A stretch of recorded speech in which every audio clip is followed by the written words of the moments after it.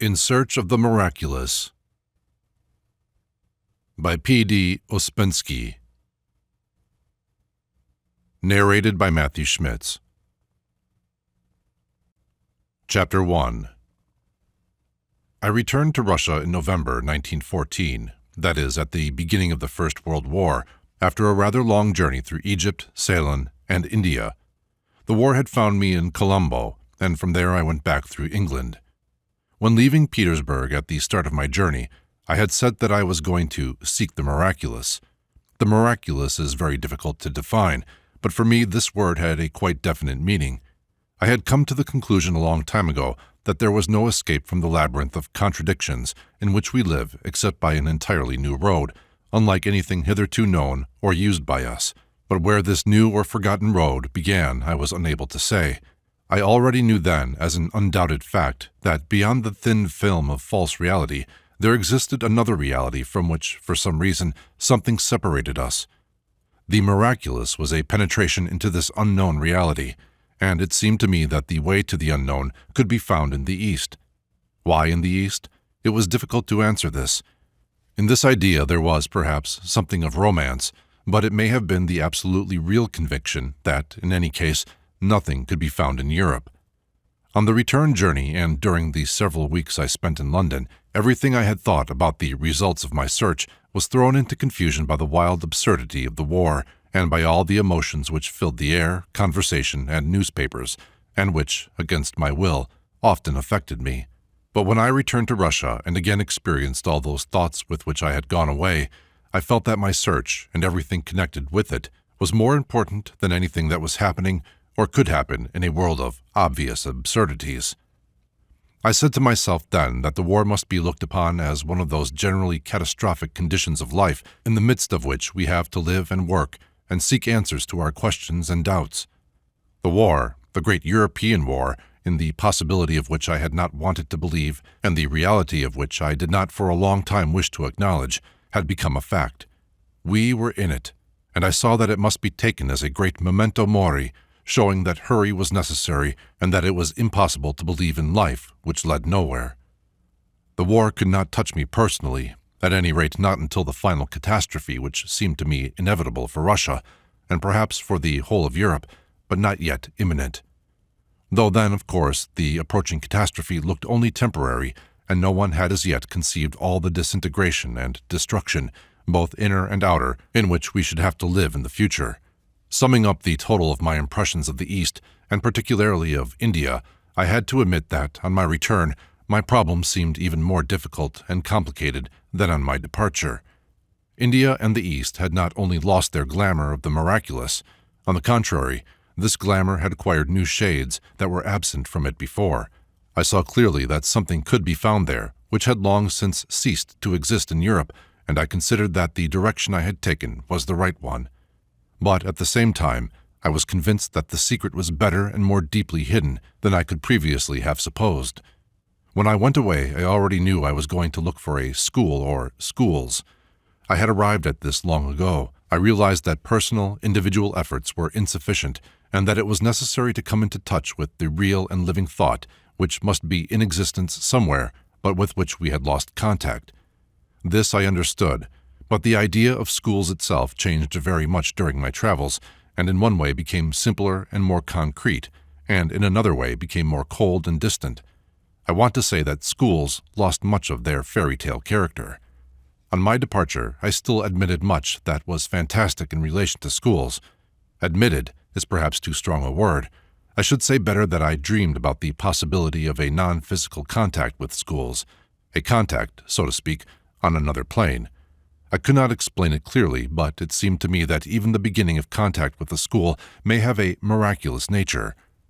I imagined, for example, the possibility of making contact with schools of the distant past, with schools of Pythagoras, with schools of Egypt, with schools of those who built Notre Dame, and so on. It seemed to me that the barriers of time and space should disappear on making such contact. The idea of schools in itself was fantastic, and nothing seemed to me too fantastic in relation to this idea. And I saw no contradiction between these ideas and my attempts to find schools in India. It seemed to me that it was precisely in India that it would be possible to establish some kind of contact which would afterwards become permanent and independent of any outside interferences. On the return voyage, after a whole series of meetings and impressions, the idea of schools became much more real and tangible and lost its fantastic character. This probably took place chiefly because, as I then realized, school required not only a search but selection or choice, I mean on our side. That schools existed I did not doubt, but at the same time I became convinced that the schools I heard about and with which I could have come into contact were not for me. They were schools of either a frankly religious nature or of a half-religious character, but definitely devotional in tone. These schools did not attract me, chiefly because if I had been seeking a religious way, I could have found it in Russia. Other schools were of a slightly sentimental, moral, philosophical type with a shade of asceticism, like the schools of the disciples or followers of Ramakrishna. There were nice people connected with these schools, but I did not feel they had real knowledge. Others, which are usually described as yogi schools, and which are based on the creation of trance states, had, in my eyes, something of the nature of spiritualism. I could not trust them. All their achievements were either self-deception or what the orthodox mystics, I mean in Russian monastic literature, called beauty or allurement. There was another type of school with which I was unable to make contact and of which I only heard. These schools promised very much, but they also demanded very much. They demanded everything at once. It would have been necessary to stay in India and give up thoughts of returning to Europe, to renounce all my own ideas, aims, and plans, and proceed along a road of which I could know nothing beforehand. These schools interested me very much, and the people who had been in touch with them and who told me about them stood out distinctly from the common type. But still, it seemed to me that there ought to be schools of a more rational kind, and that a man had the right, up to a certain point, to know where he was going. Simultaneously with this, I came to the conclusion that whatever the name of the school, occult, esoteric, or yogi, they should exist on the ordinary earthly plane like any other kind of school. A school of painting, a school of dancing, a school of medicine. I realized that thought of schools on another plane was simply a sign of weakness, of dreams taking the place of real search, and I understood then that these dreams were one of the principal obstacles on our possible way to the miraculous. On the way to India, I had made plans for future travels. This time I wanted to begin with the Mohammedan East, chiefly Russian Central Asia and Persia, but nothing of this was destined to materialize. From London through Norway, Sweden, and Finland, I arrived in Petersburg, already renamed Petrograd, and full of speculation and patriotism. Soon afterwards I went to Moscow and began editorial work for the newspaper to which I had written from India. I stayed there about 6 weeks, but during that time a little episode occurred, which was connected with many things that happened later. One day in the office of the newspaper I found, while preparing for the next issue, a notice, in I think the Voice of Moscow, referring to the scenario of a ballet, The Struggle of the Magicians, which belonged, as it said, to a certain Hindu. The action of the ballet was to take place in India and give a complete picture of Oriental magic, including fakir miracles, sacred dances, and so on. I did not like the excessively jaunty tone of the paragraph, but as Hindu writers of ballet scenarios were, to a certain extent, rare in Moscow, I cut it out and put it into my paper, with the slight addition that there would be everything in the ballet that cannot be found in real India, but which travelers go there to see. Soon after this, for various reasons, I left the paper and went to Petersburg. There in February and March 1915, I gave public lectures on my travels in India. The titles of these lectures were In Search of the Miraculous and The Problems of Death. In these lectures, which were to serve as an introduction to a book on my travels it was my intention to write, I said that in India the miraculous was not sought where it ought to be sought, that all ordinary ways were useless, and that India guarded her secrets better than many people supposed, but that the miraculous did exist there, and was indicated by many things which people passed by without realizing their hidden sense and meaning or without knowing how to approach them. I again had schools in mind. In spite of the war, my lectures evoked very considerable interest. There were more than 1,000 people at each, in the Alexandrovsky Hall of the Petersburg Town Duma. I received many letters, people came to see me, and I felt that on the basis of a search for the miraculous, it would be possible to unite together a very large number of people who were no longer able to swallow the customary forms of lying and living in lying. After Easter, I went to give these lectures in Moscow. Among people whom I met during these lectures, there were two, one a musician and the other a sculptor, who very soon began to speak to me about a group in Moscow which was engaged in various occult investigations and experiments and directed by a certain G, a Caucasian Greek, the very Hindu, so I understood, to whom belonged the ballet scenario mentioned in the newspaper I had come across 3 or 4 months before this. I must confess that what these two people told me about this group and what took place in it, all sorts of self-suggested wonders, interested me very little. I had heard tales exactly like this many times before, and I had formed a definite opinion concerning them. Ladies who suddenly see eyes in their rooms which float in the air and fascinate them, and which they follow from street to street, and at the end arrive at the house of a certain Oriental to whom the eyes belong, or people who, in the presence of the same Oriental, suddenly feel he is looking right through them, seeing all their feelings, thoughts, and desires, and they have a strange sensation in their legs, and cannot move, and then fall into his power to such an extent that he can make them do everything he desires, even from a distance. All this, and many other stories of the same sort, had always seemed to me to be simply bad fiction. People invent miracles for themselves, and invent exactly what is expected from them. It is a mixture of superstition, self-suggestion, and defective thinking, and according to my observation, these stories never appear without a certain collaboration on the part of the men to whom they refer. So that, in the light of previous experience, it was only after the persistent efforts of one of my new acquaintances, M, that I agreed to meet G and have a talk with him. My first meeting with him entirely changed my opinion of him and of what I might expect from him. I remember this meeting very well. We arrived at a small cafe in a noisy, though not central street. I saw a man of an Oriental type, no longer young, with a black mustache and piercing eyes, who astonished me first of all because he seemed to be disguised and completely out of keeping with the place and its atmosphere. I was still full of impressions of the East, and this man with the face of an Indian Raja, whom I at once seemed to see in a white burnous or a gilded turban, seated there in this little cafe, where small dealers and commission agents met together, in a black overcoat with a velvet collar and a black bowler hat, produced the strange, unexpected, and almost alarming impression of a man poorly disguised, the sight of whom embarrasses you because you see he is not what he pretends to be, and yet you have to speak and behave as though you did not see it. He spoke Russian incorrectly, with a strong Caucasian accent, and this accent, with which we are accustomed to associate anything apart from philosophical ideas, strengthened still further the strangeness and the unexpectedness of this impression. I do not remember how our talk began. I think we spoke of India, of esotericism, and of yogi schools. I had gathered that G had traveled widely and had been in places of which I had only heard, and which I very much wished to visit. Not only did my questions not embarrass him, but it seemed to me that he put much more into each answer than I had asked for. I liked his manner of speaking, which was careful and precise. M soon left us. G told me of his work in Moscow. I did not fully understand him. It transpired from what he said that in his work, which was chiefly psychological in character, chemistry played a big part.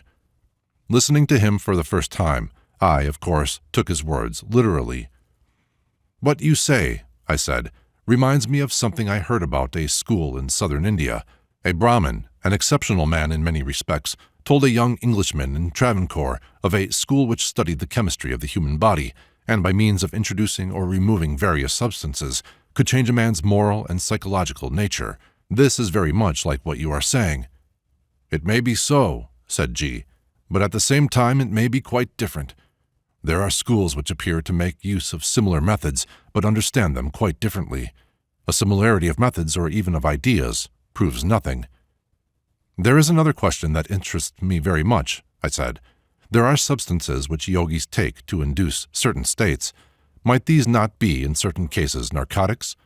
I have myself carried out a number of experiments in this direction, and everything I have read about magic proves to me quite clearly that all schools at all times and in all countries have made a very wide use of narcotics for the creation of those states which make magic possible." "Yes," said G. "In many cases these substances are those which you call narcotics, but they can be used in entirely different ways. There are schools which make use of narcotics in the right way. People in these schools take them for self-study, in order to take a look ahead, to know their possibilities better, to see beforehand, in advance, what can be attained later on as the result of prolonged work. When a man sees this and is convinced that what he has learned theoretically really exists, he then works consciously. He knows where he is going. Sometimes this is the easiest way of being convinced of the real existence of those possibilities which man often suspects in himself. There is a special chemistry relating to this. There are particular substances for each function. Each function can either be strengthened or weakened, awakened or put to sleep. But to do this, a great knowledge of the human machine and of this special chemistry is necessary. In all those schools which make use of this method, experiments are carried out only when they are really necessary, and only under the direction of experienced and competent men who can foresee all results and adopt measures against possible undesirable consequences. The substances used in these schools are not merely narcotics, as you call them, although many of them are prepared from such drugs as opium, hashish, and so on. Besides schools in which such experiments are carried out, there are other schools which use these or similar substances not for experiment or study, but to attain definite desired results, if only for a short time. Through a skillful use of such substances, a man can be made very clever or very strong for a certain time. Afterwards, of course, he dies or goes mad, but this is not taken into consideration. Such schools also exist. So you see that we must speak very cautiously about schools. They may do practically the same things, but the results will be totally different. I was deeply interested in everything G said. I felt in it some new points of view, unlike any I had met with before. He invited me to go with him to a house where some of his pupils were to foregather. We took a carriage and went in the direction of Sokolniki. On the way, G told me how the war had interfered with many of his plans. Many of his pupils had gone with the first mobilization. Very expensive apparatus and instruments ordered from abroad had been lost. Then he spoke of the heavy expenditure connected with his work, of the expensive apartments he had taken, and to which I gathered we were going. He said further that his work interested a number of well-known people in Moscow, professors and artists, as he expressed it, but when I asked him who precisely they were, he did not give me a single name. I ask, I said, because I am a native of Moscow, and besides I have worked on newspapers here for 10 years, so that I know more or less everybody. G said nothing to this. We came to a large empty flat over a municipal school, evidently belonging to teachers of this school. I think it was in the place of the former Red Pond. There were several of G's pupils in the flat, 3 or 4 young men, and 2 ladies, both of whom looked like schoolmistresses. I had been in such flats before. Even the absence of furniture confirmed my idea, since municipal schoolmistresses were not given furniture. With this thought, it somehow became strange to look at G. Why had he told me the tale about the enormous expenditure connected with this flat? In the first place, the flat was not his. In the second place, it was rent-free. And thirdly, it could not have cost more than £10 a month. There was something so singular in this obvious bluff that I thought at that time it must mean something. It is difficult for me to reconstruct the beginning of the conversation with G's pupils. Some of the things I heard surprised me. I tried to discover in what their work consisted, but they gave me no direct answers, insisting in some cases on a strange and, to me, unintelligible terminology. They suggested reading the beginning of a story written, so they told me, by one of G's pupils, who was not in Moscow at the time. Naturally, I agreed to this, and one of them began to read aloud from a manuscript. The author described his meeting and acquaintance with G. My attention was attracted by the fact that the story began with the author coming across the same notice of the ballet, The Struggle of the Magicians, which I myself had seen in The Voice of Moscow in the winter. Further, this pleased me very much because I expected it. At the first meeting, the author certainly felt that G put him, as it were, on the palm of his hand, weighed him, and put him back. The story was called Glimpses of Truth, and was evidently written by a man without any literary experience.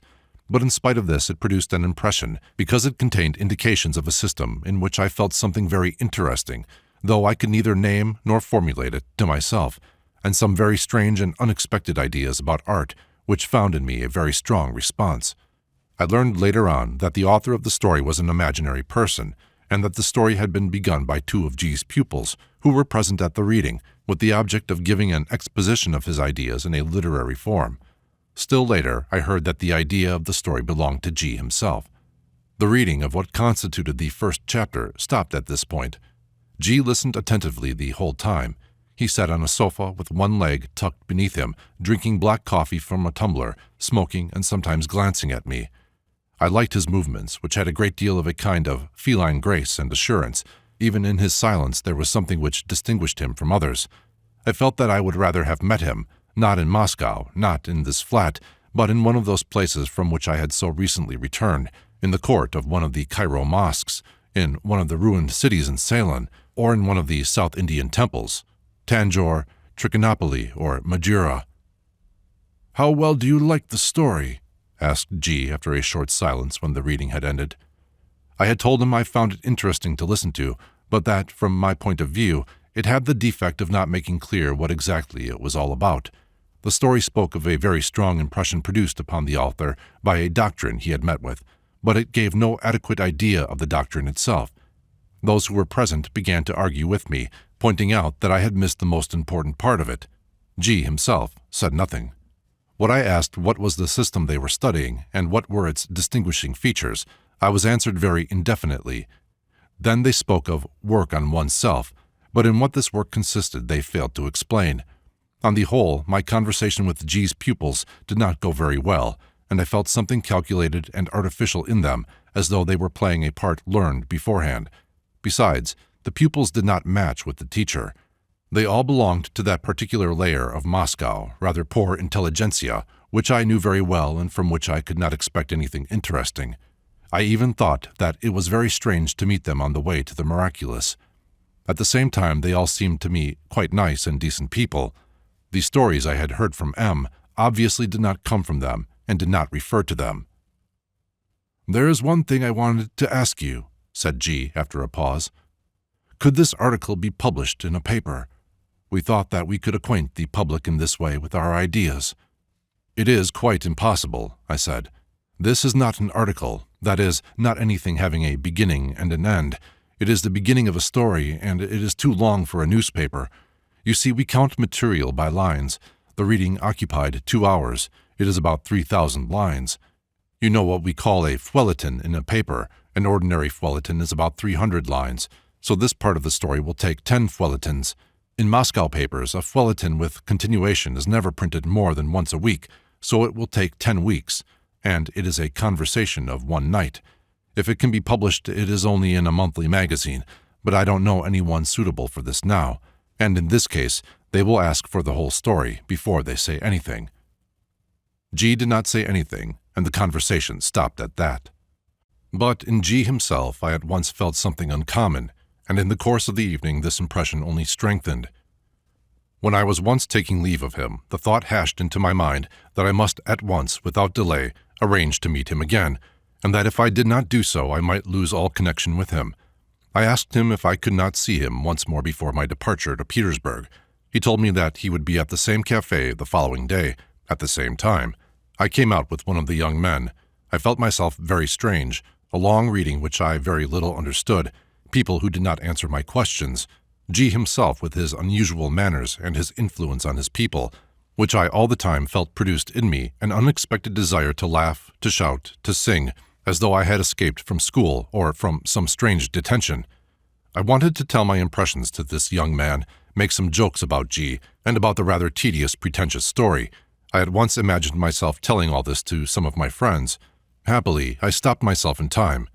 "But he will go and telephone them at once. They are all friends." So I tried to keep myself in hand, and quite silently we came to the tram and rode towards the center of Moscow. After rather a long journey, we arrived at Okatny, near which place I stayed, and silently said goodbye to one another, and parted. I was at the same cafe where I had met G the next day, and the day following, and every day afterwards. During the week I spent in Moscow, I saw G every day. It very soon became clear to me that he knew very much of what I wanted to know. Among other things, he explained to me certain phenomena I had come across in India, which no one had been able to explain to me either there, on the spot, or afterwards. In his explanations I felt the assurance of a specialist, a very fine analysis of facts, and a system which I could not grasp, but the presence of which I already felt because G's explanations made me think not only of the facts under discussion, but also of many other things I had observed or conjectured. I did not meet G's group again. About himself, G spoke but little. Once or twice he mentioned his travels in the East. I was interested to know where he had been, but this I was unable to make out exactly. In regard to his work in Moscow, G said that he had two groups unconnected with one another and occupied in different work, according to the state of their preparation and their powers, as he expressed it. Each member of these groups paid 1,000 rubles a year and was able to work with him while pursuing his ordinary activities in life. I said that, in my opinion, 1,000 rubles a year might be too large a payment for many people without private means. G replied that no other arrangement was possible because, owing to the very nature of the work, he could not have many pupils. At the same time, he did not desire and ought not, he emphasized this, to spend his own money on the organization of the work. His work was not, and could not be, of a charitable nature, and his pupils themselves ought to find the means for the hire of apartments where they could meet, for carrying out experiments, and so on. Besides this, he added that observation showed that people who were weak in life proved themselves weak in the work. There are several aspects of this idea, said G. The work of each person may involve expenses, traveling, and so on. If his life is so badly organized that 1,000 rubles embarrasses him, it would be better for him not to undertake this work. Suppose that, in the course of the year, his work requires him to go to Cairo or some other place. He must have the means to do so. Through our demand, we find out whether he is able to work with us or not. Besides, G continued, I have far too little spare time to be able to sacrifice it on others without being certain even that it will do them good. I value my time very much because I need it for my own work, and because I cannot, and, as I said before, do not want to spend it unproductively. There is also another side to this, said G. People do not value a thing if they do not pay for it. I listened to this with a strange feeling. On the one hand, I was pleased with everything that G said. I was attracted by the absence of any element of sentimentality, of conventional talk about altruism, of words about working for the good of humanity, and so forth. On the other hand, I was surprised at G's apparent desire to convince me of something in connection with the question of money, when I needed no convincing. If there was anything I did not agree with, it was simply that G would be able to collect enough money in the way he described. I realized that none of those pupils whom I had seen would be able to pay 1,000 rubles a year.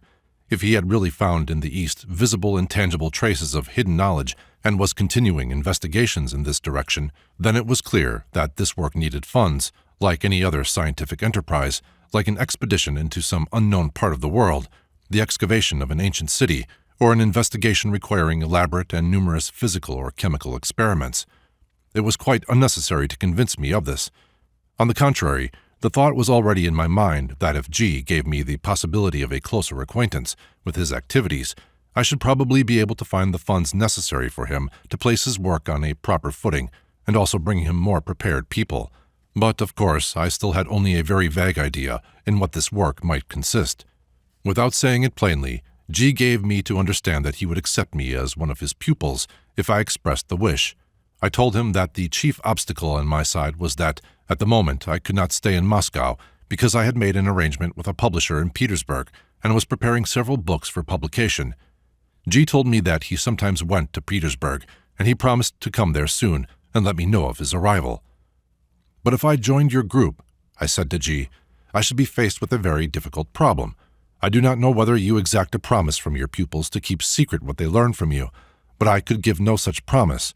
There have been 2 occasions in my life when I had the possibility of joining groups engaged in work which appears to be similar to yours, at any rate by description, and which interested me very much at the time.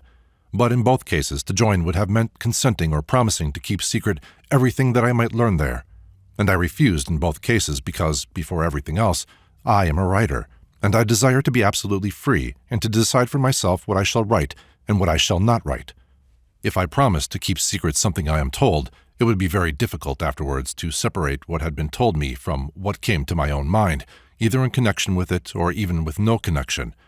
For instance, I know very little about your ideas yet, but I do know that when we begin to talk, we shall very soon come to questions of time and space, of higher dimensions, and so on.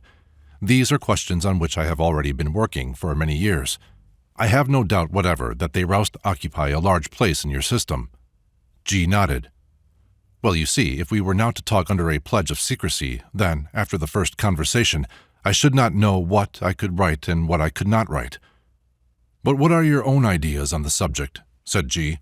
"One must not talk too much. There are things which are said only for disciples." "I could accept such a condition only temporarily," I said. "Of course, it would be ludicrous if I began at once to write about what I learned from you. But if, in principle, you do not wish to make a secret of your ideas and care only that they should not be transmitted in a distorted form, then I could accept such a condition and wait until I had a better understanding of your teaching.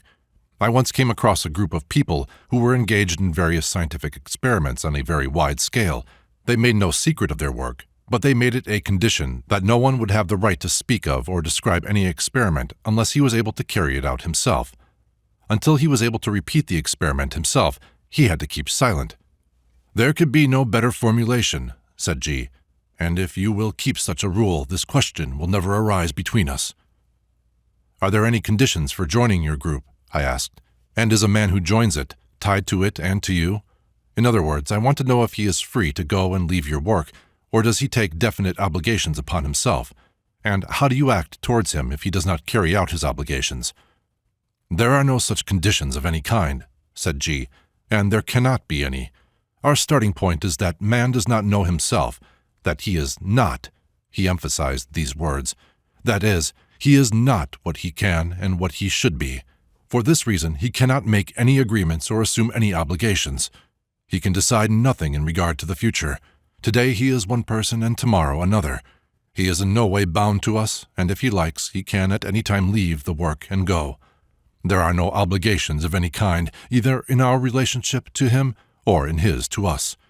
If he likes, he can study. He will have to study for a long time and work a great deal on himself. When he has learned enough, then it is a different matter. He will see for himself whether he likes our work or not. If he wishes, he can work with us. If not, he may go away. Up to that moment, he is free. If he stays after that, he will be able to decide or make arrangements for the future. For instance, take one point. A situation may arise, not, of course, in the beginning, but later on, when a man has to preserve secrecy, even if only for a time, about something he has learned. But can a man who does not know himself promise to keep a secret? Of course he can promise to do so, but can he keep his promise? For he is not one. There are many different people in him. One in him promises and believes that he wants to keep the secret, but tomorrow another in him will tell it to his wife or to a friend over a bottle of wine, or a clever man may question him in such a way that he himself will not notice that he is letting out everything. Finally, he may be hypnotized, or he may be shouted at unexpectedly and frightened, and he will do anything you like. What sort of obligations can he take upon himself? No, with such a man we will not talk seriously. To be able to keep a secret, a man must know himself, and he must be. And a man, such as all men are, is very far from this. Sometimes we make temporary conditions with people as a test. Usually they are broken very soon, but we never give any serious secret to a man we don't trust, so it does not matter much. I mean, it matters nothing to us, although it certainly breaks our connection with this man, and he loses his chance to learn anything from us, if there is anything to learn from us. Also, it may affect all his personal friends, although they may not expect it. I remember that in one of my talks with G during the first week of my acquaintance with him, I spoke of my intention of going again to the East. Is it worth thinking about it? And can I find what I want there? I asked G. It is good to go for a rest, for a holiday, said G, but it is not worth while going there for what you want. All that can be found here. I understood that he was speaking of work with him. But do not schools which are on the spot, so to speak, in the midst of all the traditions, offer certain advantages? I asked. In answering this question, G told me several things which I did not understand till later. Even if you found schools, you would find only philosophical schools, he said. In India, there are only philosophical schools. It was divided up in that way long ago. In India, there was philosophy, in Egypt, theory, and in present-day Persia, Mesopotamia, and Turkestan, practice. And does it remain the same now? I asked. In part, even now, he said, But you do not clearly understand what I mean by philosophy, theory, and practice. These words must be understood in a different way, not in the way they are usually understood. But speaking of schools, there are only special schools. There are no general schools. Every teacher or guru is a specialist in some one thing. One is an astronomer, another a sculptor, a third a musician, and all the pupils of each teacher must first of all study the subject in which he has specialized, then afterwards another subject, and so on. It would take 1,000 years to study everything. But how did you study? I was not alone. There were all kinds of specialists among us. Everyone studied on the lines of his particular subject. Afterwards, when we foregathered, we put together everything we had found. And where are your companions now? G was silent for a time, and then said slowly, looking into the distance, Some have died. Some are working, some have gone into seclusion. This word from the monastic language, heard so unexpectedly, gave me a strange and uncomfortable feeling. At the same time I felt a certain acting on G's part, as though he were deliberately trying from time to time to throw me a word that would interest me and make me think in a definite direction. When I tried to ask him more definitely where he had found what he knew, what the source of his knowledge was, and how far his knowledge went, he did not give me a direct answer. You know, G said once, when you went to India they wrote about your journey and your aims in the papers. I gave my pupils the task of reading your books and determining by them what you were, and of establishing on this basis what you would be able to end. So we knew what you would end while you were still on your way there. With this, the talk came to an end. I once asked G about the ballet which had been mentioned in the papers and referred to in the story Glimpses of Truth, and whether this ballet would have the nature of a mystery play. My ballet is not a mystery, said G. The object I had in view was to produce an interesting and beautiful spectacle. Of course, there is a certain meaning hidden beneath the outward form, but I have not pursued the aim of exposing and emphasizing this meaning. An important place in the ballet is occupied by certain dances. I will explain this to you briefly. Imagine that in the study of the movements of the heavenly bodies, let us say the planets of the solar system, a special mechanism is constructed to give a visual representation of the laws of these movements and to remind us of them. In this mechanism, each planet, which is represented by a sphere of appropriate size, is placed at a certain distance from a central sphere representing the sun. The mechanism is set in motion, and all the spheres begin to rotate and to move along prescribed paths, reproducing in a visual form the laws which govern the movements of the planets. This mechanism reminds you of all you know about the solar system. There is something like this in the rhythm of certain dances. In the strictly defined movements and combinations of the dancers, certain laws are visually reproduced, which are intelligible to those who know them. Such dances are called sacred dances. In the course of my travels in the East, I have many times witnessed such dances being performed during sacred services in various ancient temples. Some of these dances are reproduced in the struggle of the musicians.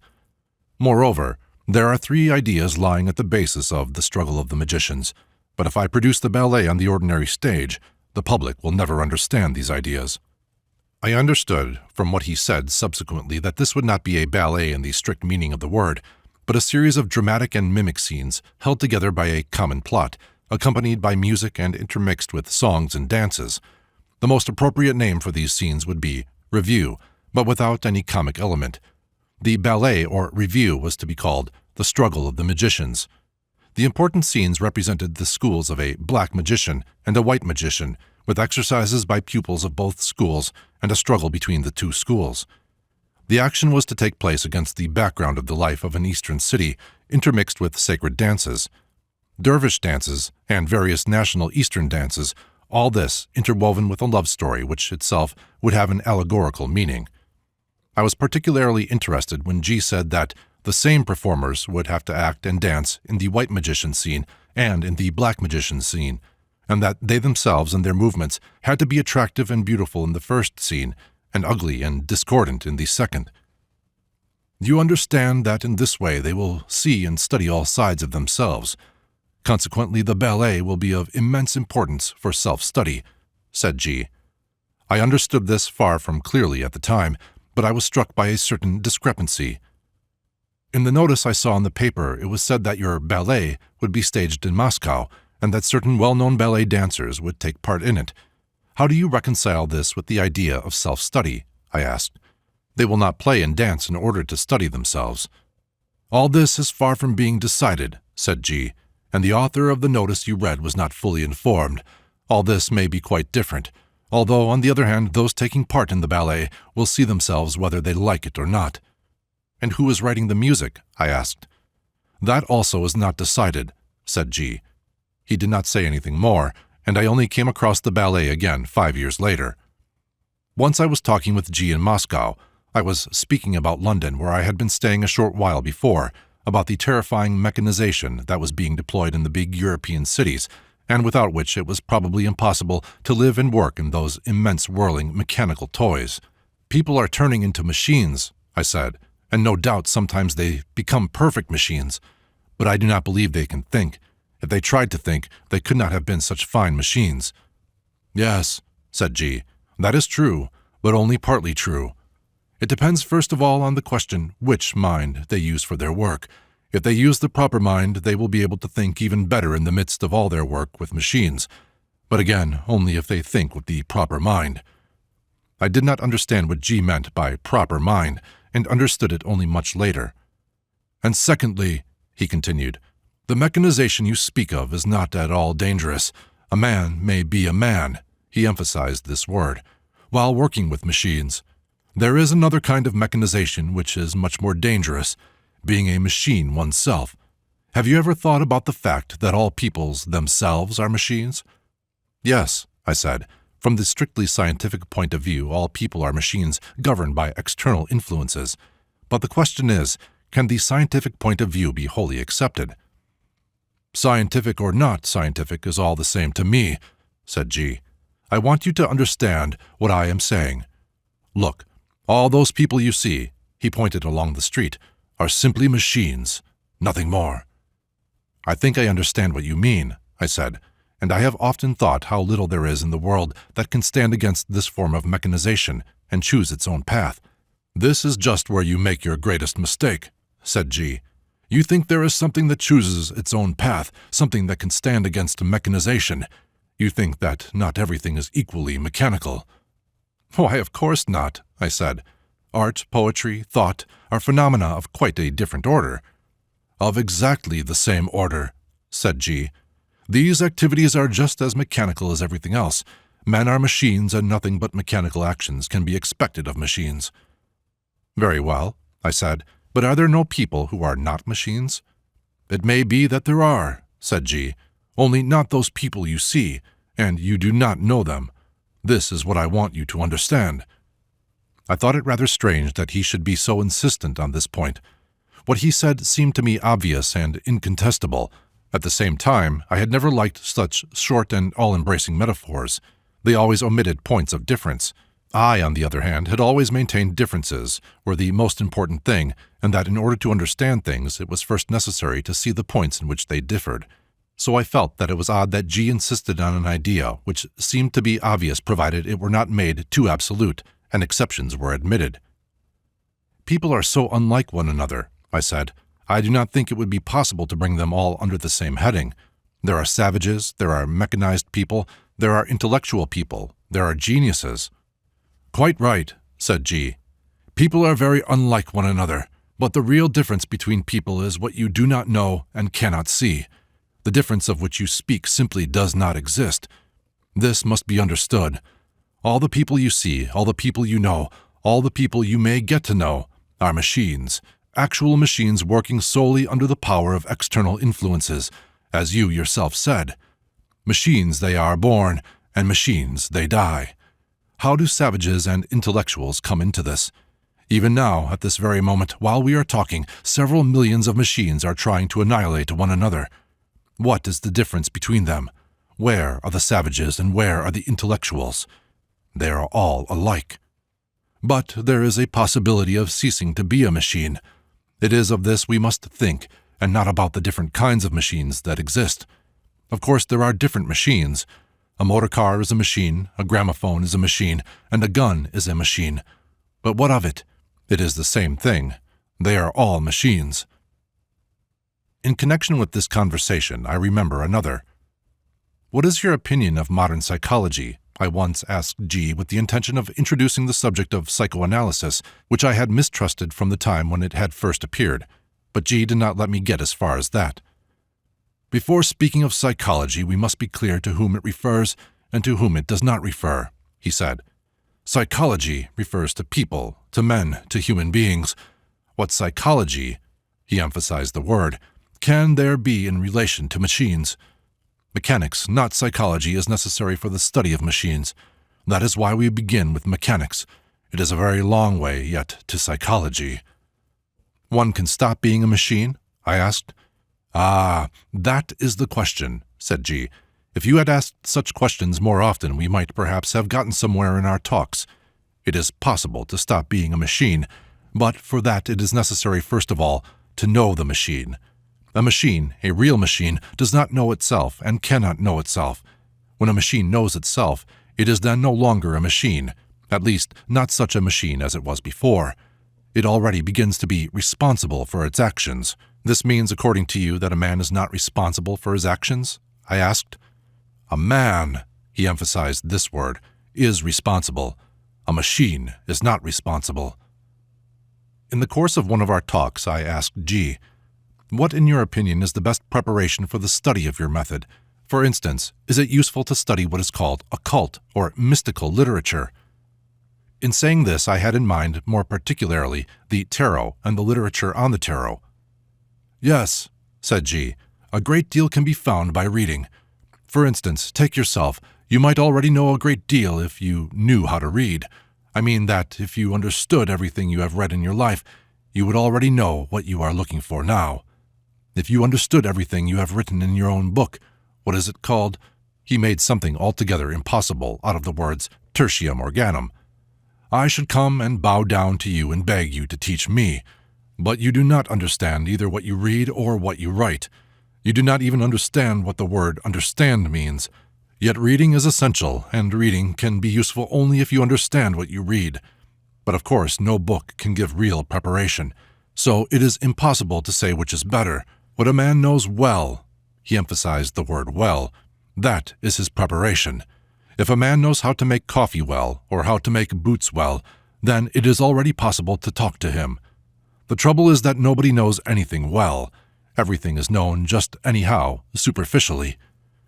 This was another of those unexpected turns which G gave to his explanations. G's words, in addition to their ordinary meaning, undoubtedly contained another, altogether different meaning.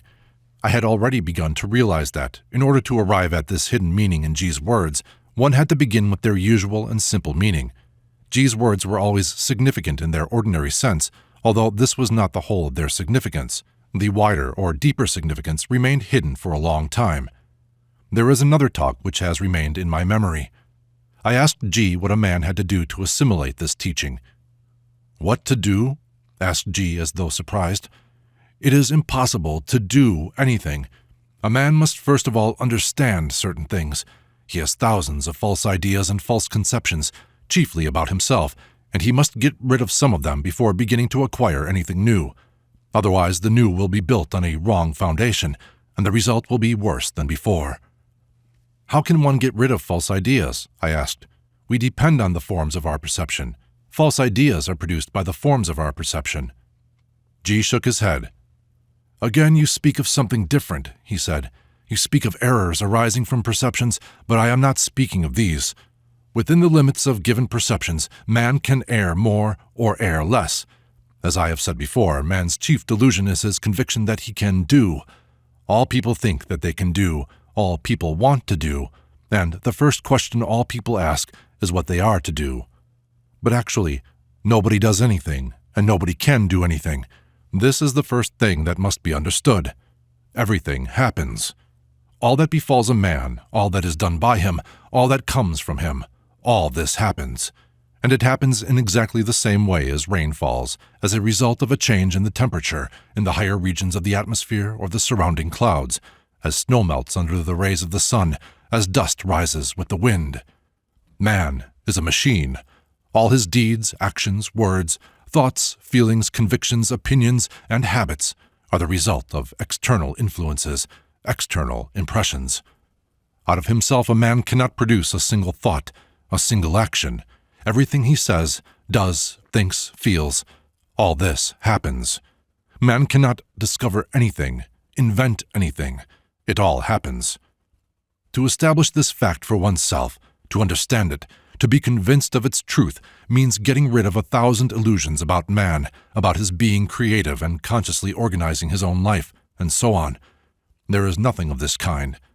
Everything happens. Popular movements, wars, revolutions, changes of government, all this happens. And it happens in exactly the same way as everything happens in the life of individual man.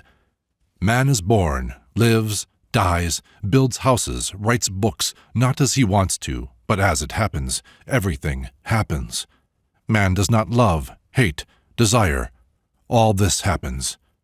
But no one will ever believe you if you tell them he can do nothing. This is the most offensive and the most unpleasant thing you can tell people. It is particularly unpleasant and offensive because it is the truth, and nobody wants to know the truth. When you understand this, it will be easier for us to talk. But it is one thing to understand with the mind, and another thing to feel it with one's whole mass, to be really convinced that it is so, and never forget it. With this question of doing, G emphasized the word, yet another thing is connected. It always seems to people that others invariably do things wrongly, not in the way they should be done. Everybody always thinks he could do it better. They do not understand and do not want to understand that what is being done, and particularly what has already been done in one way, cannot be and could not have been done in another way. Have you noticed how everyone now is talking about the war? Everyone has his own plan, his own theory. Everyone finds that nothing is being done in the way it ought to be done. Actually, everything is being done in the only way it can be done.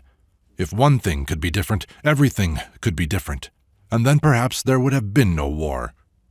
Try to understand what I am saying. Everything is dependent on everything else. Everything is connected. Nothing is separate. Therefore, everything is going in the only way it can go. If people were different, everything would be different. They are what they are, so everything is as it is. This was very difficult to swallow. Is there nothing, absolutely nothing that can be done? I asked. Absolutely nothing. And can nobody do anything? That is another question. In order to do, it is necessary to be, and it is necessary first to understand what be means. If we continue our talks, you will see that we use a special language, and that in order to talk with us, it is necessary to learn this language. It is not worthwhile talking in ordinary language, because in that language it is impossible to understand one another. This also, at the moment, seems strange to you, but it is true. In order to understand, it is necessary to learn another language. In the language which people speak, they cannot understand one another. You will see later on why this is so. Then one must learn to speak the truth. This also appears strange to you. You do not realize that one has to learn to speak the truth. It seems to you that it is enough to wish or to decide to do so. And I tell you that people comparatively rarely tell a deliberate lie. In most cases they think they speak the truth, and yet they lie all the time, both when they wish to lie and when they wish to speak the truth. They lie all the time, both to themselves and to others. Therefore nobody ever understands either himself or anyone else. Think, could there be such discord, such deep misunderstanding, and such hatred towards the views and opinions of others if people were able to understand one another? But they cannot understand because they cannot help lying. To speak the truth is the most difficult thing in the world, and one must study a great deal and for a long time in order to be able to speak the truth. The wish alone is not enough. To speak the truth, one must know what the truth is and what a lie is, and first of all, in oneself. And this, nobody wants to know. Talks with G and the unexpected turn he gave to every idea interested me more and more every day, but I had to go to Petersburg. I remember my last talk with him. I had thanked him for the consideration he had given me and for his explanations, which, I already saw, had changed many things for me. But all the same, you know, the most important thing is facts, I said. If I could see genuine and real facts of a new and unknown character, only they would finally convince me that I am on the right way. I was again thinking of miracles. "There will be facts," said G. "I promise you, but many other things are necessary first." I did not understand his last words then. I only understood them later when I really came up against facts, for G kept his word. But this was not until about a year and a half later, in August 1916. Of the last talks in Moscow, there is still another which remains in my memory, during which G said several things which, again, became intelligible only subsequently.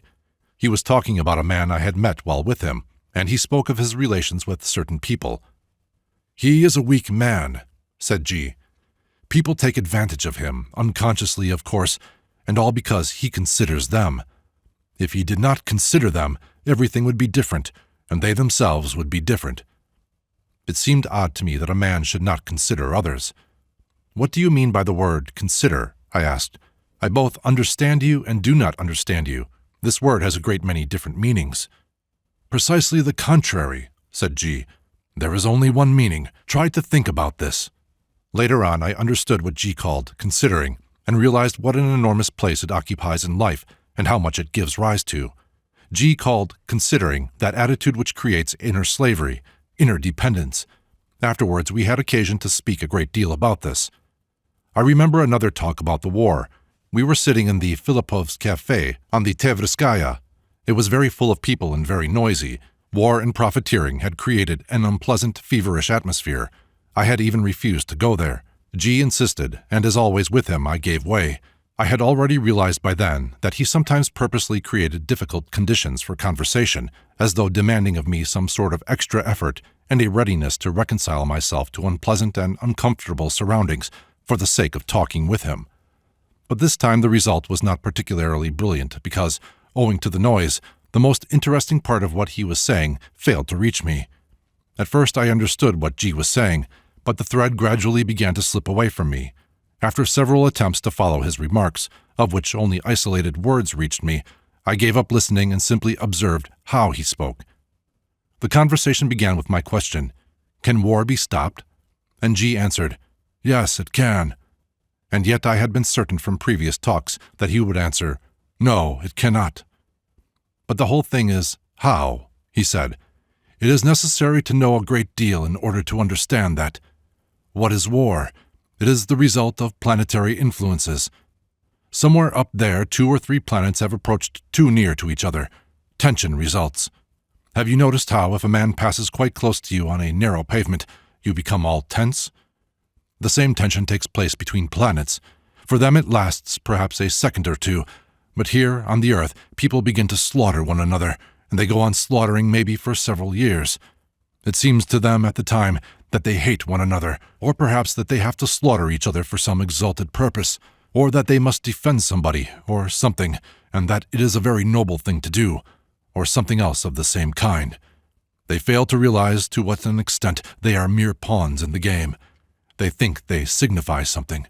They think they can move about as they like. They think they can decide to do this or that. But in reality, all their movements, all their actions, are the result of planetary influences.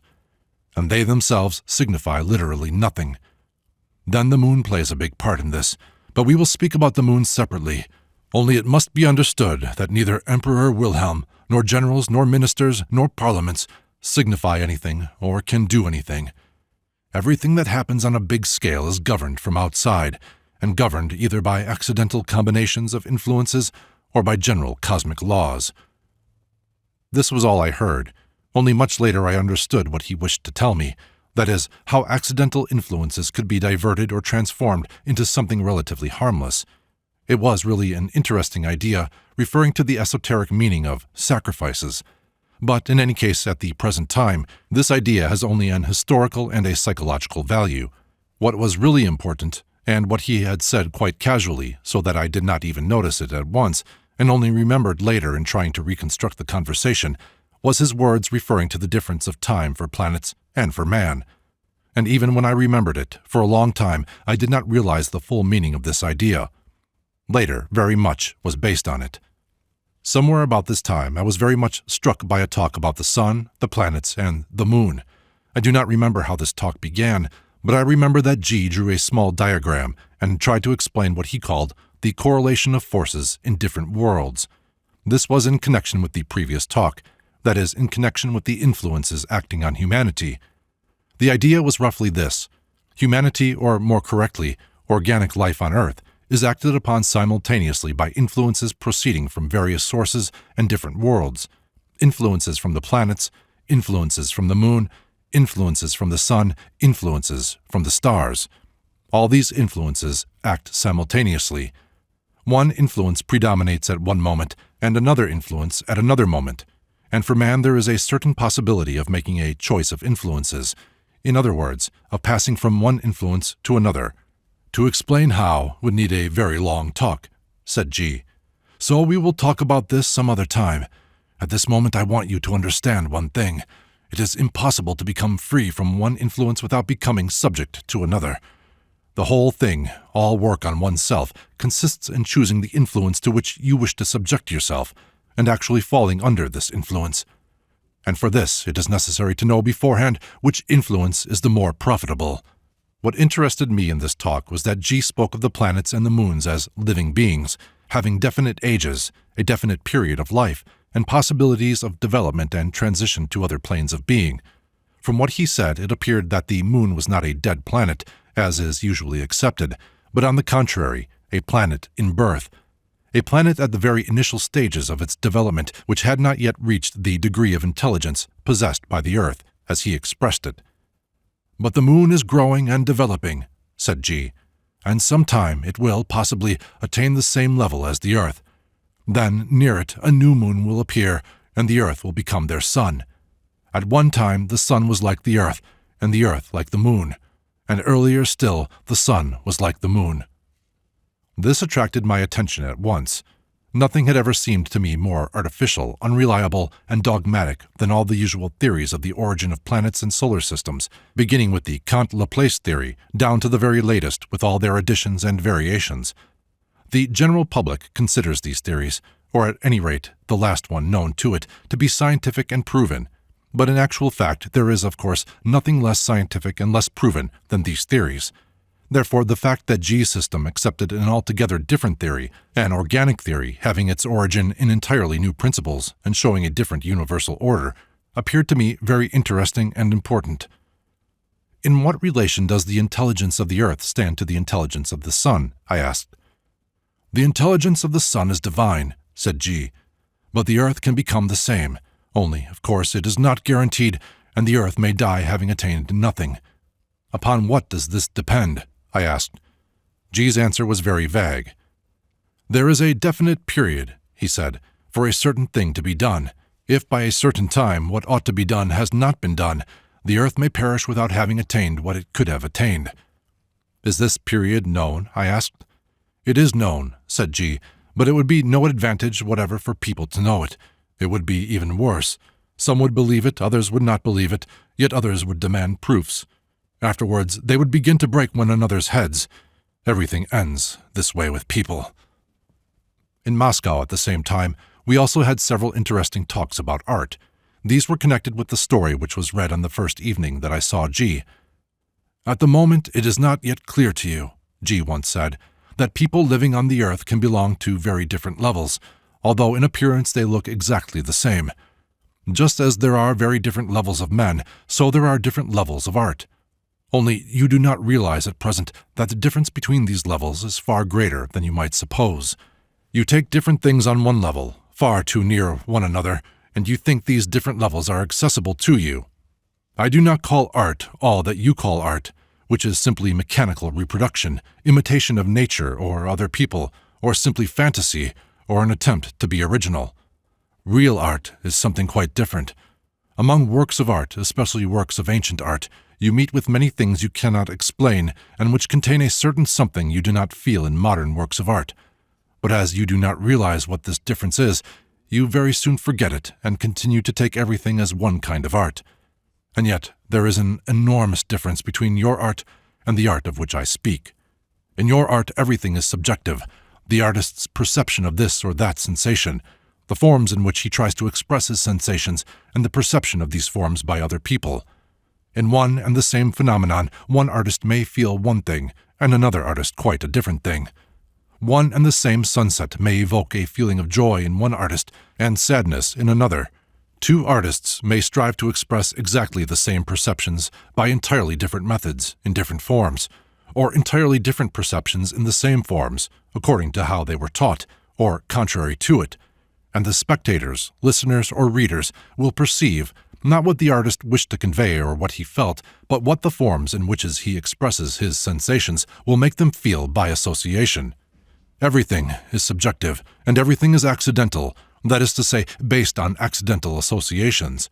The impression of the artist and his creation, he emphasized the word creation, the perceptions of the spectators, listeners, or readers. In real art, there is nothing accidental. It is mathematics. Everything in it can be calculated, everything can be known beforehand. The artist knows and understands what he wants to convey, and his work cannot produce one impression on one man and another impression on another, presuming, of course, people are on one level. It will always, and with mathematical certainty, produce one and the same impression. At the same time, the same work of art will produce different impressions on people of different levels, and people of lower levels will never receive from it what people of higher levels receive. This is real, objective art. Imagine some scientific work, a book on astronomy or chemistry. It is impossible that one person should understand it in one way and another in another way. Everyone who is sufficiently prepared and who is able to read this book will understand what the author means, and precisely as the author means it.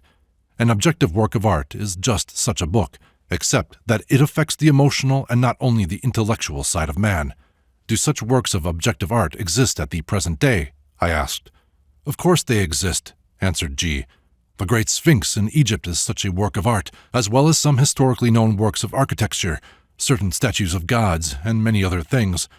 There are figures of gods and of various mythological beings that can be read like books, only not with the mind but with the emotions, provided they are sufficiently developed. In the course of our travels in Central Asia, we found, in the desert at the foot of the Hindu Kush, a strange figure which we thought at first was some ancient god or devil.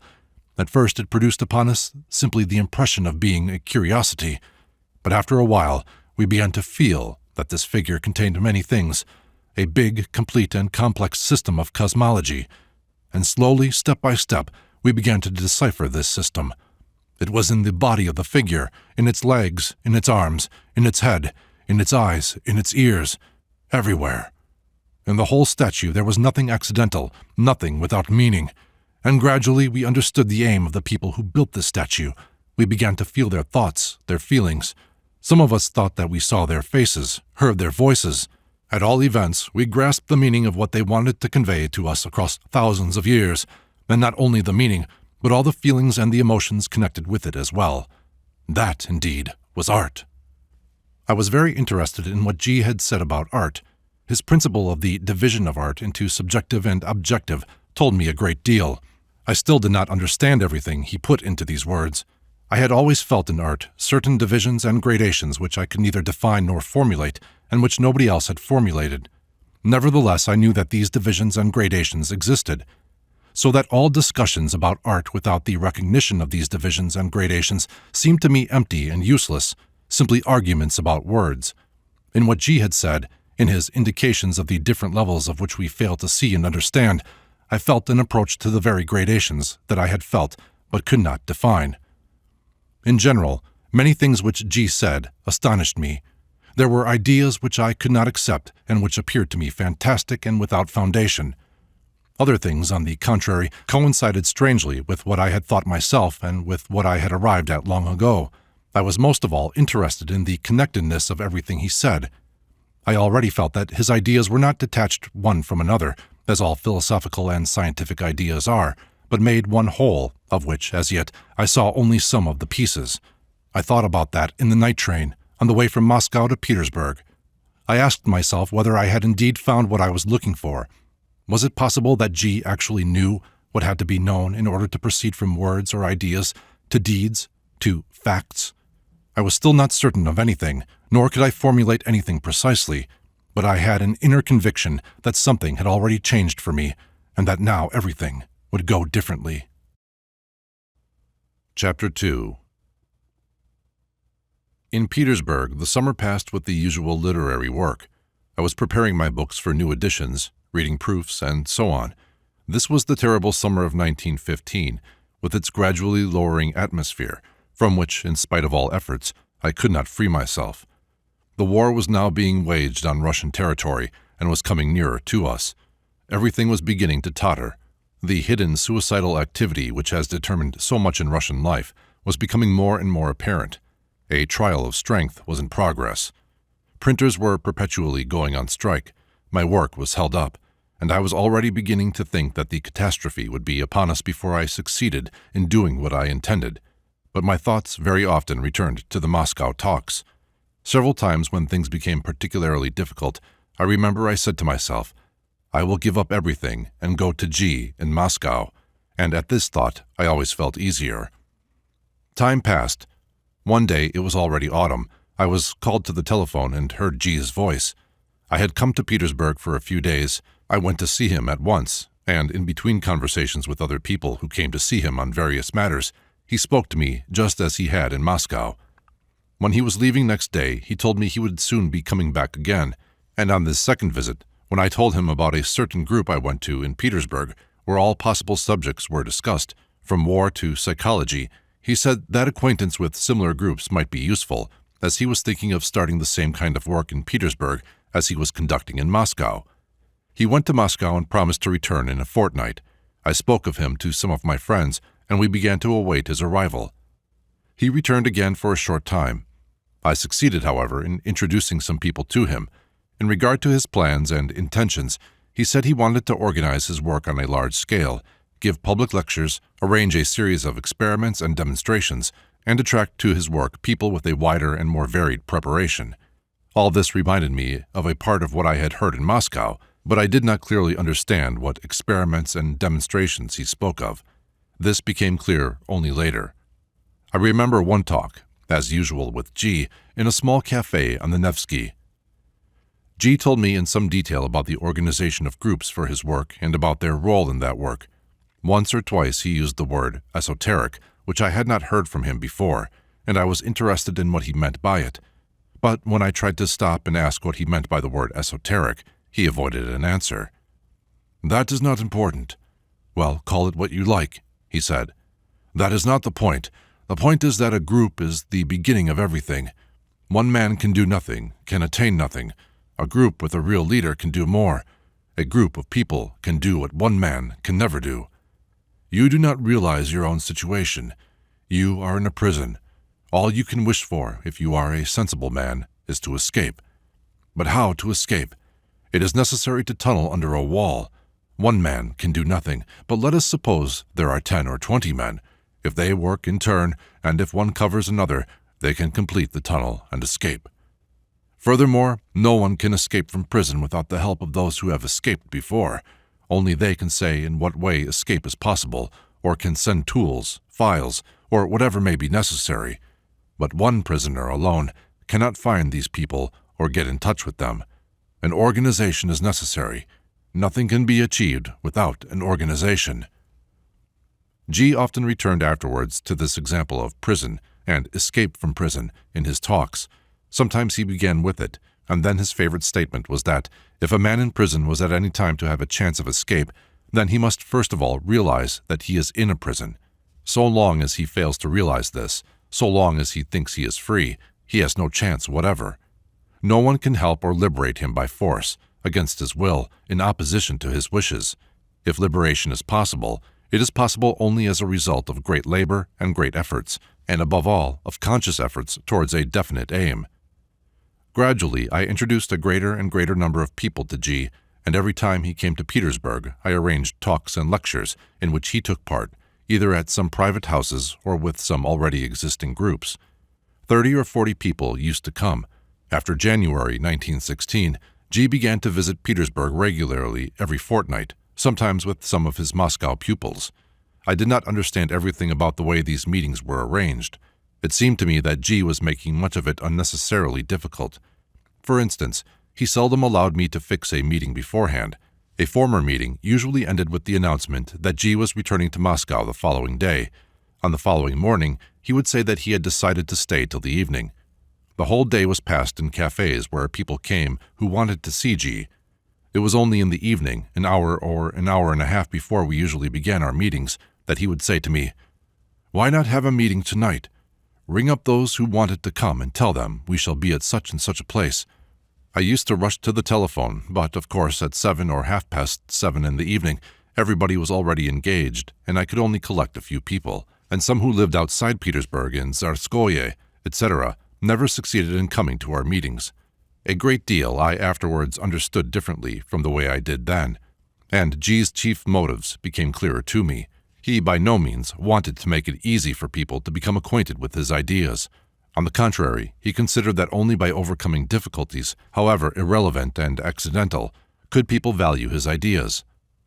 "People do not value what is easily come by," he said, "and if a man has already felt something, believe me, he will sit waiting all day at the telephone in case he should be invited, or he will himself ring up and ask and inquire, and whoever expects to be asked and asked beforehand so that he can arrange his own affairs, let him go on expecting.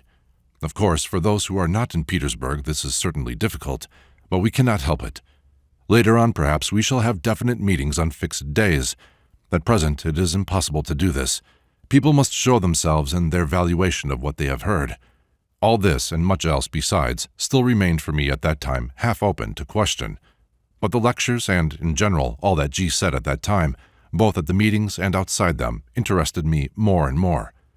On one occasion, at one of these meetings, someone asked about the possibility of reincarnation and whether it was possible to believe in cases of communication with the dead. "Many things are possible," said G, "but it is necessary to understand that man's being, both in life and after death, if it does exist after death, may be very different in quality.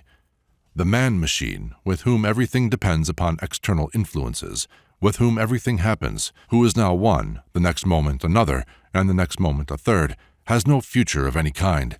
He is buried, and that is all. Dust returns to dust. This applies to him. In order to be able to speak of any kind of future life, there must be a certain crystallization, a certain fusion of man's inner qualities, a certain independence of external influences. If there is anything in a man able to resist external influences, then this very thing itself may also be able to resist the death of the physical body. But think for yourselves what there is to withstand physical death in a man who faints or forgets everything when he cuts his finger. If there is anything in a man, it may survive. If there is nothing, then there is nothing to survive. But even if something survives, its future can be very varied. In certain cases of fuller crystallization, what people call reincarnation may be possible after death, and in other cases, what people call existence on the other side. In both cases, it is the continuation of life in the astral body, or with the help of the astral body. You know what the expression astral body means, but the systems with which you are acquainted, and which use this expression, state that all men have an astral body. This is quite wrong. What may be called the astral body is obtained by means of fusion, that is, by means of terribly hard inner work and struggle. Man is not born with it, and only very few men acquire an astral body. If it is formed, it may continue to live after the death of the physical body, and it may be born again in another physical body. This is reincarnation. If it is not reborn, then in the course of time it also dies. It is not immortal, but it can live long after the death of the physical body. Fusion, or inner unity, is obtained by means of friction, by the struggle between yes and no in man. If a man lives without inner struggle, if everything happens in him without opposition, if he goes wherever he is drawn or wherever the wind blows, he will remain such as he is. But if a struggle begins in him, and particularly if there is a definite line in this struggle, then gradually permanent traits begin to form themselves. He begins to crystallize. But crystallization is possible on a right foundation, and it is possible on a wrong foundation. Friction, the struggle between yes and no, can easily take place on a wrong foundation. For instance, a fanatical belief in some or other idea, or the fear of sin, can evoke a terribly intense struggle between yes and no, and a man may crystallize on these foundations. But this would be a wrong, incomplete crystallization. Such a man will not possess the possibility of further development. In order to make further development possible, he must be melted down again, and this can be accomplished only through terrible suffering. Crystallization is possible on any foundation. Take, for example, a brigand, a really good, genuine brigand. I knew such brigands in the Caucasus. He will stand with a rifle behind a stone by the roadside for 8 hours without stirring. Could you do this? All the time, mind you, a struggle is going on in him. He is thirsty and hot, and flies are biting him, but he stands still. Another is a monk. He is afraid of the devil. All night long he beats his head on the floor and prays. Thus crystallization is achieved. In such ways people can generate in themselves an enormous inner strength. They can endure torture. They can get what they want. This means that there is now in them something solid, something permanent. Such people can become immortal. But what is the good of it? A man of this kind becomes an immortal thing, although a certain amount of consciousness is sometimes preserved in him. But even this, it must be remembered, occurs very rarely. I recollect that the talks which followed that evening struck me by the fact that many people heard something entirely different to what G said. Others only paid attention to G's secondary and non-essential remarks and remembered only these. The fundamental principles in what G said escaped most of them. Only very few asked questions on the essential things he said. One of these questions has remained in my memory. In what way can one evoke the struggle between yes and no in oneself? Someone asked. Sacrifice is necessary, said G. If nothing is sacrificed, nothing is obtained, and it is necessary to sacrifice something precious at the moment, to sacrifice for a long time, and to sacrifice a great deal, but still not forever. This must be understood because often it is not understood. Sacrifice is necessary only while the process of crystallization is going on. When crystallization is achieved, renunciations, privations, and sacrifices are no longer necessary. Then a man may have everything he wants. There are no longer any laws for him. He is a law unto himself. From among those who came to our lectures, a small group of people was gradually formed who did not miss a single opportunity of listening to G and who met together in his absence. This was the beginning of the first Petersburg group. During that time I was a good deal with G and began to understand him better. One was struck by a great inner simplicity and naturalness in him which made one completely forget that he was, for us, the representative of the world of the miraculous and the unknown. Furthermore, one felt very strongly in him the entire absence of any kind of affection or desire to produce an impression, and together with this, one felt an absence of personal interest in anything he was doing, a complete indifference to ease and comfort, and a capacity for not sparing himself in work, whatever that work might be. Sometimes he liked to be in gay and lively company. He liked to arrange big dinners, buying a quantity of wine and food, of which, however, he often ate or drank practically nothing. Many people got the impression that he was a gourmand, a man fond of good living in general, and it seemed to us that he often wanted to create this impression, although all of us already saw that this was acting. Our feeling of this acting in G was exceptionally strong.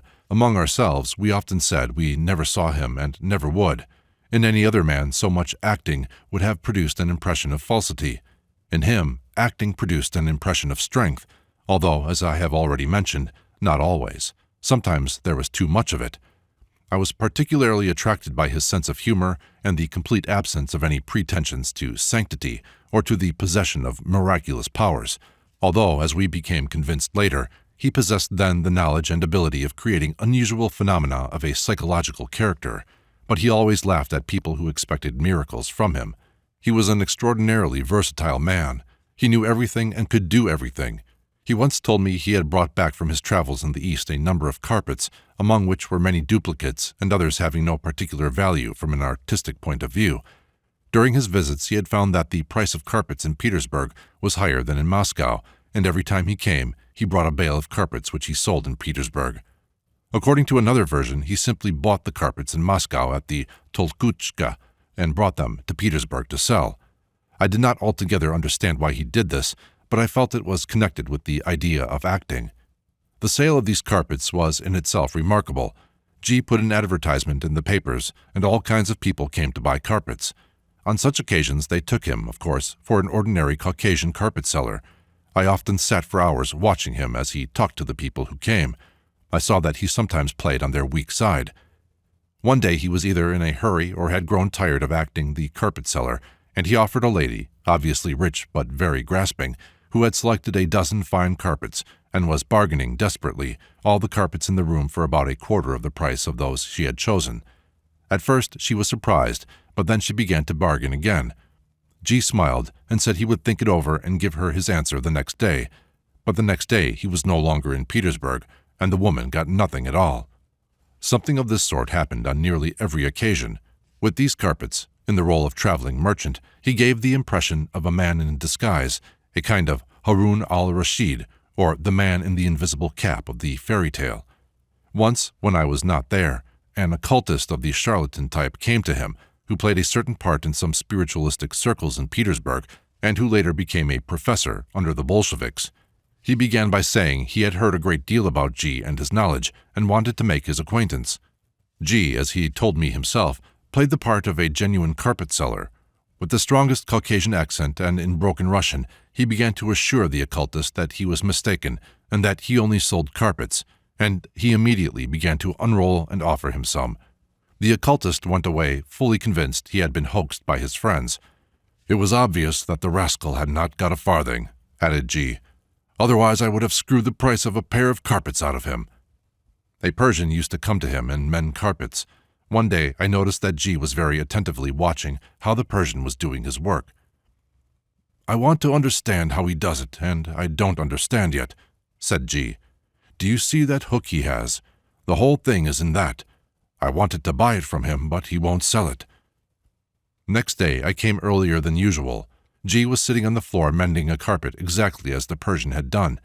Wools of various colors were strewn around him, and in his hand was the same kind of hook I had seen with the Persian. It transpired that he had cut it with an ordinary file from the blade of a cheap penknife, and, in the course of the morning, had fathomed all the mysteries of carpet mending. He told me a great deal about carpets, which, as he often said, represented one of the most ancient forms of art. He spoke of the ancient customs connected with carpet making in certain parts of Asia, of a whole village working together at one carpet, of winter evenings when all the villagers, young and old, gathered together in one large building, and, dividing into groups, sit or stand on the floor in an order previously known and determined by tradition. Each group then begins its own work. Some pick stones and splinters out of the wool, others beat out the wool with sticks. A third group combs the wool, the fourth spins, the fifth dyes the wool, the sixth, or maybe the 26th, weaves the actual carpet. Men, women, and children, old men and old women, all have their own traditional work, and all the work is done to the accompaniment of music and singing. The women spinners, with spindles in their hands, dance a special dance as they work, and all the movements of all the people engaged in different work are like one movement in one and the same rhythm. Moreover, each locality has its own special tune, its own special songs and dances connected with carpet making from time immemorial. And as he told me this, the thought flashed across my mind that perhaps the design and coloring of the carpets are connected with the music, are its expression in line and color, that perhaps carpets are records of this music, the notes by which the tunes could be reproduced. There was nothing strange in this idea to me, as I could often see music in the form of a complicated design. From a few incidental talks with G, I obtained some idea of his previous life. His childhood was passed on the frontier of Asia Minor, in strange, very remote, almost biblical circumstances of life, flocks of innumerable sheep, wanderings from place to place, coming into contact with various strange people. His imagination was particularly struck by the Yazidis, the devil worshippers, who from his earliest youth had attracted his attention by their incomprehensible customs and strange dependence upon unknown laws. He told me, among other things, that when he was a child, he had often observed how Yazidi boys were unable to step out of a circle traced around them on the ground. He had passed his young years in an atmosphere of fairy tales, legends, and traditions. The miraculous around him was an actual fact. Predictions of the future, which he heard, and which those around him fully believed, were fulfilled and made him believe in many other things. All these things taken together had created in him at a very early age a leaning towards the mysterious, the incomprehensible, and the magical. He told me that when quite young, he made several long journeys in the East. What was true in these stories I could never decide exactly, but as he said, in the course of these journeys, he again came across many phenomena telling him of the existence of a certain knowledge, of certain powers and possibilities exceeding the ordinary possibilities of man, and of people possessing clairvoyance and other miraculous powers. Gradually, he told me, his absences from home and his travels began to follow one definite aim. He went in search of knowledge and the people who possessed this knowledge. And, as he said, after great difficulties, he found the sources of this knowledge in company with several other people who were, like him, also seeking the miraculous. In all these stories about himself, a great deal was contradictory and hardly credible, but I had already realized that no ordinary demands could be made of him, nor could any ordinary standards be applied to him. One could be sure of nothing in regard to him. He might say one thing today and something altogether different tomorrow, and yet somehow he can never be accused of contradictions. One had to understand and connect everything together. About schools and where he had found the knowledge he undoubtedly possessed, he spoke very little and always superficially. He mentioned Tibetan monasteries, the Chitral, Mount Athos, Sufi schools in Persia, and Bokhara, and eastern Turkestan. He mentioned dervishes of various orders, but all of them in a very indefinite way. During one conversation with G in our group, which was beginning to become permanent, I asked, why, if ancient knowledge has been preserved and, if speaking in general, there exists a knowledge distinct from our science and philosophy, or even surpassing it, is it so carefully concealed? Why is it not made common property? Why are the men who possess this knowledge unwilling to let it pass into the general circulation of life for the sake of a better and more successful struggle against deceit, evil, and ignorance? This is, I think, a question which usually arises in everyone's mind on first acquaintance with the ideas of esotericism. There are two answers to that, said G. In the first place, this knowledge is not concealed, and in the second, it cannot, from its very nature, become common property. We will consider the second of these statements first. I will prove to you afterwards that knowledge, he emphasized the word, is far more accessible to those capable of assimilating it than is usually supposed, and that the whole trouble is that people either do not want it or cannot receive it. But first of all, another thing must be understood, namely that knowledge cannot belong to all, cannot even belong to many. Such is the law. You do not understand this because you do not understand that knowledge, like everything else in the world, is material. It is material, and this means that it possesses all the characteristics of materiality. One of the first characteristics of materiality is that matter is always limited. That is to say, the quantity of matter in a given place and under given conditions is limited. Even the sand of the desert and the water of the sea is a definite and unchangeable quantity, so that, if knowledge is material, then it means that there is a definite quantity of it in a given place at a given time. It may be said that, in the course of a certain period of time, say a century, humanity has a definite amount of knowledge at its disposal. But we know, even from an ordinary observation of life, that the matter of knowledge possesses entirely different qualities, according to whether it is taken in small or large quantities. Taken in a large quantity in a given place, that is, by one man, let us say, or by a small group of men, it produces very good results. Taken in a small quantity, that is, by every one of a large number of people, it gives no results at all, or it may give even negative results contrary to those expected. Thus, if a certain definite quality of knowledge is distributed among millions of people, each individual will receive very little, and this small amount of knowledge will change nothing either in his life or in his understanding of things. And however large the number of people who receive this small amount of knowledge, it will change nothing in their lives, except perhaps to make them still more difficult. But if, on the contrary, large quantities of knowledge are concentrated in a small number of people, then this knowledge will give very great results.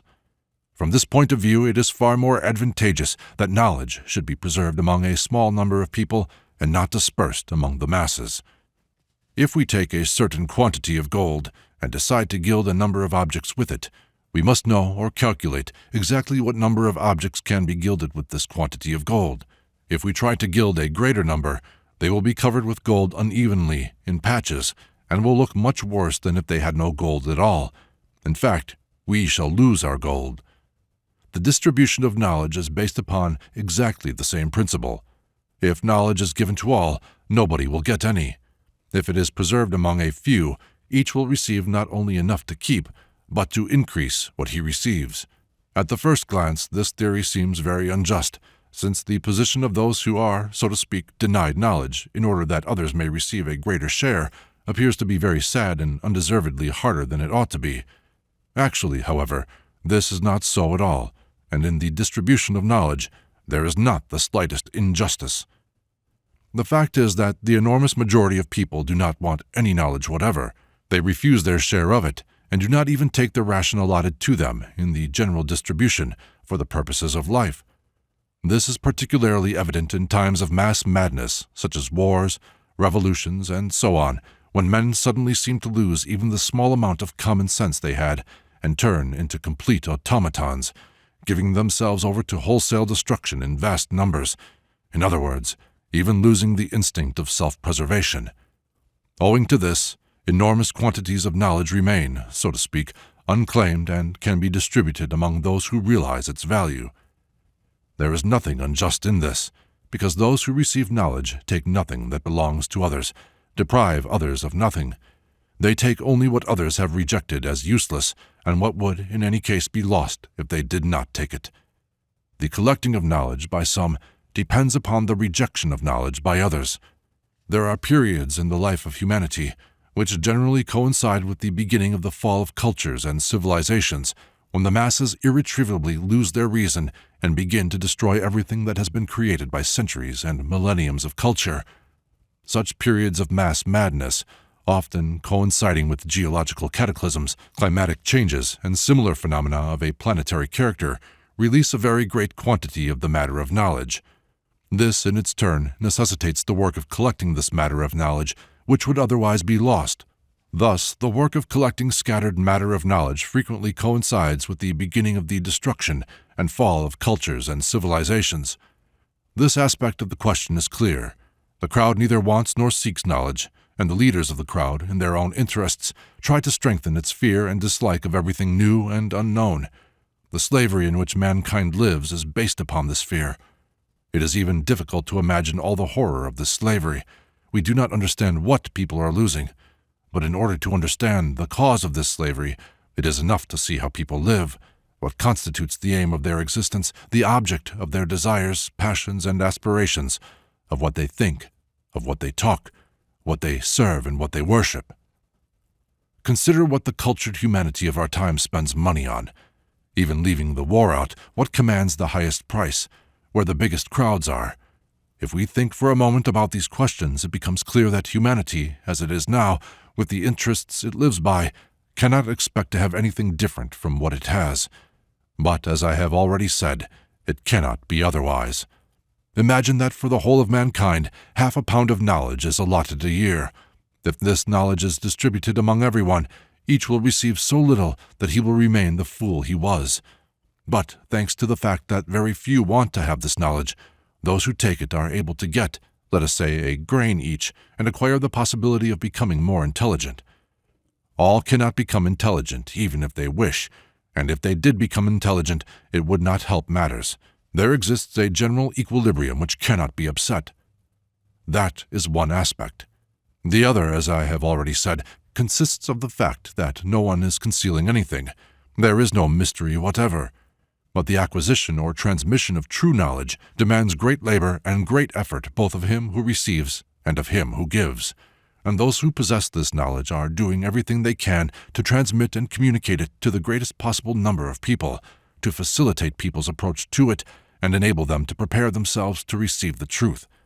But knowledge cannot be given by force to anyone, and, as I have already said, an unprejudiced survey of the average man's life, of what fills his day, and of the things he is interested in, will at once show whether it is possible to accuse men who possess knowledge of concealing it, of not wishing to give it to people, or of not wishing to teach people what they know themselves. He who wants knowledge must himself make the initial efforts to find the source of knowledge and to approach it, taking advantage of the help and indications which are given to all, but which people, as a rule, do not want to see or recognize. Knowledge cannot come to people without effort on their own part. They understand this very well in connection with ordinary knowledge, but in the case of great knowledge, when they admit the possibility of its existence, they find it possible to expect something different. Everyone knows very well that if, for instance, a man wants to learn Chinese, it will take several years of intense work. Everyone knows that 5 years are needed to grasp the principles of medicine, and perhaps twice as many years for the study of painting and music. And yet there are theories which affirm that knowledge can come to people without any effort on their part, and they can acquire it even in sleep. The very existence of such theories constitutes an additional explanation of why knowledge cannot come to people. At the same time, it is essential to understand that man's independent efforts to attain anything in this direction can also give no results. A man can only attain knowledge with the help of those who possess it. This must be understood from the very beginning.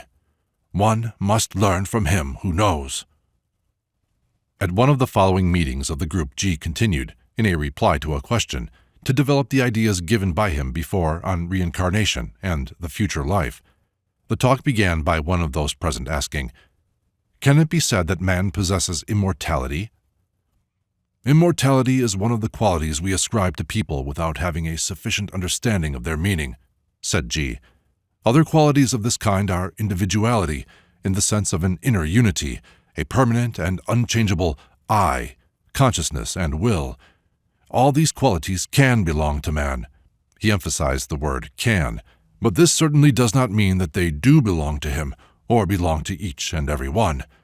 In order to understand what man is at the present time, that is, at the present level of development, it is necessary to imagine to a certain extent what he can be, that is, what he can attain.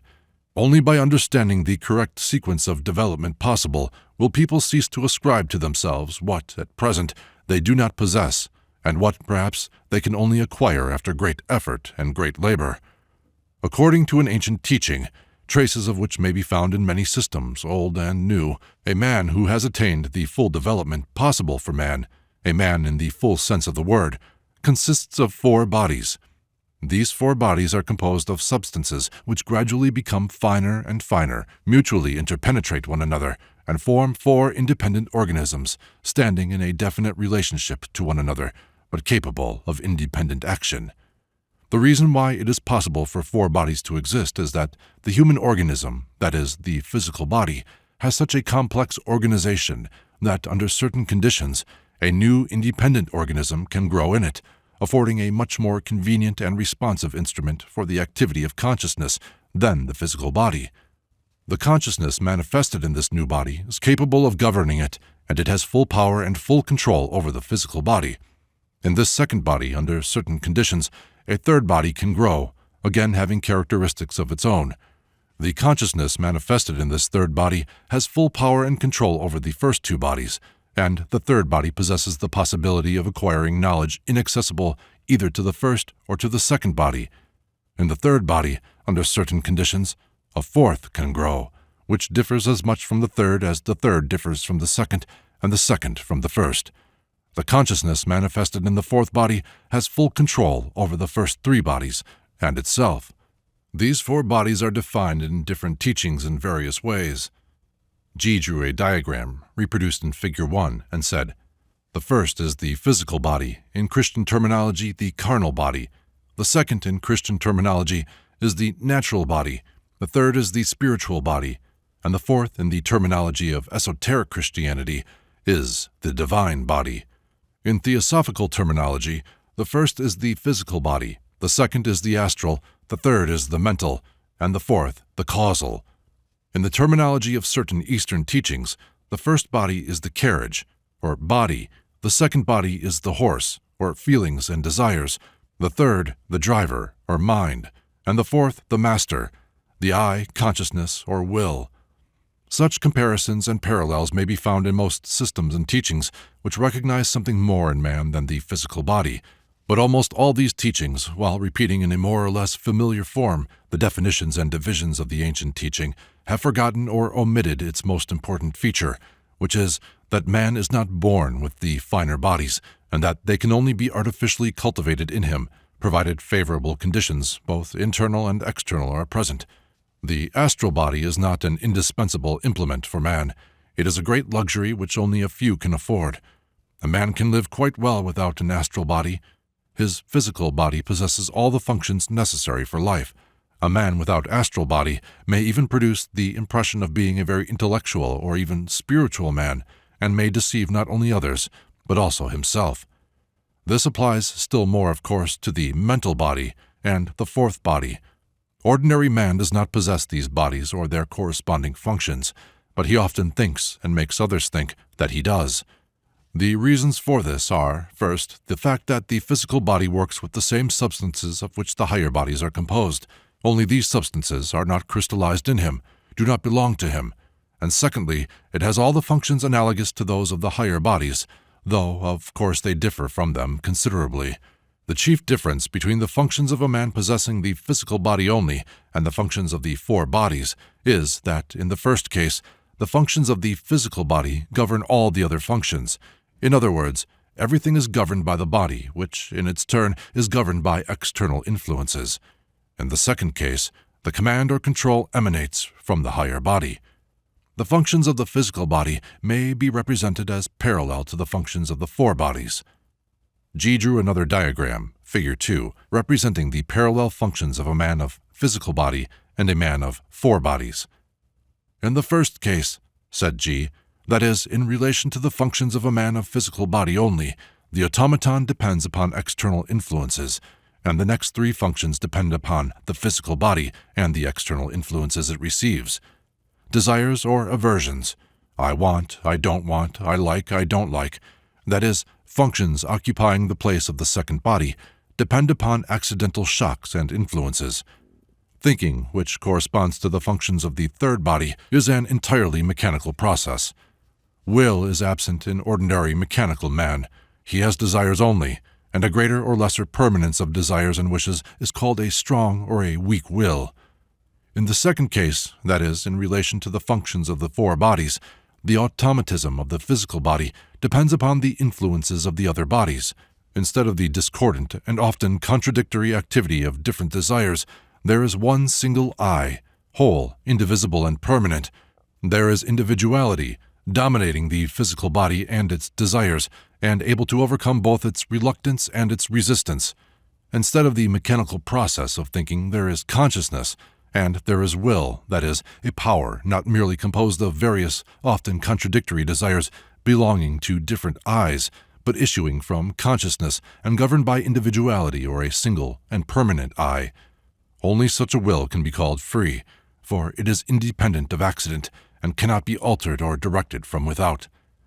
An Eastern teaching describes the functions of the four bodies, their gradual growth, and the conditions of this growth, in the following way. Let us imagine a vessel or a retort filled with various metallic powders. The powders are not in any way connected with each other, and every accidental change in the position of the retort changes the relative position of the powders. If the retort can be shaken or tapped with the finger, then the powder which was at the top may appear at the bottom or in the middle, while the one which was at the bottom may appear at the top. There is nothing permanent in the position of the powders, and under such conditions there can be nothing permanent. This is an exact picture of our psychic life. Each succeeding moment, new influences may change the position of the powder which is on the top and put in its place another which is absolutely its opposite. Science calls this state of the powders the state of mechanical mixture. The essential characteristic of the interrelation of the powders to one another in this kind of mixture is the instability of these interrelations and their variability. It is impossible to stabilize the interrelation of powders in a state of mechanical mixture, but the powders may be fused. The nature of the powders makes this possible. To do this, a special kind of fire must be lighted under the retort, which, by heating and melting the powders, finally fuses them together. Fused in this way, the powders will be in the state of a chemical compound, and now they can no longer be separated by those simple methods which separated and made them change places when they were in a state of mechanical mixture. The contents of the retort have become indivisible, individual. This is a picture of the formation of the second body. The fire by means of which fusion is attained is produced by friction, which in its turn is produced in man by the struggle between yes and no. If a man gives way to all his desires, or panders to them, there will be no inner struggle in him, no friction, no fire. But if, for the sake of attaining a definite aim, he struggles with desires that hinder him, he will then create a fire which will gradually transform his inner world into a single whole. Let us return to our example. The chemical compound obtained by fusion possesses certain qualities. a certain specific gravity, a certain electrical conductivity, and so on. These qualities constitute the characteristics of the substance in question.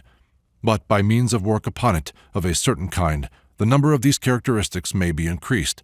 That is, the alloy may be given new properties which did not primarily belong to it. It may be possible to magnetize it, to make it radioactive, and so on.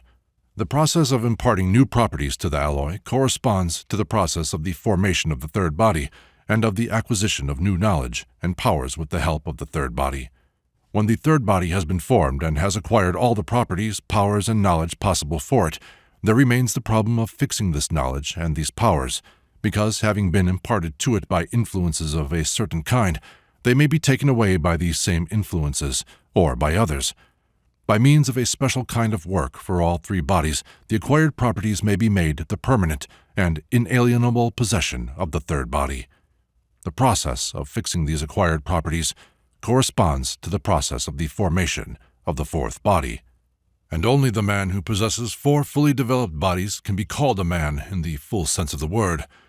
This man possesses many properties which ordinary man does not possess. One of these properties is immortality.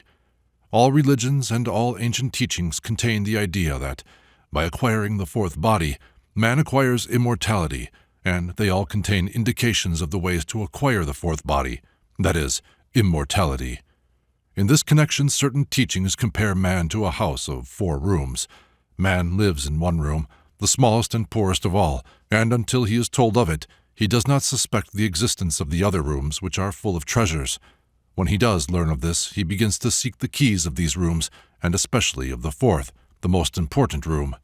And when a man has found his way into this room, he really becomes the master of his house, for only then does the house belong to him wholly and forever. The fourth room gives man immortality, and all religious teachings strive to show the way to it. There are a great many ways, some shorter and some longer, some harder and some easier, but all, without exception, lead or strive to lead in one direction, that is, to immortality. At the next meeting, G began where he had left off the time before. "I said last time," he said, "that immortality is not a property with which man is born, but man can acquire immortality. All existing and generally known ways to immortality can be divided into 3 categories. 1. The way of the fakir. 2. The way of the monk. 3. The way of the yogi. The way of the fakir is the way of struggle with the physical body, the way of work on the first room. This is a long, difficult, and uncertain way. The fakir strives to develop physical willpower over the body. This is attained by means of terrible sufferings, by torturing the body. The whole way of the fakir consists of various incredibly difficult physical exercises. The fakir either stands motionless in the same position for hours, days, months, or years, or sits with outstretched arms on a bare stone in sun, rain, and snow, or tortures himself with fire, puts his legs into an ant-heap, and so on. If he does not fall ill and die before what may be called physical will is developed in him, then he attains the fourth room, or the possibility of forming the fourth body. But his other functions, emotional, intellectual, and so forth, remain undeveloped. He has acquired will, but he has nothing to which he can apply it. He cannot make use of it for gaining knowledge or for self-perfection. As a rule, he is too old to begin new work. But where there are schools of fakirs, there are also schools of yogis. Yogis generally keep an eye on fakirs. If a fakir attains what he has aspired to before he is too old, they take him into a yogi school, where they first heal him and restore his power of movement, and then begin to teach him. A fakir has to learn to walk and to speak like a baby, but he now possesses a will which has overcome incredible difficulties on his way, and this will may help him to overcome the difficulties on the second part of the way, the difficulties, namely, of developing the intellectual and emotional functions. You cannot imagine what hardships fakirs undergo. I do not know whether you have seen real fakirs or not. I have seen many. For instance, I saw one in the inner court of a temple in India, and I even slept near him. Day and night for 20 years he had been standing on the tips of his fingers and toes. He was no longer able to straighten himself. His pupils carried him from one place to another, and took him to the river and washed him like some inanimate object, but this was not attained all at once. Think what he had to overcome. what tortures he must have suffered in order to get to that stage. And a man becomes a fakir not because he understands the possibilities and the results of this way, and not because of religious feeling. In all Eastern countries where fakirs exist, there is a custom among the common people of promising to give to fakirs a child born after some happy event. Besides this, fakirs often adopt orphans or simply buy little children from poor parents. These children become their pupils and imitate them or are made to imitate them, some only outwardly, but some afterwards become fakirs themselves. In addition to these, other people become fakirs simply by being struck by some fakir they have seen. Near every fakir in the temples, people can be seen who imitate him, who sit or stand in the same posture. Not for long, of course, but still occasionally for several hours. And sometimes it happens that a man who went into the temple accidentally on a feast day and began to imitate some fakir who particularly struck him does not return home anymore, but joins the crowd of that fakir's disciples and later, in the course of time, becomes a fakir himself. You must understand that I take the word fakir in quotation marks. In Persia, fakir simply means a beggar, and in India a great many jugglers call themselves fakirs. And Europeans, particularly learned Europeans, very often give the name of fakir to yogis, as well as to monks of various wandering orders. But in reality, the way of the fakir, the way of the monk, and the way of the yogi are entirely different. So far I have spoken of fakirs. This is the first way. The second way is the way of the monk. This is the way of faith, the way of religious feeling, religious sacrifice. Only a man with very strong religious emotions and a very strong religious imagination can become a monk in the true sense of the word. The way of the monk also is very long and hard. A monk spends years and tens of years struggling with himself, but all his work is concentrated on the second room, on the second body, that is, on feelings. Subjecting all his other emotions to one emotion, that is, to faith, he develops unity in himself, will over the emotions, and in this way reaches the fourth room. But his physical body and his thinking capacities may remain undeveloped. In order to be able to make use of what he has attained, he must develop his body and his capacity to think. This can only be achieved by means of fresh sacrifices, fresh hardships, fresh renunciations. A monk has to become a yogi and a fakir. Very few get as far as this, even fewer overcome all difficulties. Most of them either die before this or become monks in outward appearance only. The third way is the way of the yogi. This is the way of knowledge, the way of mind. The way of the yogi consists in working on the third room and in striving to enter the fourth room by means of knowledge. The yogi reaches the fourth room by developing his mind, but his body and emotions remain undeveloped, and like the fakir and the monk, he is unable to make use of the results of his attainment. He knows everything but can do nothing. In order to begin to do, he must gain the mastery over his body and emotions, that is, over the first and second rooms. To do this, he must again set to work and again obtain results by means of prolonged efforts. In this case, however, he has the advantage of understanding his position, of knowing what he lacks, what he must do, and in what direction he must go. But as on the way of the fakir or the monk, very few acquire this understanding on the way of the yogi, that is, that level in his work on which a man knows where he is going. A great many stop at one particular achievement and go no further.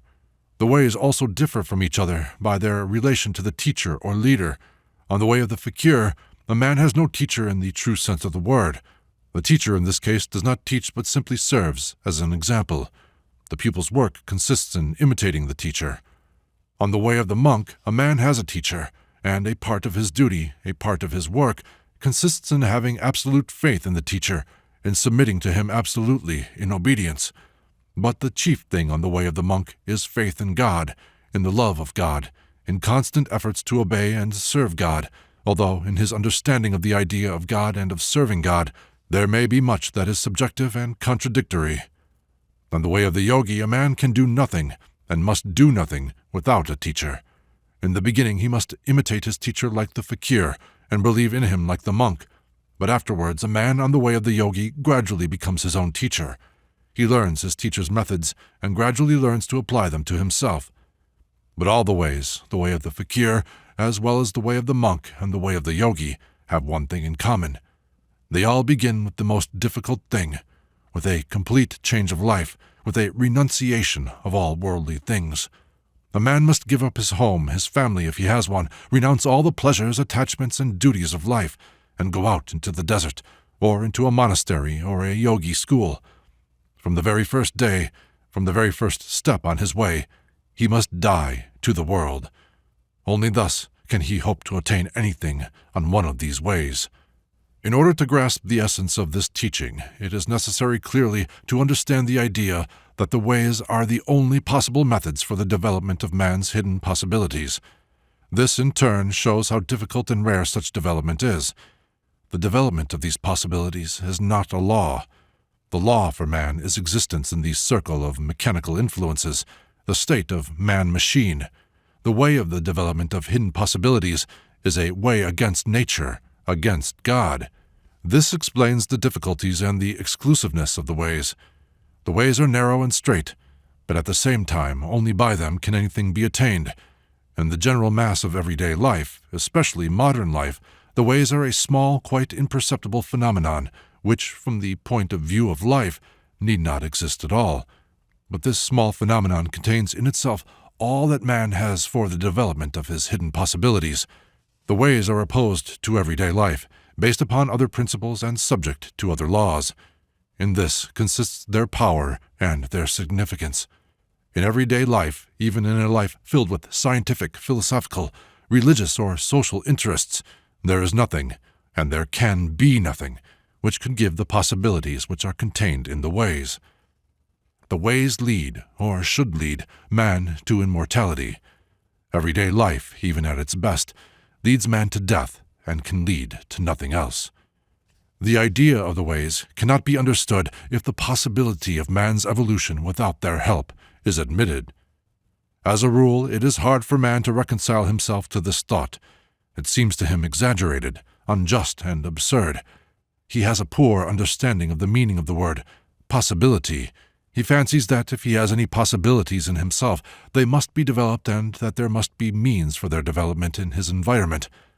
From a total refusal to acknowledge in himself any possibilities whatever, man generally proceeds forthwith to demand the imperative and inevitable development of these possibilities. It is difficult for him to accept the thought that his possibilities may remain altogether undeveloped and disappear, and that their development, on the other hand, requires of him tremendous effort and endurance.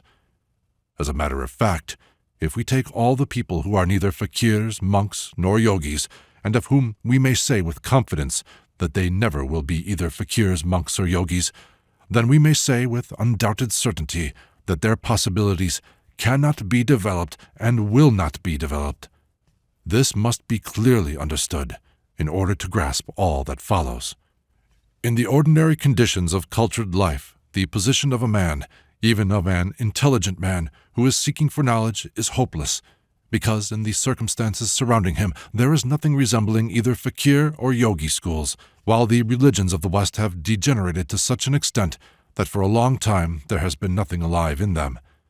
Various occult and mystical societies and naive experiments in the nature of spiritualism and so on can give no results whatever, and the position would indeed be hopeless if the possibility of yet a fourth way did not exist. The fourth way requires no retirement into the desert, does not require a man to give up and renounce everything by which he formerly lived. The fourth way begins much further on than the way of the yogi. This means that a man must be prepared for the fourth way, and this preparation must be acquired in ordinary life and be a very serious one, embracing many different sides. Furthermore, a man must be living in conditions favorable for work on the fourth way, or, in any case, in conditions which do not render it impossible. It must be understood that both in the inner and in the external life of a man there may be conditions which create insuperable barriers to the fourth way. Furthermore, the fourth way has no definite forms like the ways of the fakir, the monk, and the yogi. And, first of all, it has to be found. This is the first test. It is not as well known as the three traditional ways. There are many people who have never heard of the fourth way, and there are others who deny its existence or possibility. At the same time, the beginning of the fourth way is easier than the beginning of the ways of the fakir, the monk, and the yogi. On the fourth way, It is possible to work and to follow this way while remaining in the usual conditions of life, continuing to do the usual work, preserving former relations with people and without renouncing or giving up anything. On the contrary, the conditions of life in which a man is placed at the beginning of his work, in which, so to speak, the work finds him, are the best possible for him, at any rate at the beginning of the work. These conditions are natural for him. These conditions are the man himself, because a man's life and its conditions correspond to what he is. Any conditions different from these created by life would be artificial for a man, and in such artificial conditions the work would not be able to touch every side of his being at once. Thanks to this, the fourth way affects simultaneously every side of man's being. It is work on the 3 rooms at once. The fakir works on the first room, the monk on the second, the yogi on the third. In reaching the 4th room, the fakir, the monk, and the yogi leave behind them many things unfinished, and they cannot make use of what they have attained because they are not masters of all their functions. The fakir is master of his body, but not of his emotions or his mind. The monk is master of his emotions, but not of his body or his mind. The yogi is master of his mind, but not of his body or his emotions. Then the 4th way differs from the other ways in that the principal demand made upon a man is the demand for understanding. A man must do nothing that he does not understand, except as an experiment under the supervision and direction of his teacher. The more a man understands what he is doing, the greater will be the results of his efforts. This is a fundamental principle of the 4th way. The results of work are in proportion to the consciousness of the work. No faith is required on the 4th way. On the contrary, faith of any kind is opposed to the 4th way. On the 4th way, a man must satisfy himself of the truth of what he is told, and until he is satisfied, he must do nothing. The method of the 4th way consists in doing something in one room and simultaneously doing something corresponding to it in the 2 other rooms. That is to say, while working on the physical body, to work simultaneously on the mind and the emotions, while working on the mind, to work on the physical body and the emotions, while working on the emotions, to work on the mind and the physical body. This can be achieved thanks to the fact that on the 4th way it is possible to make use of certain knowledge inaccessible to the ways of the fakir, the monk, and the yogi. This knowledge makes it possible to work in 3 directions simultaneously. A whole parallel series of physical, mental, and emotional exercises serves this purpose. In addition, on the 4th way it is possible to individualize the work of each separate person. That is to say, each person can do only what is necessary and not what is useless for him. This is due to the fact that the 4th way dispenses with a great deal of what is superfluous and preserved simply through tradition in the other ways. So that when a man attains will on the 4th way, he can make use of it because he has acquired control of all his bodily, emotional, and intellectual functions, and besides, he has saved a great deal of time by working on the 3 sides of his being in parallel and simultaneously. The 4th way is sometimes called the way of the sly man. The sly man knows some secret which the fakir, monk, and yogi do not know.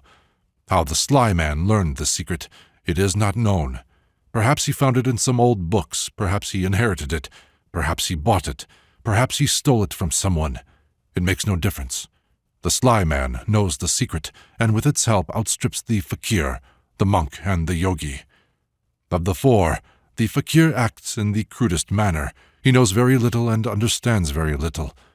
Let us suppose that by a whole month of intense torture he develops in himself a certain energy, a certain substance which produces certain changes in him. He does it absolutely blindly, with his eyes shut, knowing neither aim, methods, nor results, simply in imitation of others. The monk knows what he wants a little better. He is guided by religious feeling, by religious tradition, by a desire for achievement, for salvation.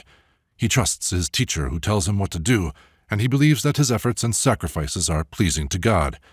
Let us suppose that a week of fasting, continual prayer, privations, and so on enables him to attain what the fakir develops in himself by a month of self-torture.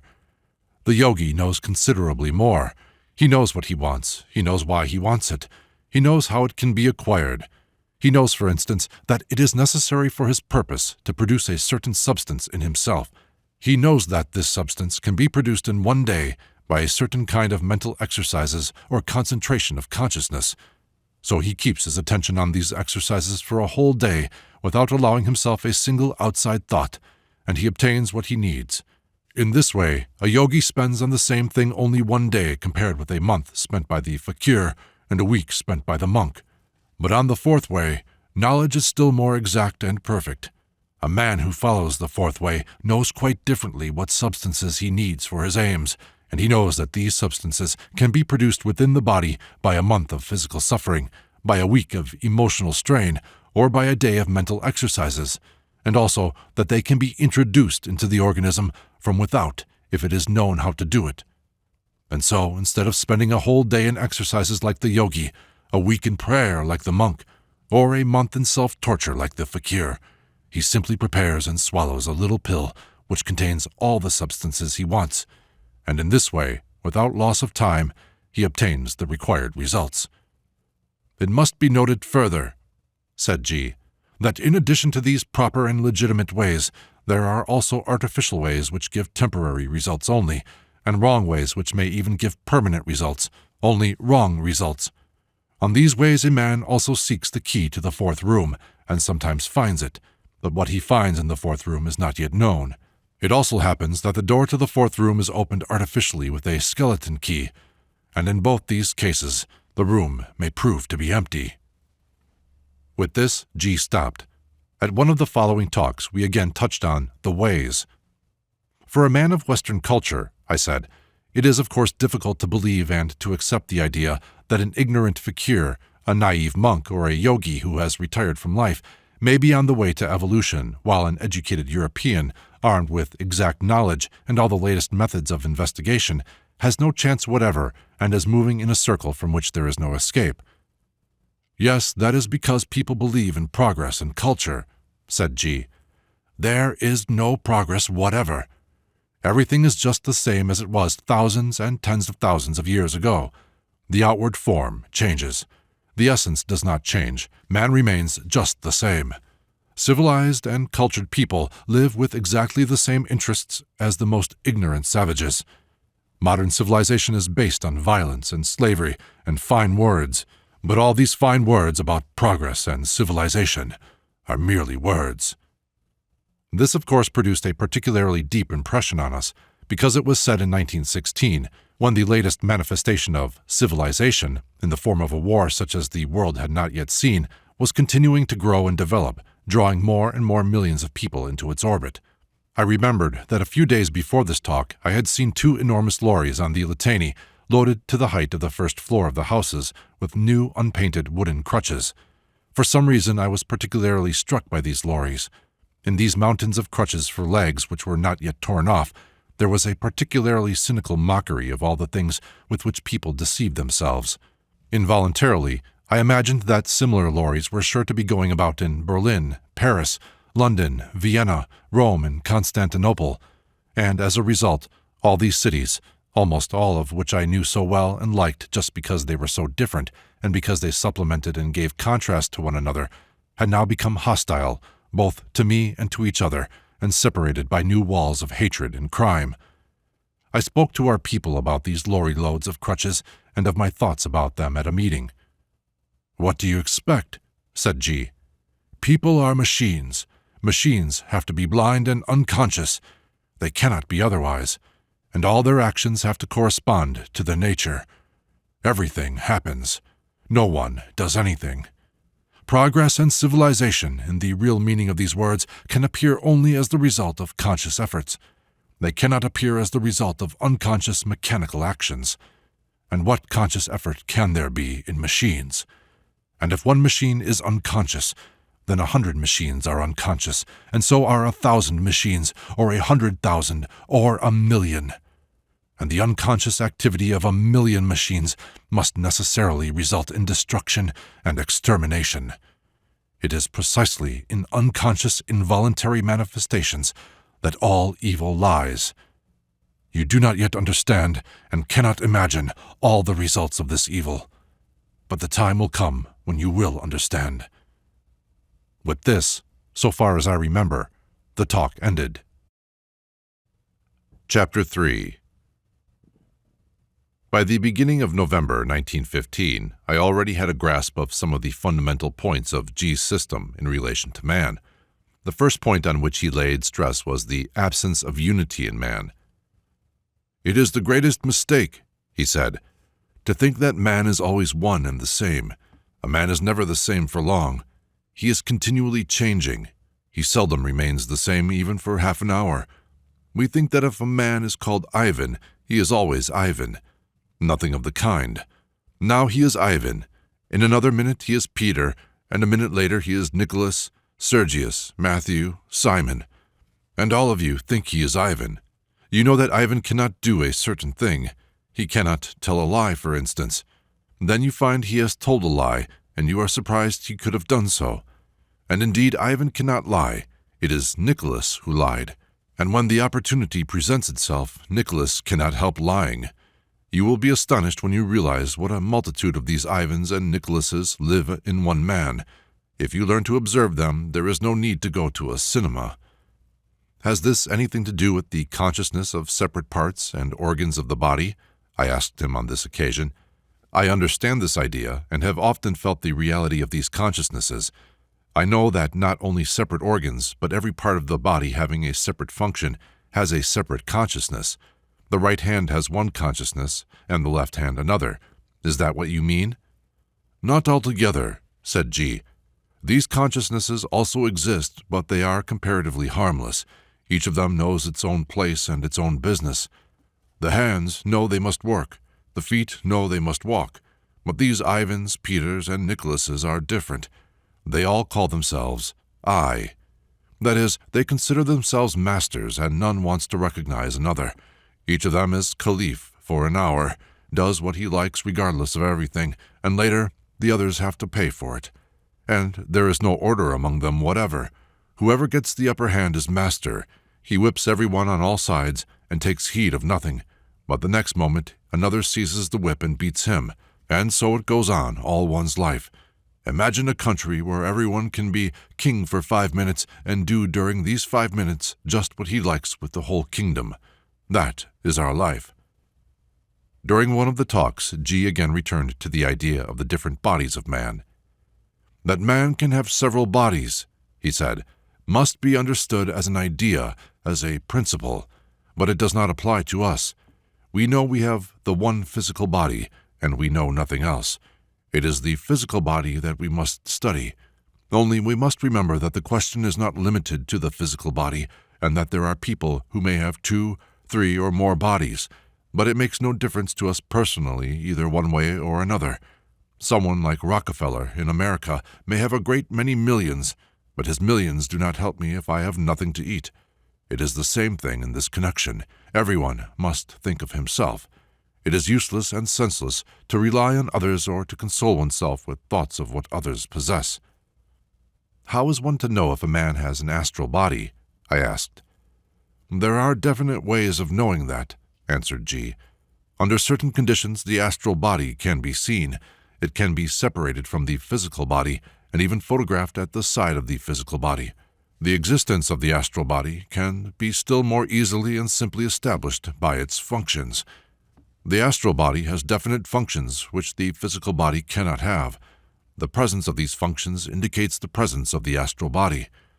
The absence of these functions shows the absence of the astral body, but it is too early to speak of this now. All our attention must be concentrated on the study of the physical body. It is necessary to understand the structure of the human machine. Our principal error is that we think we have one mind. We call the functions of this mind conscious. Everything that does not enter this mind we call unconscious or subconscious. This is our chief error. Of the conscious and the unconscious we will speak later. At this moment I want to explain to you that the activity of the human machine, that is, of the physical body, is controlled not by one but by several minds, entirely independent of each other, having separate functions and separate spheres in which they manifest themselves. This must be understood, first of all, because unless this is understood, nothing else can be understood. After this, G went on to explain man's various functions and centers controlling these functions in the way they are set out in these psychological lectures. These explanations, and all the talks connected with them, took a fairly long time. while at almost every talk we returned to the fundamental ideas of man's mechanicalness, of the absence of unity in man, of man's having no choice, of his being unable to do, and so on. There is no possibility of giving all these talks in the way they actually took place.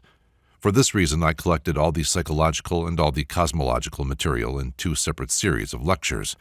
In this connection, it must be noted that the ideas were not given us in the form in which they are set out in my lectures.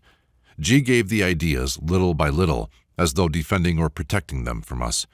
When touching on new themes for the first time, he gave only general principles, often holding back the most essential. Sometimes he himself pointed out apparent discrepancies in the theories given, which were, in fact, precisely due to these reservations and suppressions. The next time, in approaching the same subject, whenever possible from a different angle, he gave more. The third time, he gave still more. On the question of functions and centers, for instance, on the first occasion he spoke of 3 centers, the intellectual, the emotional, and the moving, and tried to make us distinguish these functions, find examples, and so on. Afterwards, the instinctive center was added as an independent and self-supporting machine. Afterwards, the sex center. I remember that some of his remarks arrested my attention. For instance, when speaking of the sex center, he said it practically never worked independently because it was always dependent on other centers, the intellectual, the emotional, the instinctive, and the moving. Then, in speaking of the energy of centers, he often returned to what he called wrong work of centers, and to the role of the sex center in this work. He spoke a great deal about how all centers rob the sex center of its energy and produce with this energy quite wrong work, full of useless excitement, and, in return, give to the sex center useless energy with which it was unable to work. I remember his words. "It is a very big thing when the sex center works with its own energy, but it happens very seldom." I recollect another remark which afterwards proved a ground for much wrong reasoning and many wrong conclusions. This was that the 3 centers of the lower story, the instinctive, the moving, and the sex centers, work in relation to each other in the order of 3 forces, and that the sex center, in normal cases, acts as a neutralizing force in relation to the instinctive and moving centers acting as active and passive forces. The method of exposition of which I am speaking, and G's suppressions in his first talks, resulted in the creation of such misunderstanding, more particularly in later groups not connected with my work. Many people found contradictions between the first exposition of a given idea and subsequent explanations, and sometimes, in trying to hold as closely as possible to the first, they created fantastic theories having no relation to what G actually said. Thus, the idea of 3 centers was retained by certain groups, which, I repeat, were not connected with me, and this idea was, in some way, linked up with the idea of 3 forces, with which, in reality, it had no connection, first of all because there are not 3 centers, but 5 in the ordinary man. This uniting of 2 ideas of an entirely different order, scale, and significance gave rise to many further misunderstandings and completely distorted the whole system for those who thought in this manner. It is possible that the idea of the 3 centers, intellectual, emotional, and moving, being the expression of the 3 forces, arose from G's wrongly repeated and wrongly received remarks on the relationship to each other of the 3 centers of the lower story. During the first and subsequent talks on centers, G added something new at almost every talk. As I said in the beginning, he spoke first of 3 centers, then of 4, then of 5, and afterwards of 7 centers. Parts of centers hardly came into these talks. G said that centers were divided into positive and negative parts, but he did not point out that this division was not identical for all the 3 different centers. Then he said that each center was divided into 3 parts, or 3 stories, which, in their turn, were also divided into 3. But he gave no examples, nor did he point out that observation of attention made it possible to distinguish the works of parts, of centers.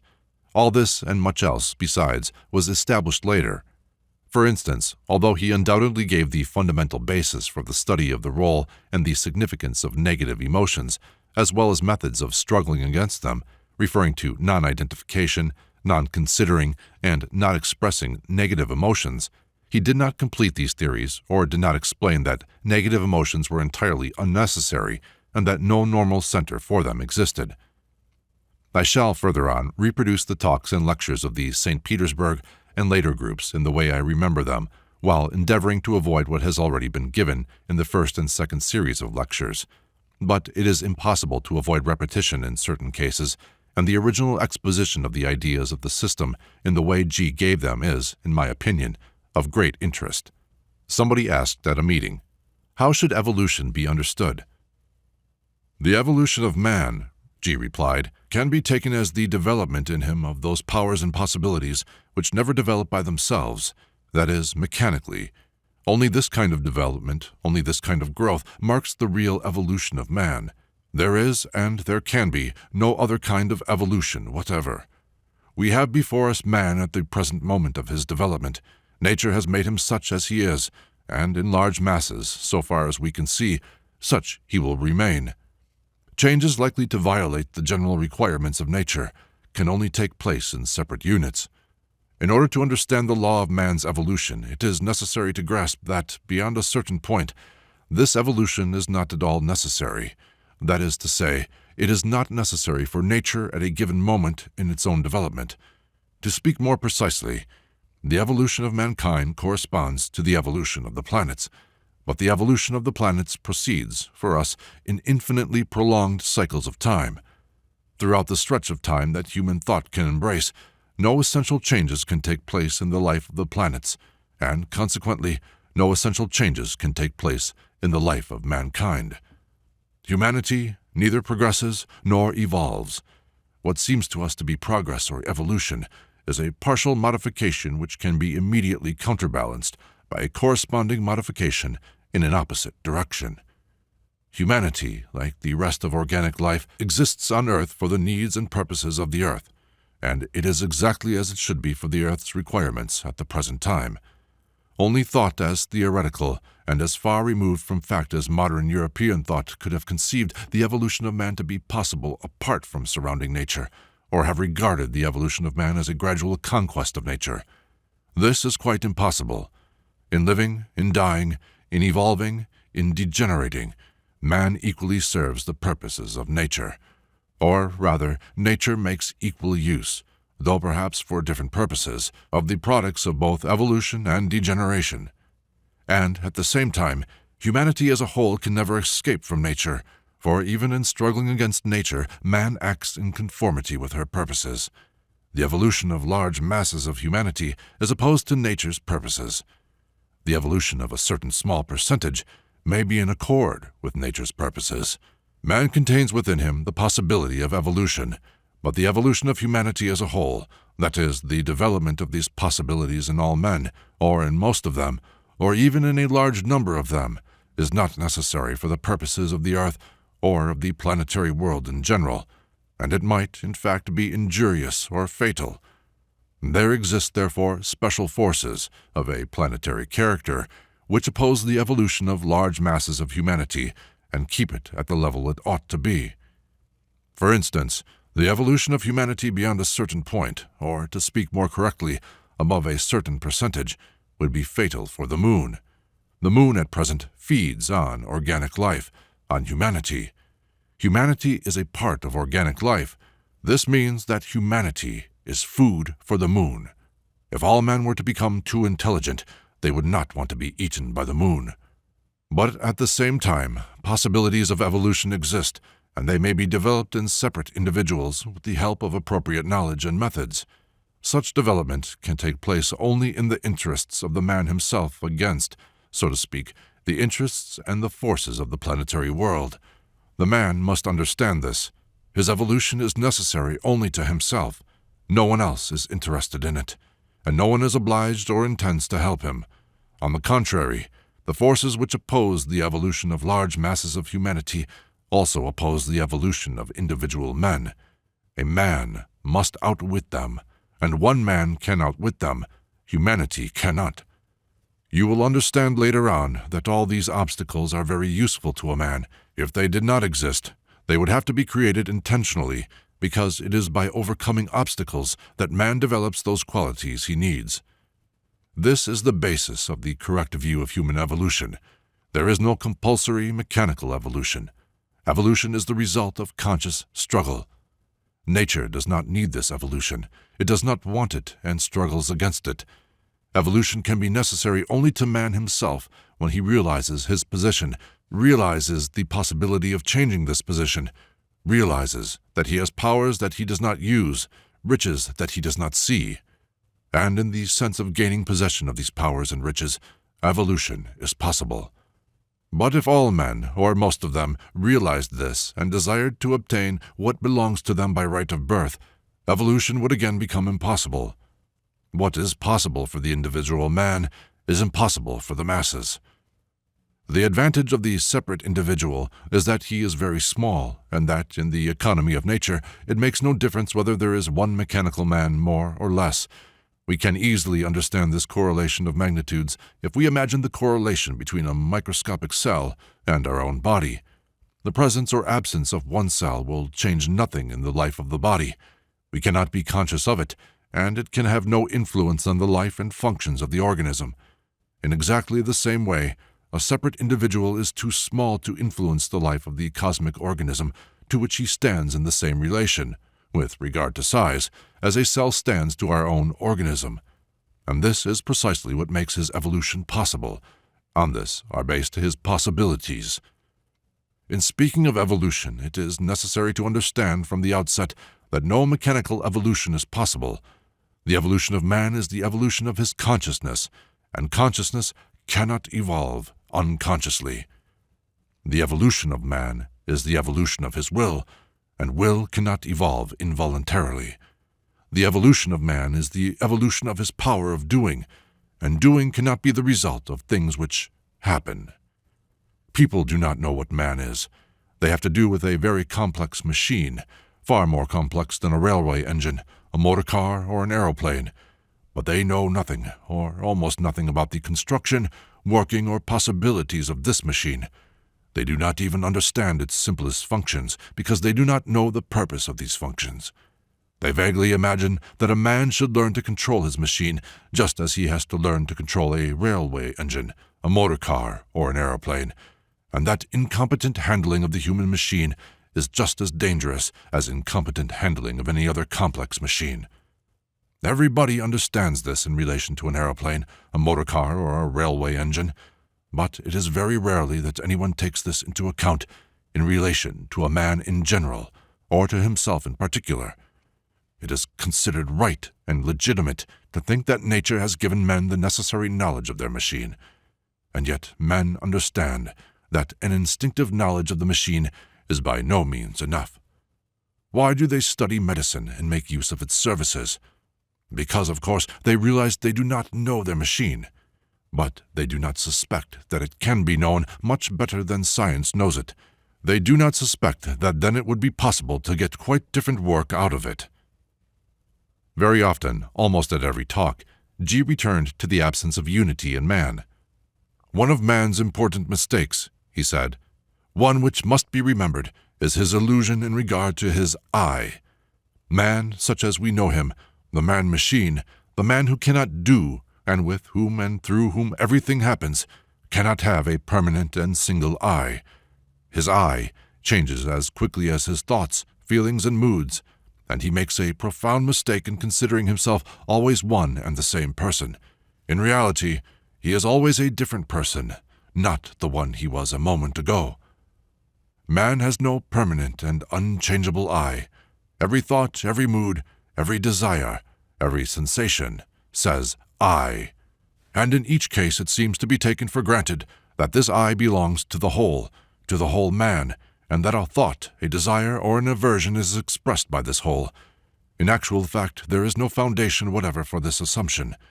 Man's every thought and desire appears and lives quite separately and independently of the whole, and the whole never expresses itself, for the simple reason that it exists as such only physically as a thing, and in the abstract as a concept.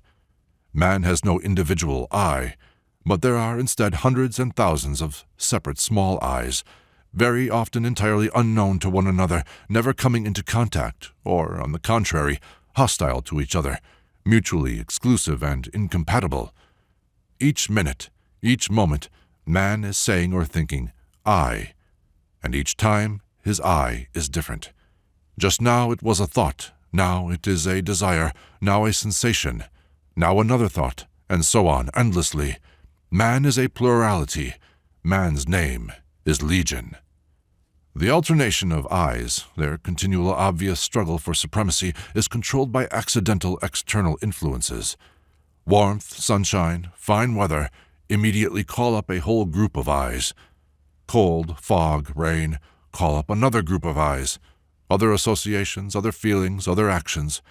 There is nothing in man able to control this change of eyes, chiefly because man does not notice or know of it. He lives always in the last eye.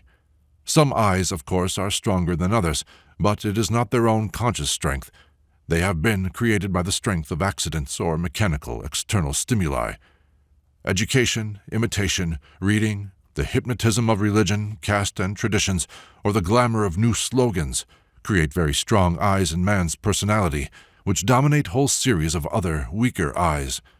But their strength is the strength of the roles in the centers, and all eyes making up a man's personality have the same origin as these roles.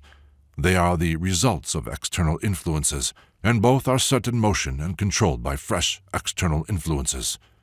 Man has no individuality. He has no single big eye.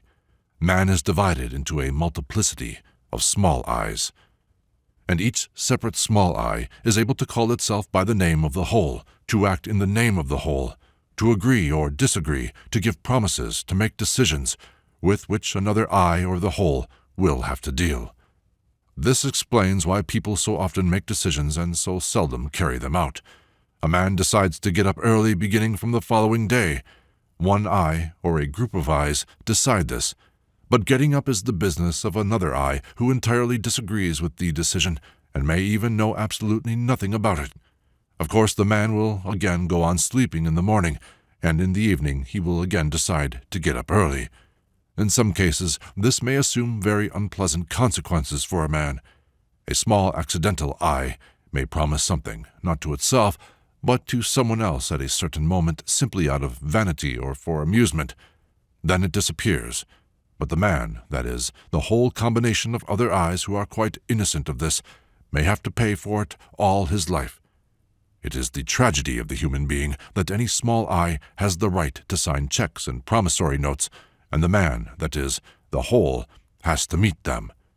People's whole lives consist in paying off the promissory notes of small accidental eyes. Eastern teachings contain various allegorical pictures which endeavor to portray the nature of man's being from this point of view. Thus, in one teaching, man is compared to a house in which there is a multitude of servants, but no master and no steward. The servants have all forgotten their duties.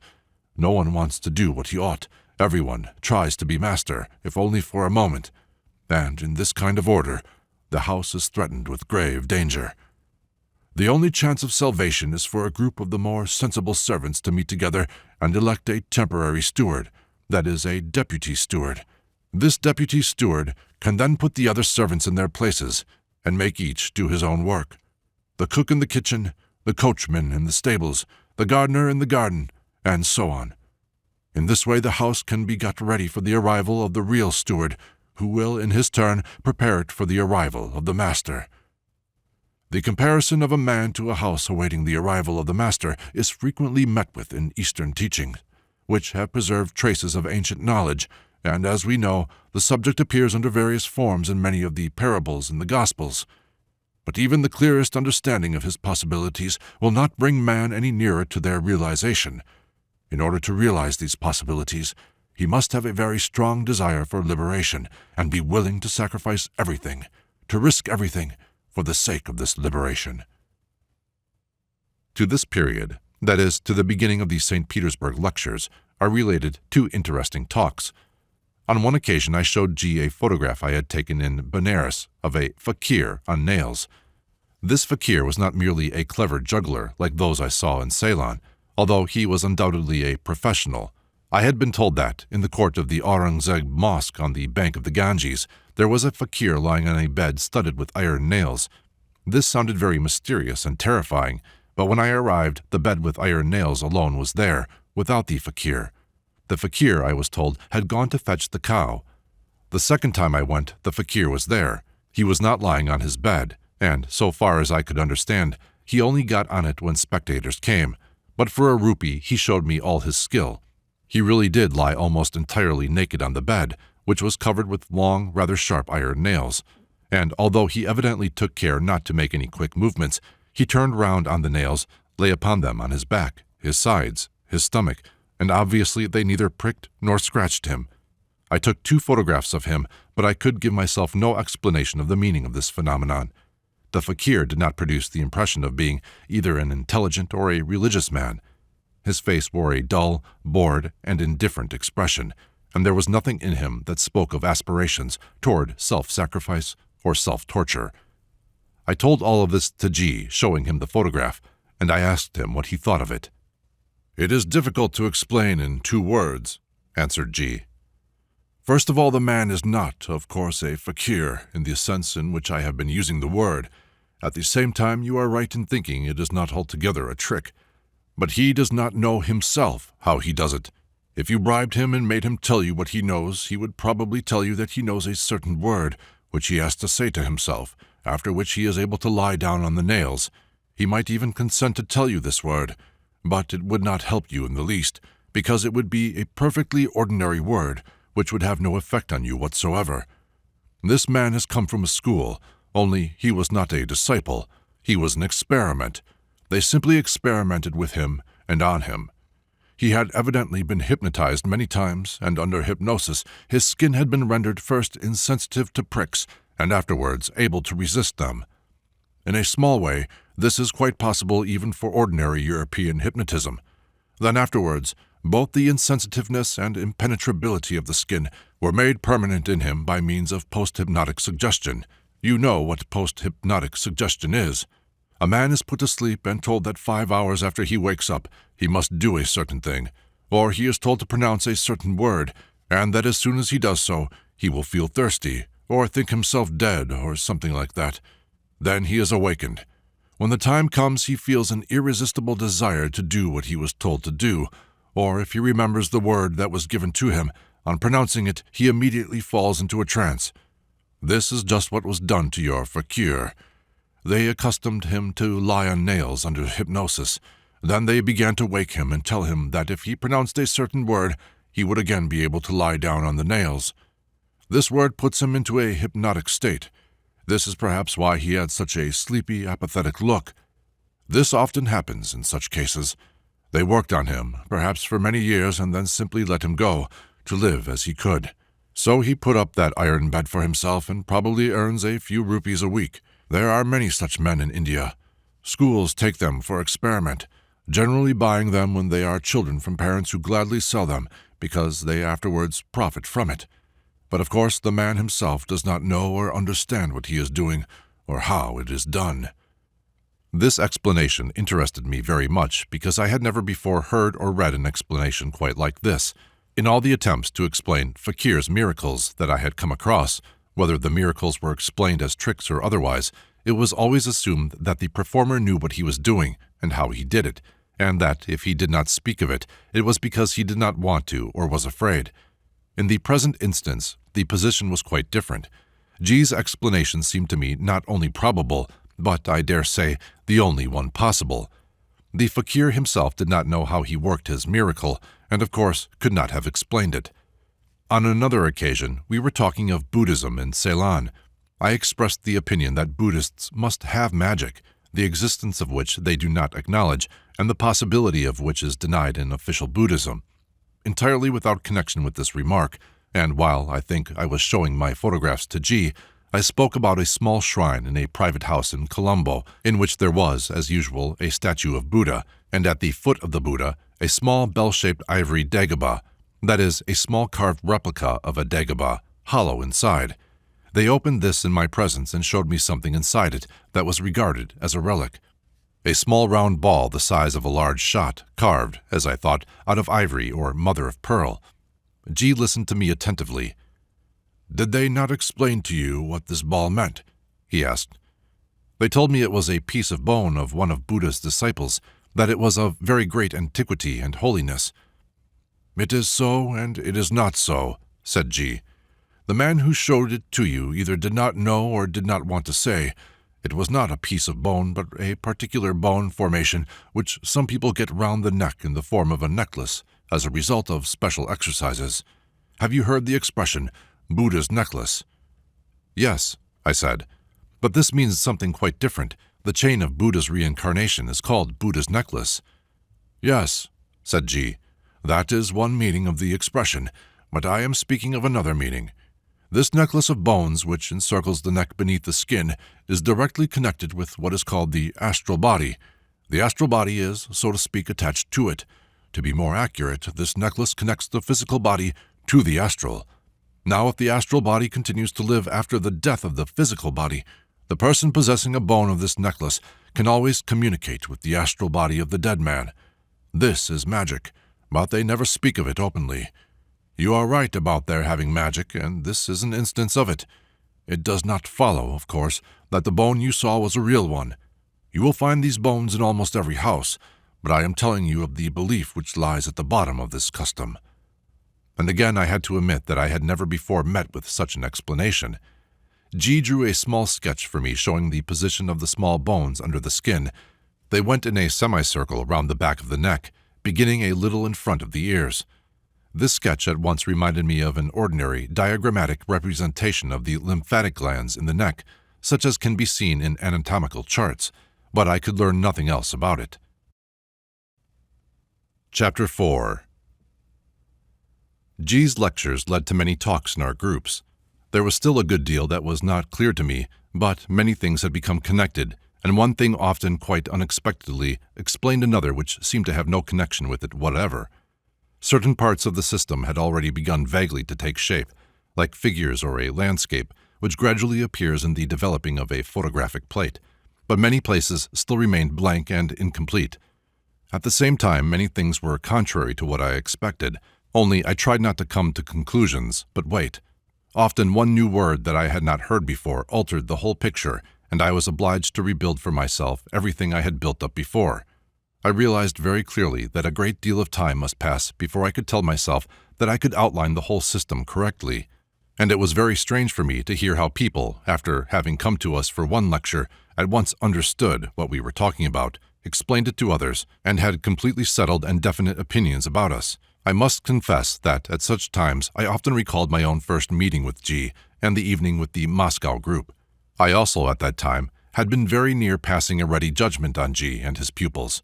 But something had stopped me then, and now, when I had begun to realize what a tremendous value these ideas had, I became almost terrified at the thought of how easily I could have passed them by, how easily I could have known nothing whatever of G's existence, or how easily I could have again lost sight of him if I had not asked then whether I could see him again.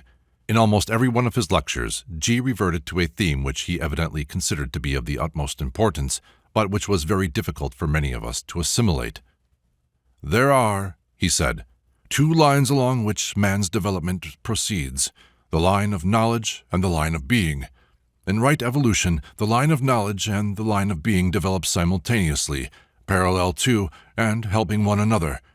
But if the line of knowledge gets too far ahead of the line of being, or if the line of being gets ahead of the line of knowledge, man's development goes wrong, and sooner or later it must come to a standstill. People understand what knowledge means, and they understand the possibility of different levels of knowledge.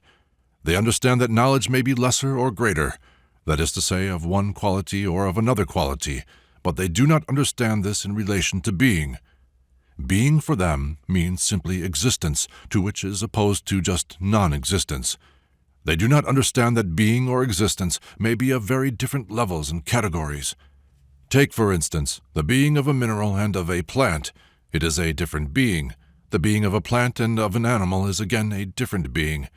The being of an animal and of a man is a different being. But the being of two people can differ from one another more than the being of a mineral and of an animal. This is exactly what people do not understand. They do not understand that knowledge depends on being.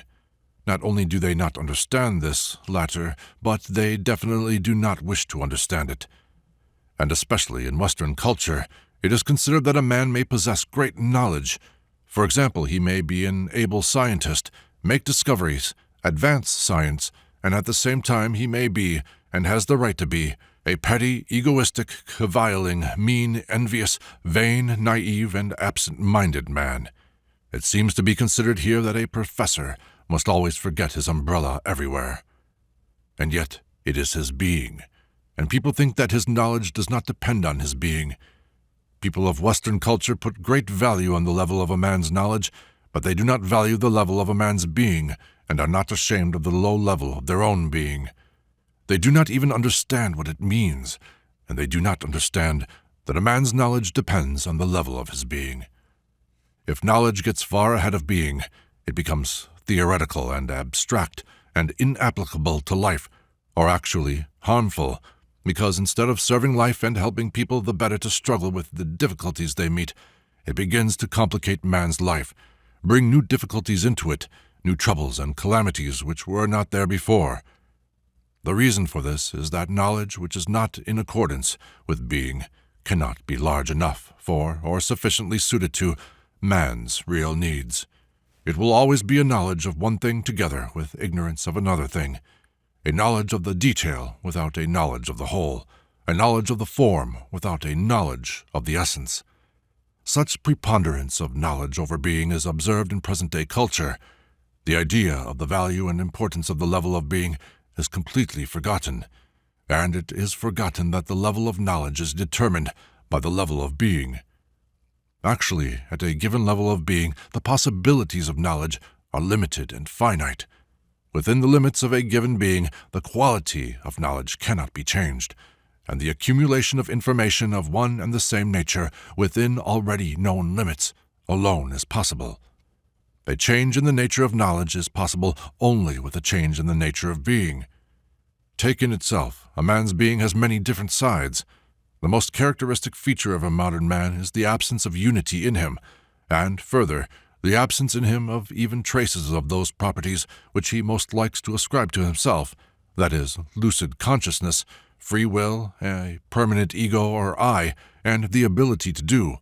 It may surprise you if I say that the chief feature of a modern man's being which explains everything else that is lacking in him is sleep. A modern man lives in sleep. In sleep he was born, and in sleep he dies. About sleep, its significance and its role in life, we will speak later. But at present, just think of one thing. What knowledge can a sleeping man have? And if you think about it, and at the same time remember that sleep is the chief feature of our being, it will at once become clear to you that if a man really wants knowledge, he must first of all think about how to wake, that is, about how to change his being. Exteriorly, man's being has many different sides: activity or passivity, truthfulness or a tendency to lie, sincerity or insincerity, courage, cowardice, self-control, profligacy, irritability, egoism, readiness for self-sacrifice, pride, vanity, conceit, industry, laziness, morality, depravity. All these and much more besides make up the being of man. But all this is entirely mechanical in man. If he lies, it means that he cannot help lying. If he tells the truth, it means that he cannot help telling the truth. And so it is with everything. Everything happens. A man can do nothing either in himself or outside himself. But of course there are limits and bounds. Generally speaking, the being of a modern man is of very inferior quality, but it can be of such bad quality that no change is possible. This must always be remembered. People whose being can still be changed are very lucky, but there are people who are definitely diseased, broken machines with whom nothing can be done. And such people are in the majority. If you think of this, you will understand why only few can receive real knowledge. Their being prevents it. Generally speaking, the balance between knowledge and being is even more important than a separate development of either one or the other, and a separate development of knowledge or of being is not desirable in any way, although it is precisely this one-sided development that has often seemed particularly attractive to people. If knowledge outweighs being, a man knows, but has no power to do. It is useless knowledge. On the other hand, if being outweighs knowledge, a man has the power to do, but does not know. That is, he can do something, but does not know what to do. The being he has acquired becomes aimless, and efforts made to attain it prove to be useless. In the history of humanity, there are known many examples when entire civilizations have perished because knowledge outweighed being, or being outweighed knowledge. What are the results of the development of the line of knowledge without being, or the development of the line of being without knowledge? Someone asked during a talk upon this subject. The development of the line of knowledge without the line of being gives a weak yogi, said G. That is to say, a man who knows a great deal but can do nothing, a man who does not understand. He emphasized these words. What he knows, a man without appreciation, that is, a man for whom there is no difference between one kind of knowledge and another. And the development of the line of being without knowledge gives a stupid saint. That is, a man who can do a great deal, but who does not know what to do or with what object, and if he does anything, he acts in obedience to his subjective feelings, which may lead him greatly astray and cause him to commit grave mistakes, that is, actually to do the opposite of what he wants. In either case, both the weak yogi and the stupid saint are brought to a standstill. Neither the one nor the other can develop further. In order to understand this, and in general, the nature of knowledge and the nature of being, as well as their interrelation, it is necessary to understand the relation of knowledge and being to understanding. Knowledge is one thing, understanding is another thing. People often confuse these concepts and do not clearly grasp what is the difference between them. Knowledge by itself does not give understanding, nor is understanding increased by an increase of knowledge alone. Understanding depends upon the relation of knowledge to being. Understanding is the resultant of knowledge and being, and knowledge and being must not diverge too far, otherwise understanding will prove to be far removed from either. At the same time, the relation of knowledge to being does not change with a mere growth of knowledge. It changes only when being grows simultaneously with knowledge. In other words, understanding grows only with the growth of being. In ordinary thinking, people do not distinguish understanding from knowledge. They think that greater understanding depends on greater knowledge. Therefore, they accumulate knowledge, or that which they call knowledge, but they do not know how to accumulate understanding, and do not bother about it. And yet a person accustomed to self-observation knows for certain that at different periods of his life he has understood one and the same idea, one and the same thought, in totally different ways. It often seems strange to him that he could have understood so wrongly that which, in his opinion, he now understands rightly, and he realizes, at the same time, that his knowledge has not changed, and that he knew as much about the given subject before as he knows now. What, then, has changed? His being has changed, and once being has changed, understanding must change also.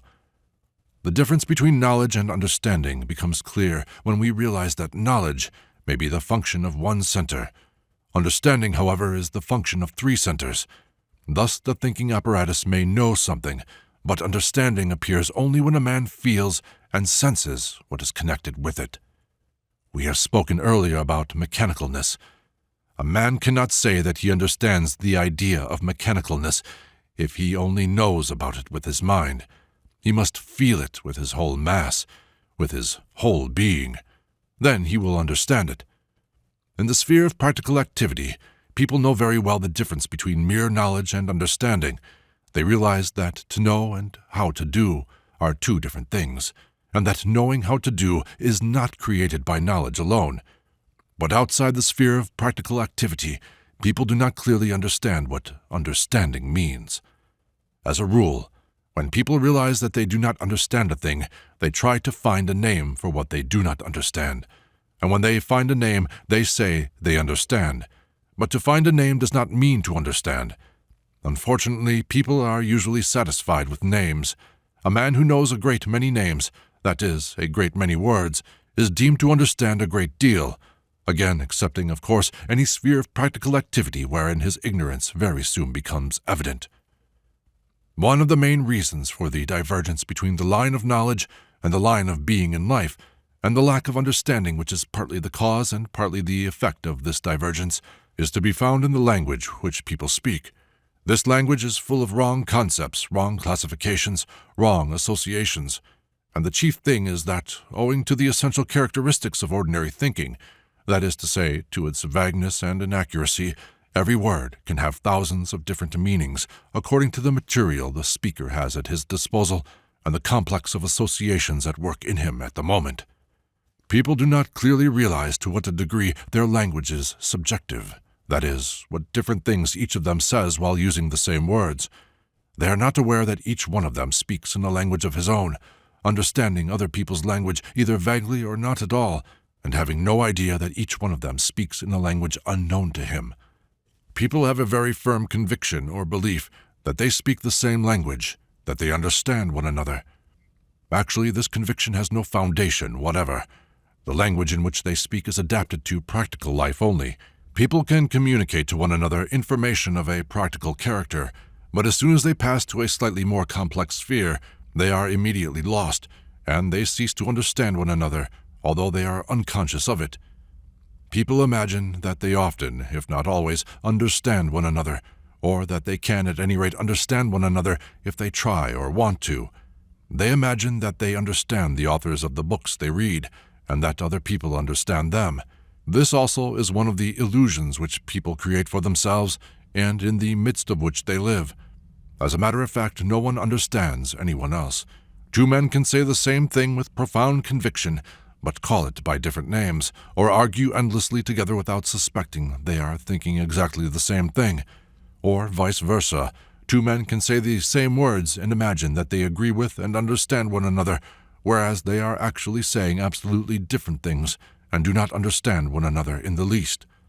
If we take the simplest words that occur constantly in speech and endeavor to analyze the meaning given to them, we shall see at once that at every moment of his life, every man puts into each word a special meaning which another man can never put into it or suspect. Let us take the word man, and imagine a conversation among a group of people in which the word man is often heard. Without exaggeration, it can be said that the word man will have as many meanings as there are people taking part in the conversation, and that these meanings will have nothing in common. In pronouncing the word man, everyone will involuntarily connect with this word the point of view from which he is generally accustomed to regard man, or from which, for some reason or other, he regards him at the moment.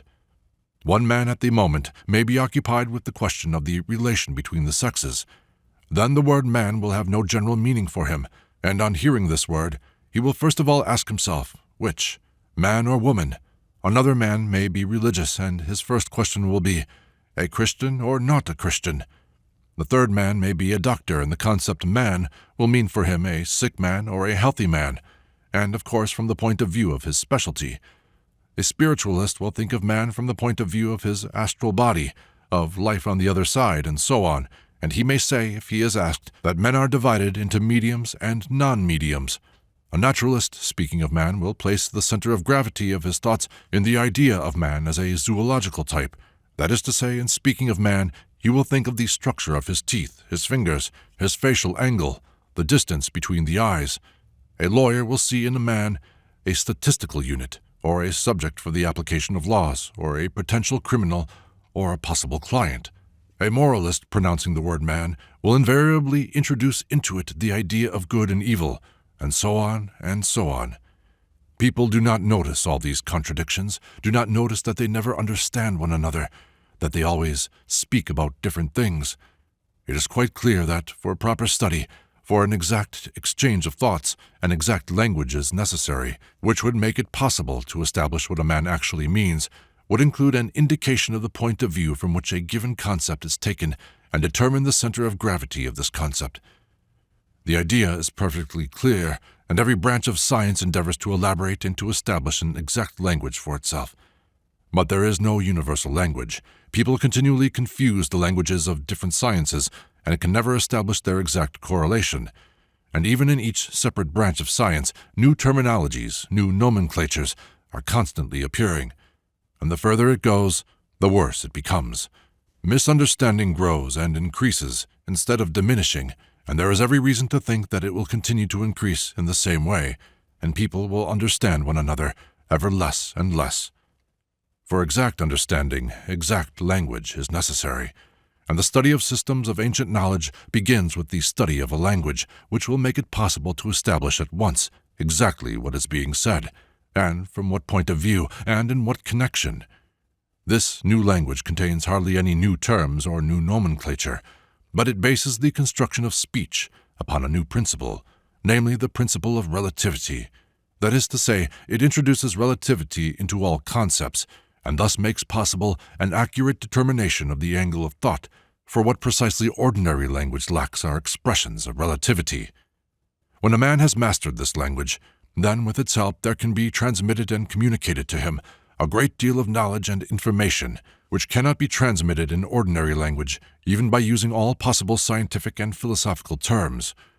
The fundamental property of the new language is that all ideas in it are concentrated round one idea. That is, they are taken in their mutual relationship from the point of view of one idea. This idea is the idea of evolution. Of course, not evolution in the sense of mechanical evolution, because such an evolution does not exist, but in the sense of a conscious and volitional evolution, which alone is possible. Everything in the world, from solar systems to man, and from man to atom, either rises or descends, either evolves or degenerates, either develops or decays. But nothing evolves mechanically. Only degeneration and destruction proceed mechanically. That which cannot evolve consciously degenerates. Help from outside is possible only insofar as it is valued and accepted, even if it is only by feeling in the beginning. The language in which understanding is possible is constructed upon the indication of the relation of the object under examination to the evolution possible for it, upon the indication of its place in the evolutionary ladder. For this purpose, many of our usual ideas are divided according to the steps of this evolution. Once again, let us take the idea man. In the language of which I speak, instead of the word man, 7 words are used, namely, man number 1, man number 2, man number 3, man number 4, man number 5, man number 6, and man number 7. With these 7 ideas, people are already able to understand one another when speaking of man. Man number 7 means a man who has reached the full development possible to man, and who possesses everything a man can possess.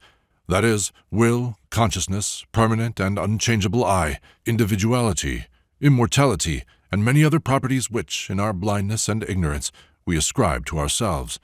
It is only when to a certain extent we understand man number 7 and his properties that we can understand the gradual stages through which we can approach him, that is, understand the process of development possible for us. Man number 6 stands very close to man number 7. He differs from man number 7 only by the fact that some of his properties have not as yet become permanent. Man number 5 is also for us an unattainable standard of man, for it is a man who has reached unity. Man number 4 is an intermediate stage. I shall speak of him later. Man number 1, number 2, and number 3. These are people who constitute mechanical humanity on the same level on which they are born. Man number 1 means man in whom the center of gravity of his psychic life lies in the moving center. This is the man of the physical body, the man with whom the moving and the instinctive functions constantly outweigh the emotional and the thinking functions. Man number 2 means man on the same level of development, but man in whom the center of gravity of his psychic life lies in the emotional center. That is, man with whom the emotional functions outweigh all others, the man of feeling, the emotional man. Man number 3 means man on the same level of development, but man in whom the center of gravity of his psychic life lies in the intellectual center, that is, man with whom the thinking functions gain the upper hand over the moving, instinctive, and emotional functions, the man of reason, who goes into everything from theories, from mental considerations. Every man is born number 1, number 2, or number 3. Man number 4 is not born ready-made. He is born 1, 2, or 3, and becomes 4 only as a result of efforts of a definite character. Man number 4 is always the product of schoolwork. He can neither be born nor develop accidentally or as the result of ordinary influences of bringing up, education, and so on.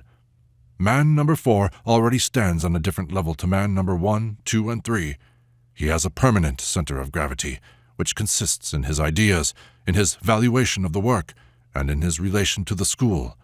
In addition, his psychic centers have already begun to be balanced. One center in him cannot have such preponderance over others, as is the case with people of the first three categories. He already begins to know himself and begins to know whither he is going. Man number 5 has already been crystallized. He cannot change as man number 1, 2, and 3 change, but it must be noted that man number 5 can be the result of right work, and he can be the result of wrong work. He can become number 5 from number 4, and he can become number 5 without having been 4. And in this case, he cannot develop further, cannot become number 6 and 7. In order to become number 6, he must again melt his crystallized essence, must intentionally lose his being of man number 5, and this can be achieved only through terrible sufferings. Fortunately, these cases of wrong development occur very rarely. The division of man into 7 categories, or 7 numbers, explains thousands of things which otherwise cannot be understood. This division gives the first conception of relativity as applied to man. Things may be one thing or another thing according to the kind of man from whose point of view, or in relation to whom they are taken. In accordance with this, all the inner and all the outer manifestations of man, all that belongs to man, and all that is created by him, is also divided into 7 categories. It can now be said that there exists a knowledge, number 1, based upon imitation or upon instincts or learned by the heart, crammed into or drilled into a man. Number 1, if he is man number 1 in the full sense of the term, learns everything like a parrot or a monkey. The knowledge of man number 2 is merely the knowledge of what he likes. What he does not like he does not know. Always and in everything he wants something pleasant. Or if he is a sick man, he will, on the contrary, know only what he dislikes, what repels him, and what evokes in him fear, horror, and loathing. The knowledge of man number 3 is knowledge based upon subjectively logical thinking, upon words, upon literal understanding. It is the knowledge of bookworms, of scholastics. Men number 3, for example, have counted how many times each letter of the Arabic alphabet is repeated in the Quran of Muhammad, and upon this have based a whole system of interpretation of the Quran. The knowledge of man number 4 is a very different kind of knowledge. It is knowledge which comes from man number 5, who in turn receives it from man number 6, who has received it from man number 7. But, of course, man number 4 assimilates of this knowledge only what is possible according to his powers. But in comparison with man number 1, man number 2, and man number 3, man number 4 has begun to get free from these subjective elements in his knowledge and to move along the path towards objective knowledge. The knowledge of man number 5 is whole, indivisible knowledge. He has now one indivisible eye, and all his knowledge belongs to this eye. He cannot have one eye that knows something which another does not know. What he knows, the whole of him knows. His knowledge is nearer to objective knowledge than the knowledge of man number 4. The knowledge of man number 6 is the complete knowledge possible to man, but it can still be lost. The knowledge of man number 7 is his own knowledge, which cannot be taken away from him. It is the objective and completely practiced knowledge of all. It is exactly the same with being. There is the being of man number 1, that is, the being of a man living by his instincts and his sensations. The being of man number 2, that is to say, the being of the sentimental, the emotional man. The being of man number 3, that is, the being of the rational, the theoretical man, and so on. It is quite clear why knowledge cannot be far away from being. Man number 1, 2, or 3 cannot, by reason of his being, possess the knowledge of man number 4, man number 5, and higher. Whatever you may give him, he may interpret it in his own way. He will reduce every idea to the level on which he is himself. The same order of division into 7 categories must be applied to everything relating to man. There is art number 1, that is the art of man number 1, imitative, copying art, or crudely primitive and sensuous art, such as the dances and music of savage peoples. There is art number 2, sentimental art number 3, intellectual, invented art, and there must be art number 4, number 5, and so on. In exactly the same way there exists the religion of man number 1, that is to say, a religion consisting of rites, of external forms, of sacrifices and ceremonies of imposing splendor and brilliance, or, on the contrary, of a gloomy, cruel, and savage character, and so on. There is the religion of man number 2, the religion of faith, love, adoration, impulse, enthusiasm, which soon becomes transformed into the religion of persecution, oppression, and extermination of heretics and heathens. There is the religion of man number 3, the intellectual, theoretical religion of proofs and arguments based upon logical deductions, considerations, and interpretations. Religions number 1, number 2, and number 3 are really the only ones we know. All known and existing religions and denominations in the world belong to one of these 3 categories. What the religion of man number 4 or the religion of man number 5 and so on is, we do not know, and we cannot know so long as we remain what we are. Instead of religion in general, we take Christianity. Then again, there exists a Christianity number 1, that is to say, paganism in the guise of Christianity. Christianity number 2 is an emotional religion, sometimes very pure but without force, sometimes full of bloodshed and horror, leading to the Inquisition, to religious wars. Christianity number 3, instances of which are afforded by various forms of Protestantism, is based upon dialectic, argument, theories, and so forth. Then there is Christianity number 4, of which men number 1, number 2, and number 3 have no conception whatever. In actual fact, Christianity number 1, number 2, and number 3 is simply external imitation. Only man number 4 strives to be a Christian, and only man number 5 can actually be a Christian. For to be a Christian means to have the being of a Christian, that is, to live in accordance with Christ's precepts. Man number 1, number 2, and number 3 cannot live in accordance with Christ's precepts, because with them everything happens. Today it is one thing, and tomorrow it is quite another thing. Today they are ready to give away their last shirt, and tomorrow to tear a man to pieces because he refuses to give up his shirt to them. They are swayed by every chance event. They are not masters of themselves, and therefore they cannot decide to be Christians, and really be Christians. Science, philosophy, and all manifestations of man's life and activity can be divided in exactly the same way into 7 categories, but the ordinary language in which people speak is far from any such divisions, and this is why it is so difficult for people to understand one another. In analyzing the various subjective meanings of the word man, we have seen how varied and contradictory, and above all, how concealed and unnoticeable even to the speaker himself are the meanings and the shades of meaning created by habitual associations that can be put into a word. Let us take some other word, for example, the term world. Each man understands it in his own way, and each man in an entirely different way. Everyone, when he hears or pronounces the word world, has associations entirely foreign and incomprehensible to another. Every conception of the world, every habitual form of thinking, carries with it its own associations, its own ideas. In a man with a religious conception of the world, a Christian, the word world will call up a whole series of religious ideas, will necessarily become connected with the idea of God, with the idea of the creation of the world, or the end of the world, or the sinful world, and so on. For a follower of the Vedantic philosophy, the world before anything else will be illusion, Maya.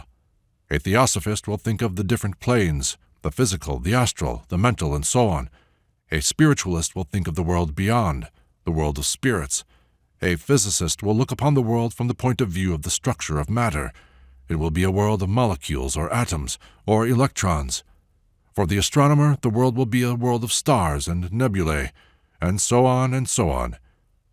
The phenomenal and the noumenal world, the world of the fourth and other dimensions, the world of good and the world of evil, the material world and the immaterial world, the proportion of power in the different nations of the world.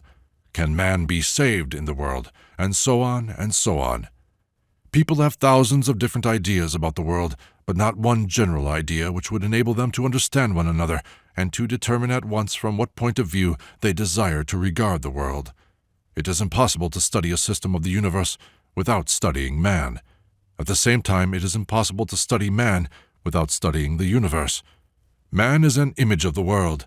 He was created by the same laws which created the whole of the world. By knowing and understanding himself, he will know how and understand the whole world, all the laws that create and govern the world. And at the same time, by studying the world and the laws that govern the world, he will learn and understand the laws that govern him. In this connection, some laws are understood and assimilated more easily by studying the objective world, while man can only understand other laws by studying himself, The study of the world and the study of man must therefore run parallel, one helping the other. In relation to the term world, it is necessary to understand from the very outset that there are many worlds, and that we live not in one world, but in several worlds. This is not readily understood because in ordinary language, the term world is generally used in the singular, and if the plural worlds is used, it is merely to emphasize, as it were, the same idea, or to express the idea of various worlds existing parallel to one another. Our language does not have the idea of worlds contained one within another, and yet the idea that we live in different worlds precisely implies worlds contained one within another, to which we stand in different relations. If we desire an answer to the question, what is the world or worlds in which we live, we must first of all ask ourselves what it is that we may call world in the most intimate and immediate relation to us. To this we may answer that we often give the name of world to the world of people, to humanity in which we live, of which we form part. But humanity forms an inseparable part of organic life on earth. Therefore, it would be right to say that the world nearest to us is organic life on earth, the world of plants, animals, and men. But organic life is also in the world. What then is world for organic life? To this we can answer that for organic life, our planet, the earth, is world. But the earth is also in the world. What then is world for the earth? World for the earth is the planetary world of the solar system, of which it forms a part. What is world for all the planets taken together? The sun, or the sphere of the sun's influence, or the solar system, of which the planets form a part. For the sun, in its turn, world is our world of stars, or the Milky Way, an accumulation of a vast number of solar systems. Furthermore, from an astronomical point of view, it is quite possible to presume a multitude of worlds existing at enormous distances from one another in the space of all worlds. These worlds taken together will be world for the Milky Way. Further, passing to philosophical conclusions, we may say that all worlds must form some, for us, incomprehensible and unknown whole or one, as an apple is one. This whole or one or all, which may be called the absolute or the independent, because including everything within itself, it is not dependent upon anything, is world for all worlds. Logically, it is quite possible to think of a state of things where all forms one single whole. Such a whole will certainly be the absolute, which means the independent, because that is, the all, is infinite and indivisible. The absolute, that is, the state of things when the all constitutes one whole, is, as it were, the primordial state of things, out of which, by division and differentiation, arises the diversity of the phenomena observed by us. Man lives in all these worlds, but in different ways. This means that he is first of all influenced by the nearest world, the one immediate to him, of which he forms a part. Worlds further away also influence man, directly as through other intermediate worlds, but their action is diminished in proportion to their remoteness, or to the increase in the difference between them and man. As will be seen later, the direct influence of the Absolute does not reach man. But the influence of the next world and the influence of the star world are already perfectly clear in the life of man, although they are certainly unknown to science. With this, G ended the lecture. On the next occasion, we had very many questions, chiefly about the influences of the various worlds and why the influence of the Absolute does not reach us. Before examining these influences, began G, and the laws of transformation of unity into plurality, we must examine the fundamental law that creates all phenomena in all the diversity or unity of all universes. This is the law of three, or the law of the three principles or the three forces. It consists of the fact that every phenomena, on whatever scale and in whatever world it may take place, from molecular to cosmic phenomena, is the result of the combination or the meeting of three different and opposing forces. Contemporary thought realizes the existence of two forces and the necessity of these two forces for the production of a phenomenon: force and resistance, positive and negative, magnetism, positive and negative magnetism, positive and negative electricity, male and female cells, and so on. But it does not observe even these two forces, always and everywhere. No question has ever been raised as to the third, or if it has been raised, it has scarcely been heard. According to real, exact knowledge, One force or two forces can never produce a phenomenon.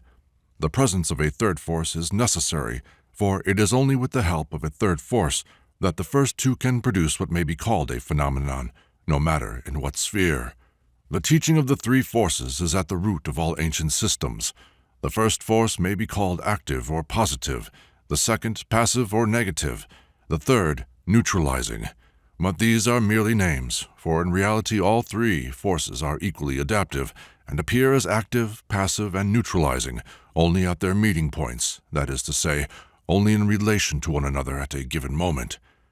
The first two forces are more or less comprehensible to man, and the third may sometimes be discovered either at the point of application of the forces, or in the medium, or in the result. But speaking in general, the third force is not easily accessible to direct observation and understanding.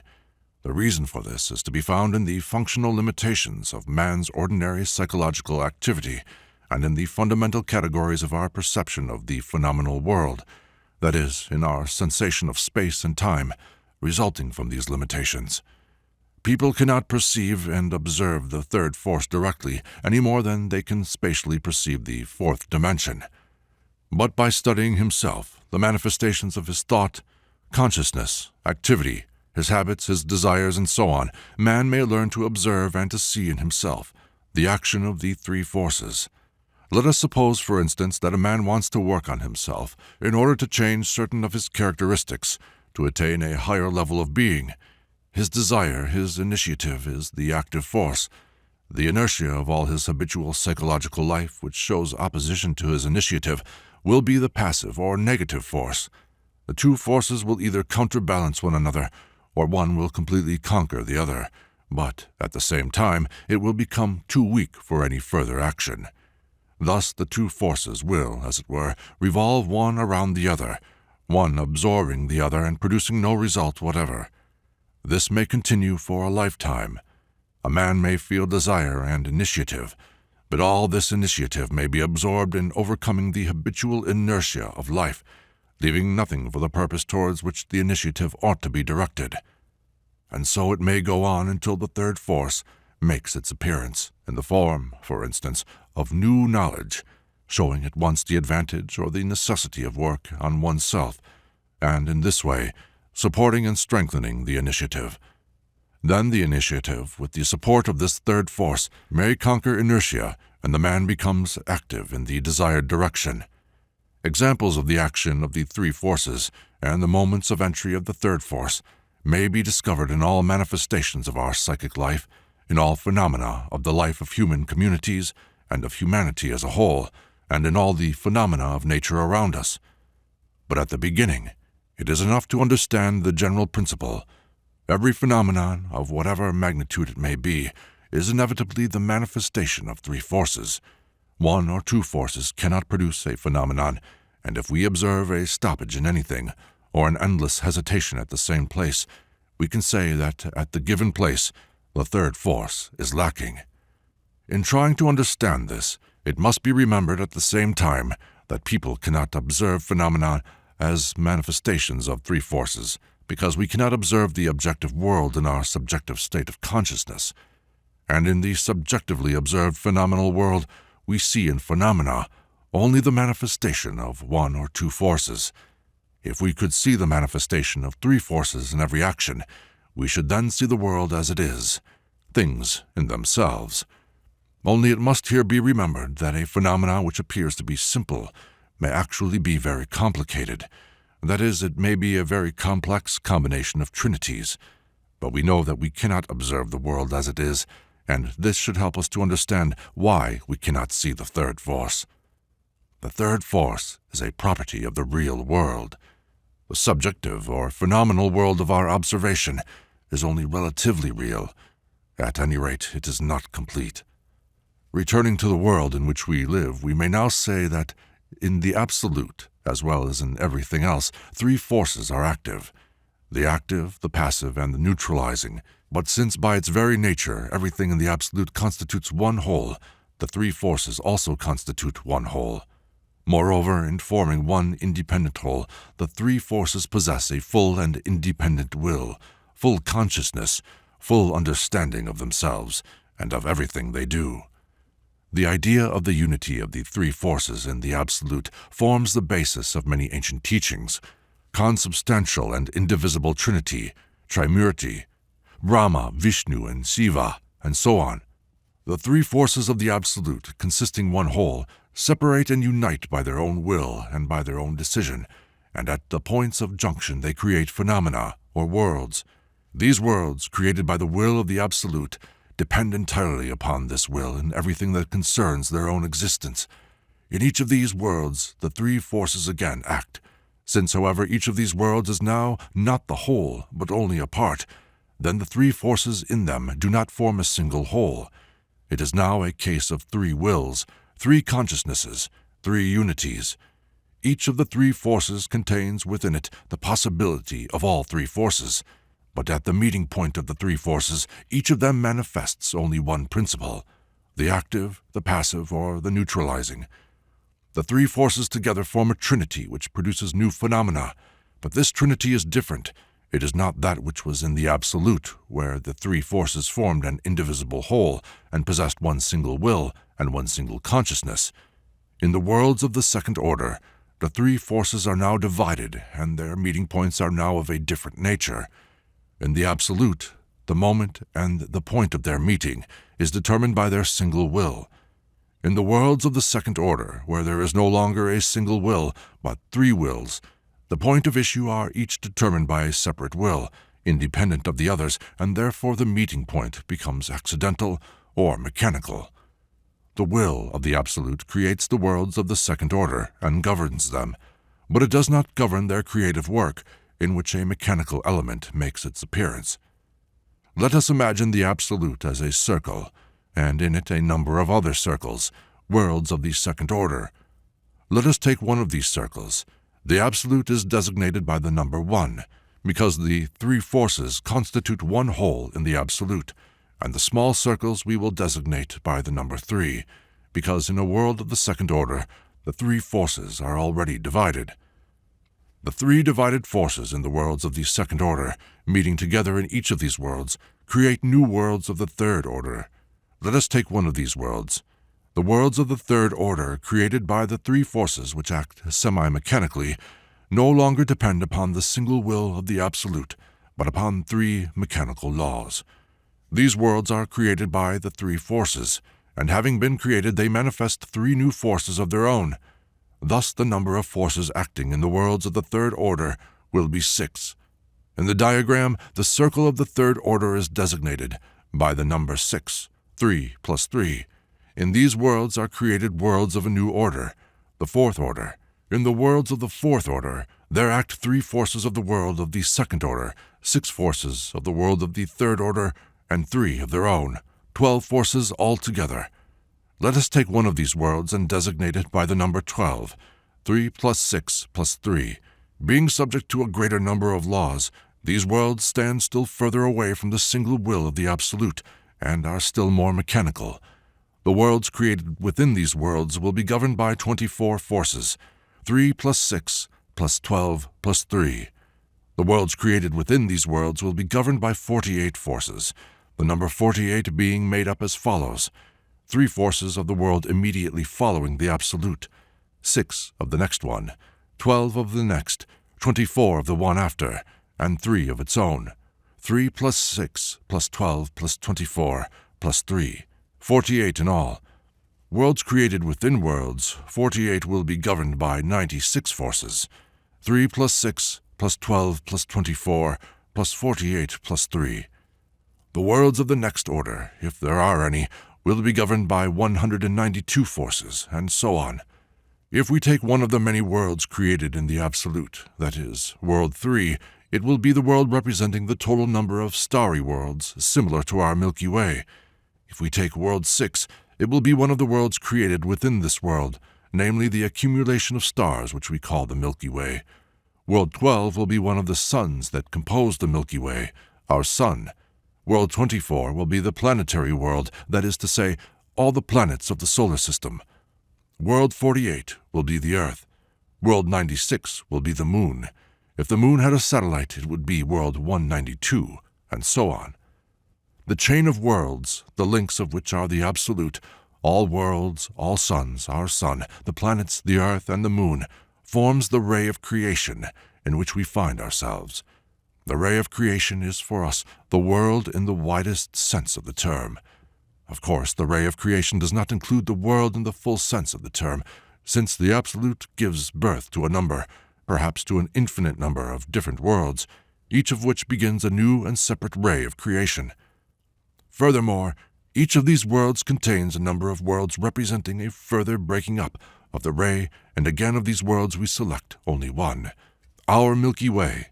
The Milky Way consists of a number of suns, but of this number we select one sun which is nearest to us, upon which we immediately depend, and in which we live and move and have our being. Each of the other suns means a new breaking up of the ray, but we cannot study these rays in the same way as our ray, that is, the ray in which we are situated. Further, within the solar system, the planetary world is nearer to us than the sun itself, and within the planetary world, the nearest of all to us is the Earth, the planet on which we live. We have no need to study other planets in the same way as we study the Earth. It is sufficient for us to take them all together, that is to say, on a considerably smaller scale than we take the Earth. The number of forces in each world, 1, 3, 6, 12, and so on, indicates the number of laws to which the given world is subject. The fewer laws there are in a given world, the nearer it is to the will of the Absolute.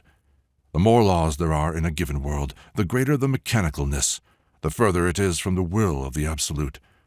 We live in a world subject to 48 orders of laws, that is to say, very far from the will of the Absolute, and in a very remote and dark corner of the universe. In this way, the ray of creation helps us to determine and to realize our place in the world. But as you see, we have not yet come to questions about influences. In order to understand the difference between the influences of various worlds, we must better understand the law of three, and then further still another fundamental law, the law of seven, or the law of octaves. Chapter 5. We take the three-dimensional universe and consider the world as a world of matter and force in the simplest and most elementary meaning of these terms. Higher dimensions and new theories of matter, space and time, as well as other categories of knowledge of the world which are unknown to science, we will discuss later. At present, it is necessary to repeat the universe in the diagrammatic form of the ray of creation, from the absolute to the moon. The ray of creation seems at the first glance to be a very elementary plan of the universe, but actually, as one studies it further, it becomes clear that with the help of this simple plan, it is possible to bring into accord and to make into a single whole a multitude of various and conflicting philosophical, as well as religious and scientific views of the world. The idea of the ray of creation belongs to ancient knowledge, and many of the naive geocentric systems of the universe known to us are actually either incompetent expositions of the idea of the ray of creation or distortions of this idea due to literal understanding. It must be observed that the idea of the ray of creation and its growth from the absolute contradicts some of the modern views, although not really scientific views. Take, for instance, the stage. Sun, earth, moon. According to the usual understanding, the moon is a cold, dead celestial body which was once like Earth. That is to say, it possessed internal heat, and at a still earlier period it was a molten mass like the sun. The Earth, according to the usual views, was once like the sun, and is also gradually cooling down, and, sooner or later, will become a frozen mass like the moon. It is usually supposed that the sun is also cooling down, and that it will become in time similar to the Earth, and later on to the moon.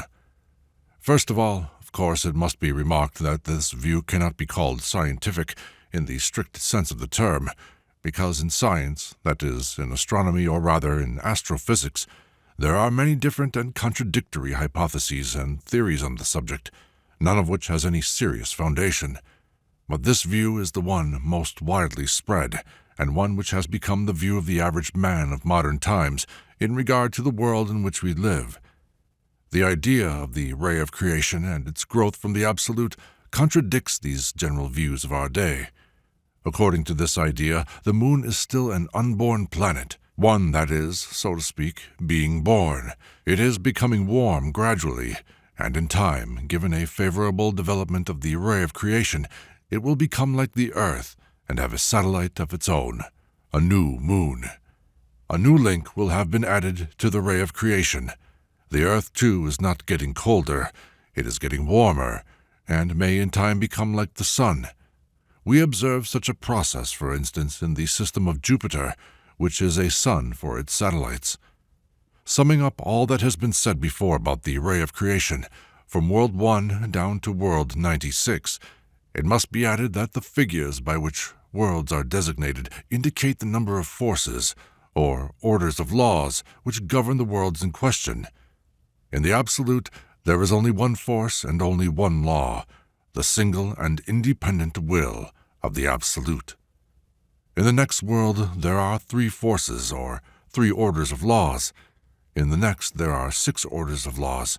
In the following one, 12, and so on. In our world, that is the Earth, 48 orders of laws are operating to which we are subject and by which our whole life is governed. If we live on the moon, we should be subject to 96 orders of laws. That is, our life and activity would be still more mechanical, and we should not have the possibilities of escape from mechanicalness that we have now. As has been said already, the will of the Absolute is only manifested in the immediate world created by it within itself, that is, in World 3. The immediate will of the Absolute does not reach World 6, and is manifested in it only in the form of mechanical laws. Further on, in Worlds 12, 24, 48, and 96, the will of the Absolute has less and less possibility of manifesting itself. This means that in World 3, the Absolute creates, as it were, a general plan of all the rest of the universe, which is then further developed mechanically. The will of the Absolute cannot manifest itself in subsequent worlds apart from this plan, and in manifesting itself in accordance with this plan, it takes the form of mechanical laws. This means that if the Absolute wanted to manifest its will, say, in our world, in opposition to the mechanical laws in operation there, it would then have to destroy all the worlds intermediate between itself and our world. The idea of a miracle, in the sense of a violation of laws by the will which made them, is not only contrary to common sense, but to the very idea of will itself. A miracle can only be a manifestation of laws which are unknown to men or rarely met with. A miracle is the manifestation in this world of laws of another world. On the earth we are very far removed from the will of the Absolute. We are separated from it by 48 orders of mechanical laws. If we could free ourselves from one half of these laws, we should find ourselves subject to only 24 orders of laws, that is, to the laws of the planetary world, and then we should be one stage nearer to the Absolute and its will. If we could then free ourselves from one half of these laws, we should be subject to the laws of the Sun, the 12 laws, and consequently one stage nearer still to the Absolute. If again we could free ourselves from half of these laws, we should be subject to the laws of the starry world, and separated by only one stage from the immediate will of the Absolute, and the possibility for man thus gradually to free himself from mechanical laws exists. The study of the 48 orders of laws to which man is subject cannot be abstract like the study of astronomy. They can be studied only by observing them in oneself and by getting free from them. At the beginning, a man must simply understand that he is quite needlessly subject to 1,000 petty but irksome laws which have been created for him by other people and by himself. When he attempts to get free from them, he will see that he cannot.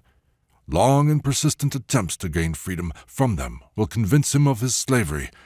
The laws to which man is subject can only be studied by struggling with them, by trying to get free from them.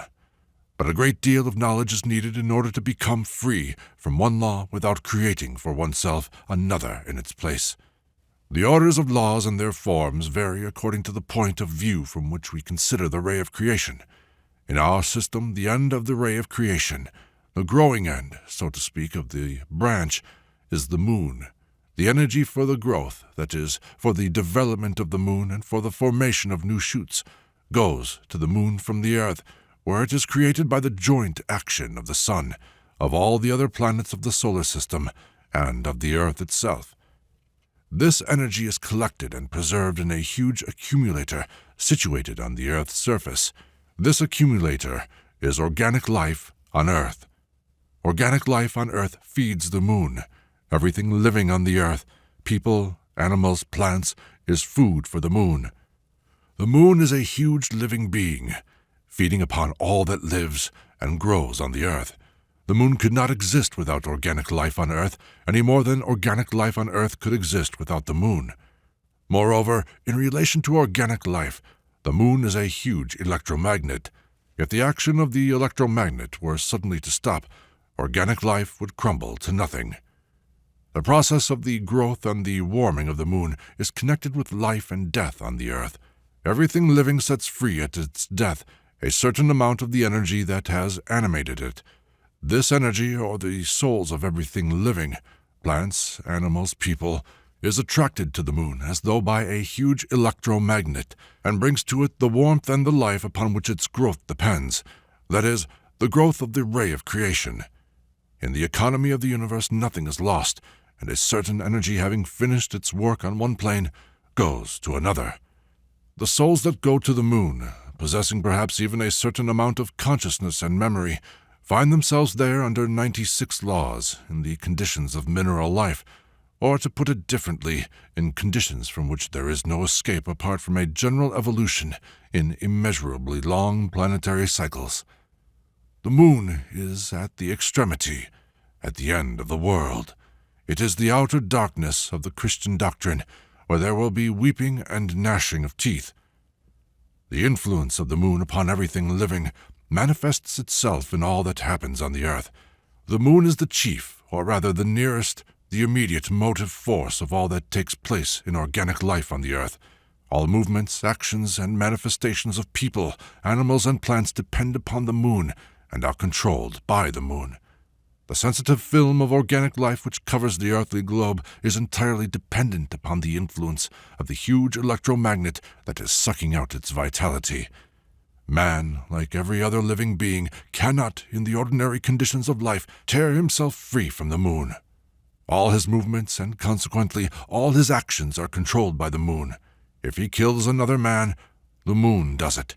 If he sacrifices himself for others, the moon does that also. All evil deeds, all crimes, all self-sacrificing actions, all heroic exploits, as well as all the actions of ordinary everyday life, are controlled by the moon.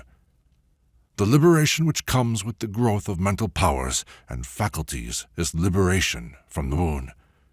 The mechanical part of our life depends upon the moon, is subject to the moon. If we develop in ourselves consciousness and will, and subject our mechanical life and all our mechanical manifestations to them, we shall escape from the power of the moon. The next idea which it is necessary to master is the materiality of the universe, which is taken in the form of the ray of creation. Everything in this universe can be weighed and measured. The absolute is as material, as weighable and measurable as the moon or as man. If the absolute is God, it means that God can be weighed and measured, resolved into component elements, calculated and expressed in the form of a definite formula. But the concept, materiality, is as relative as everything else.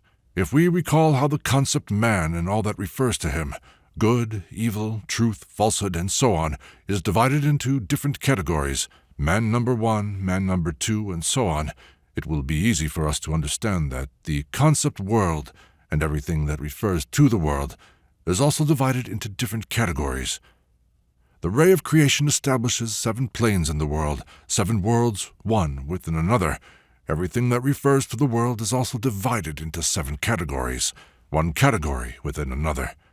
The materiality of the absolute is a materiality of an order different from that of all worlds. The materiality of all worlds is of an order different from the materiality of all suns. The materiality of all suns is of an order different from the materiality of our sun. The materiality of our sun is of an order different from the materiality of all planets. The materiality of all planets is of an order different from the materiality of the earth, and the materiality of the earth is of an order different from the materiality of the moon. This idea is at first difficult to grasp. People are accustomed to think that matter is everywhere the same. The whole of physics, of astrophysics, of chemistry, such methods as spectroanalysis and so on, are based upon this assumption. And it is true that matter is the same, but materiality is different, and different degrees of materiality depend directly upon the qualities and properties of the energy manifested at a given point. Matter or substance necessarily presupposes the existence of force or energy. This does not mean that a dualistic conception of the world is necessary. The concepts of matter and force are as relative as everything else. In the absolute, where all is one, matter and force are also one. But in this connection, matter and force are not taken as real principles of the world in itself, but as properties or characteristics of the phenomenal world observed by us. To begin the study of the universe, it is sufficient to have an elementary idea of matter and energy, such as we get by immediate observation through our organs of sense.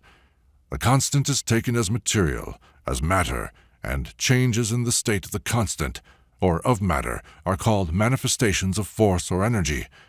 All these changes can be regarded as the result of vibrations or undulatory motions, which begin in the center, that is, in the absolute, and go in all directions, crossing one another, colliding, and merging together until they stop altogether at the end of the ray of creation. From this point of view, then, the world consists of vibrations and matter, or of matter in a state of vibration, of vibrating matter. The rate of vibration is an inverse ratio to the density of matter. In the absolute, vibrations are the most rapid and matter is the least dense.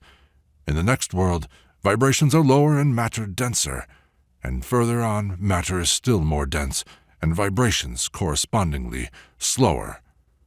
Matter may be regarded as consisting of atoms. Atoms in this connection are taken also as the result of the final division of matter.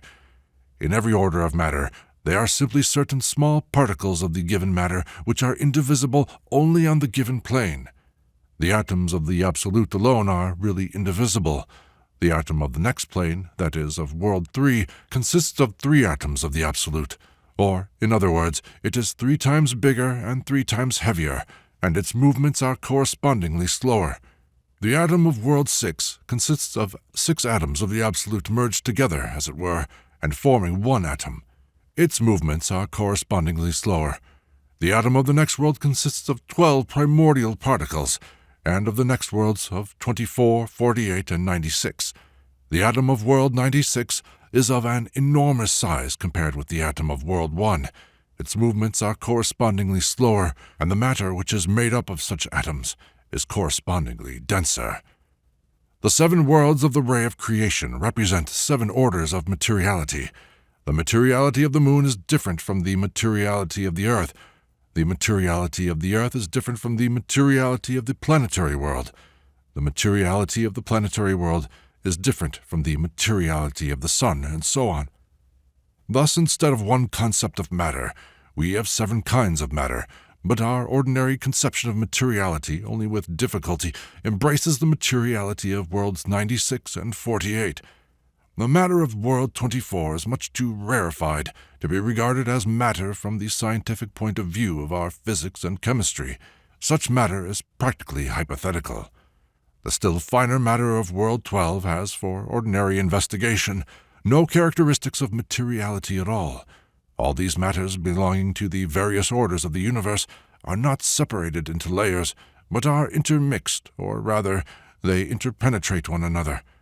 We can get an idea of similar interpenetration of matters of different densities from the penetration of one matter by another matter of different densities known to us. A piece of wood may be saturated with water. Water may in its turn be filled with gas. Exactly the same relation between different kinds of matter may be observed in the whole of the universe. The finer matters permeate the coarser ones. Matter that possesses characteristics of materiality comprehensible to us is divided for us into several states according to its density: solid, liquid, gaseous. Further gradations of matter are radiant energy, that is, electricity, light magnetism, and so on. But on every plane, that is to say, in every order of materiality, similar relations and divisions of the various states of a given matter may be found. But, as has been already said, matter of a higher plane is not material at all for the lower planes.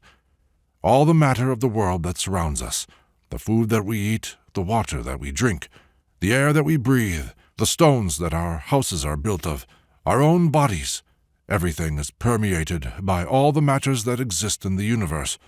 There is no need to study or investigate the sun in order to discover the matter of the solar world. This matter exists in ourselves and is the result of the division of our atoms. In the same way, we have in us the matter of all other worlds. Man is, in the full sense of the term, a miniature universe. In him are all the matters of which the universe consists. The same forces, the same laws that govern the life of the universe, operate in him.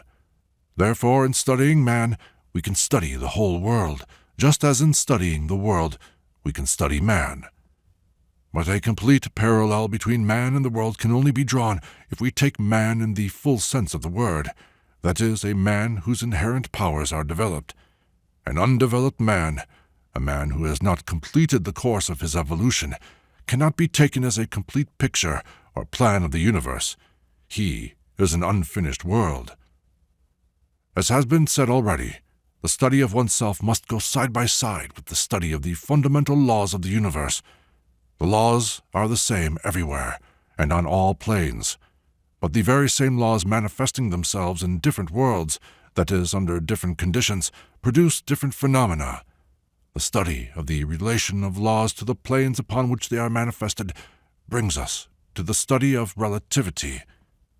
The idea of relativity occupies a very important place in this teaching, and later on we shall return to it.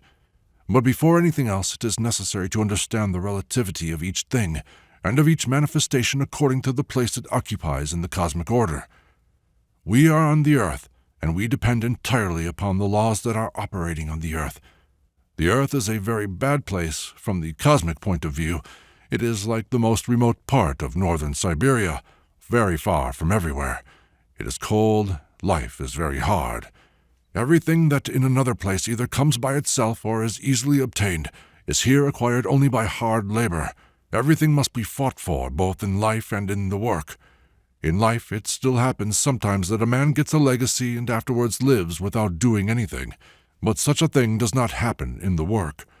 All are equal, and all are equally beggars. Returning to the law of three, one must learn to find the manifestations of this law in everything we do, and in everything we study. The application of this law in any sphere at once reveals much that is new, much that we did not see before. Take chemistry, for instance. Ordinary science does not know of the law of three, and it studies matter without taking into consideration its cosmic properties.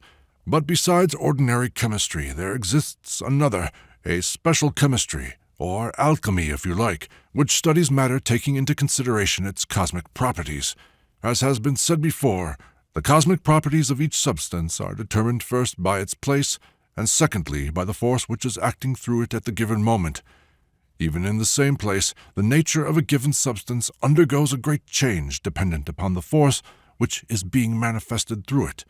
Each substance can be the conductor of any one of the three forces, and in accordance with this, it can be active, passive, or neutralizing, and it can be neither the first, nor the second, nor the third, if no force is manifesting through it at the given moment, or if it is taken without the relation to the manifestation of forces. In this way, every substance appears, as it were, in four different aspects or states. In this connection, it must be noted that when we speak of matter, we do not speak of chemical elements. The special chemistry of which I speak looks upon every substance having a separate function, even the most complex, as an element. In this way, it is only possible to study the cosmic properties of matter, because all complex compounds have their own cosmic purpose and significance. From this point of view, an atom of a given substance is the smallest compound of the given substance, which retains all its chemical, physical, and cosmic properties. Consequently, the size of the atom of different substances is not the same, and in some cases an atom may be a particle even visible to the naked eye. The four aspects or states of every substance have definite names. When a substance is the conductor of the first or the active force, it is called carbon, and like the carbon of chemistry, it is designated by the letter C. When a substance is the conductor of the second or the passive force, it is called oxygen, and like the oxygen of chemistry, it is designated by the letter O. When a substance is the conductor of the third or neutralizing force, it is called nitrogen, and like the nitrogen of chemistry, it is designated by the letter N. When a substance is taken without relation to the force manifesting itself through it, it is called hydrogen, and like the hydrogen of chemistry, it is designated by the letter H. The active, the passive, and the neutralizing forces are designated by the figures 1, 2, 3, and the substances by the letters C, O, N, and H. These designations must be understood. Do these four elements correspond to the old four alchemical elements, fire, air, water, earth? Asked one of us. Yes, they do correspond, said G. But we will use these. You will understand why afterwards. What I heard interested me very much, for it connected G's system with the system of the tarot, which had seemed to me at one time to be a possible key to hidden knowledge. Moreover, it showed me a relation of 3 to 4, which was new to me and which I had not been able to understand from the tarot. The tarot is definitely constructed upon the law of 4 principles.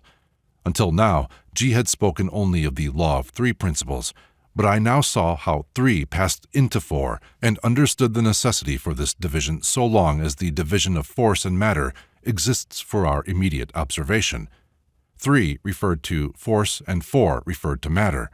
Of course, the further meaning of this was still obscure for me, but even that little that G said promised a great deal for the future.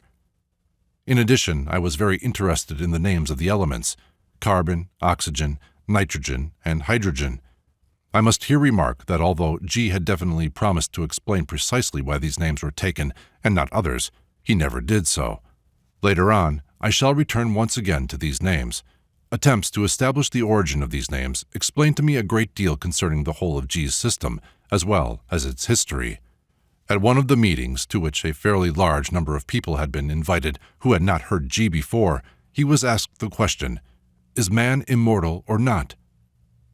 "I shall try to answer this question," said G, "but I warn you that this cannot be done fully enough without the material to be found in ordinary knowledge and in ordinary language. You ask whether man is immortal or not. I shall answer, both yes and no. This question has so many different sides to it. First of all, what does immortal mean? Are you speaking of absolute immortality, or do you admit different degrees? If, for instance, after the death of the body, something remains which lives for some time preserving its consciousness, can this be called immortality or not? Or let us put it this way, how long a period of such existence is necessary for it to be called immortality? Then does this question include the possibility of a different immortality for different people? And there are still many other different questions. I am saying this only in order to show how vague they are and how easily such words as immortality can lead to illusion. In fact, nothing is immortal. Even God is mortal. But there is a great difference between man and God, and of course, God is mortal in a different way to man. It would mean much better if, for the word immortality, we substitute the words existence after death. Then I will answer that man has the possibility of existence after death. But possibility is one thing, and the realization of the possibility is quite a different thing. Let us now try to see what this possibility depends upon and what its realization means. Then G repeated briefly all that had been said before about the structure of man and the world. He drew the diagram of the ray of creation and the diagram of the 4 bodies of man. See figures 1 and 3. But in relation to the bodies of man, he introduced a detail which we had not had before. He again used the Eastern comparison of man with a carriage, horse, driver, and master, and drew the diagram with one addition that was not there before. Man is a complex organization, he said, consisting of 4 parts which may be connected or unconnected, or badly connected. The carriage is connected with the horse by shafts, the horse is connected with the driver by reins, and the driver is connected with the master by the master's voice. But the driver must hear and understand the master's voice. He must know how to drive, and the horse must be trained to obey the reins. As to the relation between the horse and the carriage, the horse must be properly harnessed. Thus there are 3 connections between the 4 sections of this complex organization. See Figure 5b. If something is lacking in one of the connections, the organization cannot act as a single whole. The connections are therefore no less important than the actual bodies. Working on himself, man works simultaneously on the bodies and on the connections, but it is different work. Work on oneself must begin with the driver. The driver is the mind. In order to be able to hear the master's voice, the driver, first of all, must not be asleep. That is, he must wake up. Then it may prove that the master speaks a language that the driver does not understand. The driver must learn this language. When he has learned it, he will understand the master. But concurrently with this, he must learn to drive the horse, to harness it to the carriage, to feed and groom it, and to keep the carriage in order. Because what would be the use of his understanding the master if he is not in a position to do anything? The master tells him to go yonder, but he is unable to move because the horse has not been fed, it is not harnessed, and he does not know where the reins are. The horse is our emotions. The carriage is the body. The mind must learn to control the emotions. The emotions will always pull the body after them. This is the order in which work on oneself must proceed. But observe again that work on the bodies, that is, on the driver, the horse, and the carriage, is one thing, and work on the connections, that is, on the driver's understanding which unites him to the master, on the reins which connect him with the horse, and on the shafts and the harness which connect the horse with the carriage, is quite another thing. It sometimes happens that the bodies are quite good and in order, but that the connections are not working. What then is the use of the whole organization? Just as in the case of undeveloped bodies, the whole organization is inevitably controlled from below, that is, not by the will of the master, but by accident. In a man with 2 bodies, the second body is active in relation to the physical body. It means that the consciousness in the astral body may have power over the physical body. G put a plus over the astral body and a minus over the physical. See Figure 5c. In a man with 3 bodies, the third or mental body is active in relation to the astral body and to the physical body. This means that the consciousness in the mental body has complete power over the astral body and over the physical body. G put a plus over the mental body and a minus over the astral and the physical bodies bracketed together. In a man with 4 bodies, the active body is the 4th. This means that the consciousness in the 4th body has complete power over the mental, the astral, and the physical bodies. G put a plus over the 4th body and a minus over the other 3 bracketed together. As you see, he said, there exist 4 quite different situations. In one case, all the functions are controlled by the physical body. It is active. In relation to it, everything else is passive. See Figure 5a. In another case, the second body has the power over the physical. In the third case, the mental body has the power over the astral and the physical. And in the last case, the 4th body has power over the first 3. We have seen before that in man a physical body only, exactly the same order of relationship is possible between his various functions. The physical functions may control feeling, thought, and consciousness. Feeling may control the physical functions, thought may control the physical functions and feeling, and consciousness may control the physical functions, feeling, and thought. In man of 2, 3, and 4 bodies, the most active body also lives the longest. That is, it is immortal in relation to a lower body. He again drew the diagram of the ray of creation, and by the side of Earth he placed the physical body of man. This is ordinary man, he said. Man number 1, 2, 3, and 4. He has only the physical body. The physical body dies and nothing is left of it. The physical body is composed of earthly material, and at death it returns to earth. It is dust, and to dust it returns. It is impossible to talk of any kind of immortality for a man of this sort, but if a man has the second body, he placed the second body on the diagram parallel to the planets, This second body is composed of material of the planetary world, and it can survive the death of the physical body. It is not immortal in the full sense of the word, because after a certain period of time it also dies, but at any rate it does not die with the physical body. If a man has the third body," he placed the third body on the diagram parallel to the sun, "it is composed of material of the sun, and it can exist after the death of the astral body. The fourth body is composed of material of the starry world, that is, of material that does not belong to the solar system, and therefore, if it has crystallized within the limits of the solar system, there is nothing within this system that could destroy it. This means that a man possessing the fourth body is immortal within the limits of the solar system." Figure 6. You see, therefore, why it is impossible to answer at once the question, is man immortal or not? One man is immortal, another is not. A third tries to become immortal, a fourth considers himself immortal, and is therefore simply a lump of flesh. When G went to Moscow, our permanent group met without him. There remain, in my memory, several talks in our group which were connected with what we had recently heard from G. We had many talks about the idea of miracles, and about the fact that the Absolute cannot manifest its will in our world, and that this will manifests itself only in the form of mechanical laws, and cannot manifest itself by violating these laws. I do not remember which of us was first to remember a well-known, though not very respectful school story in which we at once saw an illustration of this law. The story is about an overaged student of a seminary who, at a final examination, does not understand the idea of God's omnipotence. "Well, give me an example of something that the Lord cannot do," said the examining bishop. "It won't take long to do that, Your Eminence," answered the seminarist. "Everyone knows that even the Lord himself cannot beat the ace of trumps with the ordinary deuce." Nothing could be more clear. There was more sense in this silly story than in 1,000 theological treatises. The laws of a game make the essence of the game. A violation of these laws would destroy the entire game. The Absolute can as little interfere in our life and substitute other results in the place of the natural results of the causes created by us, or created accidentally, as he can beat the ace of trumps with the deuce.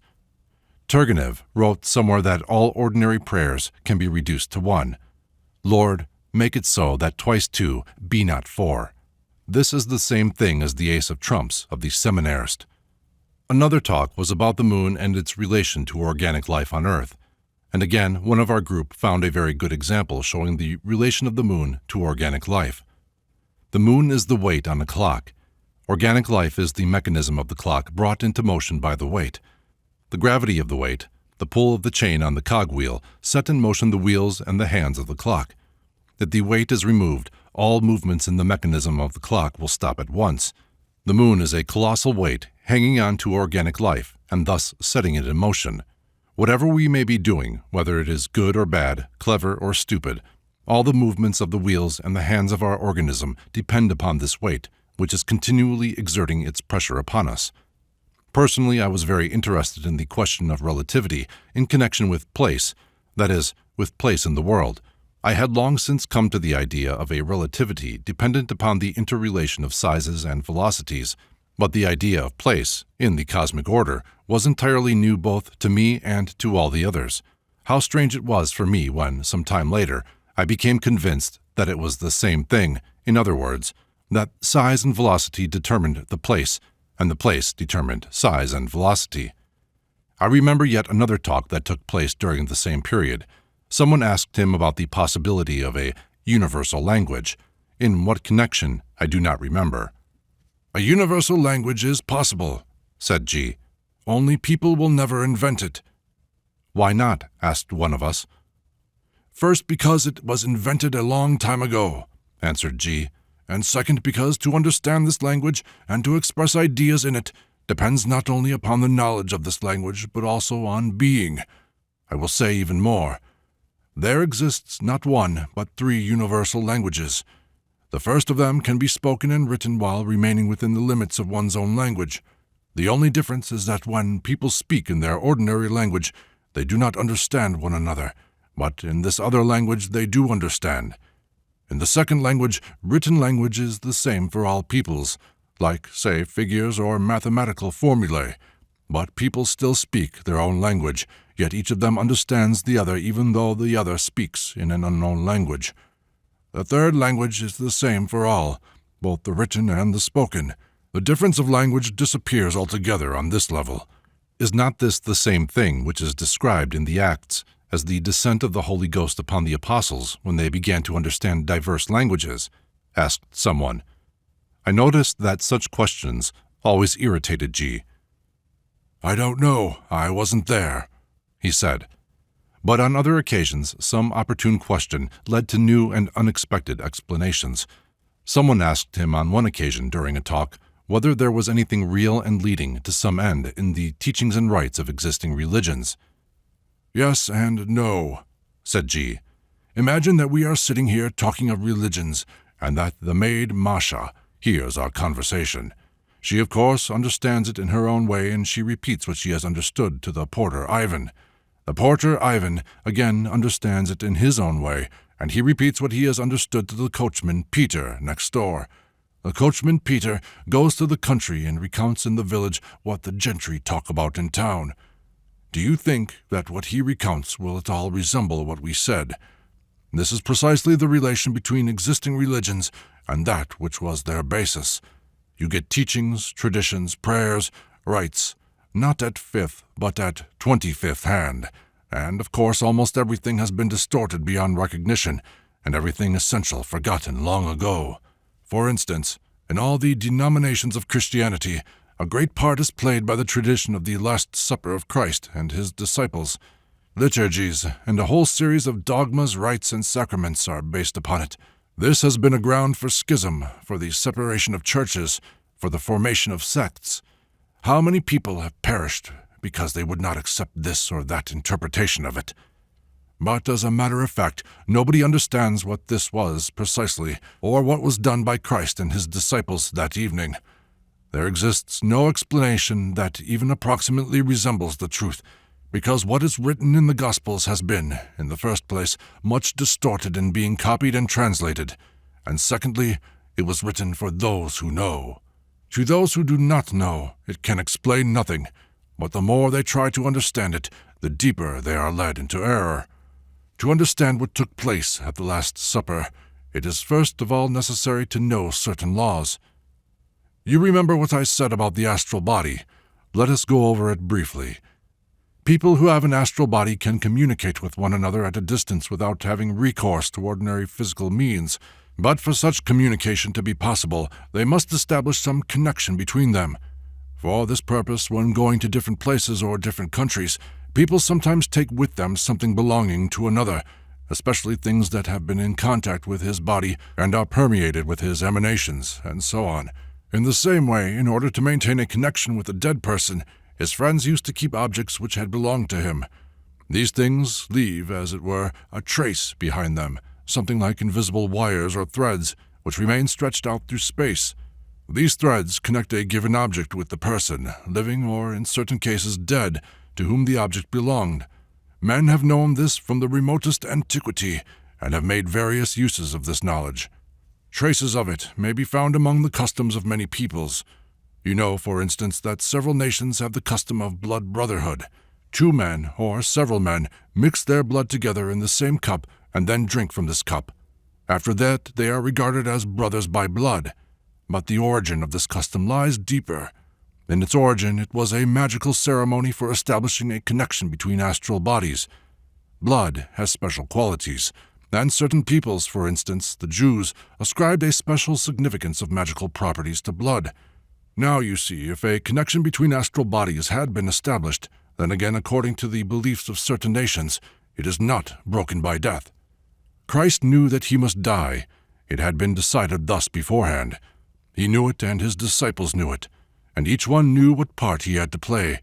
But at the same time, they wanted to establish a permanent link with Christ, and for this purpose he gave them his blood to drink and his flesh to eat. It was not bread and wine at all, but real flesh and real blood. The Last Supper was a magical ceremony, similar to blood brotherhood, for establishing a connection between astral bodies. But who is there who knows about this in existing religions and who understands what it means? All this has been long forgotten, and everything has been given quite a different meaning. The words have remained, but their meaning has long been lost." This lecture, and particularly its ending, provoked a great deal of talk in our groups. Many were repelled by what G said about Christ and the Last Supper. Others, on the contrary, felt in this a truth which they never could have reached by themselves. Chapter 6. One of the next lectures began with a question asked by one of those present. What was the aim of his teaching? "I certainly have an aim of my own," said G, "but you must permit me to keep silent about it. At the present moment my aim cannot have any meaning for you, because it is important that you should define your own aim. The teaching by itself cannot pursue any definite aim. It can only show the best way for men to attain whatever aims they may have. The question of aim is a very important question. Until a man has defined his own aim for himself, he will not be able even to begin to do anything. How is it possible to do anything without having an aim? Before anything else, doing presupposes an aim. But the question of the aim of existence is one of the most difficult philosophical questions," said one of those present. "You want us to begin by solving this question, but perhaps we have come here because we are seeking an answer to this question. You expect us to have known it beforehand. If a man knows this, he really knows everything." "You misunderstood me," said G. "I was not speaking of the philosophical significance of the aim of existence. Man does not know it, and he cannot know it, so long as he remains what he is. First of all, because there is not one, but many aims of existence. On the contrary, attempts to answer this question using ordinary methods are utterly hopeless and useless. I was asking about an entirely different thing. I was asking about your personal aim, about what you want to attain, and not about the reason for your existence. Everyone must have his own aim. One man wants riches, another health, a third wants the kingdom of heaven, the fourth wants to be a general, and so on. It is about aims of this sort that I am asking. If you tell me what your aim is, I shall be able to tell you whether we are going along the same road or not. Think of how you formulated your own aim to yourselves before you came here." "I formulated my own aim quite clearly several years ago," I said.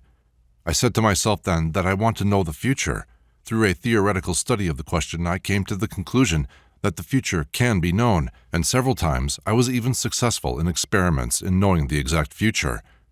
I concluded from this that we ought, and that we have a right to know the future, and that until we do know it, we shall not be able to organize our lives. A great deal was connected for me with this question. I considered, for instance, that a man can know, and has a right to know, exactly how much time is left to him, how much time he has at his disposal, or, in other words, he can and has a right to know the day and hour of his death.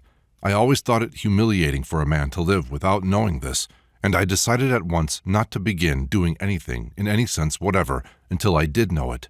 For what is the good of beginning any kind of work when one doesn't know whether one will have time to finish it or not?" "Very well," said G. "To know the future is the first aim. Who else can formulate his aim?"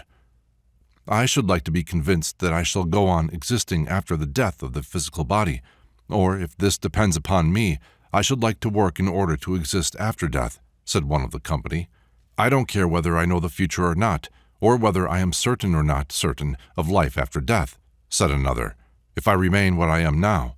What I feel most strongly is that I am not master of myself, and if I were to formulate my aim, I should say that I want to be master of myself." "I should like to understand the teaching of Christ and to be a Christian in the true sense of the term," said the next. "I should like to be able to help people," said another. "I should like to know how to stop wars," said another. "Well, that's enough," said G. "We have now sufficient material to go on with. The best formulation of those that have been put forward is the wish to be one's own master. Without this, nothing else is possible, and without this, nothing else will have any value. But let us begin with the first question, or the first aim. In order to know the future, it is necessary first to know the present in all its details, as well as to know the past. Today is what it is, because yesterday is what it was, and if today is like yesterday, tomorrow will be like today. If you want tomorrow to be different, you must make today different. If today is simply a consequence of yesterday, tomorrow will be a consequence of today in exactly the same way. And if one has studied thoroughly what happened yesterday, the day before yesterday, a week ago, a year, 10 years ago, one can say unmistakably what will and will not happen tomorrow. But at present we have not sufficient material at our disposal to discuss this question as seriously. What happens or may happen to us may depend upon three causes: upon accident, upon fate, or upon our own will. Such as we are almost wholly dependent upon accident. We can have no fate in the real sense of the word, any more than we can have will. If we had will, then through this alone we should know the future, because we should then make our future and make it such as we want it to be. If we had fate, we could also know the future, because fate corresponds to type. If the type is known, then its fate can be known. That is, both the past and the future. But accidents cannot be foreseen. Today a man is one, tomorrow he is different. Today one thing happens to him, tomorrow another. But are you not able to foresee what is going to happen to each of us? Somebody asked. That is to say, foretell what result each of us will reach in work on himself, and whether it is worth his while to begin work?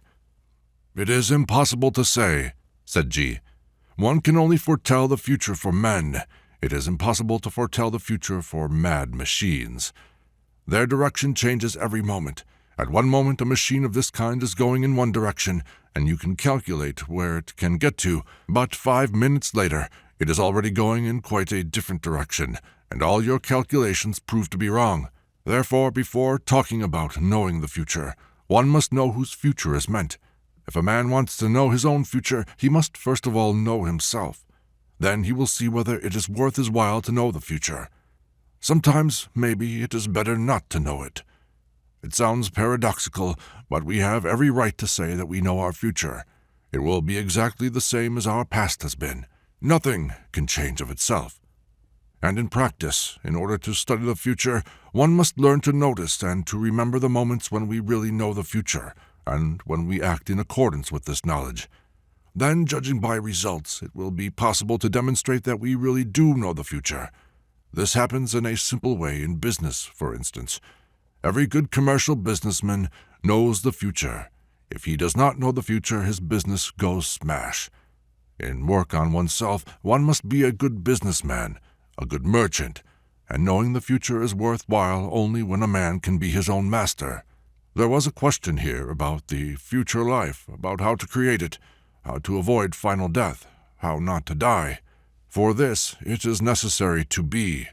If a man is changing every minute, if there is nothing in him that can withstand external influences, it means that there is nothing in him that can withstand death.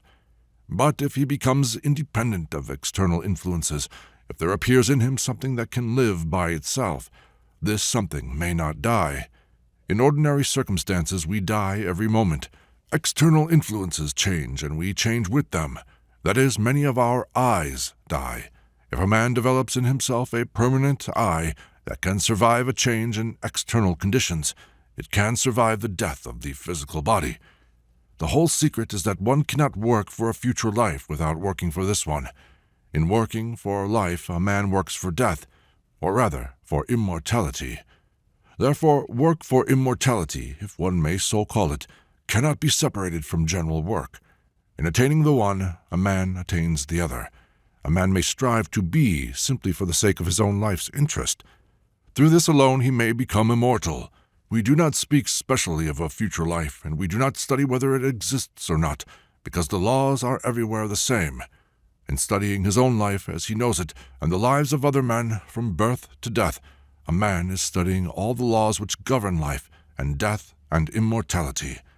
If he becomes the master of his life, he may become the master of his death. Another question was how to become a Christian. First of all, it is necessary to understand that a Christian is not a man who calls himself a Christian, or whom others call a Christian. A Christian is one who lives in accordance with Christ's precepts. Such as we cannot be Christians. In order to be Christians, we must be able to do. We cannot do. With us, everything happens. Christ says, "Love your enemies," but how can we love our enemies when we cannot even love our friends? Sometimes it loves, and sometimes it does not love. Such as we are, we cannot even really desire to be Christians, because, again, sometimes it desires, and sometimes it does not desire. And one and the same thing cannot be desired for long, because suddenly, instead of desiring to be a Christian, a man remembers a very good but very expensive carpet that he has seen in a shop, and instead of wishing to be a Christian, he begins to think how he can manage to buy this carpet, forgetting all about Christianity. Or if somebody else does not believe what a wonderful Christian he is, he will be ready to eat him alive or to roast him on hot coals. In order to be a good Christian, one must be. To be means to be master of oneself. If a man is not his own master, he has nothing and can have nothing, and he cannot be a Christian. He is simply a machine, an automaton. A machine cannot be a Christian. Think for yourselves. Is it possible for a motor car or a typewriter or a gramophone to be a Christian? They are simply things which are controlled by chance. They are not responsible. They are machines. To be a Christian means to be responsible. Responsibility comes later when a man even partially ceases to be a machine and begins, in fact, and not only in words, to desire to be a Christian. What is the relation of the teaching you are expounding to Christianity as we know it? Asked somebody present. I do not know what you know about Christianity, answered G, emphasizing this word. It would be necessary to talk a great deal and to talk for a long time in order to make clear what you understand by this term. But for the benefit of those who know already, I will say that, if you like, this is esoteric Christianity. We will talk in due course about the meaning of these words. At present, we will continue to discuss our questions. One of the desires expressed, the one which is most right, is the desire to be master of oneself, because without this, nothing else is possible. And in comparison with this desire, all other desires are simply childish dreams, desires of which a man can make no use, even if they were granted to him. It was said, for instance, that somebody wanted to help people. In order to be able to help people, one must first learn to help oneself. A great number of people become absorbed in thoughts and feelings about helping others simply out of laziness. They are too lazy to work on themselves, and at the same time it is very pleasant for them to think that they are able to help others. This is being false and insincere with oneself. If a man looks at himself as he really is, he will not begin to think of helping other people. He will be ashamed to think about it. Love of mankind, altruism, are all very fine words, but they only have meaning when a man is able, of his own choice and of his own decision, to love or not to love, to be an altruist or an egoist. Then his choice has a value. But if there is no choice at all, if he cannot be different, if he is only such as chance has made or is making him, an altruist today, an egoist tomorrow, again an altruist the day after tomorrow, then there is no value in it whatever. In order to help others, one must first learn to be an egoist, a conscious egoist. Only a conscious egoist can help people. Such as we are, we can do nothing. A man decides to be an egoist but gives away his last shirt instead. He decides to give away his last shirt, but instead he strips of his last shirt the man to whom he meant to give his own. Or he decides to give away his own shirt, but gives away somebody else's, and is offended if somebody refuses to give him his shirt, so that he may give it to another. This is what happens most often, and so it goes on. And above all, in order to do what is difficult, one must first learn to do what is easy. One cannot begin with the most difficult. There was a question about war. How to stop wars. Wars cannot be stopped. War is the result of the slavery in which men live. Strictly speaking, men are not to blame for war. War is due to cosmic forces, to planetary influences, but in men there is no resistance whatever against these influences, and there cannot be any, because men are slaves. If they were men and were capable of doing, they would be able to resist these influences and refrain from killing one another. But surely those who realize this can do something, said the man who had asked the question about war. If a sufficient number of men came to a definite conclusion that there should be no war, could they not influence others? Those who dislike war have been trying to do so almost since the creation of the world, said G. And yet there has never been such a war as the present. Wars are not decreasing, they are increasing. and war cannot be stopped by ordinary means. All these theories about universal peace, about peace conferences, and so on, are again simply laziness and hypocrisy. Men do not want to think about themselves, do not want to work on themselves, but think of how to make other people do what they want. If a sufficient number of people who wanted to stop war really did gather together, they would first of all begin by making war upon those who disagreed with them. And it is still more certain that they would make war on people who also want to stop wars, but in another way. And so they would fight. Men are what they are, and they cannot be different. War has many causes that are unknown to us. Some causes are in men themselves, others are outside them. One must begin with the causes that are in man himself. How can he be independent of the external influences of great cosmic forces when he is a slave of everything that surrounds him? He is controlled by everything around him. If he becomes free from things, he may then become free from planetary influences. Freedom, liberation, this must be the aim of man.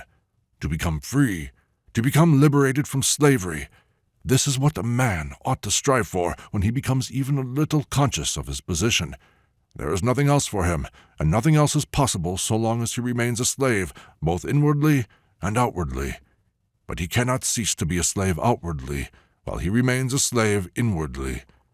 Therefore, in order to become free, man must gain inner freedom. The first reason for man's inner slavery is his ignorance, and above all his ignorance of himself. Without self-knowledge, without understanding the working and functions of his machine, man cannot be free. He cannot govern himself, and he will always remain a slave and the plaything of the forces acting upon him. This is why, in all ancient teachings, the first demand at the beginning of the way to liberation was, "Know thyself." We shall speak of these words now. The next lecture began precisely with the words, "Know thyself." These words, said G, which are generally ascribed to Socrates, actually lie at the basis of many systems and schools far more ancient than the Socratic. But although modern thought is aware of the existence of this principle, it has only a very vague idea of its meaning and significance.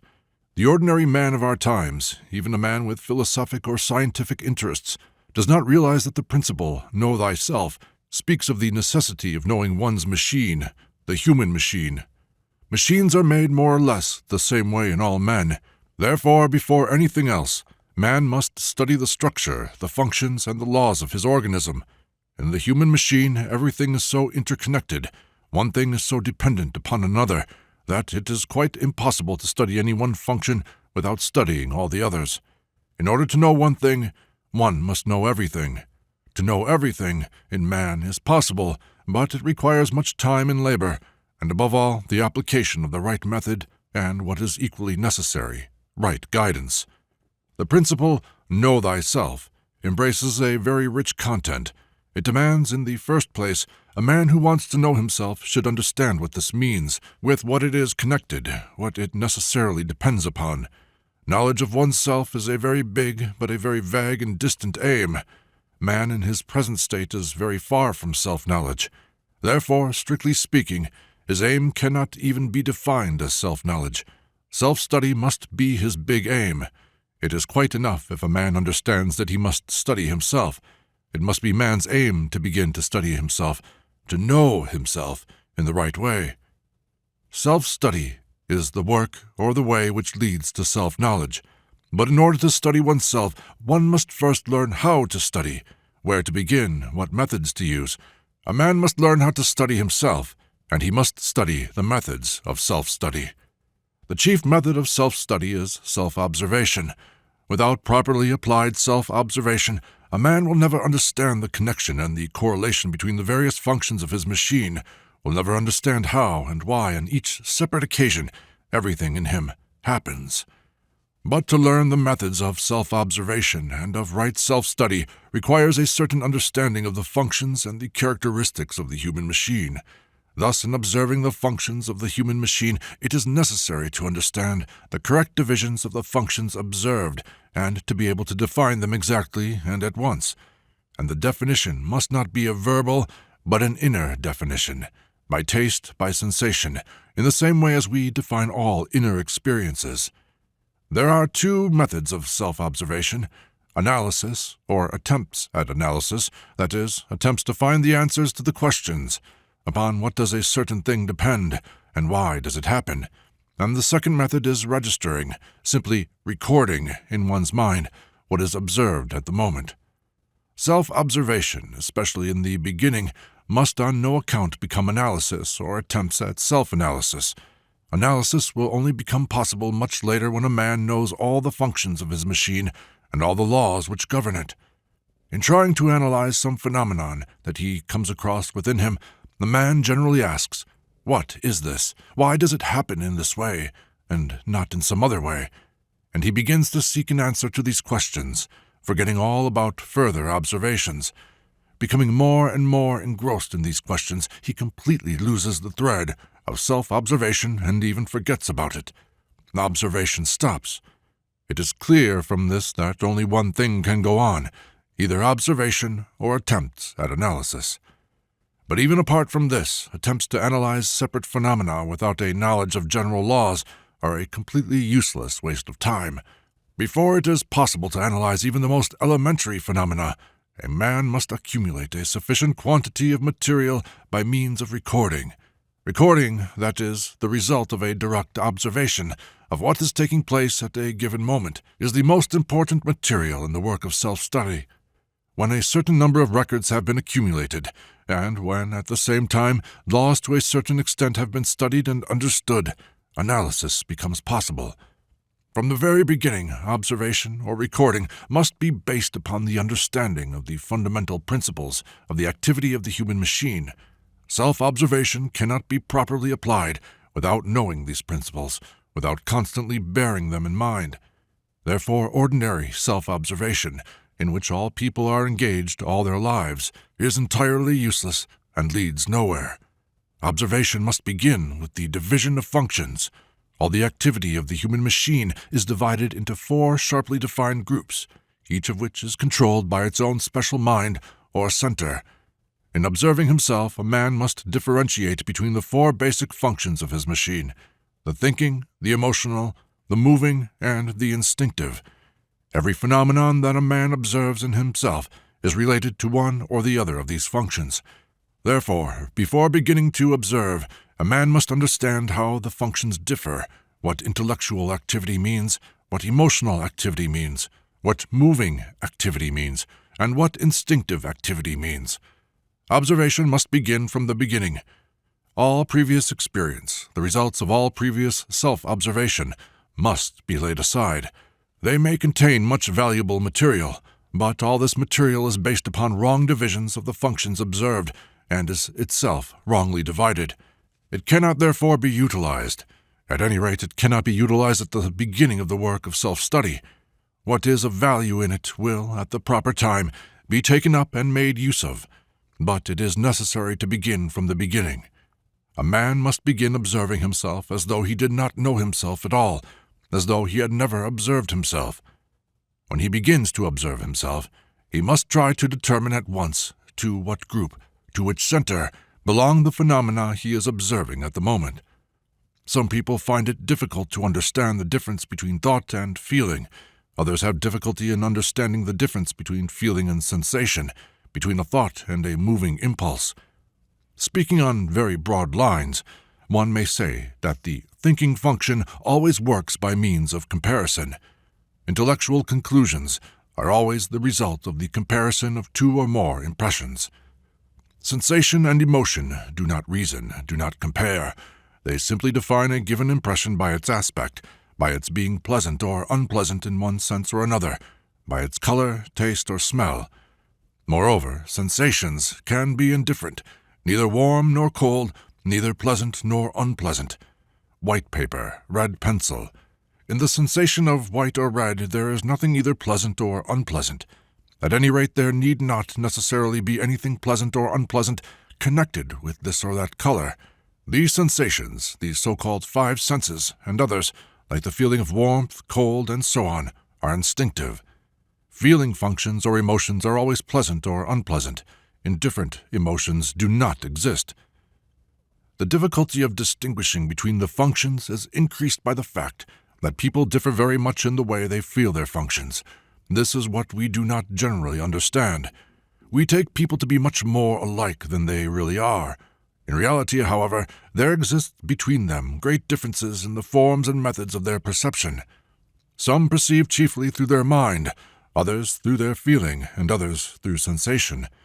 It is very difficult, almost impossible for men of different categories and of different modes of perception to understand one another, because they call one and the same thing by different names, and they call different things by the same name. Besides this, various other combinations are possible. One man perceives by thoughts and sensations, another by thoughts and feelings, and so on. One or another mode of perception is immediately connected with one or another kind of reaction to external events. The result of this difference in perception and reaction to external events is expressed in the first place by the fact that people do not understand one another, and in the second by the fact that they do not understand themselves. Very often a man calls his thoughts or his intellectual perceptions his feelings, calls his feelings his thoughts, and his sensations his feelings. This last is the most common. If two people perceive the same thing differently, let us say that one perceives it through feeling and another through sensation, they may argue all their lives and never understand in what consists the difference of their attitude to a given object. Actually, one sees one aspect of it, and the other a different aspect. In order to find a way of discriminating, we must understand that every normal psychic function is a means or an instrument of knowledge. With the help of the mind, we see one aspect of things and events. With the help of emotions, another aspect. With the help of sensations, a third aspect. The most complete knowledge of a given subject possible for us can only be obtained if we examine it simultaneously with our mind, feelings, and sensations. Every man who is striving after right knowledge must aim at the possibility of attaining such perception. In ordinary conditions, man sees the world through a crooked, uneven window, and even if he realizes this, he cannot alter anything. This or that mode of perception depends upon the work of his organism as a whole. All functions are interconnected and counterbalance one another. All functions strive to keep one another in the state in which they are. Therefore, when a man begins to study himself, he must understand that if he discovers in himself something that he dislikes, he will not be able to change it. To study is one thing, and to change is another. But study is the first step towards the possibility of change in the future. And in the beginning, to study himself, he must understand that for a long time all his work will consist in study only. Change under ordinary conditions is impossible, because in wanting to change something, a man wants to change this one thing only. But everything in the machine is interconnected, and every function is inevitably counterbalanced by some other function, or by a whole series of other functions, although we are not aware of this interconnection of the various functions within ourselves. The machine is balanced in all its details at every moment of its activity. If a man observes in himself something that he dislikes and begins making efforts to alter it, he may succeed in obtaining a certain result. But together with this result, he will inevitably obtain another result, which he did not in the least expect or desire, and which he could not have suspected. By striving to destroy and annihilate everything that he dislikes, by making efforts to this end, he upsets the balance of the machine. The machine strives to re-establish the balance, and re-establishes it by creating a new function which the man could not have foreseen. For instance, a man may observe that he is very absent-minded, that he forgets everything, loses everything, and so on. He begins to struggle with this habit, and if he is sufficiently methodical and determined, he succeeds, after a time, in attaining the desired result. He ceases to forget and to lose things. This he notices, but there is something else he does not notice, which other people notice, namely that he has grown irritable, pedantic, fault-finding, disagreeable. Irritability has appeared as a result of his having lost his absent-mindedness. Why? It is impossible to say. Only detailed analysis of a particular man's mental qualities can show why the loss of one quality has caused the appearance of another. This does not mean that the loss of absent-mindedness must necessarily give rise to irritability. It is just as easy for some other characteristic to appear that has no relation to absent-mindedness at all.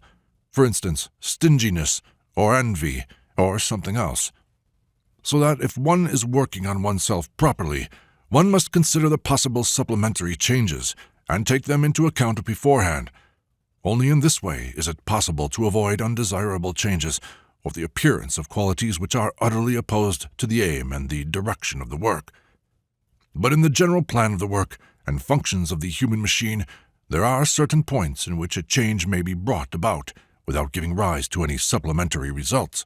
It is necessary to know what these points are, and it is necessary to know how to approach them, for if one does not begin with them, one will either get no result at all or wrong and undesirable results.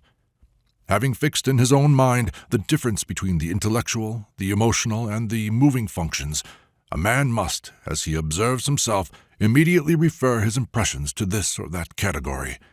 And at first he must take mental note of only such observations as regards which he has no doubt whatever, that is, those where he sees at once to what category they belong. He must reject all vague or doubtful cases, and remember only those which are unquestionable. If the work is carried on properly, the number of unquestionable observations will rapidly increase, and that which seemed doubtful before will be clearly seen to belong to the first, the second, the third center. Each center has its own memory, its own associations, its own thinking. As a matter of fact, each center consists of 3 parts, the thinking, the emotional, and the moving. But we know very little about this side of our nature. In each center we know only one part. Self-observation, however, will very quickly show us that our mental life is much richer than we think, or in any case that it contains more possibilities than we think. At the same time, as we watch the work of the centers, we shall observe side by side with their right working, their wrong working, that is, the working of one center for another, the attempts of the thinking center to feel or pretend that it feels, the attempts of the emotional center to think, the attempts of the moving center to think and feel. As has been said already, one center working for another is useful in certain cases, for it preserves the continuity of mental activity. But in becoming habitual, it becomes at the same time harmful, since it begins to interfere with right working by enabling each center to shirk its own direct duties, and to do, not what it ought to be doing, but what it likes best at the moment.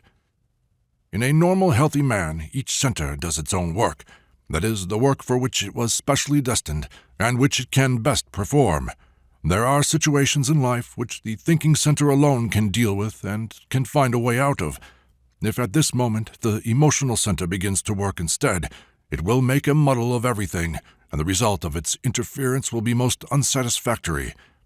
In an unbalanced kind of man, the substitution of one center for another goes on almost continually, and this is precisely what being unbalanced or neurotic means. Each center strives, as it were, to pass its work on to another, and at the same time it strives to do the work of another center for which it is not fitted. The emotional center working for the thinking center brings unnecessary nervousness, feverishness, and hurry into situations where, on the contrary, calm judgment and deliberation are essential. The thinking center working for the emotional center brings deliberation into situations which require quick decisions and makes a man incapable of distinguishing the peculiarities and the fine points of the position. Thought is too slow. It works out a certain plan of action and continues to follow it, even though the circumstances have changed and quite a different course of action is necessary. Besides, in some cases the interference of the thinking center gives rise to entirely wrong actions, because the thinking center is simply incapable of understanding the shades and distinctions of many events. Events that are quite different for the moving center and for the emotional center appear to be alike to it. Its decisions are much too general and do not correspond to the decisions which the emotional center would have made. This becomes perfectly clear if we imagine the interference of thought, that is, of the theoretical mind, in the domain of feeling, or of sensation, or of movement. In all 3 cases, the interference of the mind leads to wholly undesirable results. The mind cannot understand shades of feeling. We shall see this clearly if we imagine one man reasoning about the emotions of another. He is not feeling anything himself, so the feelings of another do not exist for him. A full man does not understand a hungry one. But for the other, they have a very definite existence. and the decisions of the first, that is, of the mind, can never satisfy him. In exactly the same way, the mind cannot appreciate sensations. For it, they are dead, nor is it capable of controlling movement. Instances of this kind are the easiest to find. Whatever work a man may be doing, it is enough for him to try to do each action deliberately, with his mind, following every movement, and he will see that the quality of his work will change immediately. If he is typing, his fingers, controlled by his moving center, find the necessary letters themselves, but if he tries to ask himself before every letter, where is K? Where is the comma? How is the word spelled? He at once begins to make mistakes, or to write very slowly. If one drives a car with the help of one's mind, one can only go in the lowest gear. The mind cannot keep pace with all the movements necessary for developing a greater speed.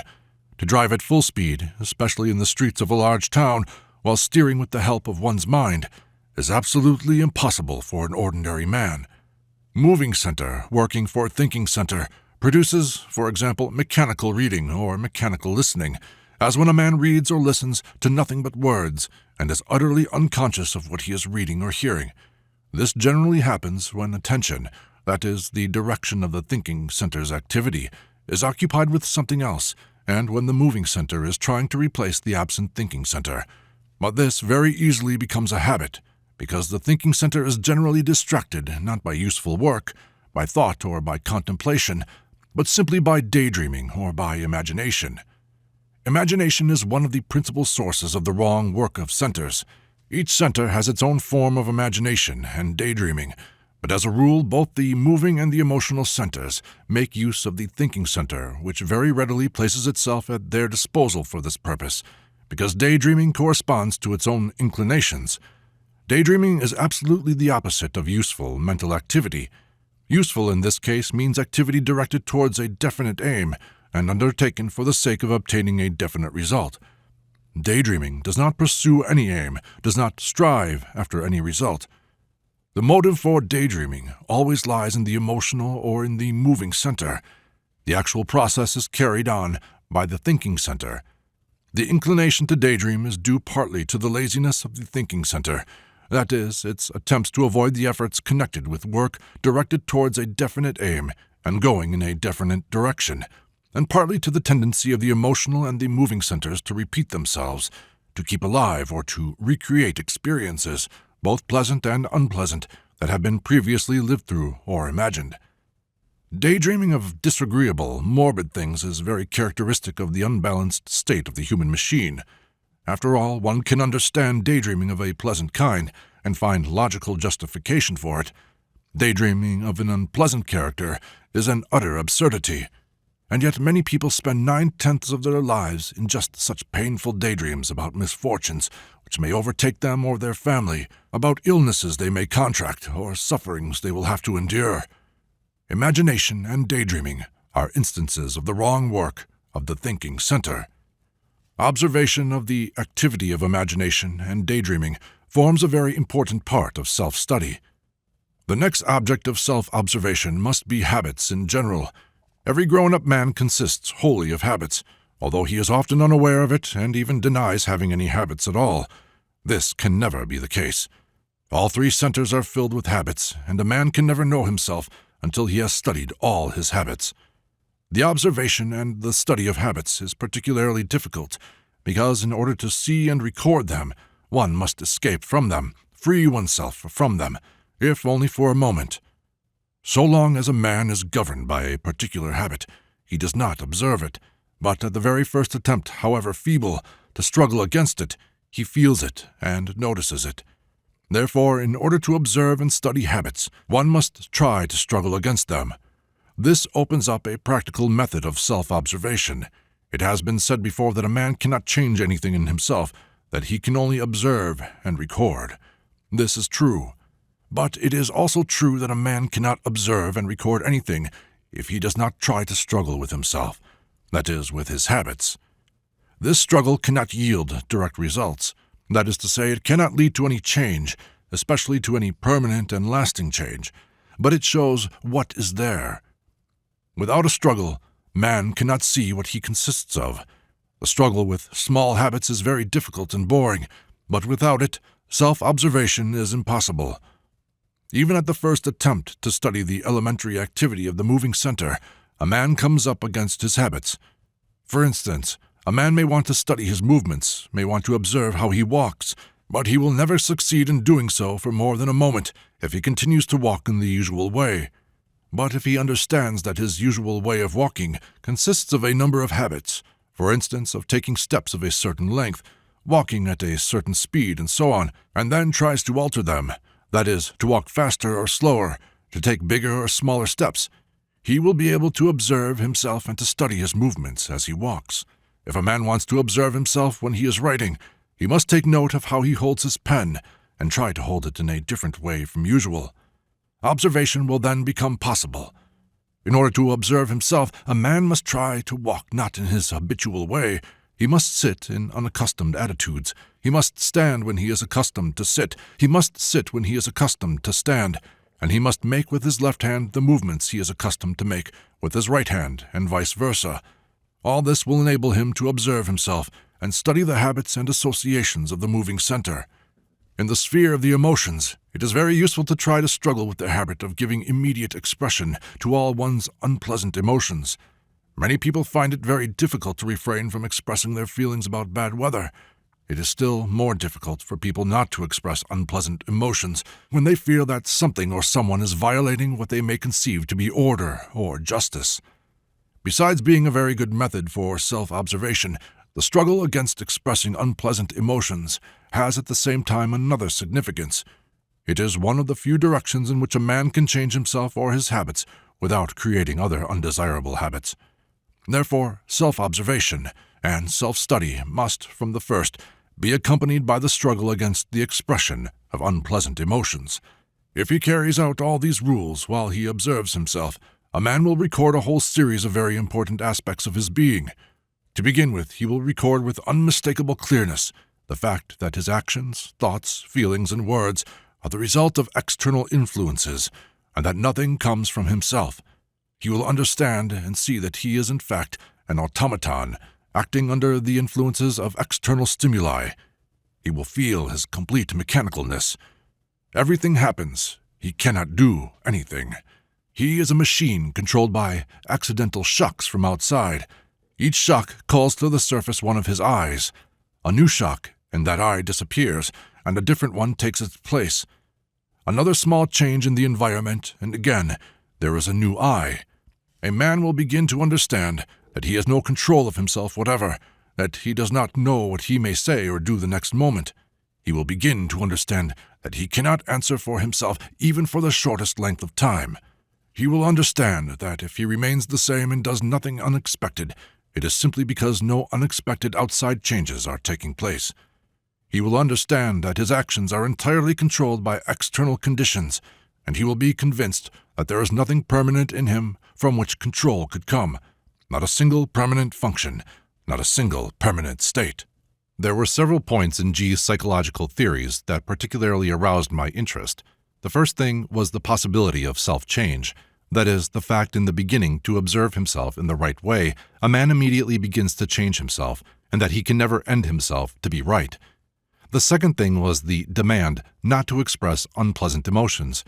I at once felt something big behind this, and the future showed that I was right, for the study of emotions and the work on emotions became the basis of the subsequent development of the whole system. But this was much later. The third thing, which at once attracted my attention, and of which I began to think the very first time I heard it, was the idea of the moving center. The chief thing that interested me here was the question of the relation in which G placed moving functions and instinctive functions. Were they the same thing or were they different? And further, in what relation did the divisions made by G stand to the divisions customary in ordinary psychology? With certain reservations and additions, I had considered it possible to accept the old divisions, that is, to divide man's actions into conscious actions, automatic actions, which must at first be conscious, instinctive actions, expedient but without consciousness of purpose, and reflexes, simple and complex, which are never conscious and which can, in certain cases, be inexpedient. In addition, there were actions performed under the influence of hidden emotional dispositions, or inner, unknown impulses. G turned all this structure upside down. First of all, he completely rejected conscious actions because, as it appeared from what he said, there was nothing that was conscious.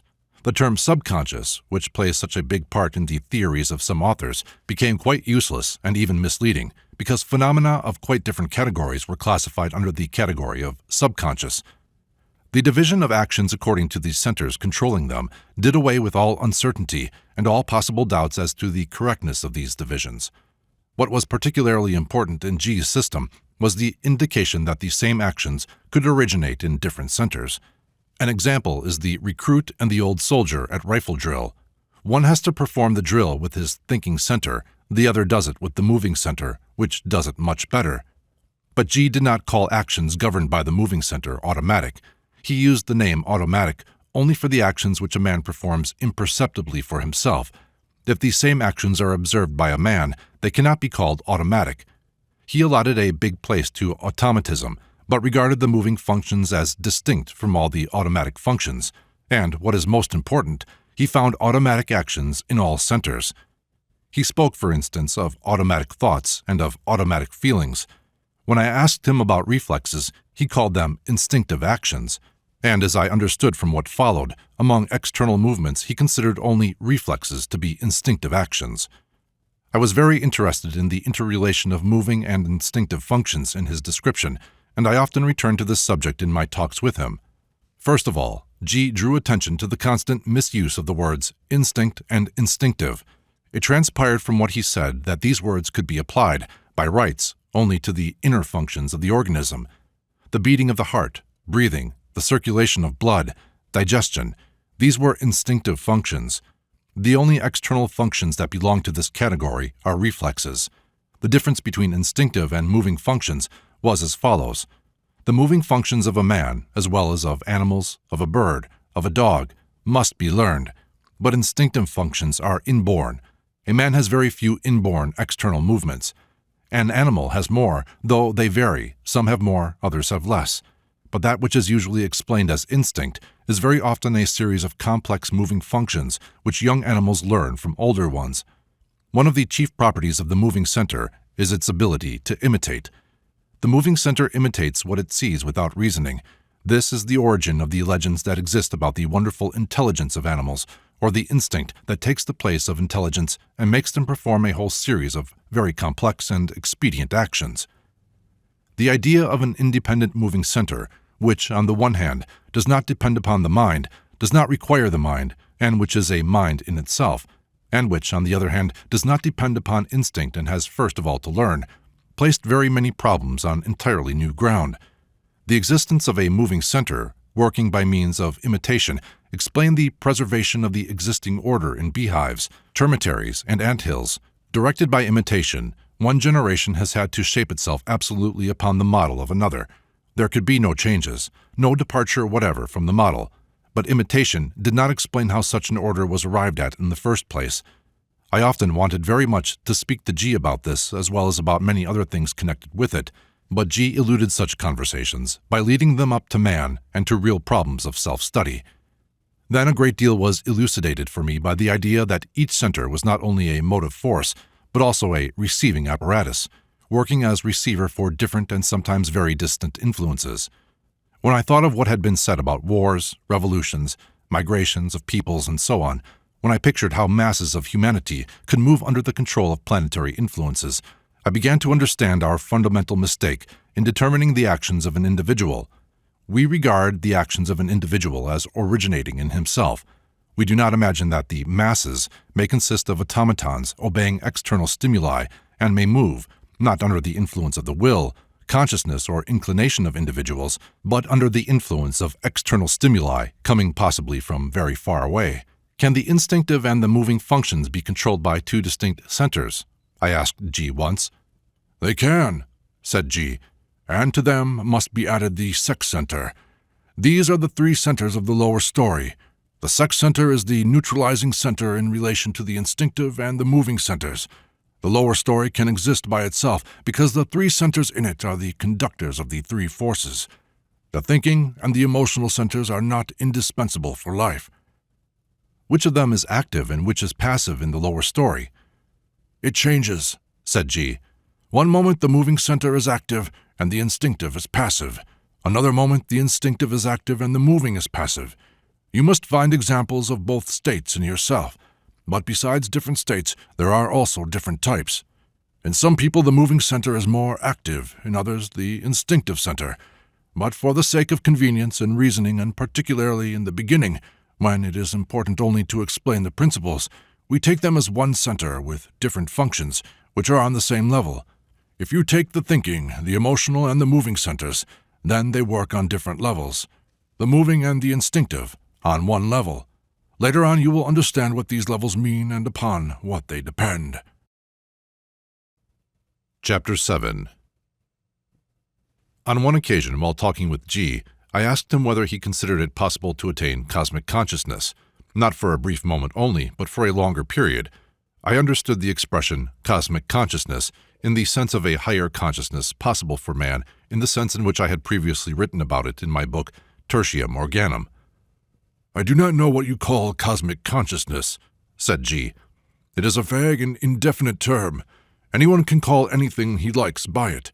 In most cases, what is called cosmic consciousness is simply fantasy, associative daydreaming connected with intensified work of the emotional center.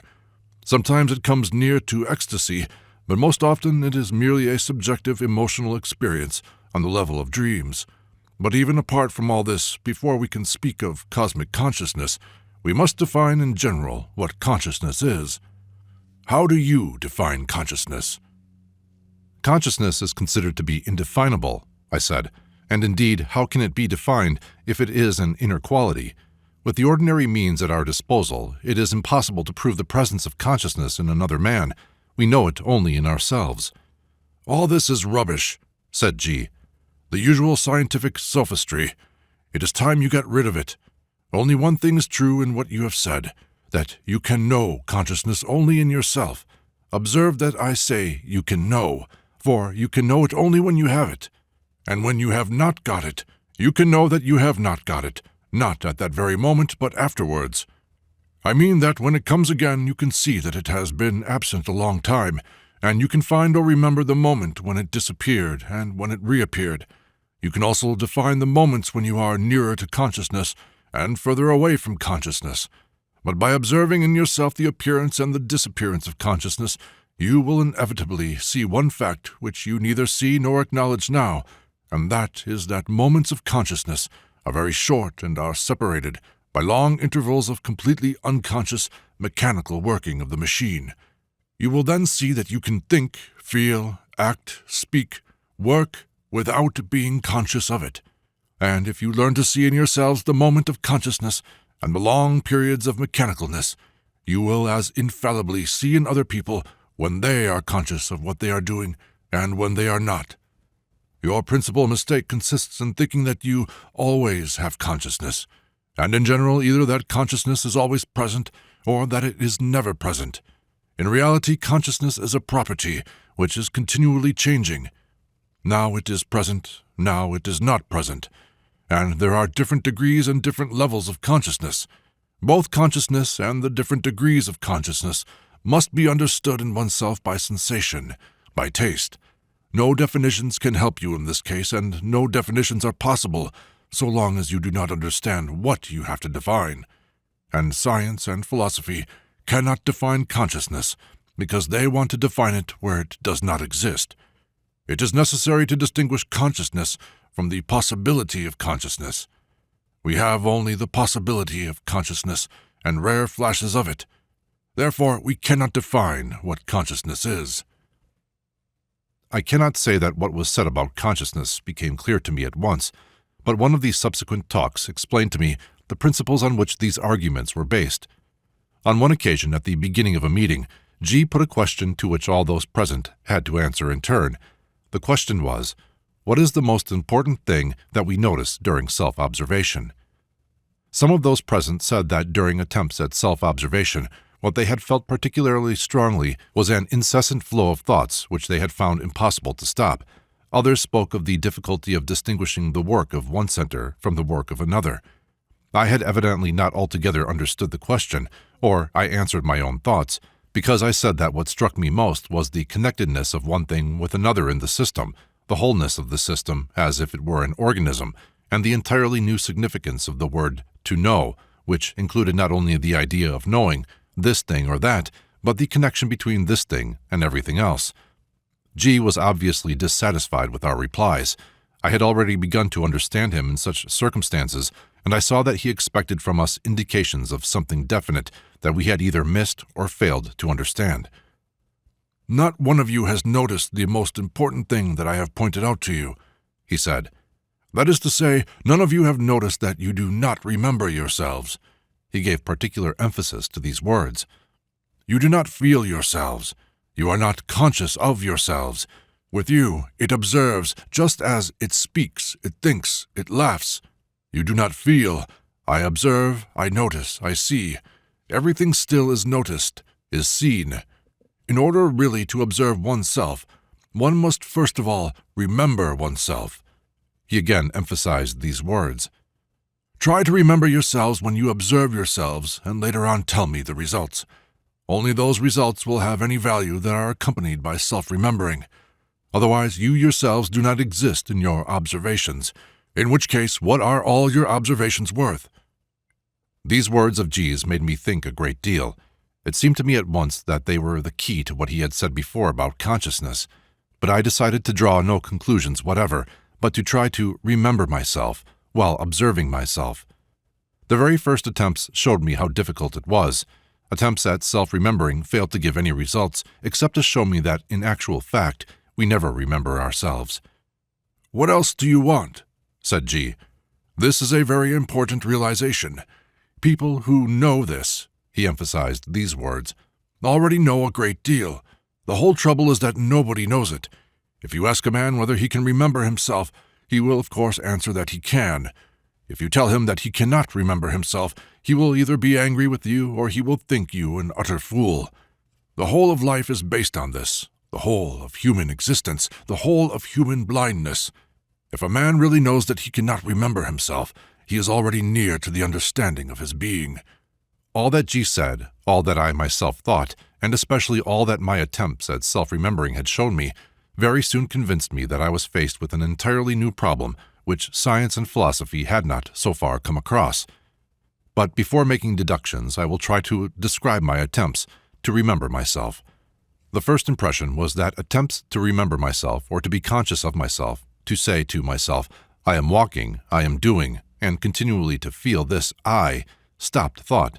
When I was feeling I could neither think nor speak. Even sensations became dimmed. Also, one could only remember oneself in this way for a very short time. I had previously made certain experiments in stopping thought, which are mentioned in books on yoga practices. For example, there is such a description in Edward Carpenter's book, From Adam's Peak to Elephanta, although it is a very general one, and my first attempts to self-remember reminded me exactly of these, my first experiments. Actually, it was almost the same thing, with one difference that in stopping thoughts, attention is wholly directed towards the effort of not admitting thoughts, while in self-remembering, attention becomes divided. One part of it is directed towards the same effort, and the other part to the feeling of self. This last realization enabled me to come to a certain, possibly a very incomplete definition of self-remembering, which nevertheless proved to be very useful in practice. I am speaking of the division of attention, which is the characteristic feature of self-remembering. I represented it to myself in the following way. When I observe something, my attention is directed towards what I observe, a line with one arrowhead. I, with the arrowhead to the observed phenomenon. When at the same time I try to remember myself, my attention is directed both towards the object observed and towards myself. A second arrowhead appears on the line. I, with the arrow pointing both towards I and the observed phenomenon. Having defined this, I saw that the problem consisted in directing attention on oneself without weakening or obliterating the attention directed on something else. Moreover, this something else could as well be within me as outside me. The very first attempts at such a division of attention showed me its possibility. At the same time, I saw two things clearly. In the first place, I saw that self-remembering resulting from this method had nothing in common with self-feeling or self-analysis. It was a new and very interesting state with a strangely familiar flavor. And secondly, I realized that moments of self-remembering do occur in life, although rarely. Only the deliberate production of these moments created the sensation of novelty. Actually, I had been familiar with them from early childhood. They came either in new and unexpected surroundings, in a new place, among new people while traveling, for instance, when suddenly one looks about one and says, "How strange, I, and in this place," or in very emotional moments, in moments of danger, in moments when it is necessary to keep one's head, when one hears one's own voice and sees and observes oneself from the outside. I saw quite clearly that my first recollections of life, in my own case very early ones, were moments of self-remembering. This last realization revealed much else to me. That is, I saw that I really only remember those moments of the past in which I remembered myself. Of the others, I know only that they took place. I am not able wholly to revive them, to experience them again. But the moments when I had remembered myself were alive and were in no way different from the present. I was still afraid to come to conclusions, but I already saw that I stood upon the threshold of a very great discovery. I had always been astonished at the weakness and the insufficiency of our memory. So many things disappear. For some reason or other, the chief absurdity of life for me consisted in this. Why experience so much in order to forget it afterwards? Besides, there was something degrading in this. A man feels something which seems to him very big. He thinks he will never forget it. 1 or 2 years pass by, and nothing remains of it. It now became clear to me why this was so, and why it could not be otherwise. If our memory really keeps alive only moments of self-remembering, it is clear why our memory is so poor. All these were the realizations of the first days. Later, when I began to learn to divide attention, I saw that self-remembering gave wonderful sensations which, in a natural way, that is, by themselves, come to us only very seldom, and in exceptional conditions. Thus, for instance, at that time, I used very much to like to wander through St. Petersburg at night, and to sense the houses and the streets. St. Petersburg is full of these strange sensations. Houses, especially old houses, were quite alive. I all but spoke to them. There was no imagination in it. I did not think of anything. I simply walked along while trying to remember myself, and looked about. The sensations came by themselves. Later on, I was to discover many unexpected things in the same way, but I will speak of this further on. Sometimes self-remembering was not successful. At other times it was accompanied by curious observations. I was once walking along the Litany towards the Nevsky, and in spite of all my efforts I was unable to keep my attention on self-remembering. The noise, movement, everything distracted me. Every minute I lost the thread of attention, found it again, and then lost it again. At last I felt a kind of ridiculous irritation with myself, and I turned into the street on the left, having firmly decided to keep my attention on the fact that I would remember myself at least for some time, at any rate until I reached the following street. I reached the Nadezhdinskaya without losing the thread of attention, except perhaps for short moments. Then I again turned towards the Nevsky, realizing that, in quiet streets, it was easier for me not to lose the line of thought, and wishing therefore to test myself in more noisy streets. I reached the Nevsky, still remembering myself, and was already beginning to experience the strange emotional state of inner peace and confidence which comes after great efforts of this kind. Just round the corner on the Nevsky was a tobacconist's shop where they made my cigarettes. Still remembering myself, I thought I would call there and order some cigarettes. 2 hours later, I woke up in the Tavrichitskaya, that is, far away. I was going by Izvostchik to the printers. The sensation of awakening was extraordinarily vivid. I can almost say that I came to. I remembered everything at once. How I had been walking along the Nadezhdinskaya, how I had been remembering myself, how I had thought about cigarettes, and how at this thought I seemed all at once to fall and disappear into a deep sleep. At the same time, while immersed in this sleep, I had continued to perform consistent and expedient actions. I left the tobacconist, called at my hat in the Litini, telephoned to the printers. I wrote 2 letters. Then again I went out of the house. I walked on the left side of the Nevsky, up to the Gostinoy Dvor, intending to go to the Officerskaya. Then I had changed my mind as it was getting late. I had taken an Izvostchik and was driving to the Kavalodgadskaya, to my printers, and on the way while driving along the Tavrichitskaya, I began to feel a strange uneasiness, as though I had forgotten something. And suddenly, I remembered that I had forgotten to remember myself. I spoke of my observations and deductions to the people in our group, as well as to my various literary friends and others. I told them that this was the center of gravity of the whole system, and of all work on oneself. that now work on oneself was not only empty words, but a real fact full of significance, thanks to which psychology becomes an exact and at the same time a practical science. I said that European and Western psychology in general had overlooked a fact of tremendous importance, namely that we do not remember ourselves, that we live and act and reason in deep sleep, not metaphorically, but in absolute reality, and also that, at the same time, we can remember ourselves if we make sufficient efforts, that we can awaken. I was struck by the difference between the understanding of the people who belong to our groups and that of people outside them. The people who belonged to our groups understood, though not all at once, that we had come into contact with a miracle, and that it was something new, something that had never existed anywhere before. The other people did not understand this. They took it all too lightly, and sometimes they even began to prove to me that such theories had existed before.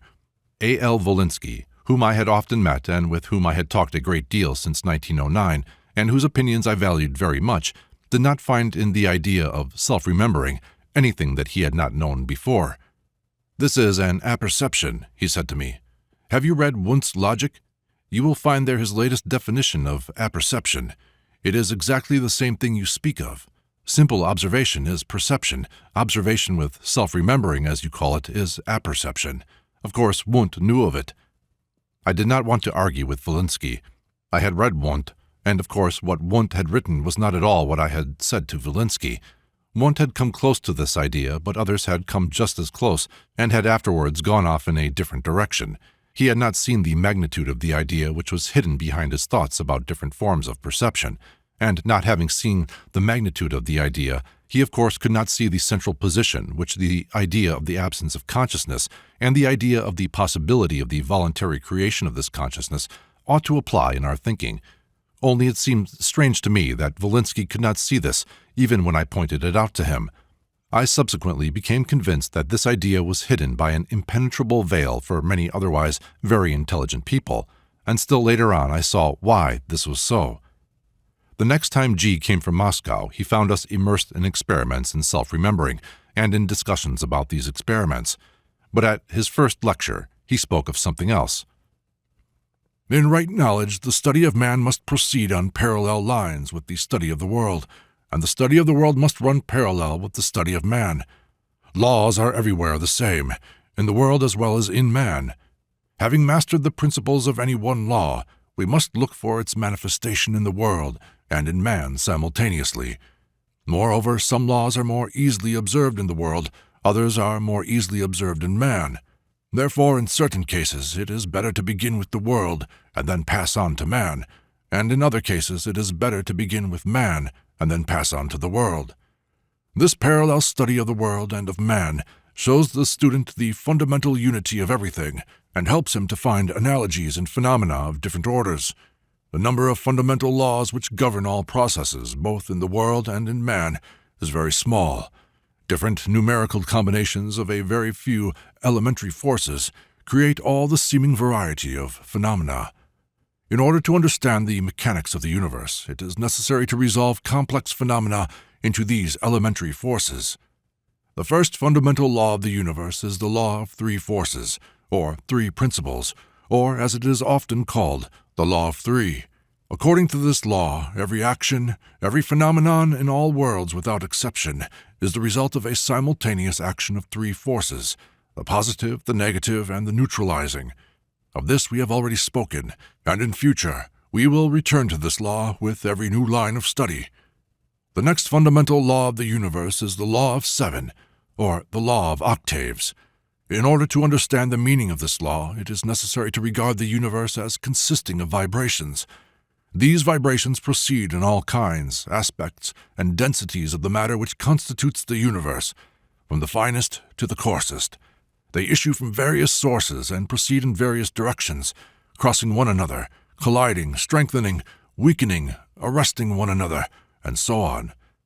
In this connection, according to the usual views accepted in the West, vibrations are continuous. This means that vibrations are usually regarded as proceeding uninterruptedly, ascending or descending so long as there continues to act the force of the original impulse, which caused the vibration and which overcomes the resistance of the medium in which the vibrations proceed. When the force of the impulse becomes exhausted, and the resistance of the medium gains the upper hand, the vibrations naturally die down and stop. But until this moment is reached, that is, until the beginning of the natural weakening, the vibrations develop uniformly and gradually, and in the absence of resistance, can even be endless. So that one of the fundamental propositions of our physics is the continuity of vibrations, although this has never been precisely formulated because it has never been opposed. In certain of the newest theories, this proposition is beginning to be shaken. Nevertheless, physics is still very far from a correct view on the nature of vibrations, or what corresponds to our conception of vibrations in the real world. In this instance, the view of ancient knowledge is opposed to that of contemporary science, because at the base of the understanding of vibrations, ancient knowledge places the principle of the discontinuity of vibrations. The principle of the discontinuity of vibration means the definite and necessary characteristics of all vibrations in nature, whether ascending or descending, to develop not uniformly, but with periodical accelerations and retardations. This principle can be formulated still more precisely if we say that the force of the original impulse in vibrations does not act uniformly, but, as it were, becomes alternately stronger and weaker. The force of the impulse acts without changing its nature, and vibrations develop in a regular way only for a certain time, which is determined by the nature of the impulse, the medium, the conditions, and so forth. But at a certain moment a kind of change takes place in it, and the vibrations, so to speak, cease to obey it, and for a short time they slow down and to a certain extent change their nature or direction. For example, ascending vibrations at a certain moment begin to ascend more slowly, and descending vibrations begin to descend more slowly. After this temporary retardation, both in ascending and descending, the vibrations again enter the former channel, and for a certain time ascend or descend uniformly up to a certain moment, when a check in their development again takes place. In this connection it is significant that the periods of uniform action of the momentum are not equal, and that the moments of retardation of the vibrations are not symmetrical. One period is shorter, the other is longer. In order to determine these moments of retardation, or rather the checks in the ascent and descent of vibrations, the lines of development of vibrations are divided into periods corresponding to the doubling or the halving of the number of vibrations in a given space of time. Let us imagine a line of increasing vibrations. Let us take them at the moment when they are vibrating at the rate of 1,000 a second. After a certain time, the number of vibrations is doubled, that is, reaches 2,000. It has been found and established that in this interval of vibrations between the given number of vibrations and a number twice as large, there are two places where a retardation in the increase of vibrations takes place. One is near the beginning, but not at the beginning itself. The other occurs almost at the end, approximately here. Figure 8. The laws which govern the retardation or the deflection of vibrations from their primary direction were known to ancient science. These laws were duly incorporated into a particular formula or diagram, which has been preserved up to our times. In this formula, the period in which vibrations are doubled was divided into 8 unequal steps corresponding to the rate of increase in the vibrations. The 8th step repeats the first step with double the number of vibrations. This period of the doubling of the vibrations, or the line of the development of vibrations, between a given number of vibrations and double that number, is called an octave, that is to say, composed of 8. The principle of dividing into 8 unequal parts the period in which the vibrations are doubled is based upon the observation of the non-uniform increase of vibrations in the entire octave, and separate steps of the octave show acceleration and retardation at different moments of its development.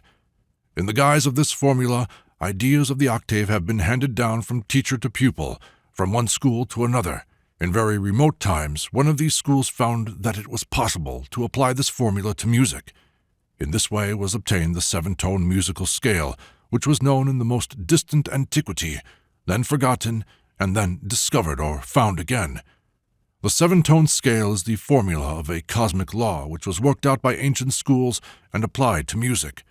At the same time, however, if we study the manifestations of the law of octaves and vibrations of other kinds, we shall see that the laws are everywhere the same, and that light, heat, chemical, magnetic, and other vibrations are subject to the same laws as sound vibrations.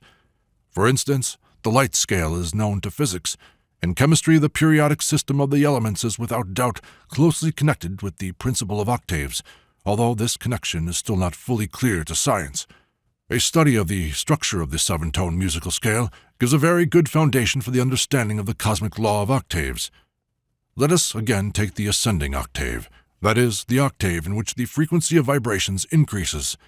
Let us suppose that this octave begins with 1,000 vibrations a second. Let us designate these 1,000 vibrations by the note Do. Vibrations are growing, that is, their frequency is increasing. At the point where they reach 2,000 vibrations a second, there will be a second Do, that is, the Do of the next octave. Figure 9. The period between one Do and the next, that is, an octave, is divided into 7 unequal parts because the frequency of vibrations does not increase uniformly. Figure 10. Do, re, mi, fa, sol, la, si, do. The ratio of the pitch of the notes or of the frequency of vibrations will be as follows.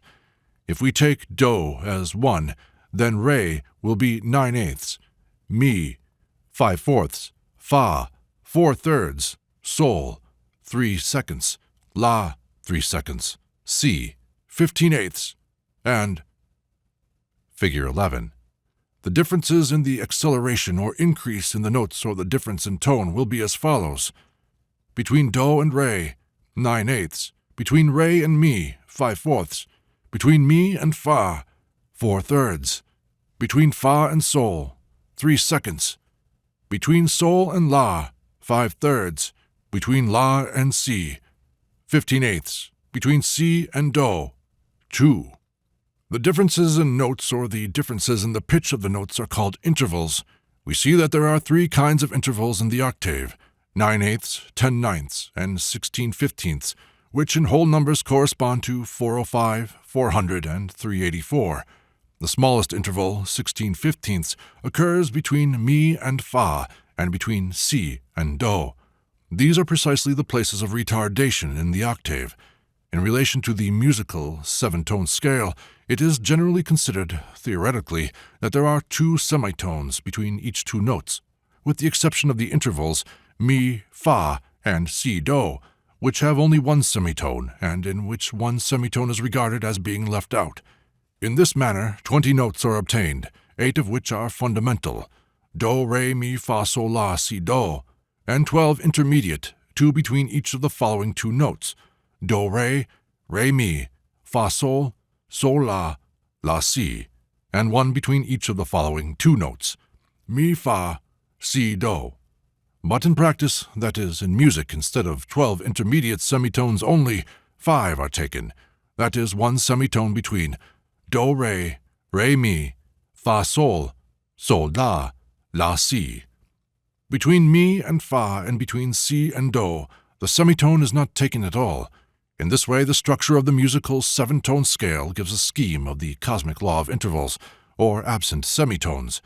In this respect, when octaves are spoken of in a cosmic or mechanical sense, only those intervals between Mi-Fa and Si-Do are called intervals. If we grasp its full meaning, the law of octaves gives us an entirely new explanation of the whole of life, of the progress and development of phenomena on all planes of the universe observed by us. This law explains why there are no straight lines in nature, and also why we can neither think nor do, why everything with us is thought, why everything happens with us, and happens usually in a way opposed to what we want or expect. All this is the clear and direct effort of the intervals, or retardations in the development of vibrations. What precisely does happen at the moment of the retardation of vibrations? A deviation from the original direction takes place. The octave begins in the direction shown by the arrow. Figure 12. But a deviation takes place between Mi and Fa. The line begun at Do changes its direction. Figure 13. And through Fa, Sol, La, and Si, it descends at an angle to its original direction, shown by the first 3 notes. Between Si and Do, the second interval occurs, a fresh deviation, a further change of direction. Figure 14. The next octave gives an even more marked deviation, the one following that a deviation that is more marked still, so that the line of octaves may at last turn completely round and proceed in a direction opposite to the original direction. Figure 15. In developing further, the line of octaves or the line of development of vibrations may return to the original direction, in other words, make a complete circle. Figure 16. This law shows why straight lines never occur in our activities, why, having begun to do one thing, we in fact constantly do something entirely different, often the opposite of the first, although we do not notice this and continue to think that we are doing the same thing that we began to do. All this and many other things can only be explained with the help of the law of octaves together with an understanding of the role and significance of intervals, which cause the line of the development of force constantly to change, to go in a broken line, to turn around, to become its own opposite, and so on. Such a course of things, that is, a change of direction, we can observe in everything. After a certain period of energetic activity or strong emotion, or a right understanding, a reaction comes. Work becomes tedious and tiring. Moments of fatigue and indifference enter into feeling. Instead of right thinking, a search for compromises begins. Suppression, evasion of difficult problems. But the line continues to develop, though now not in the same direction as at the beginning. Work becomes mechanical. Feeling becomes weaker and weaker, descends to the level of the common events of the day. Thought becomes dogmatic, literal. Everything proceeds in this way for a certain time. Then again, there is reaction. Again, a stop. Again, a deviation. The development of the force may continue, but the work which was begun with great zeal and enthusiasm has become an obligatory and useless formality. A number of entirely foreign elements have entered into feeling, considering, vexation, irritation, hostility. Thought goes round in a circle, repeating what was known before, and the way out which had been found becomes more and more lost. The same thing happens in all spheres of human activity, in literature, science, art, philosophy, religion, in individual and, above all, in social and political life. We can observe how the line of the development of forces deviates from its original direction and goes, after a certain time, in a diametrically opposite direction, still preserving its former name. A study of history from this point of view shows the most astonishing facts, which mechanical humanity is far from desiring to notice. Perhaps the most interesting examples of such change of direction in the line of the development of forces can be found in the history of religion, particularly in the history of Christianity, if it is studied dispassionately. Think how many turns the line of development of forces must have taken to come from the gospel, preaching of love, to the Inquisition, or to go from the ascetics of the early centuries studying esoteric Christianity to the scholastics who calculated how many angels could be placed on the point of a needle. The law of octaves explains many phenomena in our lives which are incomprehensible. First is the principle of the deviation of forces. Second is the fact that nothing in the world stays in the same place, or remains what it was. Everything moves, everything is going somewhere, is changing, and inevitably either develops or goes down, weakens or degenerates. That is to say, it moves along either an ascending or a descending line of octaves. And third, that in the actual development itself of both ascending and descending octaves, fluctuations, rises and falls are constantly taking place. We have spoken so far chiefly about the discontinuity of vibrations and about the deviation of forces. We must now clearly grasp two other principles: the inevitability of either ascent or descent in every line of development of forces, and also the periodic fluctuations, that is, rises and falls in every line, whether ascending or descending. Nothing can develop by staying on one level. Ascent or descent is the inevitable cosmic condition of any action. We neither understand nor see what is going on around and within us, either because we do not allow for the inevitability of the descent when there is no ascent, or because we take descent to be ascent. These are two of the fundamental causes of our self-deception. We do not see the first one because we continually think that things can remain for a long time at the same level, and we do not see the second because ascents, where we see them, are in fact impossible as it is to increase consciousness by mechanical means. Having learned to distinguish ascending and descending octaves in life, we must learn to distinguish ascent and descent within the octaves themselves. Whatever sphere of our life we take, we can see that nothing can ever remain level and constant.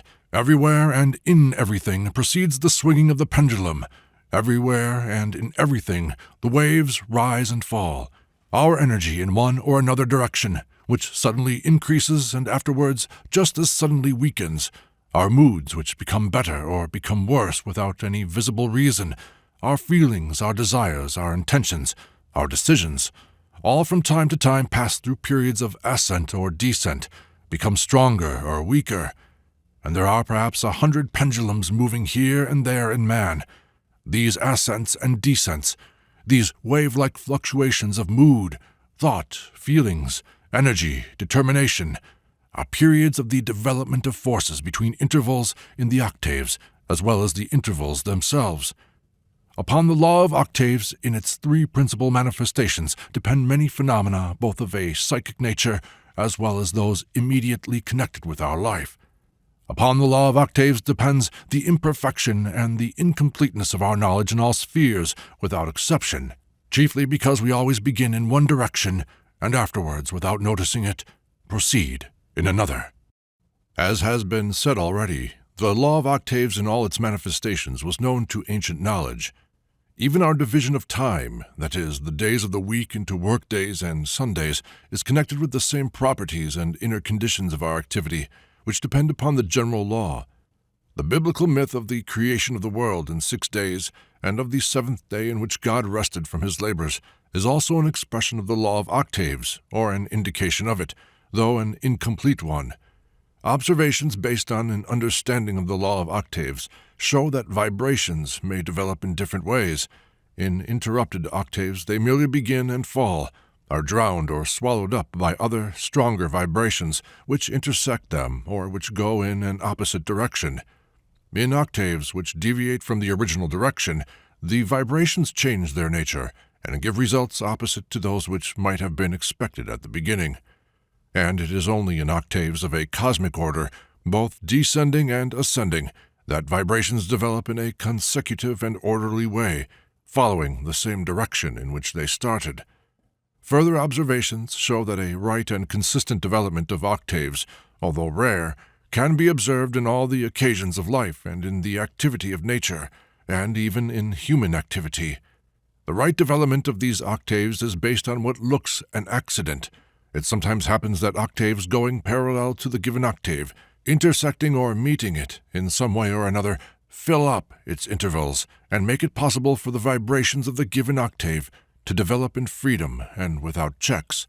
Observations of such rightly developing octaves establishes the fact that if at the necessary moment, that is, at the moment when the given octave passes through an interval, there enters into it an additional shock which corresponds in force and character, it will develop further without hindrance along the original direction, neither losing anything nor changing its nature. In such cases, there is an essential difference between ascending and descending octaves. In an ascending octave, the first interval comes between mi and fa.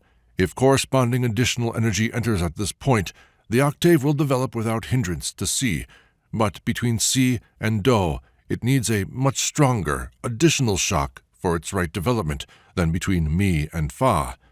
Because the vibrations of the octave at this point are of a considerably higher pitch, and to overcome a check in the development of the octave, a greater intensity is needed. In a descending octave, on the other hand, the greatest interval occurs at the very beginning of the octave, immediately after the first do, and the material for filling it is very often found either in do itself or in the lateral vibrations evoked by do. For this reason, a descending octave develops much more easily than an ascending octave, and in passing beyond si, it reaches fa without hindrance. Here an additional shock is necessary, though considerably less strong than the first shock between do and si. In the big cosmic octave, which reaches us in the form of the ray of creation, we can see the first complete example of the law of octaves. The ray of creation begins with the Absolute. The Absolute is the All possessing full unity, full will, full consciousness, creates worlds within itself, in this way beginning the descending world octave. The Absolute is the do of this octave. The worlds which the Absolute creates in itself are si. The interval between do and si in this case is filled by the will of the Absolute. The process of creation is developed further by the force of the original impulse and an additional shock. Si passes into la, which for us is our star world, the Milky Way. La passes into Sol, our sun, the solar system. Sol passes into Fa, the planetary world. And here, between the planetary world as a whole and our Earth, occurs an interval. This means that the planetary radiations carrying various influences to the Earth are not able to reach it, or, to speak more correctly, they are not received. The Earth reflects them. In order to fill the interval at this point of the ray of creation, a special apparatus is created for receiving and transmitting the influences coming from the planets. This apparatus is organic life on Earth. Organic life transmits to the Earth all the influences intended for it and makes possible the further development and growth of the Earth. Me, of the cosmic octave, and then of the moon, or ray, after which follows another do, nothing. Between all and nothing passes the ray of creation. You know the prayer, Holy God, Holy the Firm, Holy the Immortal. This prayer comes from ancient knowledge. Holy God means the absolute or all. Holy the Firm also means the absolute or nothing. Holy the Immortal signifies that which is between them, that is, the 6 notes of the ray of creation with organic life. All 3 taken together make one. This is the coexistent and indivisible Trinity. We must now dwell on the idea of the additional shocks, which make it possible for the lines of forces to reach a projected aim. As I said before, shocks may occur accidentally. Accident is, of course, a very uncertain thing, but those lines of development of forces which are straightened out by accident, and which man can sometimes see, or suppose, or expect, create in him, more than anything else, the illusion of straight lines. That is to say, he thinks that straight lines are the rule, and broken and interrupted lines the exception. This, in its turn, creates in him the illusion that it is possible to do, possible to attain a projected aim. In reality, a man can do nothing. If by accident his activity gives a result, even though it resembles only in appearance or in name the original aim, a man assures himself and others that he has attained the aim which he has set before himself, and that anyone else would also be able to attain his aim, and others believe him. In reality, this is illusion. A man can win at roulette, but this would be accident. Attaining an aim which one has set before oneself in life or in any particular sphere of human activity is just the same kind of accident. The only difference is that in regard to roulette, a man at least knows for certain whether he has lost or won on each separate occasion, that is, on each separate stake. But in the activities of his life, particularly with activities of the kind that many people are concerned in, and when years pass between the beginning of something and its result, a man can very easily deceive himself and take the result obtained as the result desired, that is, believe that he has won when, on the whole, he has lost. The greatest insult for a man-machine is to tell him that he can do nothing, can attain nothing, that he can never move towards any aim whatever, and that in striving towards one, he will inevitably create another. Actually, of course, it cannot be otherwise. The man-machine is in the power of accident. His activities may fall by accident into some sort of channel which has been created by cosmic or mechanical forces, and they may by accident move along this channel for a certain time, giving the illusion that aims of some kind are being attained. Such accidental correspondence of results with the aims we have set before us, or the attainment of aims in small things which can have no consequences, created in mechanical man the conviction that he is able to attain any aim, is able to conquer nature, as it is called, is able to arrange the whole of his life, and so on. As a matter of fact, he is of course unable to do anything of the kind, because not only has he no control over things outside himself, but he has no control even over things within himself. This last must be very clearly understood and assimilated. At the same time, it must be understood that control over things begins with control over things in ourselves, with control over ourselves. A man who cannot control himself, or the course of things within himself, can control nothing. In what way can control be attained? The technical part of this is explained by the law of octaves. Octaves can develop consecutively and continuously in the desired direction if additional shocks enter them at the moments necessary, that is, at the moments when vibrations slow down. If additional shocks do not enter at the necessary moments, octaves change their direction. To entertain hopes of accidental shocks coming from somewhere by themselves at the moments necessary is of course out of the question. There remains for a man the choice either of finding a direction for his activities which corresponds to the mechanical line of events of a given moment, in other words, of going where the wind blows or swimming with the stream, even if this contradicts his inner inclinations, convictions, and sympathies, or of reconciling himself to the failure of everything he starts out to do. Or he can learn to recognize the moments of the intervals in all lines of his activity and learn to create the additional shocks. In other words, learn to apply to his own activities the method which cosmic forces make use of in creating additional shocks at the moments necessary. The possibility of artificial, that is, specially created additional shocks gives a practical meaning to the study of the law of octaves and makes this study obligatory and necessary if a man desires to step out of the role of passive spectator of that which is happening to him and around him. The man-machine can do nothing. To him and around him, everything happens. In order to do, it is necessary to know the law of octaves, to know the moments of the intervals and be able to create necessary additional shocks. It is only possible to learn this in a school, that is to say, in a rightly organized school which follows all esoteric traditions. Without the help of a school, a man by himself can never understand the law of octaves, the points of the intervals, and the order of creating shocks.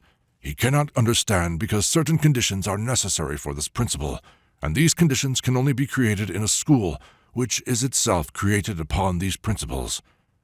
How a school is created on the principles of the law of octaves will be explained in due course, and this in its turn will explain to you one aspect of the union of the law of 7 with the law of 3. In the meantime, it can be said only that in school teaching, a man is given examples of both descending, or creative, and ascending, or evolutionary, cosmic waves. Western thought, knowing neither about octaves nor about the law of 3, confuses the ascending and the descending lines and does not understand that the line of evolution is opposed to the line of creation. That is to say, it goes against it as though against the stream. In the study of the law of octaves, it must be remembered that octaves in their relation to each other are divided into fundamental and subordinate. The fundamental octave can be likened to the trunk of a tree, giving off branches of lateral octaves. The 7 fundamental notes of the octave and the 2 intervals, the bearers of new directions, give altogether 9 links of a chain, 3 groups of 3 links each. The fundamental octaves are connected with the secondary or subordinate octaves in a certain definite way. Out of the subordinate octaves of the first order come the subordinate octaves of the second order, and so on. The construction of octaves can be compared with the construction of a tree. From the straight basic trunk there comes out boughs on all sides which divide in their turn and pass into branches, becoming smaller and smaller, and finally are covered with leaves. The same process goes on in the construction of the leaves, in the formation of the veins, the serrations, and so on. Like everything in the human body, which represents a certain whole, bears both within and without the same correlations. According to the number of the notes of the octave and its intervals, the human body has 9 basic measurements expressed by the numbers of a definite measure. In individuals, these numbers, of course, differ widely, but within certain definite limits. These 9 basic measurements, giving a full octave of the first order, by combining in a certain definite way, pass into measurements of subordinate octaves, which give rise in their turn to other subordinate octaves, and so on. In this way it is possible to obtain the measurements of any member or any part of the human body, as they are all in a definite relationship, one to another. The law of octaves naturally gave rise to a great many talks in our group, and to much perplexity. G warned us all the time against too much theorizing. "You must understand and feel this law in yourselves," he said. "Only then will you see it outside yourselves." This, of course, is true, but the difficulty was not only in this. Merely a technical understanding of the law of octaves requires a lot of time, and we return to it continually, sometimes making unexpected discoveries, sometimes again losing what had seemed to us already established. It is now difficult to convey how at different periods, now one and now another idea, became the center of gravity in our work, attracted the greatest attention, gave rise to most talks. The idea of the law of octaves became in its way a permanent center of gravity. We returned to it on every occasion. We spoke of it and discussed its various aspects at every meeting until we began gradually to think of everything from the point of view of this idea. In his first talk, G gave only a general outline of the idea, and he constantly returned to it himself, pointing out to us its different aspects and meanings. At one of the following meetings, he gave us a very interesting picture of another meaning of the law of octaves, which went deeply into things. In order better to understand the significance of the law of octaves, it is necessary to have a clear idea of another property of vibrations, namely the so-called inner vibrations. This means that within vibrations, other vibrations proceed, and that every octave can be resolved into a great number of inner octaves. Each note of any octave can be regarded as an octave on another plane. Each note of these inner octaves again contains a whole octave and so on, for some considerable way, but not ad infinitum, because there is a definite limit to the development of inner octaves. Figure 17. These inner vibrations proceed simultaneously in media of different density. Interpenetrating one another, they are reflected in one another, give rise to one another, stop, impel, or change one another. Let us imagine vibrations in a substance or medium of a certain definite density. Let us suppose this substance or medium to consist of the comparatively coarse atoms of world 48, each of which is, so to speak, an agglomeration of 48 primordial atoms. The vibrations which proceed in this medium are divisible into octaves, and the octaves are divisible into notes. Let us imagine that we have taken one octave of these vibrations for the purpose of some kind of investigation. We must realize that within the limits of this octave proceed the vibrations of a still finer substance. The substance of world 48 is saturated with substance of world 24. The vibrations in the substance of world 24 stand in a definite relation to the vibrations in the substance of world 48. Namely, each note of the vibrations in the substance of world 48 contains a whole octave of vibrations in the substance of world 24. These are the inner octaves. The substance of world 24 is, in its turn, permeated with the substance of world 12. In this substance also there are vibrations, and each note of the vibrations of world 24 contains a whole octave of the vibrations of world 12. The substance of world 12 is permeated with the substance of world 6. The substance of world 6 is permeated with the substance of world 3. World 3 is permeated with the substance of world 1. Corresponding vibrations exist in each of these worlds, and the order remains always the same. Namely, each note of the vibrations of a coarser substance contains a whole octave of the vibrations of a finer substance. If we begin with vibrations of world 48, we can say that one note of the vibrations in this world contains an octave, or 7 notes of the vibrations of the planetary world. Each note of the vibrations of the planetary world contains 7 notes of the vibrations of the world of the sun. Each vibration of the world of the sun will contain 7 notes of the vibrations of the starry world, and so on. The study of inner octaves, the study of their relation to outer octaves and the possible influence of the former upon the latter, constitute a very important part of the study of the world and of man. At the next meeting, G again spoke of the ray of creation, partly repeating and partly supplementing and developing what he had already said. The ray of creation, like every other process which is complete at a given moment, can be regarded as an octave. This would be a descending octave in which Do passes into Si, Si into La, and so on. The absolute or all, world 1, will be Do. All worlds, world 3, Si. All suns, world 6, La. Our sun, world 12, Sol. All planets, world 24, Fa. The earth, world 48, Mi. The moon, world 96, Re. The ray of creation begins with the absolute. The absolute is all. It is Do. The ray of creation ends in the moon. Beyond the moon there is nothing. This also is the absolute, Do. In examining the ray of creation or cosmic wave, we see that intervals should come in the development of this octave. The first between Do and Si, that is between world 1 and world 3, between the absolute and all worlds, and the second between Fa and Mi, that is between world 24 and world 48, between all planets and the earth. But the first interval is filled by the will of the Absolute. One of the manifestations of the will of the Absolute consists precisely in the filling of this interval by means of a conscious manifestation of neutralizing force, which fills up the interval between the active and the passive forces. With the second interval, the situation is more complicated. Something is missing between the planets and the Earth. Planetary influences cannot pass to the Earth consecutively and fully. An additional shock is indispensable. The creation of some new conditions to ensure a proper passage of forces is indispensable. The conditions to ensure the passage of forces are created by the arrangement of a special mechanical contrivance between the planets and the Earth. This mechanical contrivance, this transmitting station of forces, is organic life on Earth. Organic life on Earth was created to fill the interval between the planets and the Earth. Organic life represents, so to speak, the Earth's organ of perception. Organic life forms something like a sensitive film which covers the whole of the Earth's globe and takes in those influences coming from the planetary sphere which otherwise would not be able to reach the Earth.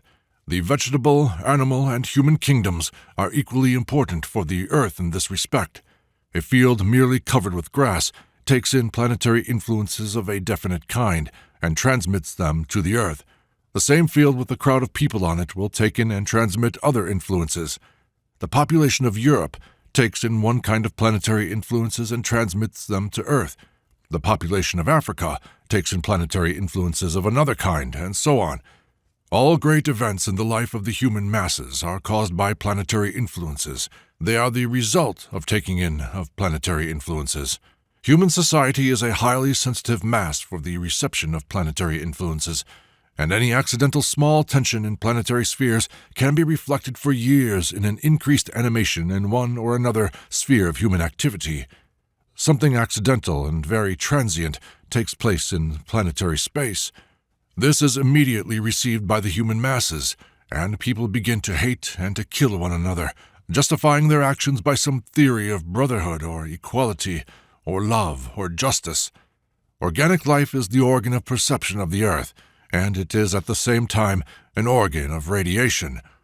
With the help of organic life, each portion of the Earth's surface occupying a given area sends every moment certain kinds of rays in the direction of the Sun, the planets, and the Moon. In connection with this, the Sun needs one kind of radiations, the planets another kind, and the Moon another. Everything that happens on Earth creates radiations of this kind, and many things often happen just because certain kinds of radiation are required from a certain place on the Earth's surface.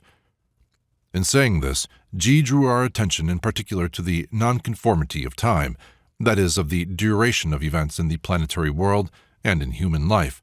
The significance of his insistence on this point became clear to me only later. At the same time, he constantly emphasized the fact that no matter what took place in the thin film of organic life, it always served the interests of the Earth, the Sun, the planets, and the Moon.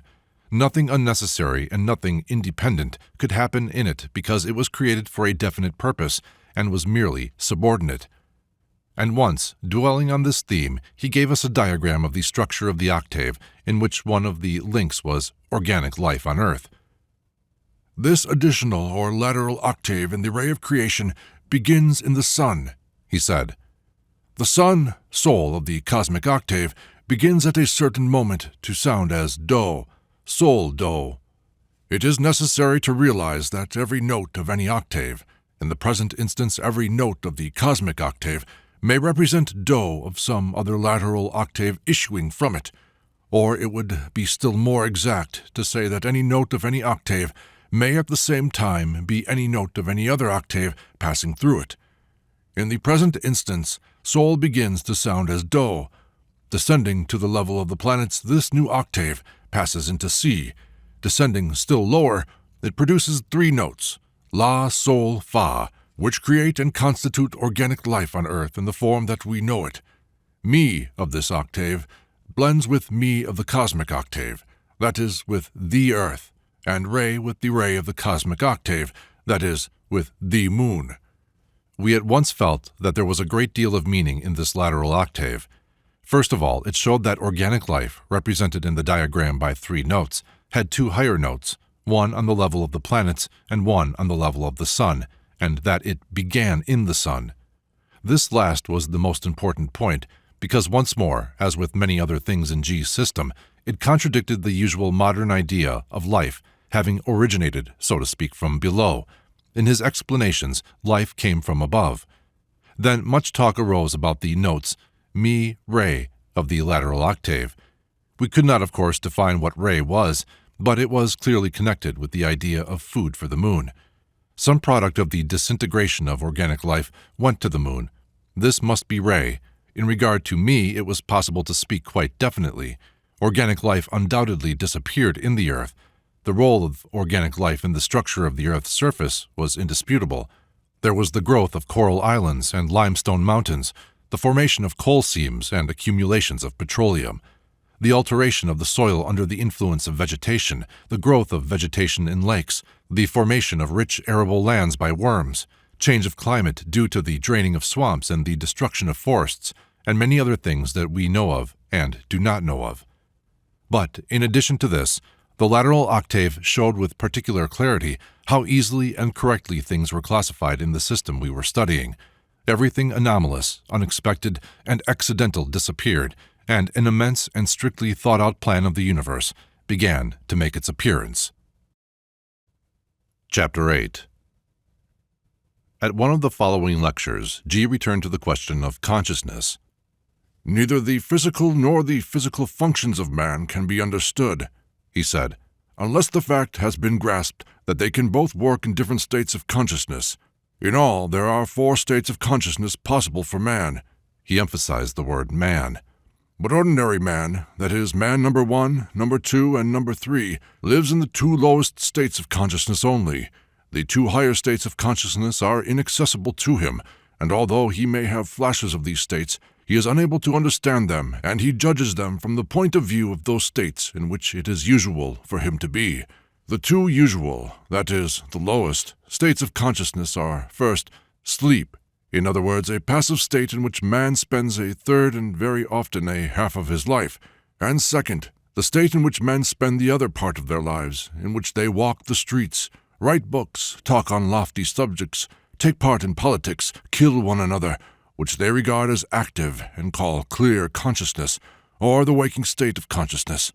The term clear consciousness or waking state of consciousness seems to have been given in jest, especially when you realize what clear consciousness ought in reality to be, and what the state in which man lives and acts really is.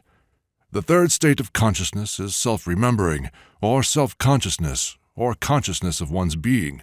It is usual to consider that we have this state of consciousness, or that we can have it if we want.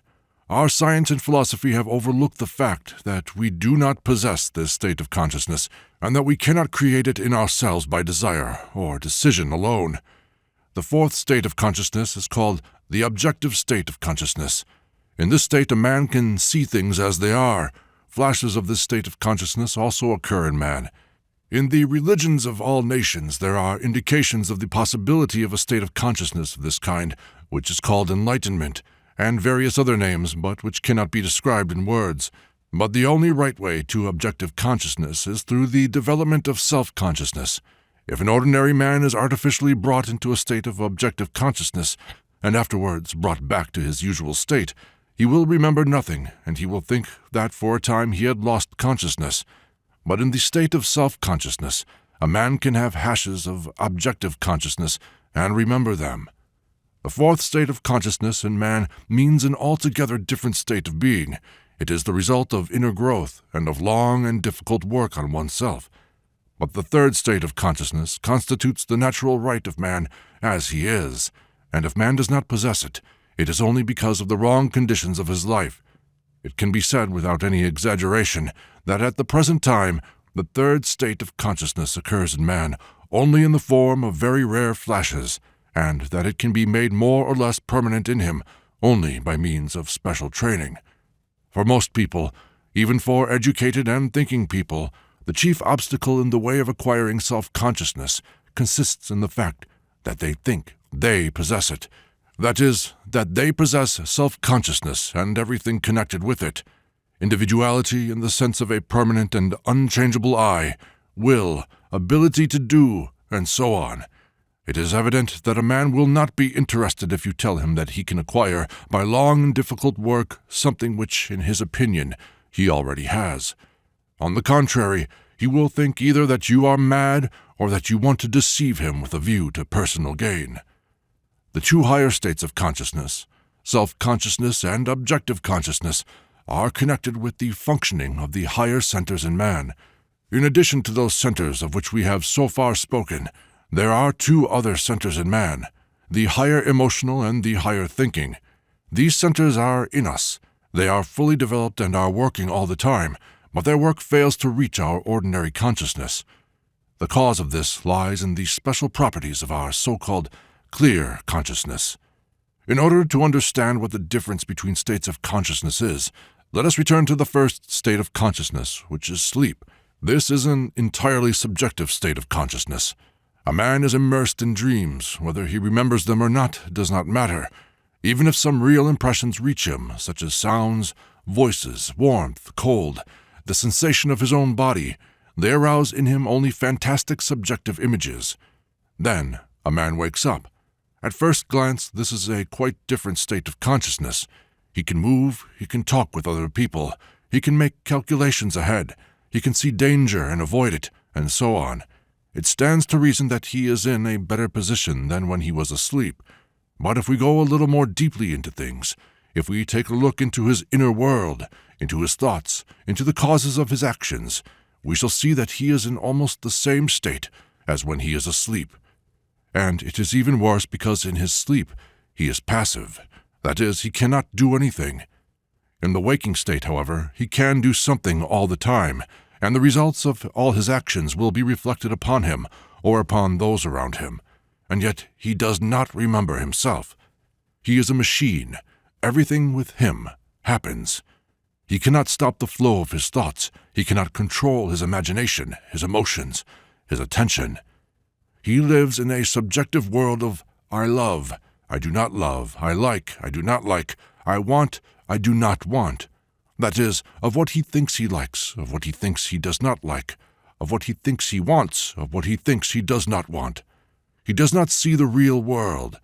The real world is hidden from him by the wall of imagination. He lives in sleep. He is asleep. What is called clear consciousness is sleep, and a far more dangerous sleep than sleep at night in bed. Let us take some event in the life of humanity. For instance, war. There is a war going on at the present moment. What does it signify? It signifies that several millions of sleeping people are trying to destroy several millions of other sleeping people. They would not do this, of course, if they were to wake up. Everything that takes place is owing to this sleep. Both states of consciousness, sleep and the waking state, are equally subjective. Only by beginning to remember himself does a man really awaken, and then all surrounding life acquires for him a different aspect and a different meaning. He sees that it is the life of sleeping people, a life in sleep. All that men say, all that they do, they say and do in sleep. All this can have no value whatever. Only awakening and what leads to awakening has a value in reality. How many times have I been asked here whether wars can be stopped? Certainly they can. For this it is only necessary that people should awaken. It seems a small thing. It is, however, the most difficult thing there can be, because this sleep is induced and maintained by the whole of surrounding life, by all surrounding conditions. How can one awaken? How can one escape this sleep? These questions are the most important, the most vital that can ever confront a man. But before this, it is necessary to be convinced of the very fact of sleep. But it is possible to be convinced of this only by trying to awaken.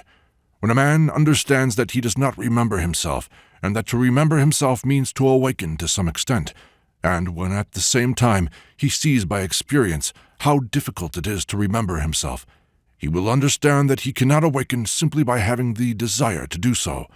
It can be said still more precisely that a man cannot awaken by himself. But if, let us say, 20 people make an argument that whoever of them awakens first shall wake the rest, they already have some chance. Even this, however, is insufficient, because all the 20 can go to sleep at the same time and dream, that they are waking up. Therefore, more still is necessary. They must be looked after by a man who is not asleep, or who does not fall asleep as easily as they do, or who goes to sleep consciously when this is possible, and it will do no harm either to himself or to others. They must find such a man and hire him to wake them, and not allow them to fall asleep again. Without this, it is impossible to awaken. This is what must be understood. It is possible to think for 1,000 years. It is possible to write whole libraries of books, to create theories by the million, and all this in sleep, without any possibility of awakening. On the contrary, these books and these theories, written and created in sleep, will merely send other people to sleep, and so on. There is nothing new in the idea of sleep. People have been told almost since the creation of the world that they are asleep and that they must awaken. How many times is this said in the Gospels, for instance? Awake, watch, sleep not. Christ's disciples even slept when he was praying in the Garden of Gethsemane for the last time. It is all there. But do men understand it? Men take it simply as a form of speech, as an expression, as a metaphor. They completely fail to understand that it must be taken literally. And again, it is easy to understand why. In order to understand this literally, it is necessary to awaken a little, or at least to try to awaken. I tell you seriously that I have been asked several times why nothing is said about sleep in the Gospels, although it is there spoken of almost on every page. This simply shows that people read the Gospels in sleep. So long as a man sleeps profoundly and is wholly immersed in dreams, he cannot even think about the fact that he is asleep. If he were to think that he was asleep, he would wake up. So everything goes on, and men have not the slightest idea what they are losing because of this sleep. As I have already said, as he is organized, that is, being such a nature has created him, man can be a self-conscious being. Such he is created, and such he is born. But he is born among sleeping people, and of course he falls asleep among them just at the very time when he should have begun to be conscious of himself. Everything has a hand in this. The involuntary imitation of older people on the part of the child, voluntary and involuntary suggestion, and what is called education. Every attempt to waken on the child's part is instantly stopped. This is inevitable, and a great many efforts and a great deal of help are necessary in order to awaken later when thousands of sleep-compelling habits have been accumulated. And this very seldom happens. In most cases, a man, when still a child, already loses the possibility of awakening.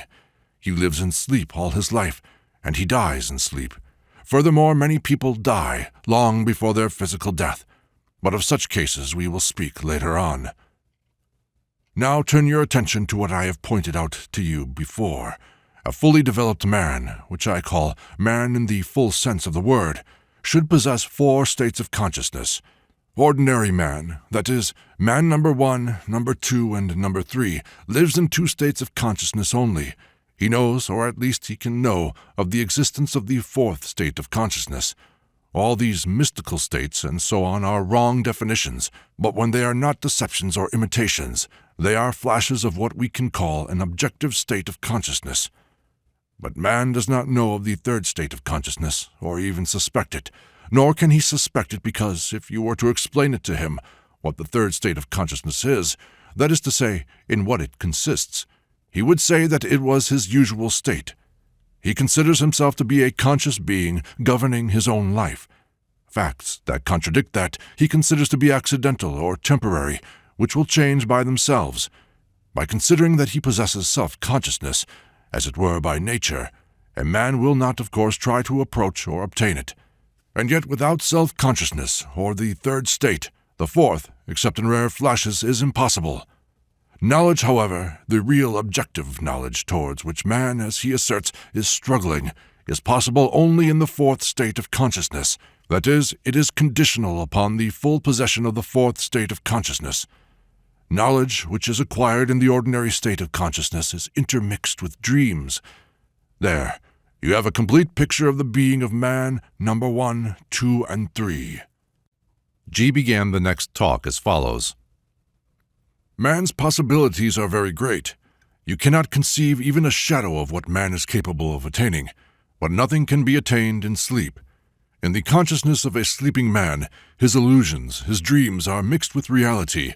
He lives in a subjective world, and he can never escape from it. And this is the reason why he can never make use of all the powers he possesses, and why he always lives in only a small part of himself. It has been said before that self-study and self-observation, if rightly conducted, bring man to the realization of the fact that something is wrong with his machine and with his functions in their ordinary state. A man realizes that it is precisely because he is asleep that he lives and works in a small part of himself. It is precisely for this reason that the vast majority of his possibilities remain unrealized. The vast majority of his powers are left unused. A man feels that he does not get out of life all that it can give him, that he fails to do so owing to definite functional defects in his machine, in his receiving apparatus. The idea of self-study acquires in his eyes a new meaning.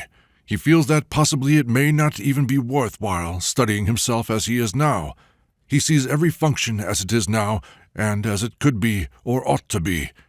Self-observation brings man to the realization of the necessity for self-change, and in observing himself, a man notices that self-observation itself brings about certain changes in his inner processes. He begins to understand that self-observation is an instrument of self-change, a means of awakening. By observing himself, he throws, as it were, a ray of light onto his inner processes, which have hitherto worked in complete darkness, and under the influence of this light, the processes themselves begin to change. There are a great many chemical processes that can take place only in the absence of light. Exactly in the same way, many psychic processes can take place only in the dark. Even a feeble light of consciousness is enough to change completely the character of a process, while it makes many of them altogether impossible. Our inner psychic processes, our inner alchemy, have much in common with those chemical processes in which light changes the character of the process, and they are subject to analogous laws. When a man comes to realize the necessity not only for self-study and self-observation, but also for work on himself with the object of changing himself, the character of his self-observation must change. He has so far studied the detail of the work of the centers, trying only to register this or that phenomenon, to be an impartial witness. He has studied the work of the machine. Now he must begin to see himself.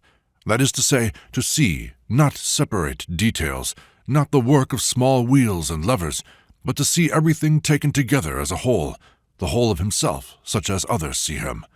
For this purpose a man must learn to take, so to speak, mental photographs of himself at different moments of his life and in different emotional states, and not photographs of details, but photographs of the whole as he saw it. In other words, these photographs must contain, simultaneously, everything that a man can see in himself at a given moment: emotions, moods, thoughts, sensations, postures, movements, tones of voice, facial expressions, and so on. If a man succeeds in seizing interesting moments for these photographs, he will very soon collect a whole album of pictures of himself, which, taken together, will show him quite clearly what he is. But it is not so easy to learn how to take these photographs at the most interesting and characteristic moments, how to catch characteristic postures, characteristic facial expressions, characteristic emotions, and characteristic thoughts. If the photographs are taken successfully, and if there is a sufficient number of them, a man will see that his usual conception of himself, with which he has lived from year to year, is very far from reality. Instead of the man he had supposed himself to be, he will see quite another man. This other man is himself, and at the same time not himself. It is as other people know him, as he imagines himself, and as he appears in his actions, words, and so on, but not altogether such as he actually is. For a man himself knows that there is a great deal that is unreal, invented, and artificial in this other man whom other people know and whom he knows himself. You must learn to divide the real from the invented, and to begin self-observation and self-study, it is necessary to divide oneself. A man must realize that he indeed consists of two men. One is the man he calls I, and whom others call Ouspensky, Zakharov, or Petrov. The other is the real he, the real I, which appears in his life only for very short moments, and which can become firm and permanent only after a very lengthy period of work. So long as a man takes himself as one person, he will never move from where he is. His work on himself starts from the moment when he begins to feel two men in himself. One is passive, and the most it can do is to register or observe what is happening to it. The other, which calls itself I, is active, and speaks of itself in the first person, is in reality only Ouspensky, Petrov, or Zakharov. This is the first realization that a man can have. Having begun to think correctly, he very soon sees that he is completely in the power of his Ouspensky, Petrov, or Zakharov. No matter what he plans or what he intends to do or say, it is not he, not I, that will carry it out, do or say it, but his Ouspensky, Petrov, or Zakharov. And of course they will do or say it, not in the way I would have done or said it, but in their own way with their own shade of meaning, and often this shade of meaning completely changes what I wanted to do. From this point of view, there is a very definite danger arising from the very first moment of self-observation. It is I who begins self-observation, but it is immediately taken up and continued by Ouspensky, Zakharov, or Petrov. But Ouspensky, Zakharov, or Petrov, from the very first steps, introduces a slight alteration into this self-observation, an alteration which seems to be quite unimportant, but which in reality fundamentally alters the whole thing. Let us suppose, for example, that a man called Ivanov hears the description of this method of self-observation. He is told that a man must divide himself, he or I on one side, and Ouspensky, Petrov, or Zakharov on the other side, and he divides himself literally as he hears it. This is I, he says, and that is Ouspensky, Petrov, or Zakharov.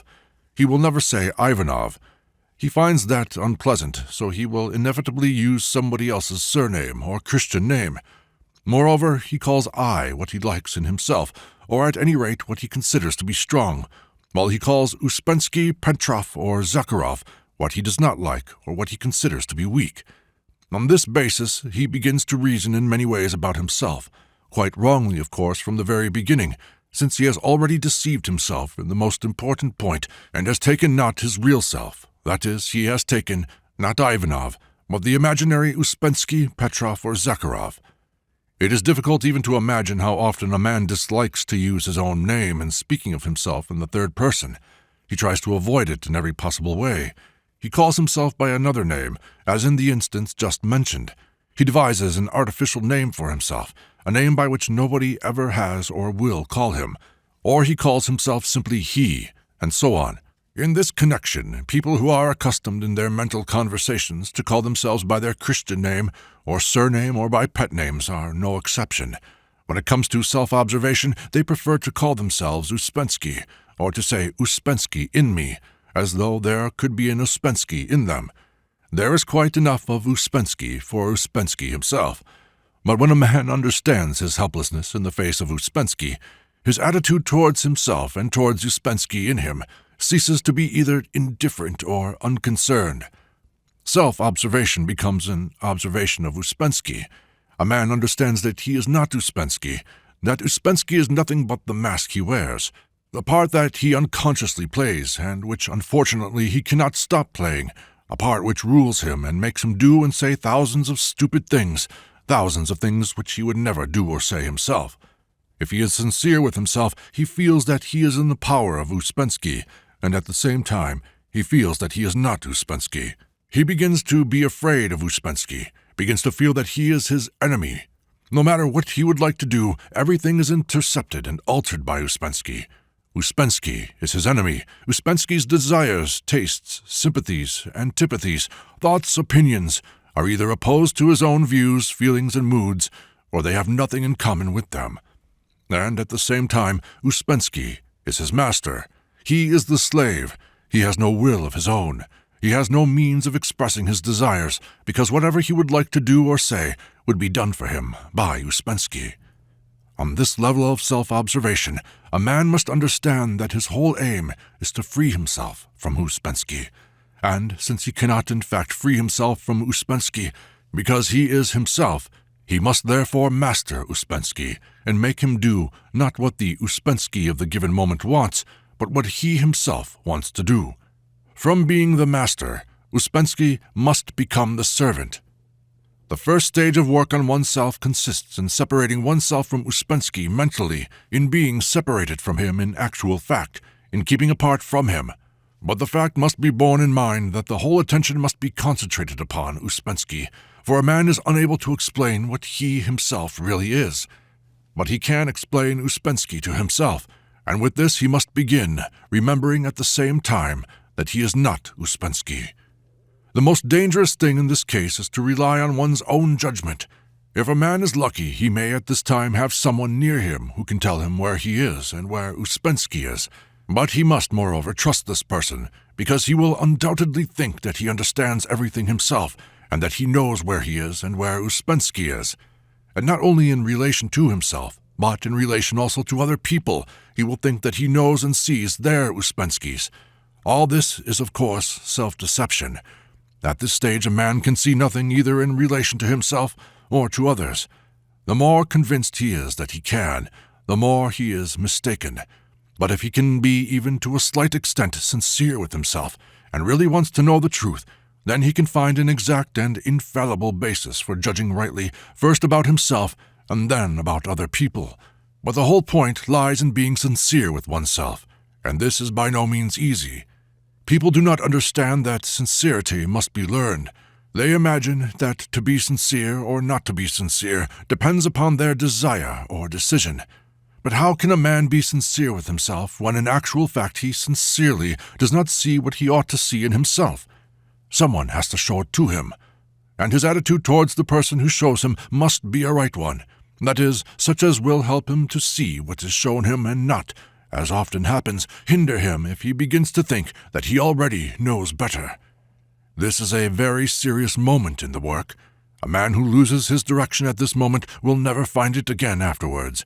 It must be remembered that man, such as he is, does not possess the means of distinguishing I and Ouspensky in himself.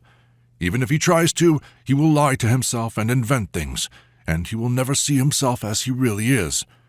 It must be understood that without outside help, a man can never see himself. In order to know why this is, so you must remember a great deal of what has been said earlier. As was said earlier, self-observation brings a man to the realization of the fact that he does not remember himself. Man's inability to remember himself is one of the chief and most characteristic features of his being, and the cause of everything else in him.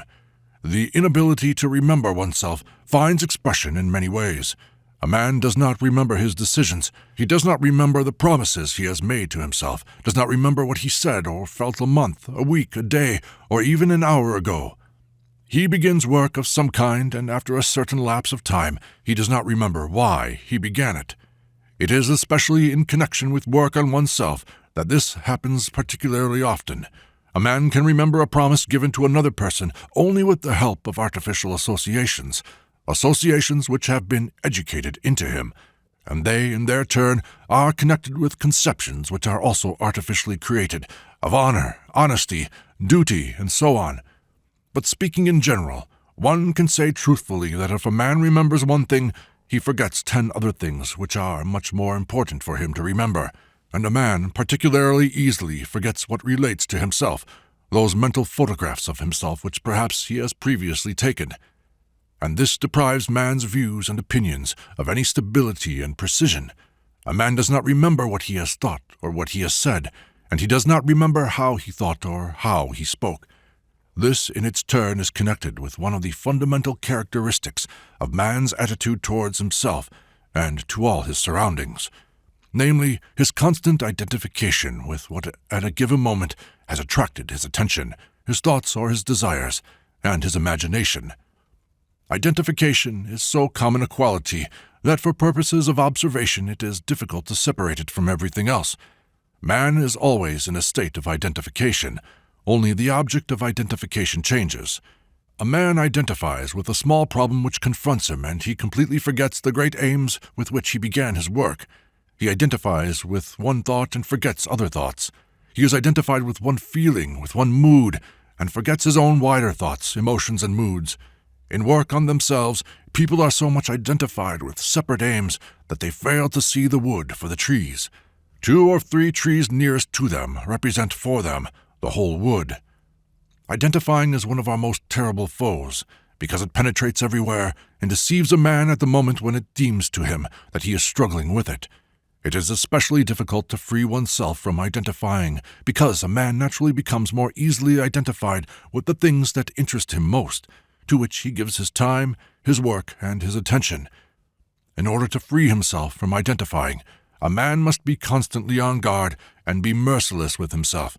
That is, he must not be afraid of seeing all the subtle and hidden forms which identifying takes. It is necessary to see and to study identifying to its very roots in oneself. The difficulty of struggling with identifying is still further increased by the fact that when people observe it in themselves, they consider it a very good trait and call it enthusiasm, zeal, passion, spontaneity, inspiration, and names of that kind, and they consider that only in a state of identifying can a man really produce good work, no matter in what sphere. In reality, of course, this is illusion. Man cannot do anything sensible when he is in a state of identifying. If people could see what the state of identifying means, they would alter their opinion. A man becomes a thing, a piece of flesh. He loses even the small semblance of a human being that he has.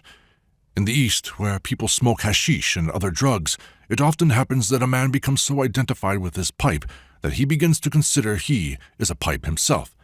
This is not a joke, but a fact. He actually becomes a pipe. This is identifying, and for this hashish or opium are entirely unnecessary. Look at people in shops, in theaters, in restaurants, or see how they identify with words when they argue about something or try to prove something, particularly something they do not know themselves. They become greediness, desires, or words. Of themselves, nothing remains. Identifying is the chief obstacle to self-remembering. A man who identifies with anything is unable to remember himself. In order to remember oneself, it is necessary, first of all, not to identify. But in order to learn not to identify, man must first of all not be identified with himself, must not call himself I, always and on all occasions. He must remember that there are two in him, that there is himself, that is I in him, and there is another with whom he must struggle and whom he must conquer if he wishes at any time to attain anything. So long as a man identifies, or can be identified, he is the slave of everything that can happen to him. Freedom is, first of all, freedom from identification. After general forms of identification, attention must be given to a particular form of identifying, namely identifying with people, which takes the form of considering them. There are several kinds of considering. On the most prevalent occasions, a man is identified with what others think about him, how they treat him, what attitude they show towards him. He always thinks that people do not value him enough, are not sufficiently polite and courteous. All this torments him, makes him think and suspect, and lose an immense amount of energy on guesswork, on suppositions, develops in him a distrustful and hostile attitude towards people. How somebody looked at him, what somebody thought of him, what somebody said of him, all this acquires for him an immense significance, and he considers not only separate persons, but society and historically constituted conditions. Everything that displeases such a man seems to him to be unjust, illegal, wrong, and illogical, and the point of departure for his judgment is always that these things can and should be changed. Injustice is one of the words in which very often considering hides itself. When a man has convinced himself that he is indignant with some injustice, then for him to stop considering would mean reconciling himself to injustice. There are people who are able to consider not only injustice or the failure of others to value them enough, but who are able to consider, for example, the weather. This seems ridiculous, but it is a fact. People are able to consider climate, heat, cold, snow, rain. They can be irritated by the weather, be indignant and angry with it. A man can take everything in such a personal way as though everything in the world had been specially arranged in order to give him pleasure, or on the contrary, to cause him inconvenience or unpleasantness. All this and much else besides is merely a form of identification. Such considering is wholly based upon requirements. A man inwardly requires that everyone should see what a remarkable man he is, and that they should constantly give expression to their respect, esteem, and admiration for him, for his intellect, his beauty, his cleverness, his wit, his presence of mind, his originality, and all his other qualities. Requirements in their turn are based on a completely fantastic notion about themselves, such as very often occurs with people of very modest appearance. Various writers, actors, musicians, artists, and politicians, for instance, are almost without exception sick people. And what are they suffering from? First of all, from an extraordinary opinion of themselves, then from requirements, and then from considering. That is, being ready and prepared beforehand to take offense at lack of understanding and lack of appreciation. There is still another form of considering which can take a great deal of energy from a man. This form starts with man beginning to think that he is not considering another person enough, that this other person is offended with him for not considering him sufficiently, and he begins to think himself that perhaps he does not think enough about this other, does not pay him enough attention, does not give way to him enough. All this is simply weakness. People are afraid of one another, but this can lead very far. I have seen many such cases. In this way a man can finally lose his balance, if at any time he had any, and begin to perform entirely senseless actions. He gets angry with himself and feels that it is stupid, and he cannot stop, whereas in such cases the whole point is precisely not to consider. It is the same case, only perhaps worse, when a man considers that, in his opinion, he ought to do something when, as a matter of fact, he ought not to do so at all. Ought and ought not is also a difficult subject. That is, difficult to understand when a man really ought and when he ought not. This can be approached only from the point of view of aim. When a man has an aim, he ought to do only what leads towards his aim, and he ought not to do anything that hinders him from going towards his aim.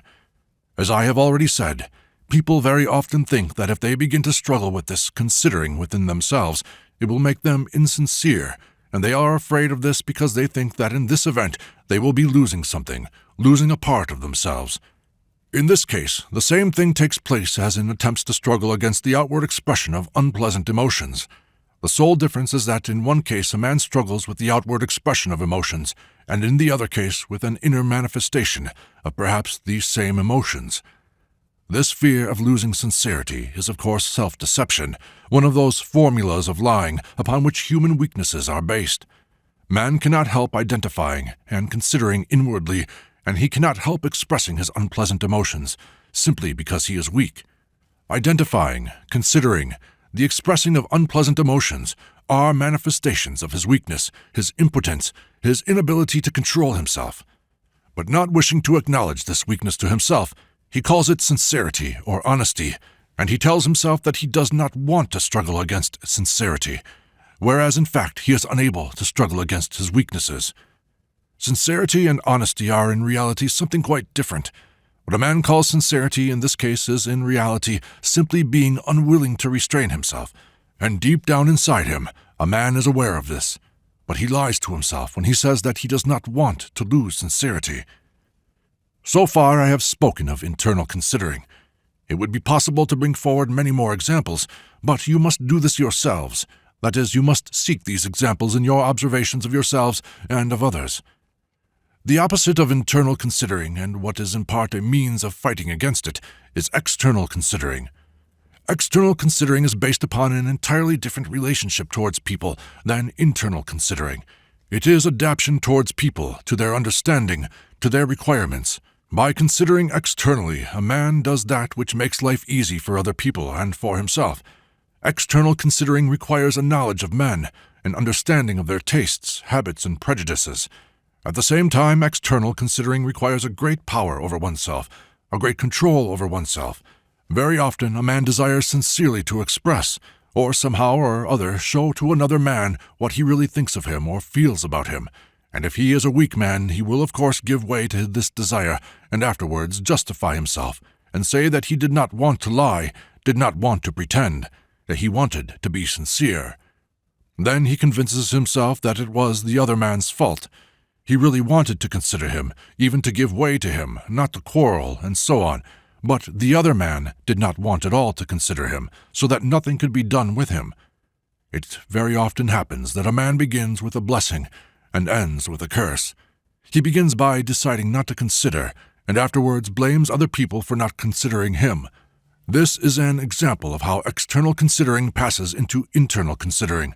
But if a man really remembers himself, He understands that another man is a machine just as he is himself, and then he will enter into his position. He will put himself in his place, and he will be really able to understand and feel what another man thinks and feels. If he can do this, his work becomes easier for him. But if he approaches a man with his own requirements, nothing except new internal considering can ever be obtained from it. Right external considering is very important in the work. It often happens that people who understand very well the necessity of external considering in life do not understand the necessity of external considering in the work. They decide that just because they are in the work, they have the right not to consider. Whereas in reality, in the work, that is, for a man's own successful work, 10 times more external considering is necessary than in life, because only external considering on his part shows his valuation of the work and his understanding of the work. And success in the work is always proportional to the valuation and understanding of it. Remember that work cannot begin and cannot proceed on a level lower than that of the abivatel, that is, on a level lower than ordinary life. This is a very important principle, which for some reason or other is very easily forgotten, but we will speak about this separately afterwards. G began one of the following talks with the fact that we forget about the difficulties of our position. "You often think in a very naive way," he said. "You already think you can do. To get rid of this conviction is more difficult than anything else for a man. You do not understand all the complexity of your organization, and you do not realize that every effort, in addition to the results desired, even if it gives thousands of unexpected and often undesirable results. And the chief thing that you forget is that you are not beginning from the beginning with a nice, clean, new machine.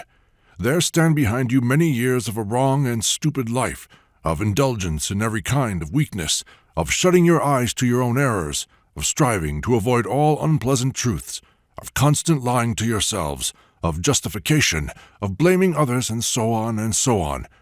All this cannot help affecting the machine. The machine is dirty.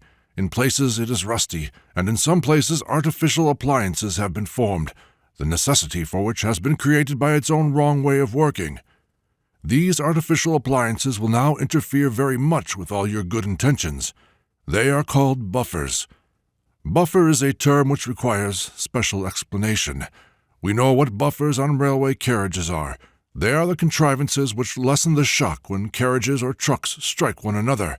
If there were no buffers, the shock of one carriage against another would be very unpleasant and dangerous. Buffers soften the results of these shocks and render them unnoticeable and imperceptible. Exactly the same appliances are to be found within man. They are created not by nature, but by man himself, although voluntarily. The cause of their appearance is the existence in man of many contradictions of opinions, feelings, sympathies, words, and actions. If a man throughout the whole of his life were to feel all the contradictions that are within him, he could not live and act as calmly as he lives and acts now. He would have constant friction, constant unrest. We fail to see how contradictory and hostile the different eyes of our personality are to one another. If a man were to feel all these contradictions, he would feel what he really is. He would moreover feel that he is mad. It is not pleasant to anyone to feel that he is mad. Moreover, a thought such as this deprives a man of self-confidence, weakens his energy, deprives him of self-respect. Somehow or other he must master his thought or banish it. He must either destroy contradictions or cease to see and to feel them. A man cannot destroy contradictions, but if buffers are created in him, he can cease to feel them, and he will not feel the impact from the clash of contradictory views, contradictory emotions, contradictory words. Buffers are created slowly and gradually. Very many buffers are created artificially through education. Others are created under the hypnotic influence of all surrounding life. A man is surrounded by people who live, speak, think, and feel by means of buffers. Imitating them in their opinions, actions, and words, a man involuntarily creates similar buffers in himself. Buffers make a man's life more easy. It is very hard to live without buffers, but they keep man from the possibility of inner development, because buffers are made to lessen shocks, and it is only shocks that can lead a man out of the state in which he lives, that is, to waken him. Buffers lull a man to sleep, give him the agreeable and peaceful sensation that all will be well, that no contradictions exist, and that he can sleep in peace. Buffers are appliances by means of which a man can always be in the right. Buffers help a man not to feel his conscience. Conscience is again a term that needs explanation. In ordinary life, the concept conscience is taken too simply, as if we had a conscience. Actually, in the concept conscience, in the sphere of the emotions, is equivalent to the concept consciousness in the sphere of the intellect. And as we have no consciousness, we have no conscience. Consciousness is a state in which a man knows all at once everything that he in general knows, and in which he can see how little he does know and how many contradictions there are in what he knows. Conscience is a state in which a man feels all at once everything that he in general feels, or can feel, and as everyone has within him thousands of contradictory feelings which vary from a deeply hidden realization of his own nothingness, and fears of all kinds, to the most stupid kind of self-conceit, self-confidence, self-satisfaction, and self-praise. To feel all this together would not only be painful but literally unbearable. If a man whose entire world is composed of contradictions were suddenly to feel all these contradictions simultaneously within himself, if he were to feel all at once that he loves everything he hates, and hates everything he loves, that when he lies he tells the truth, and that he tells the truth when he lies, and if he could feel the shame and horror of it all, this would be the state which is called conscience. A man cannot live in this state. He must either destroy contradictions or destroy conscience. He cannot destroy conscience, but if he cannot destroy it, he can put it to sleep. That is, he can separate by impenetrable barriers one feeling of self from another, never see them together, never feel their incompatibility, the absurdity of one existing alongside another. But fortunately for man, that is, for his peace and for his sleep, the state of conscience is very rare. From early childhood, buffers begin to grow and strengthen in him, taking from him the possibility of seeing his inner contradictions, and therefore, for him, there is no danger whatever of a sudden awakening. Awakening is possible only for those who seek it and want it, for those who are ready to struggle with themselves and work on themselves for a very long time and very persistently in order to attain it. For this it is necessary to destroy buffers, that is, to go out to meet all those inner sufferings which are connected with the sensations of contradictions. Moreover, the destruction of buffers in itself requires very long work, and a man must agree to this work, realizing that the result of his work will be every possible discomfort and suffering from the awakening of his conscience. But consciousness is the fire which alone can fuse all the powders in the glass retort, which was mentioned before, and create the unity which a man lacks in that state in which he begins to study himself. The concept conscience has nothing in common with the concept morality. Conscience is a general and permanent phenomenon. Conscience is the same for all men, and conscience is possible only in the absence of buffers. From the point of view of understanding the different categories of man, we may say that there exists the conscience of a man in whom there are no contradictions. This conscience is not suffering, but on the contrary it is joy of a totally new character which we are unable to understand. But even a momentary awakening of conscience in a man who has thousands of different eyes is bound to involve suffering. And if these moments of conscience become longer, and if a man does not fear them, but, on the contrary, cooperates with them and tries to keep and prolong them, an element of very subtle joy, a foretaste of the future consciousness, will gradually enter into these moments. There is nothing in general in the concept of morality. Morality consists of buffers. There is no general morality. What is moral in China is immoral in Europe, and what is moral in Europe is immoral in China. What is moral in Petersburg is immoral in the Caucasus, and what is moral in the Caucasus is immoral in Petersburg. What is moral in one class of society is immoral in another, and vice versa. Morality is always and everywhere an artificial phenomenon. It consists of various taboos, that is, restrictions and various demands, sometimes sensible in their basis, and sometimes having lost all meaning, or never even having had any meaning, and having been created on a false basis, on a soil of superstition and false fears. Morality consists of buffers, And since buffers are of various kinds, and the conditions of life in different countries and in different ages or among different classes of society vary considerably, so the morality created by them is also very dissimilar and contradictory. A morality common to all does not exist. It is even impossible to say that there exists any general idea of morality. For instance, in Europe, it is said that sometimes the general morality for Europe is Christian morality. But first of all, the idea of Christian morality itself admits of very different interpretations, and many different crimes have been justified by Christian morality. And in the second place, modern Europe has very little in common with Christian morality, no matter how we understand this morality.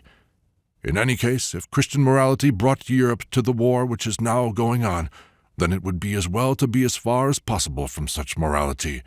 "Many people say that they do not understand the moral side of your teaching," said one of us, "and others say that your teaching has no morality at all."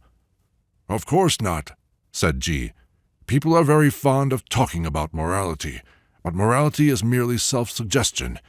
What is necessary is conscience. We do not teach morality, we teach how to find conscience. People are not pleased when we say this. They say that we have no love, simply because we do not encourage weakness and hypocrisy, but, on the contrary, take off all masks. He who desires the truth will not speak of love or of Christianity, because he knows how far he is from these. Christian teaching is for Christians, and Christians are those who live, that is, who do everything according to Christ's precepts. Can they who talk of love and morality live according to Christ's precepts? Of course they cannot. But there will always be talk of this kind. There will always be people whom words are more precious than anything else. But this is a true sign. He who speaks like this is an empty man. It is not worth while wasting time on him. Morality and conscience are quite different things. One conscience can never contradict another conscience. One morality can always very easily contradict and completely deny another. A man with buffers can be very moral, and buffers can be very different. That is, very two moral men may consider each other very immoral. As a rule, it is almost inevitably so. The more moral a man is, the more immoral does he think other moral people. The idea of morality is connected with the idea of good and evil conduct, but the idea of good and evil is always different for different people, always subjective in man number 1, number 2, and number 3, and is connected only with a given moment or a given situation. A subjective man can have no general concept of good and evil. For a subjective man, evil is everything that is opposed to his desires or interests or to his conception of good. One may say that evil does not exist for subjective man at all, that there exist only different conceptions of good. Nobody ever does anything deliberately in the interests of evil, for the sake of evil. Everybody acts in the interests of good as he understands it, but everybody understands it in a different way. Consequently, men drown, slay, and kill one another in the interests of good. The reason is again just the same: men's ignorance and the deep sleep in which they live. This is so obvious that it even seems strange that people have never thought of it before. However, the fact remains that they fail to understand this, and everyone considers his good as the only good, and all the rest as evil. It is naive and useless to hope that men will ever understand this, and that they will evolve a general and identical idea of good. "But do not good and evil exist in themselves apart from man?" asked someone present. "They do," said G. "Only this is very far from us, and it is not worth your while even to try to understand this at the present. Simply remember one thing. The only possible permanent idea of good and evil for man is connected with the idea of evolution. Not with mechanical evolution, of course, but with the idea of man's development through conscious efforts, the change of his being, the creation of unity in him, and the formation of a permanent I. A permanent idea of good and evil can be formed in man only in connection with a permanent aim and a permanent understanding. If a man understands that he is asleep, and if he wishes to awake, then everything that helps him to awake will be good, and everything that hinders him, everything that prolongs his sleep, will be evil. Exactly in the same way will he understand what is good and evil for other people. What helps them to awake is good. What hinders them is evil. But this is so only for those who want to awake, that is, for those who understand that they are asleep. Those who do not understand that they are asleep, and those who can have no wish to awake, cannot have understanding of good and evil. And as the overwhelming majority of people do not realize, and will never realize, that they are asleep, neither good nor evil can actually exist for them. This contradicts generally accepted ideas. People are accustomed to think that good and evil must be the same for everyone, and above all that good and evil exist for everyone. In reality, however, good and evil exist only for a few, for those who have an aim and who pursue that aim. Then what hinders the pursuit of that aim is evil, and what helps is good. But of course most sleeping people will say that they have an aim and that they are going somewhere.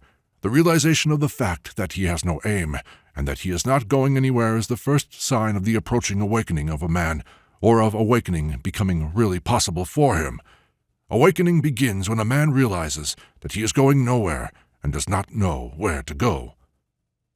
As has been explained before, there are many qualities which men attribute to themselves, which in reality can belong only to people of a higher degree of development and of a higher degree of evolution than man number 1, number 2, and number 3. Individuality, a single and permanent I, consciousness, will, the ability to do, a state of inner freedom. All these are qualities which ordinary man does not possess. To the same category belongs the idea of good and evil, the very existence of which is connected with a permanent aim, with a permanent direction, and a permanent center of gravity. The idea of good and evil is sometimes connected with the idea of truth and falsehood, but just as good and evil do not exist for ordinary man, neither do truth and falsehood exist. Permanent truth and permanent falsehood can exist only for a permanent man. If a man himself continually changes, then for him truth and falsehood will also continually change. And if people are all in different states at every given moment, their conceptions of truth must be varied as their conceptions of good. A man never notices how he begins to regard as true what yesterday he considered as false, and vice versa.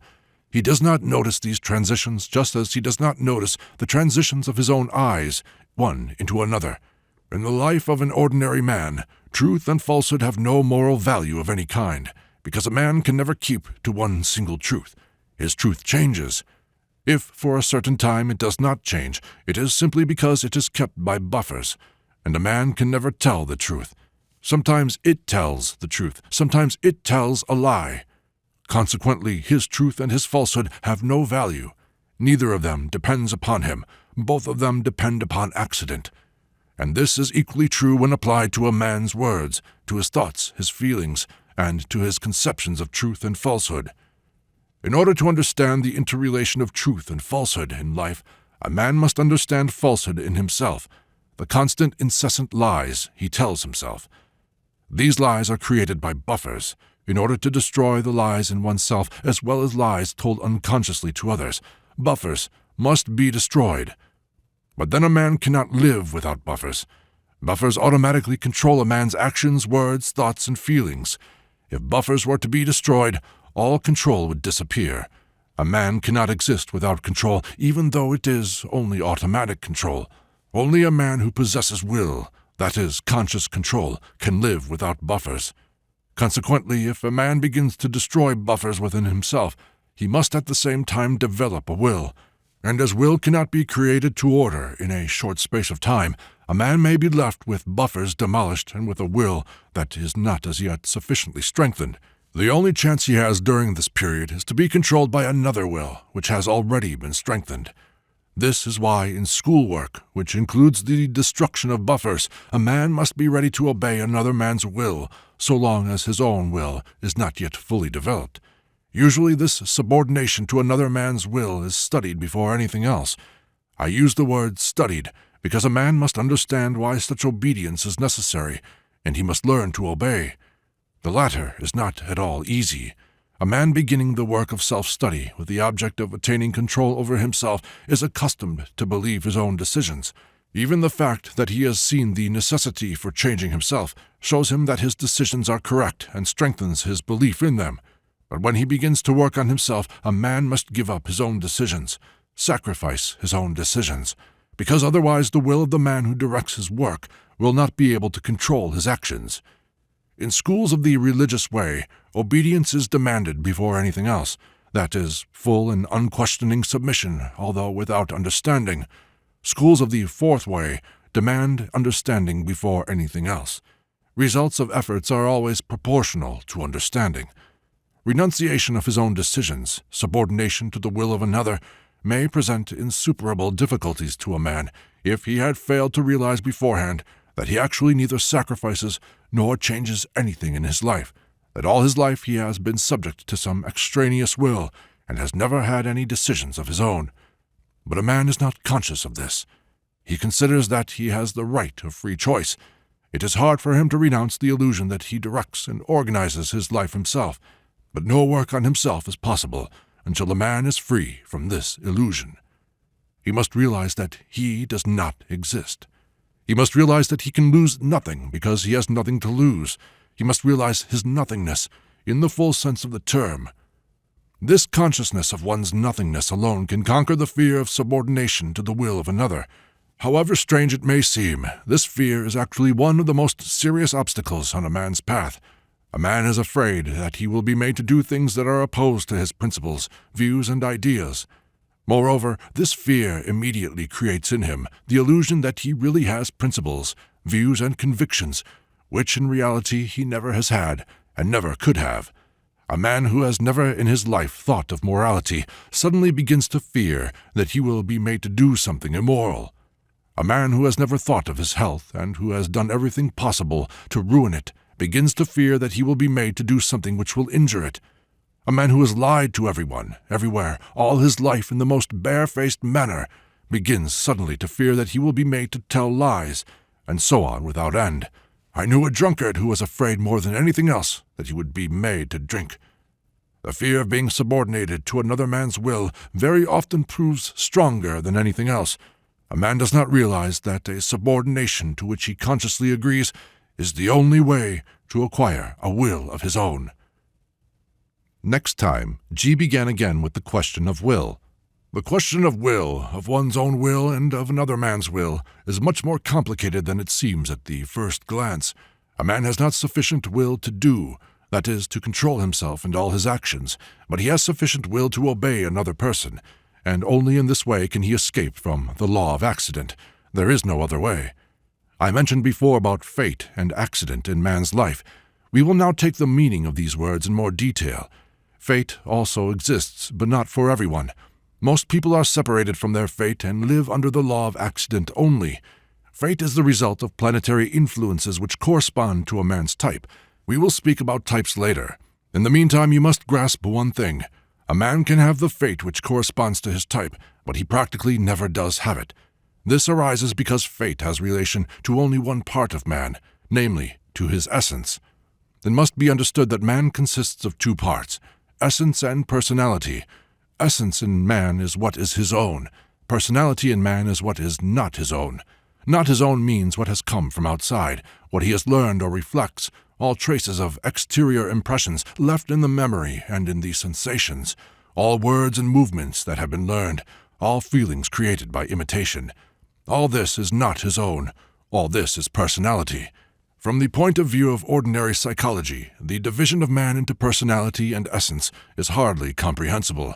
It is more exact to say that such a division does not exist in psychology at all. A small child who has no personality as yet, he is what he really is. He is essence. His desires, tastes, likes, dislikes express his being such as it is. But as soon as so-called education begins, personality begins to grow.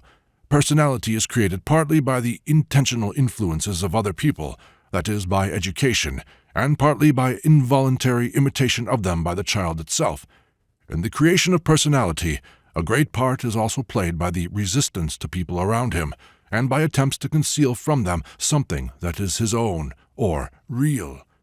Essence is the truth in man. Personality is the false. But in proportion as personality grows, essence manifests itself more and more rarely, and more feebly, and it very often happens that essence stops in its growth at a very early age and grows no further. It happens very often that the essence of a grown-up man even that of a very intellectual and, in the accepted meaning of the word, highly educated man, stops on the level of a child of 5 or 6. This means that everything we see in this man is in reality not his own. What is his own in man, that is, his essence, is usually only manifested in his instincts and in his simplest emotions. There are cases, however, when a man's essence grows parallel with his personality. Such cases represent very rare exceptions, especially in the circumstances of cultured life. Essence has more chances of development in men who live nearer to nature, in difficult conditions of constant struggle and danger. But as a rule, personality of such people is very little developed. They have more of what is their own, but very little of what is not their own. That is to say, they lack education and instruction, they lack culture. Culture creates personality and is at the same time the product and result of personality. We do not realize that the whole of our life, all we call civilization, all we call science, philosophy, art, and politics, is created by people's personality, that is, by what is not their own in them. The element that is not his own differs from what is man's own by the fact that it can be lost, altered, or taken away by artificial means. There exists a possibility of experimental verification of the relation of personality to essence. In Eastern schools, ways and means are known by the help of which it is possible to separate man's personality from his essence. For this purpose, they sometimes use hypnosis, sometimes special narcotics, sometimes certain kinds of exercises.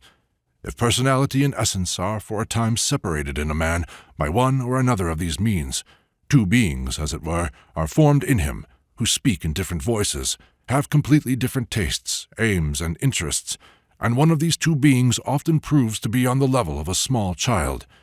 Continuing the experiment further, it is possible to put one of these beings to sleep, or the experiment may begin by putting to sleep either personality or essence. Certain narcotics have the property of putting personality to sleep without affecting essence, and for a certain time after taking this narcotic, a man's personality disappears, as it were, and only his essence remains. And it happens that a man full of the most varied and exalted ideas, full of sympathies and antipathies, love, hatred, attachments, patriotism, habits, tastes, desires, convictions, suddenly proves quite empty, without thoughts, without feelings, without convictions, without views. Everything that has agitated him before now leaves him completely different. Sometimes he sees the artificiality and the imaginary character of his usual moods, or his high-sounding words. Sometimes he simply forgets them as though they had never existed. Things for which he was ready to sacrifice his life now appear to him ridiculous and meaningless and unworthy of his attention. All that he can find in himself is a small number of instinctive inclinations and tastes. He is fond of sweets. He likes warmth. He dislikes cold. He dislikes the thought of work, or on the contrary, he likes the idea of physical movement, and that is all. Sometimes, though very seldom, and sometimes when it is least expected, essence proves fully grown and fully developed in a man, even in cases of undeveloped personality, and in this case essence unites together everything that is serious and real in a man. But this happens very seldom. As a rule, man's essence is either primitive, savage, and childish, or else simply stupid. The development of essence depends on work on oneself. A very important moment in the work on oneself is when a man begins to distinguish between his personality and his essence. A man's real I, his individuality, can only grow from his essence. It can be said that a man's individuality is his essence, grown up, mature. But in order to enable essence to grow up, it is first of all necessary to weaken the constant pressure of personality upon it, because the obstacles to the growth of essence are contained in personality. If we take an average cultured man, we see that in the vast majority of cases, his personality is the active element in him, while his essence is the passive element. The inner growth of a man cannot begin so long as this order of things remains unchanged. Personality must become passive, and essence must become active. This can only happen if buffers are removed or weakened, because buffers are the chief weapon, by the help of which personality holds essence in subjection. As has been said earlier, in the case of less cultured people, essence is often more highly developed than it is in cultured man. It would seem that they ought to be nearer to the possibility of growth, but in reality it is not so because their personality proves to be insufficiently developed. For inner growth, for work on oneself, A certain development of personality, as well as a certain strength of essence, are necessary. Personality consists of roles and of buffers resulting from a certain work of the centers. An insufficiently developed personality means a lack of roles, that is, a lack of knowledge, a lack of information, a lack of the material upon which work on oneself must be based. Without some store of knowledge, without a certain amount of material not his own, a man cannot begin to work on himself. He cannot begin to study himself. He cannot begin to struggle with his mechanical habits, simply because there will be no reason or motive for undertaking such work. It does not mean that all the ways are closed to him. The way of the fakir and the way of the monk, which do not require any intellectual development, remain open to him, but the methods and the means which are possible for a man of a developed intellect are impossible for him. Thus, evolution is equally difficult for a cultured or an uncultured man. A cultured man lives far from nature, far from natural conditions of existence, in artificial conditions of life, developing his personality at the expense of his essence. A less cultured man, living in more normal and more natural conditions, develops his essence at the expense of his personality. A successful beginning of work on oneself requires the happy occurrence of an equal development of personality and essence. Such an occurrence will give the greatest assurance of success. If essence is very little developed, a long preparatory period of work is required, and this work will be quite fruitless if a man's essence is rotten inside, or if it develops some irreparable defects. Conditions of this kind occur fairly often. An abnormal development of personality very often arrests the development of essence at such an early stage that the essence becomes a small deformed thing. From a small deformed thing, nothing else can be got. Moreover, it happens fairly often that essence dies in a man while his personality and his body are still alive. A considerable percentage of the people we meet in the streets of a great town are people who are empty inside. That is, they are actually already dead. It is fortunate for us that we do not see and do not know it. If we knew what a number of people are actually dead, and what a number of these dead people govern our lives, we should go mad with horror. And indeed, people often do go mad because they end up something of this nature without the proper preparation. That is, they see something they are not supposed to see. In order to see without danger, one must be on the way. If a man who can do nothing sees the truth, he will certainly go mad. Only this rarely happens. Usually everything is so arranged that a man can see nothing prematurely. Personality sees only what it likes to see, and what does not interfere with its life. It never sees what it does not like. This is both good and bad at the same time. It is good if a man wants to sleep, bad if he wants to awaken. If essence is subject to the influence of fate, does it mean that compared with accident, fate is always favorable to a man? Asked somebody present. And can fate bring a man to the work? No, it does not mean this at all, G answered him. Fate is better than accident only in the sense that it is possible to take it into account. It is possible to know it beforehand. It is possible to prepare for what is ahead. In regard to accident, one can know nothing, but fate can also be unpleasant or difficult. In this event, however, there are means for isolating oneself from one's fate. The first step towards this consists in getting away from general laws. Just as there is individual accident, so is there general or collective accident. And in the same way as there is individual fate, there is a general or collective fate. Collective accident and collective fate are governed by general laws. If a man wishes to create individuality of his own, he must first free himself from general laws. General laws are by no means all obligatory for man. He can free himself from many of them if he frees himself from buffers and from imagination. All this is connected with liberation from personality. Personality feeds on imagination and falsehood. If the falsehood in which man lives is decreased and imagination is decreased, personality very soon weakens, and a man begins to be controlled either by fate or by a line of work which is in its turn controlled by another man's will. This will lead him until a will of his own has been formed, capable of withstanding both accident and, when necessary, fate. The talks given embrace a period of a few months. It stands to reason that it is not possible to re-establish the talks in their exact order, because very often G touched upon 20 different subjects in an evening. Much was repeated, much depended upon the questions asked by those present. Many ideas were so closely connected that they could only be separated artificially. At this time, certain definite types of people had already begun to show a negative attitude towards our work. Besides the absence of love, many people were very indignant at the demand for payment, for money. In this connection, it was very characteristic that those who were indignant were not those who could pay only with difficulty, but people of means for whom the sum demanded was a mere trifle. Those who could not pay, or who could pay very little, always understood that they could not count upon getting something for nothing, and that G's work, his journeys to Petersburg, and the time that he and others gave to the work, cost money. Only those who had money did not understand and did not want to understand this. "Does this mean that we must pay to enter the kingdom of heaven?" they said. "People do not pay, nor is money asked for such things. Christ said to his disciples, 'Take neither purse nor scrip, and you want 1,000 rubles. A very good business could be made of it. Suppose that you had 100 members, this would already make 100,000, and if there were 200, 300,000 a year is very good money." G always smiled when I told him about talks like this.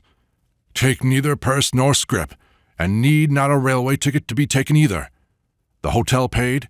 You see how much falsehood and hypocrisy there is here. No, even if we needed no money at all, it would still be necessary to keep this payment. It rids us once of many useless people. Nothing shows up so much as their attitude towards money. They are ready to waste as much as you like on their own personal fantasies, but they have no valuation whatever of another person's labor. I must work for them and give them gratis everything that they vouchsafe to take from me. How is it possible to trade in knowledge? This ought to be free. It is possible for this reason that the demand for this payment is necessary. Some people will never pass this barrier, and if they do not pass this one, it means that they will never pass another. Besides, there are other considerations. Afterwards, you will see." The other considerations were very simple ones. Many people indeed could not pay, and although in principle G put the question very strictly, in practice he never refused anybody on the grounds that they had no money, and it was found out later that he even supported many of his pupils. The people who paid 1,000 rubles paid not only for themselves, but for others. Chapter 9. At one lecture, G began to draw the diagram of the universe in an entirely new way. "So far we have spoken of the forces that create the worlds," he said, "of the process of creation proceeding from the Absolute. We will now speak of the processes which take place in the already created and existing world, but you must remember that the process of creation never stops, although on a planetary scale growth proceeds so slowly that if we reckon it in our time, planetary conditions can be regarded as permanent for us. Therefore, let us take the ray of creation after the universe has already been created. The action of the Absolute upon the world, or upon the worlds created by it or within it, continues. The action of each of these worlds upon subsequent worlds continues in exactly the same way. All suns of the Milky Way influence our sun. The sun influences the planets. All planets influence our Earth, and the Earth influences the Moon.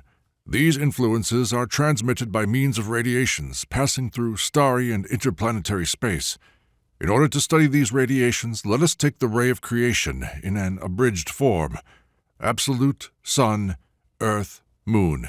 Or, in other words, let us imagine the ray of creation in the form of 3 octaves of radiations. The first octave between the Absolute and the Sun, the second octave between the Sun and the Earth, and the third octave between the Earth and the Moon. And let us examine the passage of radiations between these 4 fundamental points of the universe. We have to find our place and understand our functions in this universe, which is taken in the form of 3 octaves of radiations between 4 points. In the first octave, the Absolute will include 2 notes, Do and Si, with the interval between them. Figure 20. Then will follow notes La, Sol, Fa, that is, Figure 21. Then an interval, and the shock filling it, unknown to us but nevertheless inevitably existing. Then Mi, Re. Figure 22. The radiations reach the Sun. 2 notes are included in the Sun itself, Do, an interval, and Si. Then follow La, Sol, Fa, radiations going towards the Earth. Figure 23. Then an interval and the shock of organic life which fills it. Then Mi and Re. The Earth, Do, an interval. Si, and then La, Sol, Fa. Radiations going towards the moon. Then again an interval, a shock unknown to us, then Mi, Re, and the moon. Do. These 3 octaves of radiations, in which form we shall now imagine the universe, will enable us to explain the relation of matters and forces of different planes of the world to our own life. It must be observed that, although there are 6 intervals in these 3 octaves, only 3 of them actually require to be supplemented from outside. The first interval, between Do and Si, is filled by the will of the Absolute. The second interval, Do, Si, is filled by the influence of the sun's mass upon radiations passing through it, and the third interval, Do, Si, is filled by the action of the Earth's mass upon radiations passing through it. Only the intervals between Fa and Mi have to be filled by additional shocks. These additional shocks can come either from other octaves which pass across the given point, or from parallel octaves which start from higher points.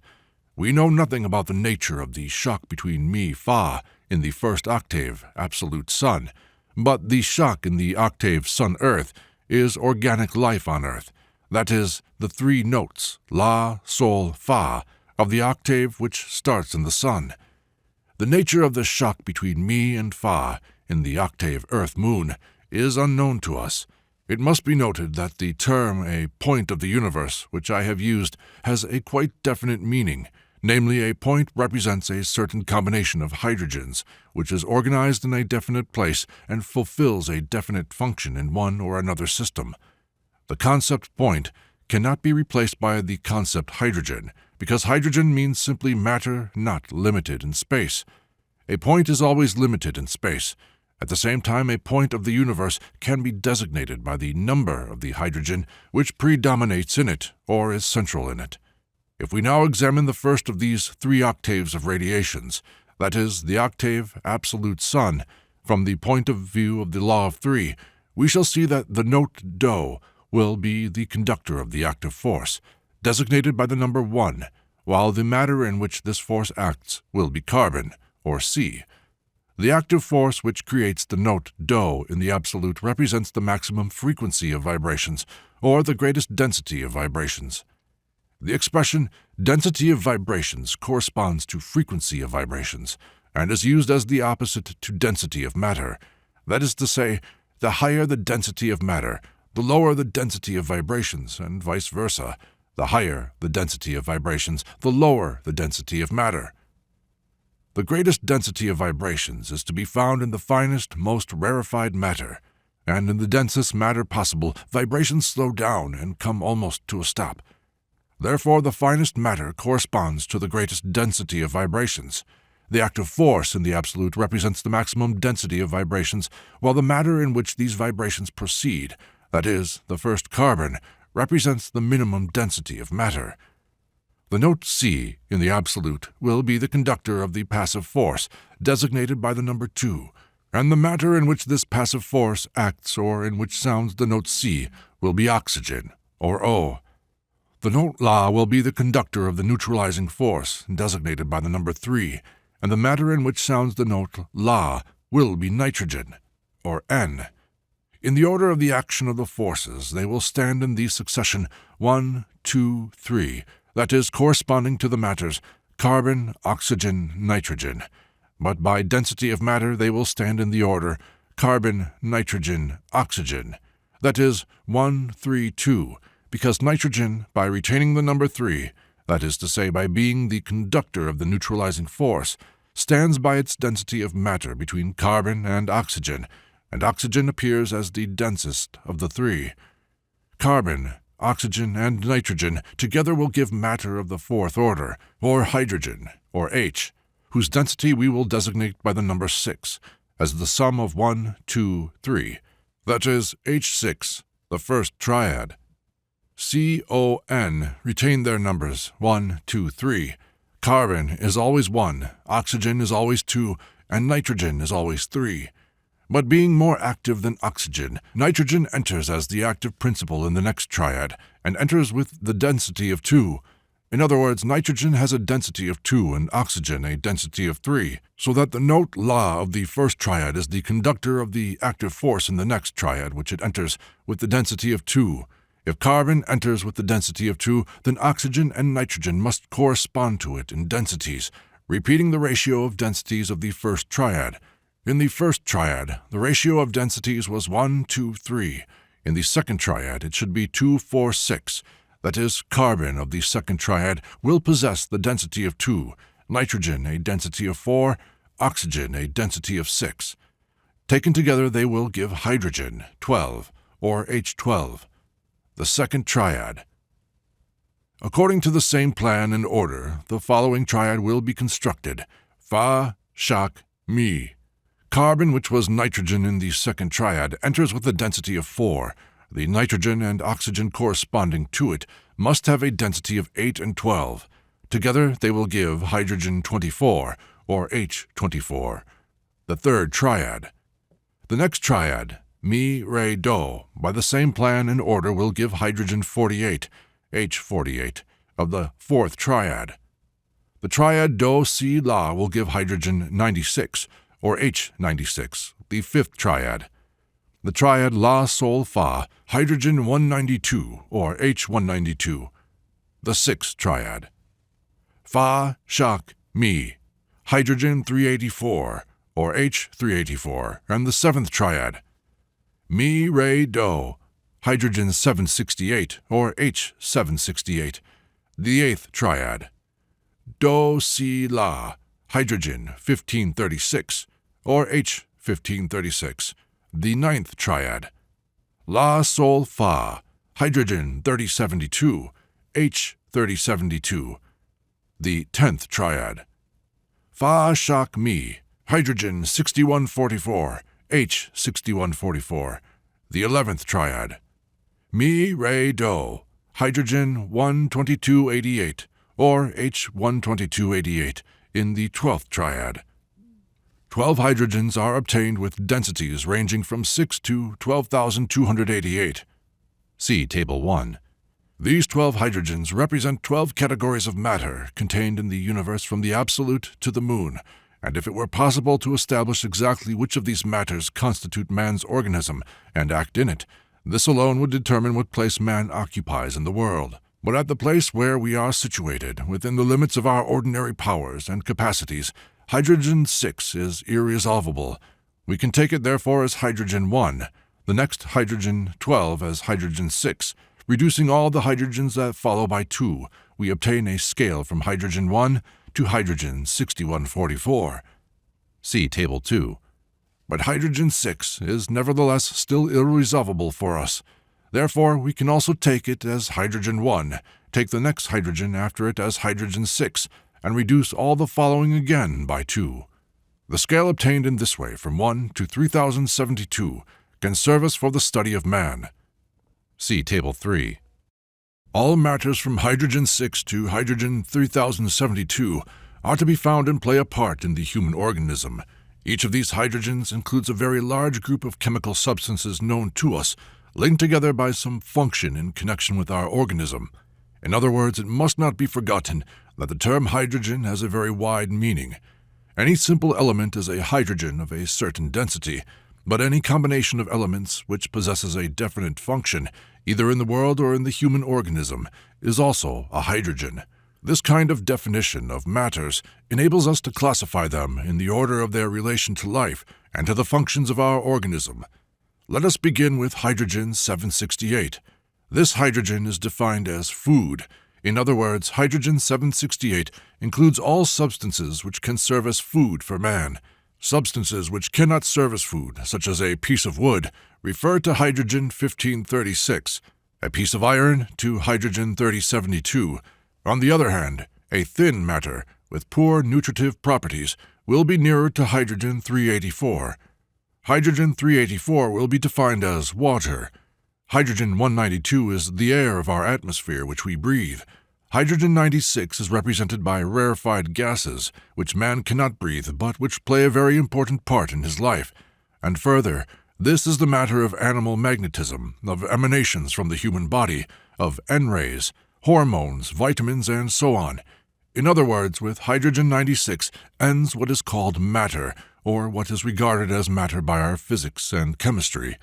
Hydrogen-96 also includes matters that are most imperceptible to our chemistry, or perceptible only by their traces or results, often merely presumed by some and denied by others. Hydrogens 48, 24, 12, and 6 are matters unknown to physics and chemistry, matters of our psychic and spiritual life on different levels. Altogether, in examining the table of hydrogens, it must always be remembered that each hydrogen of this table includes an enormous number of different substances connected together by one and the same function in our organism and representing a definite cosmic group. Hydrogen 12 corresponds to the hydrogen of chemistry, atomic weight 1.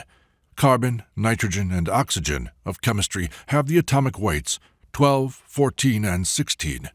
In addition, it is possible to point out in the table of atomic weights elements which correspond to certain hydrogens, that is, elements whose atomic weights stand almost in the correct octave ratio to one another. Thus, hydrogen 24 corresponds to fluorine, Fl, atomic weight 19. Hydrogen 48 corresponds to chlorine, Cl, atomic weight 35.5. Hydrogen 96 corresponds to bromine, Br, atomic weight 80. And hydrogen 192 corresponds to iodine, I, with the atomic weight of 127. The atomic weights of these elements stand almost in the ratio of an octave to one another. In other words, the atomic weight of one of them is almost twice as much as the atomic weight of another. The slight inexactitude, that is, the incomplete octave relationship, is brought about by the fact that ordinary chemistry does not take into consideration all the properties of a substance. Namely, it does not take into consideration cosmic properties. The chemistry of which we speak here studies matter on a different basis from ordinary chemistry and takes into consideration not only the chemical and physical, but also the psychic and cosmic properties of matter.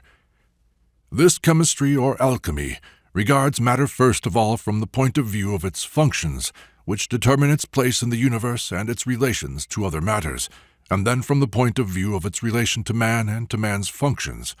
By an atom of a substance is meant a certain small quantity of the given substance that retains all its chemical, cosmic, and psychic properties, because in addition to its cosmic properties, every substance also possesses psychic properties, that is, a certain degree of intelligence.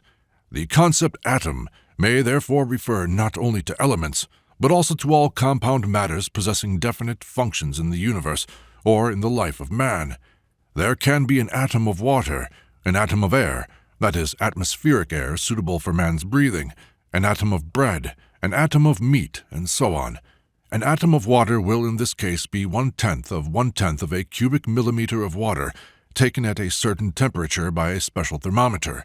This will be a tiny drop of water, which under certain conditions can be seen with the naked eye. This atom is the smallest quantity of water that retains all the properties of water. On further division, some of these properties disappear. That is to say, it will not be water, but something approaching the gaseous state of water, steam, which does not differ chemically in any way from water in a liquid state, but possesses different functions, and therefore different cosmic and psychic properties. The table of hydrogens makes it possible to examine all substances making up man's organism from the point of view of their relation to the different planes of the universe. And as every function of man is a result of the action of definite substances, and as each substance is connected with a definite plane in the universe, this fact enables us to establish the relation between man's functions and the planes of the universe. I ought to say at this point that the 3 octaves of radiations and the table of hydrogens derived from them were a stumbling block for us for a long time. The fundamental and the most essential principle of the transition of the triads and the structure of matter I understood only later, and I will speak of it in its proper place. In my exposition of G's lectures in general, I am trying to observe a chronological order, although this is not always possible as some things were repeated very many times and entered, in one form or another, into almost all lectures. Upon me personally, the table of hydrogens produced a very strong impression, which later on was to become still stronger. I felt in this latter reaching from earth to heaven something very like the sensations of the world, which came to me several years before during my strange experiments, when I felt so strongly the connectedness, the wholeness, and the mathematicalness of everything in the world.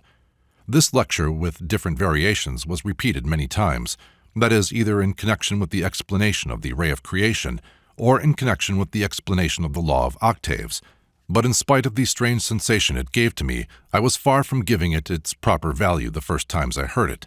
And above all, I did not understand at once that these ideas are much more difficult to assimilate and are much deeper in their content than they appeared from their simple exposition.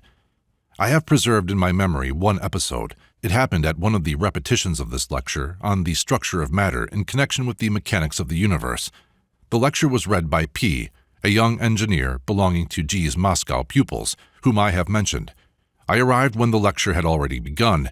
Hearing familiar words, I decided that I had already heard this lecture, and therefore, sitting down in a corner of the large drawing room, I smoked and thought of something else. G was there too. "Why did you not listen to the lecture?" he asked me after it was over. "But I have already heard it," I said.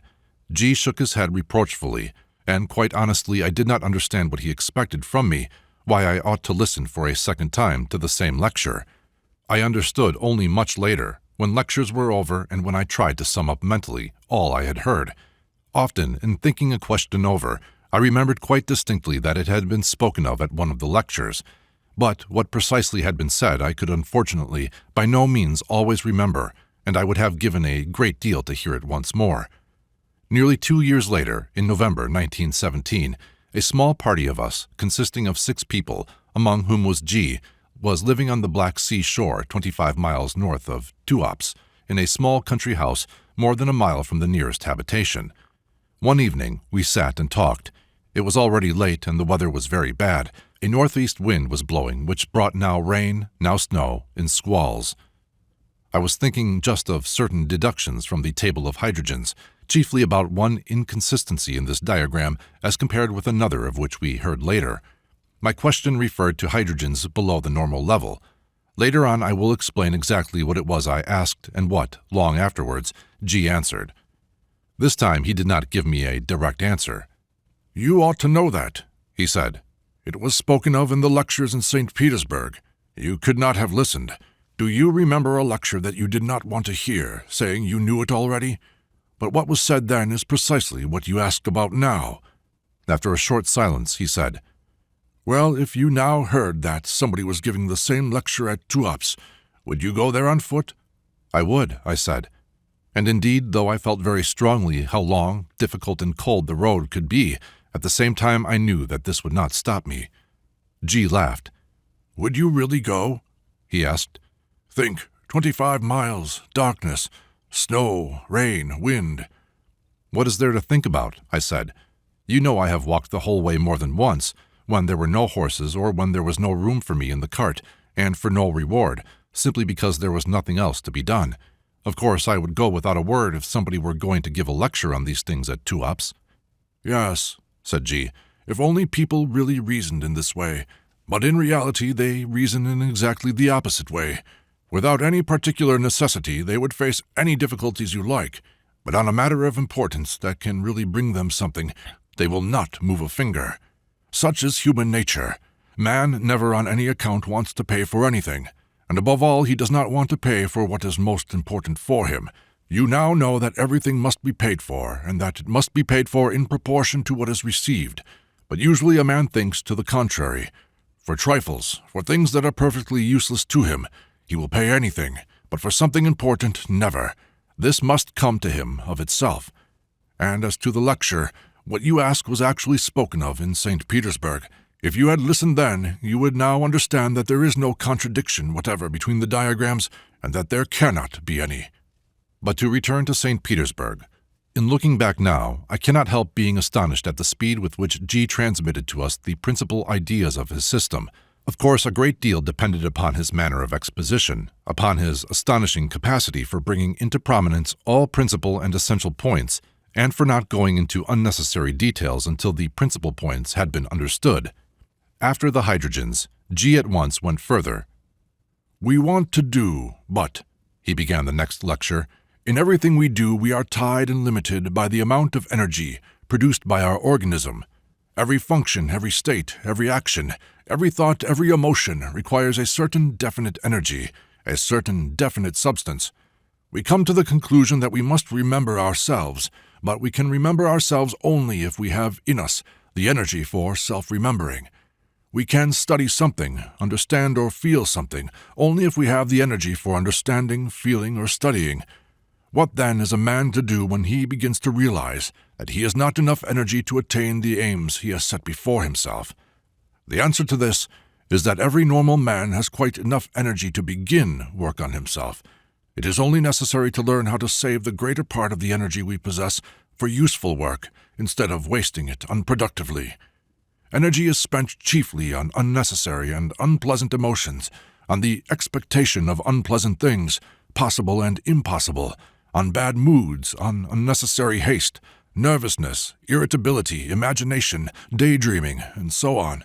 Energy is wasted on the wrong work of centers, on unnecessary tension of the muscles, out of all proportion to the work produced, on perpetual chatter which absorbs an enormous amount of energy, on the interest continually taken in things happening around us, or to other people, and having in fact no interest whatever, on the constant waste of the force of attention, and so on and so on. In beginning to struggle with all these habitual sides of his life, a man saves an enormous amount of energy, and with the help of this energy he can easily begin the work of self-study and self-perfection. Further on, however, the problem becomes more difficult. Having to a certain extent balanced his machine and ascertained for himself that it produces much more energy than he expected, a man nevertheless comes to the conclusion that this energy is not enough, and that if he wishes to continue his work, he must increase the amount of energy produced. The study of the working of the human organism shows this to be quite possible.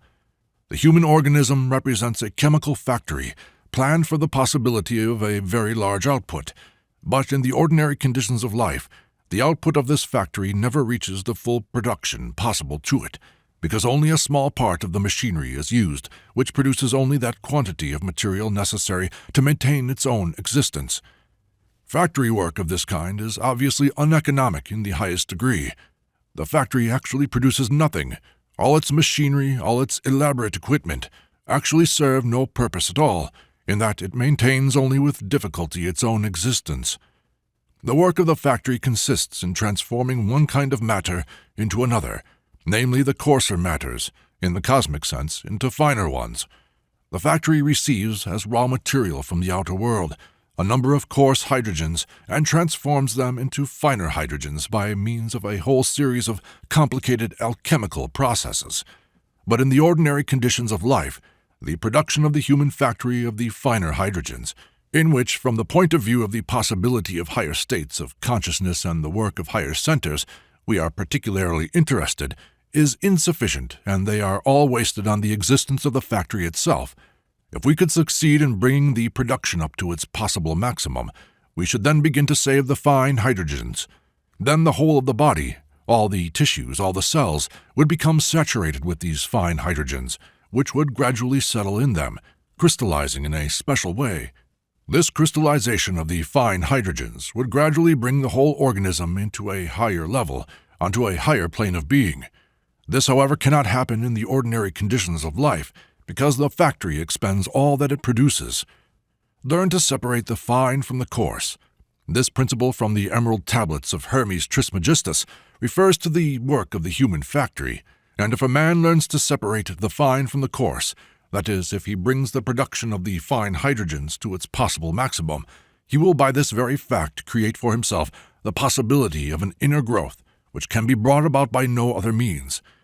Inner growth, the growth of the inner bodies of man, the astral, the mental, and so on, is a material process completely analogous to the growth of the physical body. In order to grow, a child must have good food.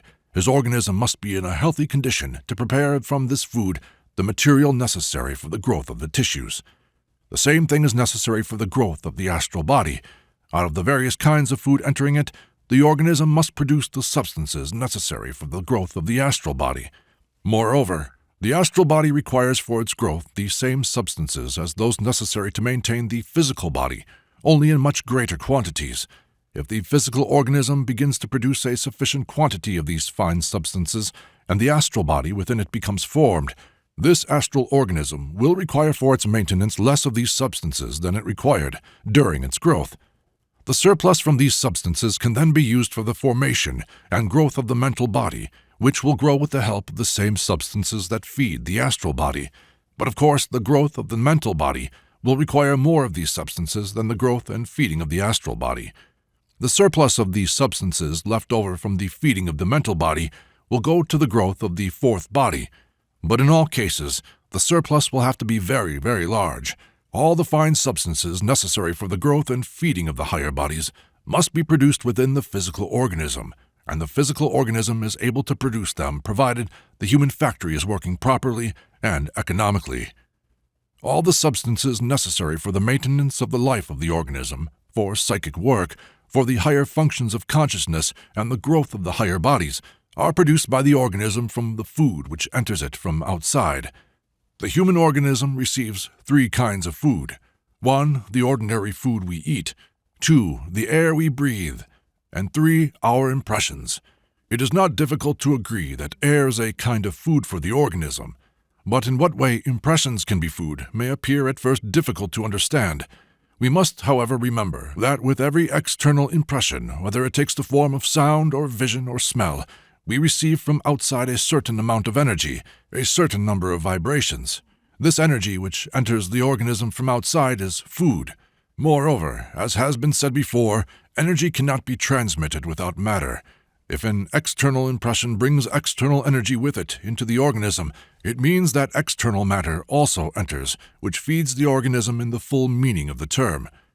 For its normal existence, the organism must receive all 3 kinds of food, that is, physical food, air, and impressions.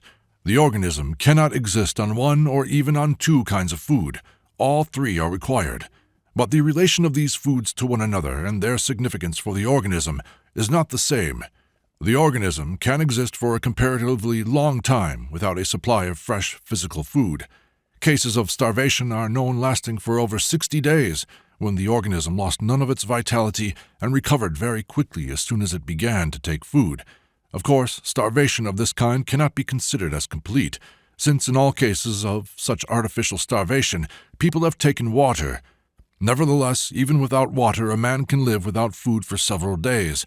Without air, he can exist for only a few minutes, not more than 2 or 3. As a rule, a man dies after being 4 minutes without air. Without impressions, a man cannot live a single moment. If the flow of impressions were to be stopped in some way, or if the organism were deprived of its capacity for receiving impressions, it would immediately die. The flow of impressions coming to us from outside is like a driving belt communicating motion to us. The principal motor for us is nature, the surrounding world. Nature transmits to us through our impressions the energy by which we live and move and have our being. If the inflow of this energy is arrested, our machine will immediately stop working. Thus, of the 3 kinds of food, the most important for us is impressions, although it stands to reason that a man cannot exist for long on impressions alone. Impressions and air enable a man to exist a little longer. Impressions, air, and physical food enable the organism to live to the end of its normal term of life and to produce the substances necessary not only for the maintenance of life, but also for the creation and growth of higher bodies. The process of transforming the substances which enter the organism into finer ones is governed by the law of octaves. Let us take the human organism in the form of a 3-story factory. The upper floor of this factory consists of a man's head, the middle floor of the chest, and the lower of the stomach, back, and the lower part of the body. Figure 25. Physical food is H768, or La Sol Fa, of the 3rd cosmic octave of radiations. This hydrogen enters the lower story of the organism as oxygen, Do 768. Figure 26. Oxygen 768 meets with carbon 192, which is present in the organism. From the union of O768 and C192 is obtained N384. N384 is the next note, Re. Figure 27. Re 384, which becomes oxygen in the next triad, meets with carbon 96 in the organism, and together with it produces a new nitrogen 192, which is the note Mi 192. Figure 28. As it is known from the law of octaves, mi cannot pass independently into fa in an ascending octave. An additional shock is necessary. If an additional shock is not received, the substance mi 192 cannot by itself pass into the full note fa. At the given place in the organism, where mi 192 ought apparently to come to a stop, there enters the second food, air, in the form of do 192, that is, mi, re, do of the second cosmic octave of radiations. The note do possesses all the necessary semitones, that is, all the energy necessary for the transition to the next note, and it gives, as it were, a part of its energy to the note mi, which has the same density as itself. The energy of do gives mi 192 force enough, while uniting with carbon-48 already in the organism, to pass into nitrogen 96. Nitrogen 96 will be the note fa. Figure 29. Fa 96, by uniting with carbon-24, present in the organism, passes into nitrogen 48, the note sol. Figure 30. The note sol 48, by uniting with carbon-12, present in the organism, passes into nitrogen 24, la 24. Figure 31. La 24 unites with carbon-6, present in the organism, and is transformed into nitrogen 12, or C12. C12 is the highest substance produced in the organism from physical food, with the help of the additional shock obtained from the air. Figure 32. Do 192, or air, entering the middle story of the factory in the character of oxygen and giving part of its energy to mi 192, unites in its turn at a certain place with carbon-48, present in the organism, and passes into Re 96. Figure 33. Re 96 passes into mi 48 with the help of carbon-24, and with this the development of the second octave comes to a stop. For the transition of mi into fa, an additional shock is necessary, but at this point nature has not prepared any additional shock, and the second wave, that is, the air octave, cannot develop further, and in the ordinary conditions of life it does not develop further. Figure 34. The third octave begins with do 48. Impressions enter the organism in the form of oxygen 48, that is, la sol fa of the second cosmic octave, Sun-Earth. Do 48 has sufficient energy to pass into the following note, but at that place in the organism where do 48 enters, the carbon-12 necessary for this is not present. At the same time, do 48 does not come into contact with mi 48, so that it can neither pass itself, pass into the next note, nor give part of its energy to mi 48. Figure 35. Under normal conditions, that is, the condition of normal existence, the production of the fine matters by the factory at this point comes to a stop, and the third octave sounds as do only. The highest substance produced by the factory is C12, and for all its higher functions, the factory is able to use only this higher matter. Figure 36. There is, however, a possibility of increasing the output, that is, of enabling the air octave and the impression octave to develop further. For this purpose, it is necessary to create a special kind of artificial shock at the point where the beginning of the third octave is arrested. This means that the artificial shock must be applied to the note do 48. But what is meant by an artificial shock? It is connected with the moment of the reception of an impression. The note do 48 designates the moment when an impression enters our consciousness. An artificial shock at this point means a certain kind of effort made at the moment of receiving an impression. It has been explained before that in ordinary conditions of life, we do not remember ourselves. We do not remember, that is, we do not feel ourselves, are not aware of ourselves at the moment of a perception, of an emotion, of a thought, or of an action. If a man understands this and tries to remember himself, every impression he receives while remembering himself will, so to speak, be doubled. In an ordinary psychic state, I simply look at a street, but if I remember myself, I do not simply look at the street. I feel that I am looking, as though saying to myself, I am looking. Instead of one impression of the street, there are two impressions, one of the street and another of myself looking at it. This second impression, produced by the fact of my remembering myself, is the additional shock. Moreover, it very often happens that the additional sensation connected with self-remembering brings with it an element of emotion. That is, the work of the machine attracts a certain amount of carbon-12 to the place in question.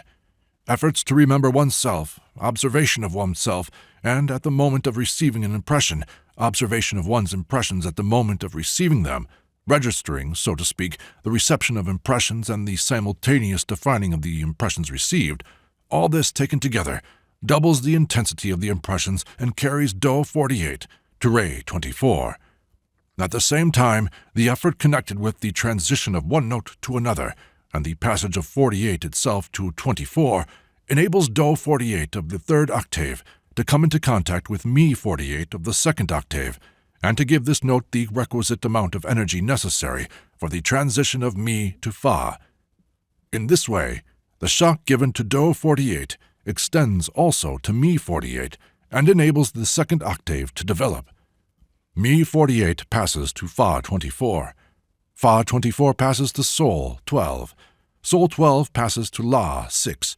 La 6 is the highest matter produced by the organism from air, that is, from the second kind of food. This, however, is obtained only by making a conscious effort at the moment an impression is received. See Figure 37. It is necessary to understand what this means. We all breathe the same air. Apart from the elements known to our science, the air contains a great number of substances unknown to science, indefinable for it, and inaccessible to its observation. But exact analysis is possible both of the air inhaled and of the air exhaled. This exact analysis shows that, although the air inhaled by different people is exactly the same, the air exhaled is quite different. Let us suppose that the air we breathe is composed of 20 different elements unknown to our science. A certain number of these elements are absorbed by every man when he breathes. Let us suppose that 5 of these elements are always absorbed. Consequently, the air exhaled by every man is composed of 15 elements. 5 of them have gone to feeding the organism, but some people exhale not 15, but only 10 elements. That is to say, they absorb 5 elements more. These 5 elements are higher hydrogens. These higher hydrogens are present in every small particle of air we inhale. By inhaling air, we introduce these higher hydrogens into ourselves. But if our organism does not know how to extract them out of the particles of air and retain them, they are exhaled back into the air. If the organism is able to extract them and retain them, they remain in it. In this way, we all breathe the same air, but we extract different substances from it. Some extract more, others less. In order to extract more, it is necessary to have in our organism a certain quantity of corresponding fine substances. Then the fine substances contained in the organism act like a magnet on the fine substances contained in the inhaled air. We come again to the old alchemical law. In order to make gold, it is first of all necessary to have a certain quantity of real gold. If no gold whatever is possessed, there is no means whatever of making it. The whole of alchemy is nothing but an allegorical description of the human factory and its work of transforming base metals, or coarse substances, into precious ones, or fine substances. We have followed the development of 2 octaves. The third octave, that is, the octave of impressions, begins through a conscious effort. Do 48 passes to Re 24. Re 24 passes to Mi 12. At this point, the development of the octave comes to a stop. See Figure 38. Now, if we examine the result of the development of these 3 octaves, we shall see that the first octave has reached C12, the second La 6, and the third Mi 12. Thus, the first and third octaves stop at notes which are unable to pass to the following notes. Figure 39. For the 2 octaves to develop further, a second conscious shock is needed at a certain point in the machine. A new conscious effort is necessary, which will enable the 2 octaves to continue their development. The nature of this effort demands special study. From the point of view of the general work of the machine, it can be said in general that this effort is connected with the emotional life, that it is a special kind of influence over one's emotions. But what this kind of influence really is, and how it has to be produced, can be explained only in connection with a general description of the work of the human factory, or the human machine. The practice of not expressing unpleasant emotions, of not identifying, of not considering inwardly, is the preparation for the second effort. If we now take the work of the human factory as a whole, we shall be able to see at the moments when the production of fine substances is arrested, by what means we can increase the productivity of the factory. We see that under ordinary conditions and working with one mechanical shock, the factory produces a very small quantity of the fine substances, in fact only C12. Working with one mechanical and one conscious shock, the factory now produces a much greater quantity of the fine substances. Working with two conscious shocks, the factory will produce a quantity of the fine substances such as, in the course of time, will completely change the character of the factory itself. The three-story factory represents the universe in miniature and is constructed according to the same laws and on the same plan as the whole universe. In order to understand the analogy between man, the human organism, and the universe, let us take the world as we did before, in the form of 3 octaves, from the absolute to the sun, from the sun to the earth, and from the earth to the moon. Each of these 3 octaves lacks a semitone between fa and mi, and in each octave the place of this missing semitone is taken by a certain kind of shock, which is created artificially at the given point. If we now begin to look for an analogy between the 3-story factory and the 3 octaves of the universe, we ought to realize that the 3 additional shocks in the 3 octaves of the universe correspond to the 3 kinds of food entering the human organism. The shock in the lower octave corresponds to physical food. This shock is Do 768 of the cosmic 3-story factory. The shock in the middle octave corresponds to air. It is Do 192 of the cosmic factory. The shock in the upper octave corresponds to impressions. It is Do 48 of the cosmic factory. In the inner work of this cosmic 3-story factory, all 3 kinds of food undergo the same transformation as in the human factory, on the same plan and in accordance with the same laws. A further study of the analogy between man and the universe is possible only after an exact study of the human machine, and after the respective places of each of the hydrogens in our organism has been established exactly. This means that, to proceed with any further study, we must find the exact purpose of each hydrogen. That is to say, each hydrogen must be defined chemically, psychologically, physiologically, and anatomically. In other words, its functions, its place in the human organism, and if possible, the peculiar sensations connected with it, must be defined. The study of the work of the human organism as a chemical factory shows us 3 stages in the evolution of the human machine. The first stage refers to the work of the human organism as it has been created by nature, that is to say, to the life and functions of man number 1, number 2, and number 3. The first octave, that is, the octave of food, develops in a normal way to Mi 192. At this point, it automatically receives a shock from the beginning of the second octave, and its development goes on consecutively to C12. The second octave, that is, the air octave, begins with Do 192 and develops to Mi 48, where it stops. The third octave, that is, the octave of impressions, begins with Do 48 and stops there. Thus, 7 notes of the first octave, 3 notes of the second, and 1 note of the third octave represent a complete picture of the work of the human factory in its first or natural stage. Nature has provided only 1 shock, that is, the shock received from the entrance of the second octave, which helps Mi of the first octave to pass to Fa. But nature did not foresee and did not provide for the second shock, that is, the shock that would help the development of the third octave, and thereby enable Mi of the second octave to pass to Fa. A man must create this shock by his own personal efforts if he desires to increase the output of the fine hydrogens in his organism. The second stage refers to the work of the human organism when a man creates a conscious volitional shock at the point Do 48.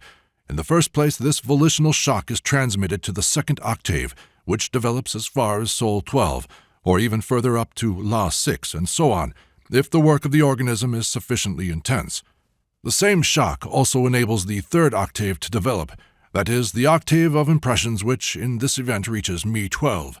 Thus, in the second stage of the work of the human organism, we see the full development of the second octave and 3 notes of the third octave.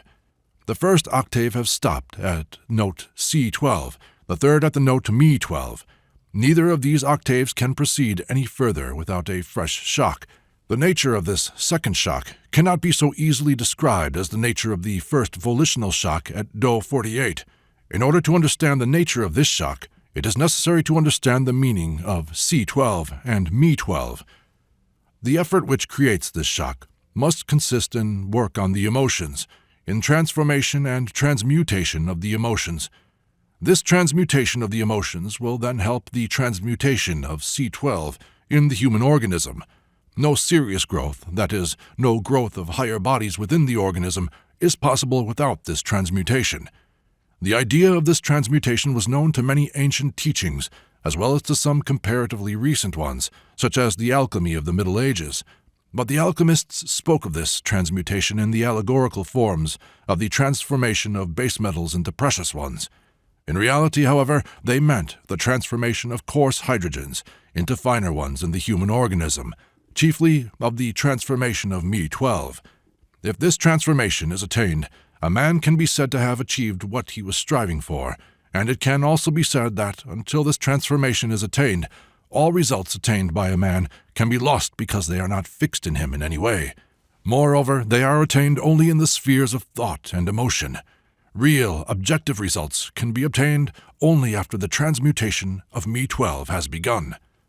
Alchemists who spoke of this transmutation began directly with it. They knew nothing, or at least they said nothing, about the nature of the first volitional shock. It is upon this, however, that the whole thing depends. The second volitional shock and transmutation become physically possible only after a long practice on the first volitional shock, which consists in self-remembering and in observing the impressions received. On the way of the monk and on the way of the fakir, work on the second shock begins before work on the first shock, but as Me12 is created only as a result of the first shock, work, in the absence of other material, has of necessity to be concentrated on C12, and it very often gives quite wrong results. Right development on the fourth way must begin with the first volitional shock, and then pass on to the second shock at Me12. The third stage in the work of the human organism begins when man creates in himself a conscious second volitional shock at the point Me12, when the transformation or transmutation of these hydrogens into higher hydrogens begins in him. The second stage and the beginning of the third stage refer to the life and functions of man number 4. A fairly considerable period of transmutation and crystallization is needed for the transition of man number 4 to the level of man number 5. When the table of hydrogens has been sufficiently understood, it shows immediately many new features in the work of the human machine, establishing clearly before anything else the reasons for the differences between the centers and their respective functions. The centers of the human machine work with different hydrogens. This constitutes their chief difference. The center working with a coarser, heavier, denser hydrogen works the slower. The center working with light, more mobile hydrogen works the quicker. The thinking or intellectual center is the slowest of all 3 centers we have examined up to now. It works with hydrogen 48, according to the third scale of the table of hydrogens. The moving center works with hydrogen 24. Hydrogen 24 is many times quicker and more mobile than hydrogen 48. The intellectual center is never able to follow the work of the moving center. We are unable to follow either our own movements or other people's movements unless they are artificially slowed down. Still less, we are able to follow the work of the inner, the instinctive functions of our organism, the work of the instinctive mind which constitutes, as it were, one side of the moving center. The emotional center can work with hydrogen 12. In reality, however, it very seldom works with this fine hydrogen, and in the majority of cases its work differs little in intensity and speed from the work of the moving center or the instinctive center.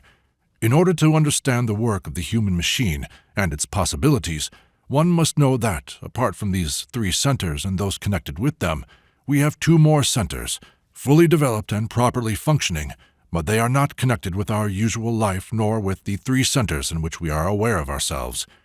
The existence of these higher centers in us is a greater riddle than the hidden treasure which men who believe in the existence of the mysterious and the miraculous have sought since the remotest times. All mystical and occult systems recognize the existence of higher forces and capacities in man, although in many cases they admit the existence of these forces and capacities only in the form of possibilities and speak of the necessity for developing the hidden forces in man.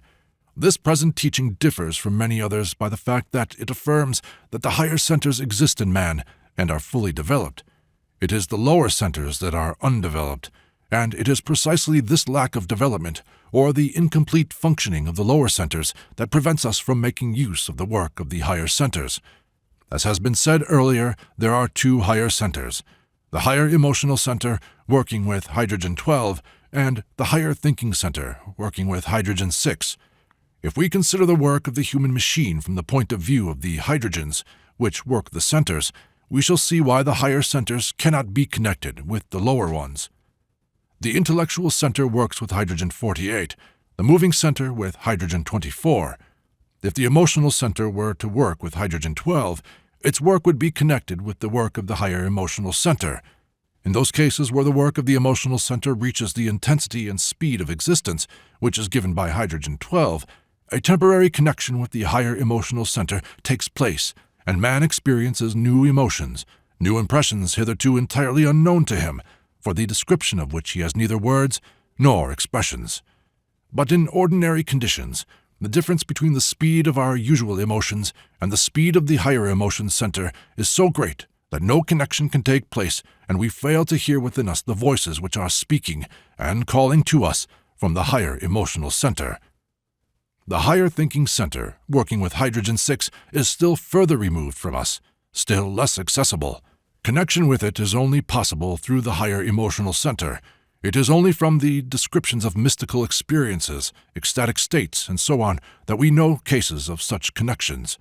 These states can occur on the basis of religious emotions, or for short moments, through particular narcotics, or in certain pathological states such as epileptic fits or accidental traumatic injuries to the brain, in which cases it is difficult to say which is the cause and which is the effect, that is, whether the pathological state results from this connection or is its cause. If we could connect the centers of our ordinary consciousness with the higher thinking center deliberately and at will, it would be of no use to us whatever in our present general state. In most cases where accidental contact with the higher thinking center takes place, a man becomes unconscious. The mind refuses to take in the flood of thoughts, emotions, images, and ideas which suddenly burst into it, and instead of a vivid thought or a vivid emotion, there results, on the contrary, a complete blank, a state of unconsciousness. The memory retains only the first moment when the flood rushed in on the mind, and the last moment when the flood was receding and consciousness returned. But even these moments are so full of unusual shades and colors that there is nothing with which to compare them among the ordinary sensations of life. This is usually all that remains from so-called mystical and ecstatic experiences, which represent a temporary connection with a higher center. Only very seldom does it happen that a mind which has been better prepared succeeds in grasping and remembering something of what was felt and understood at the moment of ecstasy. But even in these cases, the thinking, the moving, and the emotional centers remember and transmit everything in their own way, translate absolutely new and never previously experienced sensations into the language of usual everyday sensations, transmit in worldly three-dimensional forms things which pass completely beyond the limits of worldly measurements. In this way, of course, they entirely distort every trace of what remains in the memory of these unusual experiences. Our ordinary centers, in transmitting the impressions of the higher centers, may be compared to a blind man speaking of colors, or to a deaf man speaking of music. In order to obtain a correct and permanent connection between the lower and the higher centers, it is necessary to regulate and quicken the work of the lower centers. Moreover, as has been already said, lower centers work in a wrong way, for very often, instead of their own proper functions, one or another of them takes upon itself the work of other centers. This considerably reduces the speed of the general work of the machine, and makes acceleration of the work of the centers very difficult. Thus, in order to regulate and accelerate the work of the lower centers, the primary object must consist in freeing each center from work foreign and unnatural to it, and in bringing it back to its own work, which it can do better than any other center. A great deal of energy is also spent on work which is completely unnecessary and harmful in every respect, such as on the activity of unpleasant emotions, on the expression of unpleasant sensations, on worry, on restlessness, on haste, and on a whole series of automatic actions which are completely useless. As many examples as you like can be found of such unnecessary activity. First of all, there is the constantly moving flow of thoughts in our mind, which we can neither stop nor control, and which takes up an enormous amount of our energy. Secondly, there is the quite unnecessary constant tension of the muscles of our organism. The muscles are tense even when we are doing nothing. As soon as we start to do even a small and insignificant piece of work, a whole system of muscles necessary for the hardest and most strenuous work is immediately set in motion. We pick up a needle from the floor, and we spend on this action as much energy as is needed to lift up a man of our own weight. We write a short letter, and use as much muscular energy upon it as would suffice to write a bulky volume. But the chief point is that we spend muscular energy continually and at all times, even when we are doing nothing. When we walk, the muscles of our shoulders and arms are tensed unnecessarily. When we sit, the muscles of our legs, back, and neck, and stomach are tensed in an unnecessary way. We even sleep with the muscles of our arms, of our legs, of our face, of the whole of our body tensed, and we do not realize that we spend much more energy on this continual readiness for work we shall never do than on all the real useful work we do during our life. Still further, we can point to the habit of continually talking with anybody and about anything, or if there is no one else, with ourselves. The habit of indulging in fantasies, in daydreaming, the continual change of mood, feelings, and emotions, and an enormous number of quite useless things which a man considers himself obliged to feel, think, do, or say, in order to regulate and balance the work of the three centers whose functions constitute our life.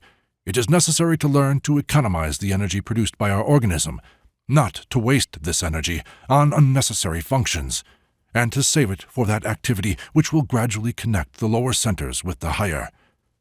All that has been said before about the work on oneself, about formation of inner unity, and of the transition from the level of man number 1, number 2, and number 3 to the level of man number 4 and further, pursues one and the same aim. What is called, according to one terminology, the astral body, is called in another terminology the higher emotional center, although the difference here does not lie in the terminology alone. There are, to speak more correctly, different aspects of the next stage of man's evolution. It can be said that the astral body is necessary for the complete and proper functioning of the higher emotional center, in unison with the lower. Or it can be said that the higher emotional center is necessary for the work of the astral body. The mental body corresponds to the higher thinking center. It would be wrong to say that there are one and the same thing, but one requires the other. One cannot exist without the other. One is the expression of certain sides and functions of the other. The fourth body requires the complete and harmonious working of all centers, and it implies, or is the expression of, complete control over this working. What is necessary to understand, and what the table of hydrogens helps us to grasp, is the idea of the complete materiality of all the psychic, intellectual, emotional, volitional, and other inner processes, including the most exalted poetic inspirations, religious ecstasies, and mystical revelations. The materiality of processes means their dependence upon the quality of the material or substance used on them. One process demands the expenditure, that is, as it were, the burning of hydrogen-48. Another process cannot be obtained with the help of hydrogen-48. It requires a finer, more combustible substance, hydrogen-24. For a third process, hydrogen-24 is too weak. It requires hydrogen-12. Thus we see that our organism has the different kinds of fuel necessary for the different centers. The centers can be compared to machines working on fuels of different qualities. One machine can be worked on oil residue or crude oil. Another requires kerosene. A third will not work with kerosene but requires gasoline. The fine substances of our organism can be characterized as substances of different flashpoints, while the organism itself can be compared to a laboratory in which the combustibles of different strengths required by the different centers are prepared from various kinds of raw material. Unfortunately, however, there is something wrong with the laboratory. The forces controlling the distribution of combustibles among the different centers often makes mistakes, and the centers receive fuel that is either too weak or too easily inflammable. Moreover, a great quantity of all the combustibles produced is spent quite uselessly. It simply runs out, is lost. Besides, explosions often take place in the laboratory, which at one stroke destroy all the fuel prepared for the next day, and possibly for even a longer period, and are able to cause irreparable damage to the whole factory. It must be noted that the organism usually produces in the course of one day all the substances necessary for the following day, and it very often happens that all these substances are spent or consumed upon some unnecessary, and, as a rule, unpleasant emotion. Bad moods, worry, the expectation of something unpleasant, doubt, fear, a feeling of injury, irritation. Each of these emotions, in reaching a certain degree of intensity, may, in half an hour or even half a minute, consume all the substances prepared for the next day, while a single flash of anger or some other violent emotion can at once explode all the substances prepared in the laboratory and leave a man quite empty inwardly for a long time, or even forever. All psychic processes are material. There is not a single process that does not require the expenditure of a certain substance corresponding to it. If this substance is present, the process goes on. When the substance is exhausted, the process comes to a stop. Chapter 10. Once there was a meeting with a large number of people who had not been at our meetings before. One of them asked, "From what does the way start?" The person who asked the question had not heard G's description of the 4 ways, and he used the word way in the usual religious, mystical sense. "The chief difficulty in understanding the idea of the way," said G, "consists in the fact that people usually think that the way," he emphasized this word, "starts on the same level on which life is going. This is quite wrong. The way begins on another, much higher level. This is exactly what people usually do not understand. The beginning of the way is thought to be easier or simpler than it is in reality. I will try to explain this in the following way. Man lives in life under the law of accident and under 2 kinds of influences again governed by accident. The first kind are influences created in life itself or by life itself. Influences of race, nation, country, climate, family, education, society, profession, manners and customs, wealth, poverty, current ideas, and so on. The second kind are influences created outside this life, influences of the inner circle or esoteric influences, that is, created under different laws, although also on the earth. These influences differ from the former, first of all in being conscious in their origin. This means that they have been created consciously by conscious men for a definite purpose. Influences of this kind are usually embodied in the form of religious systems and teachings, philosophical doctrines, works of art, and so on. They are let out into life for a definite purpose and become mixed with influences of the first kind. But it must be borne in mind that these influences are conscious only in their origin. Coming into the general vortex of life, they fall under the general law of accident and begin to act mechanically. That is, they may act on a certain definite man or may not act. They may reach him or they may not. In undergoing change and distortion in life through transmission and interpretation, influences of the second kind are transformed into influences of the first kind. That is, they become, as it were, merged into the influences of the first kind. If we think about this, we shall see that it is not difficult for us to distinguish influences created in life from influences whose source lies outside life. To enumerate them, to make up a catalogue of the one and the other, is impossible. It is necessary to understand, and the whole thing depends upon this understanding. We have spoken about the beginning of the way. The beginning of the way depends precisely upon this understanding, or upon the capacity for discriminating between the 2 kinds of influences. Of course, their distribution is unequal. One man receives more of the influences whose source lies outside life, another less. A third is almost isolated from them. But this cannot be helped. This is already fate.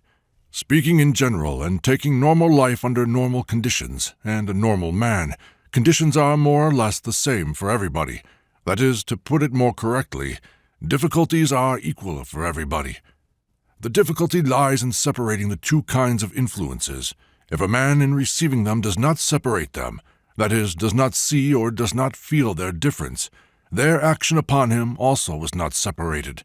That is, they act in the same way, on the same level, and produce the same results.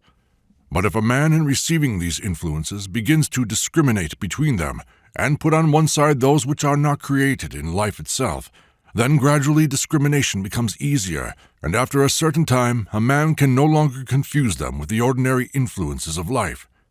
The results of the influences whose source lies outside life collect together within him. He remembers them together, feels them together. They begin to form within him a certain whole. He does not give a clear account to himself as to what, how, and why, or if he does give an account to himself, then he explains it wrongly. But the point is not in this, but in the fact that the results of these influences collect together within him, and after a certain time they form within him a kind of magnetic center, which begins to attract to itself kindred influences, and in this manner it grows. If the magnetic center receives sufficient nourishment, and if there is no strong resistance on the part of the other sides of a man's personality, which are the result of influences created in life, the magnetic center begins to influence a man's orientation, obliging him to turn round and even to move in a certain direction. When the magnetic center attains sufficient force and development, a man already understands the idea of the way, and he begins to look for the way. The search for the way may take many years and may lead to nothing. This depends upon conditions, upon circumstances, upon the power of the magnetic center, upon the power and the direction of inner tendencies, which are not concerned with this search, and which may divert a man at the very moment when the possibility of finding the way appears. If the magnetic center works rightly, and if a man really searches, or even if he does not search actively, yet feels rightly, he may meet another man who knows the way and who is connected directly or through other people with a center existing outside the law of accident, from which proceed the ideas which created the magnetic center. Here again there are many possibilities, but this will be spoken of later on. For the moment, let us imagine that he has met a man who really knows the way and is ready to help him. The influence of this man upon him goes through his magnetic center, and then, at this point, the man frees himself from the law of accident. This is what must be understood.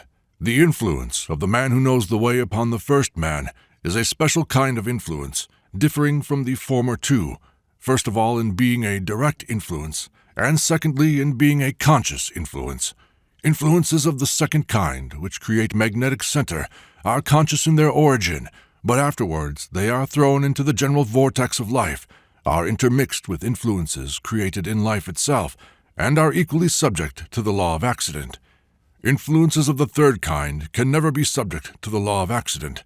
They are themselves outside the law of accident, and their action also is outside the law of accident.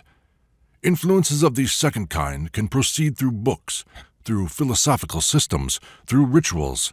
Influences of the third kind can proceed only from one person to another, directly by means of oral transmission. The moment when the man who is looking for the way meets a man who knows the way is called the first threshold, or the first step. From this first threshold, the stairway begins. Between life and the way lies the stairway. Only by passing along this stairway can a man enter the way.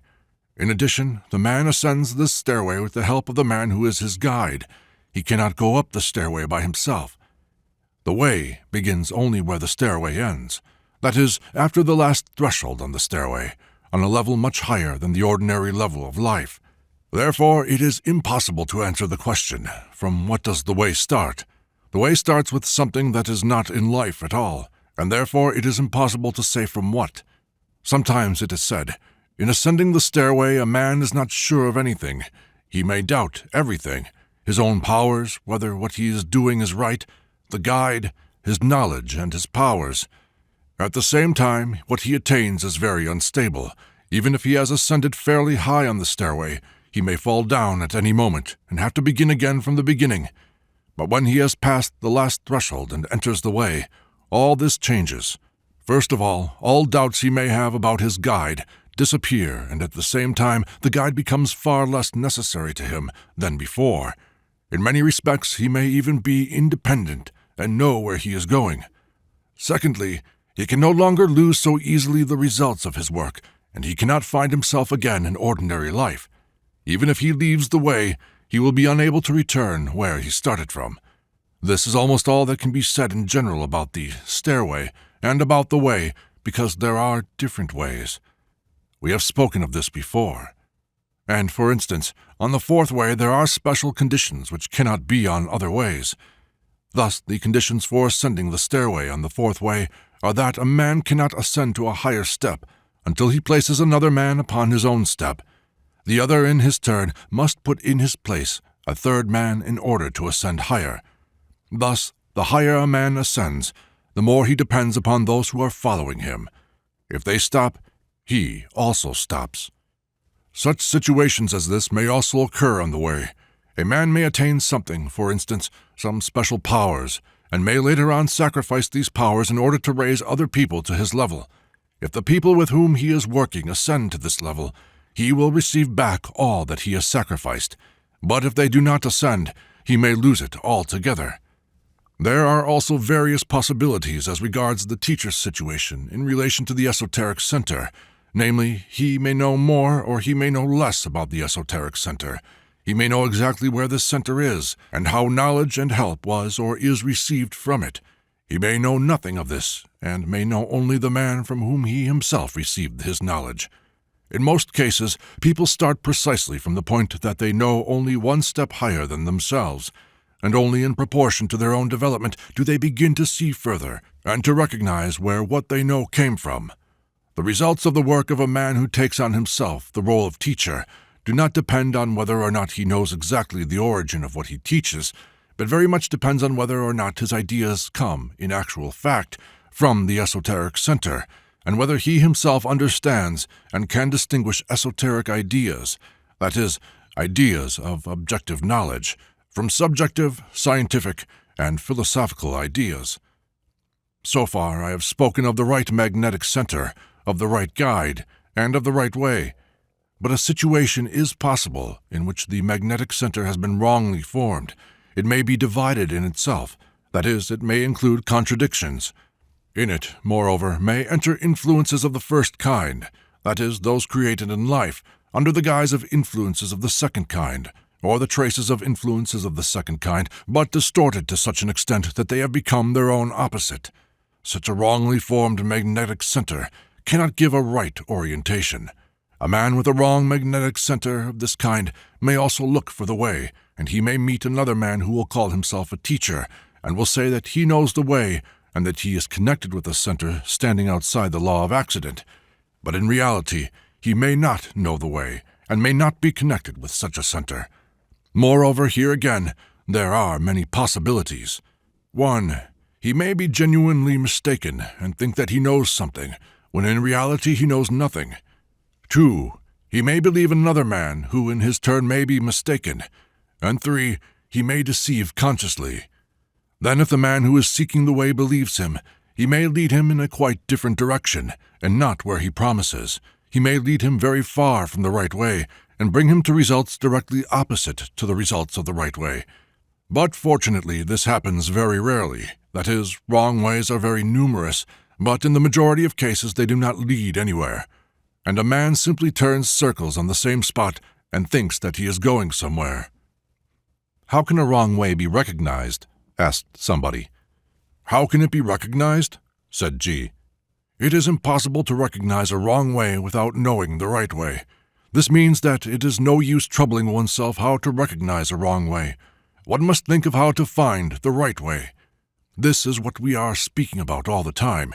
It cannot be said in 2 words, but from what I have said you can draw many useful conclusions if you remember everything that has been said and everything which follows from it.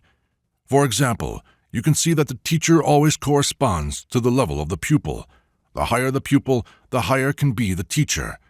But a pupil of a level which is not particularly high cannot count on a teacher of a very high level. Actually, a pupil can never see the level of the teacher. This is a law. No one can see higher than his own level. But usually people not only do not know this, but, on the contrary, the lower they are themselves, the higher the teacher they demand. The right understanding of this point is already a very considerable understanding, but it occurs very seldom.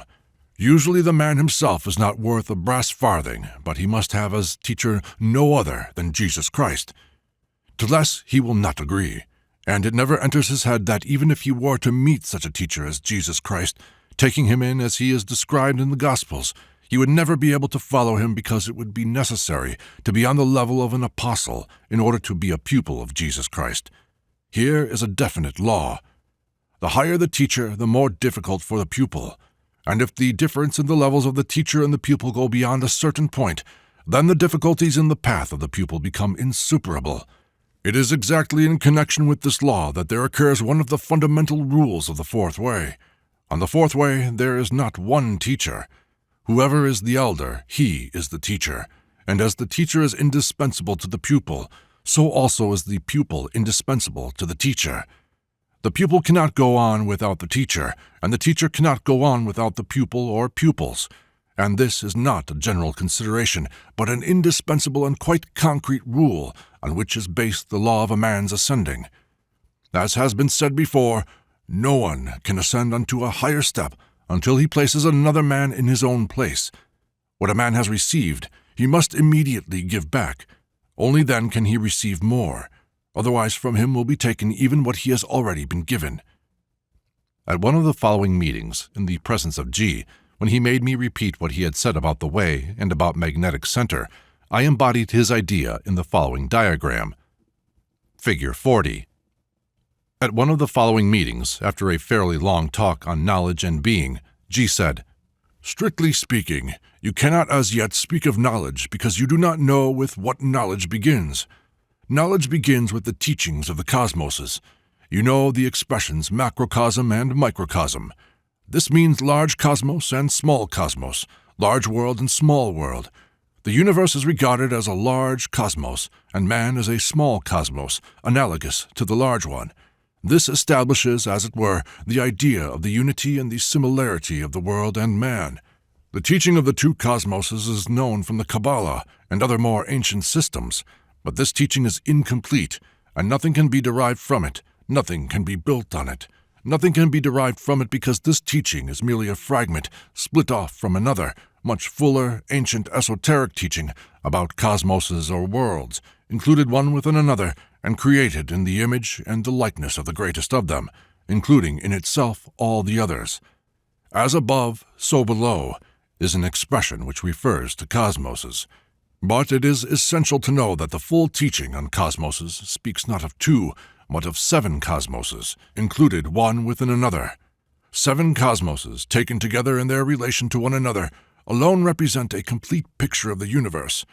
The idea of 2 analogous cosmoses, accidentally preserved from a great and complete teaching, is so incomplete that it can give no idea whatever of the analogy between man and the world. The teaching on cosmoses examines 7 cosmoses. The first cosmos is the protocosmos, the first cosmos. The second cosmos is the eocosmos, the holy cosmos, or the megalocosmos, the great cosmos. The third cosmos is the macrocosmos, the large cosmos. The fourth cosmos is the deuterocosmos, the second cosmos. The fifth cosmos is the mesocosmos, the middle cosmos. The sixth cosmos is the tritocosmos, the third cosmos. The seventh cosmos is the microcosmos, the small cosmos. The protocosmos is the absolute in the ray of creation, or world 1. The eocosmos is world 3, all worlds in the ray of creation. The macrocosmos is our starry world, or the Milky Way, world 6 in the ray of creation. The deuterocosmos is the sun, the solar system, world 12. The mesocosmos is all planets, world 24, or the earth as the representative of the planetary world. The tritocosmos is man. The microcosmos is the atom. As I have already explained before, said G, what is called atom is the smallest amount of any substance in which the substance retains all its properties, physical, chemical, psychical, and cosmic. From this point of view there can, for instance, be an atom of water. You see that in the general order of the 7 cosmoses, the microcosm and the macrocosm stand so far apart from each other that it is impossible to see or establish any direct analogy between them. Each cosmos is a living being which lives, breathes, thinks, feels, is born, and dies. All cosmoses result from the action of the same forces and the same laws. Laws are the same everywhere, but they manifest themselves in a different, or at least in not quite the same way on different planes of the universe, that is, on different levels. Consequently, cosmoses are not quite analogous one to another. If the law of octaves did not exist, the analogy between them would have been complete, but owing to the law of octaves, there is no complete analogy between them, just as there is no complete analogy between the different notes of the octave. It is only 3 cosmoses, taken together, that are similar and analogous to any other 3. The conditions of the action of laws on each plane, that is, in each cosmos, are determined by 2 adjoining cosmoses, the one above and the one below. 3 cosmoses standing next to one another give a complete picture of the manifestation of the laws of the universe. One cosmos cannot give a complete picture. Thus, in order to know one cosmos, it is necessary to know the 2 adjoining cosmoses, the one above and the one below the first, that is, one larger and one smaller. Taken together, these 2 cosmoses determine the one that lies between them. Thus, the mesocosmos and the microcosmos, taken together, determine the tritocosmos. The deuterocosmos and the tritocosmos determine the mesocosmos, and so on. The relation of one cosmos to another is different from the relation of one world to another in the astronomical ray of creation. In the ray of creation, worlds are taken in the actual relation in which they exist in the universe for us. From our point of view, the moon, the earth, the planets, the sun, the Milky Way, and so on. Therefore, the quantitative interrelation of the worlds, one to another, in the ray of creation, is not permanent. In one case or on one level it is greater, for instance, the relation of all suns to our sun. In another case, on another level, it is less, for instance, the relation of the earth to the moon. But the interrelation of the cosmoses is permanent and always the same. That is to say, one cosmos is related to another as 0 to infinity. This means that the relation of the microcosmos to the tritocosmos is the same as that of 0 to infinity. The relation of the tritocosmos to the mesocosmos is that of 0 to infinity.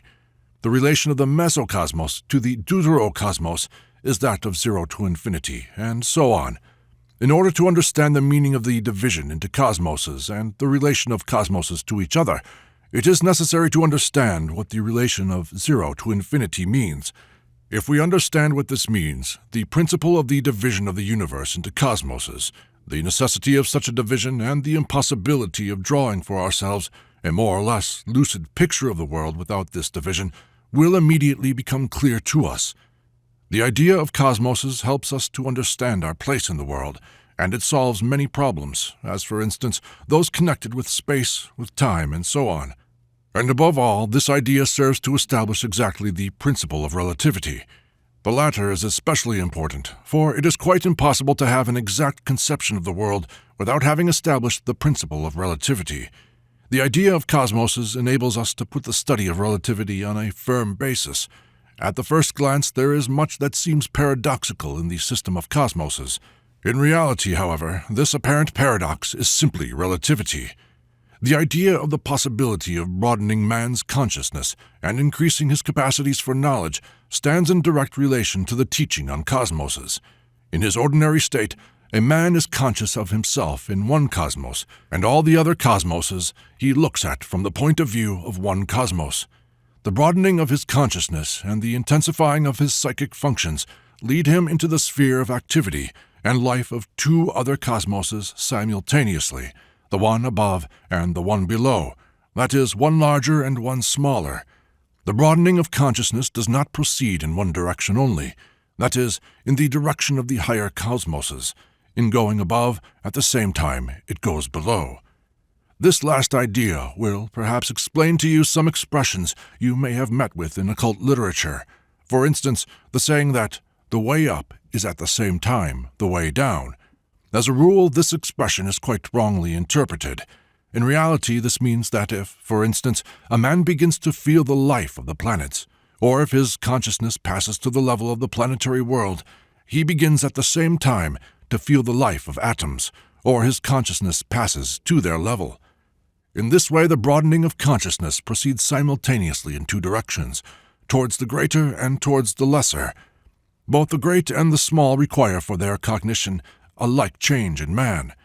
In looking for parallels and analogies between the cosmoses, we may take each cosmos in 3 relations. 1. In its relation to itself.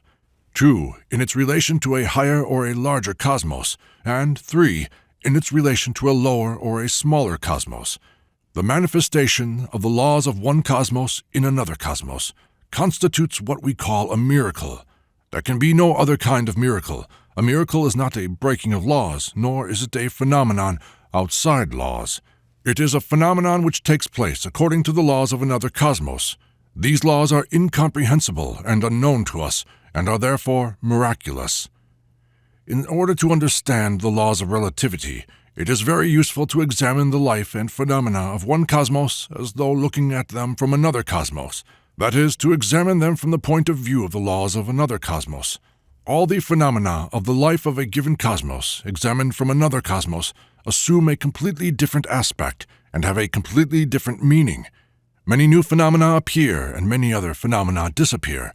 This, in general, completely changes the picture of the world and of things. As has been said before, the idea of cosmoses alone can provide a firm basis for the establishment of the laws of relativity. Real science and real philosophy ought to be founded on the understanding of the laws of relativity. Consequently, it is possible to say that science and philosophy, in the true meaning of these terms, begin with the idea of cosmoses. Having said these words, after a fairly long silence, G turned to me and added, "Try to discuss all I have said just now from the point of view of your dimensions." "All that you have said," I said, "refers without doubt to the problems of dimensions. But before I pass to them, I should like to elucidate one point, which is not quite clear to me. It is what you said about the microcosmos. We are accustomed to connect the idea of the microcosmos with man. This means that man represents a world in himself, a world analogous to the large world, the macrocosmos. But you give man the name of tritocosmos, that is, the third cosmos. Why third? The first is protocosmos, the second, the sun or deuterocosmos. Why is man the third cosmos?" "It is difficult to explain at present," said G. "You will understand this later." "But do you really mean that the concept microcosmos cannot be used in relation to man?" asked one of the audience. "This creates a strange difference in terminology." Yes, said G. "Man is the tritocosmos. The microcosmos is the atom, or rather—" He paused as though looking for a word. "The microbe. But do not overstop this question. All that will be explained later." Then he again turned to me. "See what you can from your point of view, taking everything just as I said it." "First of all, we must examine what the ratio of 0 to infinity means," I said. "If we understand this, we shall understand the relation of one cosmos to another. In the world accessible to our study, we have a perfectly clear example of the relation of 0 to infinity. In geometry, this is the relation of one unit of a certain number of dimensions to another unit of a greater number of dimensions. The relation of a point to a line, of a line to a plane, of a plane to a solid, of a solid, that is, of a three-dimensional body, to a four-dimensional body, and so on. If we adopt this point of view, we shall have to admit that the relation of one cosmos to another is the relation of two bodies of different dimensions. If one cosmos is three-dimensional, then the next cosmos, that is, the one above it, must be four-dimensional, the next five-dimensional, and so on. If we take the atom or microbe, as you say, that is, the microcosmos, as a point, then relative to this point man will be a line, that is, a figure of one dimension. The next cosmos, the Earth, will be a plane relative to man, that is, it will have two dimensions, as is actually the case for direct perception. The Sun, the solar system, will be three-dimensional for the Earth. The starry world will be four-dimensional for the Sun.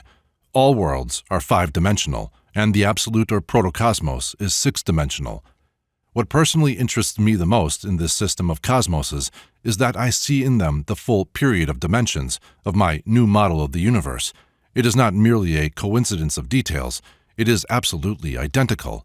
I do not know how it has come about. I have never heard of 7 cosmoses related to one another in the ratio of 0 to infinity. Nevertheless, my period of dimensions coincides with this absolutely, exactly. The period of dimensions contains within itself 7 dimensions. The 0 dimension, the first, the second, and so on up to the 6th dimension. The 0 dimension, or the point, is a limit. This means that we see something as a point, but we do not know what is concealed behind this point. It may actually be a point, that is, a body having no dimensions, and it may also be a whole world, but a world so far removed from us, or so small, that it appears to us as a point. The movement of this point in space will appear to us as a line. In the same way, the point itself will see the space along which it moves as a line. The movement of the line in a direction perpendicular to itself will be a plane, and the line itself will see the space along which it moves in the shape of a plane. Up to now, I have examined the line from the point of view of the point, and the plane from the point of view of the line. But the point, the line, and the plane can also be taken from the point of view of a three-dimensional body. In this case, the plane will be the boundary of the body, or its side, or its section. The line will be the boundary limiting the plane, or the section of the plane. The point will be the limit, or the section of the line. A three-dimensional body differs from the point, the line, and the plane by the fact that it has a real physical existence for our perception. The plane is, in fact, only a projection of a body. The line is a projection of a plane, and the point is a projection of a line. A body has an independent physical existence. That is, it possesses a number of different physical properties. But when we say a thing exists, we mean by this existence in time. But there is no time in three-dimensional space. Time lies outside the three-dimensional space. Time, as we feel it, is the fourth dimension. Existence is for us existence in time. Existence in time is movement or extension along the fourth dimension. If we take our existence as an extension along the fourth dimension, if we think of life as a fourth-dimensional body, then a three-dimensional body will be its section, its projection, or its limit. But existence in time does not embrace all the aspects of existence. Apart from existing in time, everything that exists also in eternity. Eternity is the infinite existence of every moment of time. If we conceive time as a line, then this line will be crossed at every point by the lines of eternity. Every point of the line of time will be a line in eternity. The line of time will be a plane of eternity. Eternity has one dimension more than time. Therefore, if time is the fourth dimension, eternity is the fifth dimension. If the space of time is four-dimensional, then the space of eternity is five-dimensional. Further, in order to understand the idea of the fifth and the sixth dimensions, a certain view of time must be established. Every moment of time contains a certain number of possibilities, at times a small number, at others a great number, but never an infinite number. It is necessary to realize that there are possibilities and there are impossibilities. I can take from this table and throw on the floor a piece of paper, a pencil, or an ashtray, but I cannot take from the table and throw on the floor an orange which is not on the table. This clearly defines the difference between possibility and impossibility. There are several combinations of possibilities in relation to things which can be thrown on the floor from this table. I can throw a pencil, or a piece of paper, or an ashtray, or else a pencil and a piece of paper, or a pencil and an ashtray, or a piece of paper and an ashtray, or all three together, or nothing at all. There are only these possibilities. If we take as a moment of time the actual moment when these possibilities exist, then the next moment will be a moment of the actualization of one of the possibilities. A pencil is thrown on the floor. This is the actualization of one of the possibilities. Then a new moment comes. This moment also has a certain number of possibilities in a certain definite sense. And the moment after it will again be a moment of the actualization of one of the possibilities. The consecutiveness of these moments of actualization of one possibility constitutes the line of time, but each moment of time has an infinite existence in eternity. The possibilities which have been actualized continue to be endlessly actualized in eternity, while the non-actualized possibilities continue to remain non-actualized and non-actualizable. But all the possibilities that have been created or have originated in the world must be actualized. The actualization of all possibilities created or originated constitutes the world's being. At the same time, there is no place for the actualization of these possibilities within the limits of eternity. In eternity, everything that has been actualized continues to be actualized, and everything non-actualized continues to remain non-actualized. Eternity, however, is only a plane crossed by the line of time. At every point of this line, there remains a certain number of non-actualized possibilities. If we imagine the line of the actualization of these possibilities, they will proceed along radii, issuing from one point at different angles, to the line of time and the line of eternity. These lines will proceed outside eternity, outside the five-dimensional space, in higher eternity, or in six-dimensional space, in the sixth dimension. The sixth dimension is the line of the actualization of all possibilities. The fifth dimension is the line of the eternal existence, or repetition of the actualized possibilities. The fourth dimension is the sequence of the moments of the actualization of one possibility. As I have said, 7 dimensions, from 0 dimension to the 6th dimension, constitute the full period of dimensions. Beyond this period, there is either nothing or the same period may repeat itself on another scale. As I have already said, the system of cosmoses, the exposition of which we have just heard, strikes me above all by the fact that it fully corresponds to the period of dimension, which is the basis of my new model of the universe. Only this system of cosmoses goes still further and explains many things which were not clear in my model of the universe. Thus, if we take the microcosmos, that is, the atom or microbe as G has defined it, then the tritocosmos for it will be 4-dimensional space, the mesocosmos will be 5-dimensional space, and the deuterocosmos 6-dimensional space. This means that all the possibilities of the atom or microbe are realized within the limits of the solar system. If we take man as the tritocosmos, then, for him, the mesocosmos will be 4-dimensional space, the deuterocosmos 5-dimensional space, and the macrocosmos 6-dimensional space. This means that all the possibilities of the tritocosmos are realized in the macrocosmos. Therefore, parallel with this, all the possibilities of the mesocosmos are realized in the eocosmos, and all the possibilities of the deuterocosmos, or the sun, are realized in the protocosmos, or the absolute. As every cosmos has a real physical existence, every cosmos, therefore, is 3-dimensional for itself or in itself. In relation to a lower cosmos, it is 4-dimensional. In relation to a higher cosmos, it is a point. To put it differently, it is itself 3-dimensional, but the 4th dimension lies for it in the cosmos above and the cosmos below. This last point is perhaps the most paradoxical, but nevertheless it is exactly as it should be. For a 3-dimensional body, such as is a cosmos, the 4th dimension lies as much in the realm of very large magnitudes as in the realm of very small magnitudes, as much in the realm of what is actually infinity as in the realm of what is actually zero. Further, we must understand that the 3-dimensionality of even one and the same body can be different. Only a 6-dimensional body can be completely real. A 5-dimensional body is only an incomplete view of a 6-dimensional body. A 4-dimensional body is an incomplete view of a 5-dimensional body. A 3-dimensional body is an incomplete view of a 4-dimensional body. And of course, a plane is an incomplete view of a 3-dimensional body. That is to say, a view of one side of it. In the same way, a line is an incomplete view of a plane, and a point is an incomplete view of a line. Moreover, though we do not know how, a 6-dimensional body can see itself as 3-dimensional. Somebody looking at it from outside may possibly also see it as a 3-dimensional body, but in a completely different kind of 3-dimensionality. For instance, we represent the Earth to ourselves as 3-dimensional. This 3-dimensionality is only imaginary. As a 3-dimensional body, the Earth is something quite different for itself from what it is for us. Our view of it is incomplete. We see it as a section of a section of a section of its complete being. The earthly globe is an imaginary body. It is the section of a section of a section of the 6-dimensional Earth. But this 6-dimensional Earth can also be 3-dimensional for itself, only we do not know, and we can have no conception of the form in which the Earth sees itself. The possibilities of the Earth are actualized in the eocosmos. This means that in the eocosmos, the Earth is a 6-dimensional body, and actually we can, to a certain extent, see in what way the form of the Earth must change.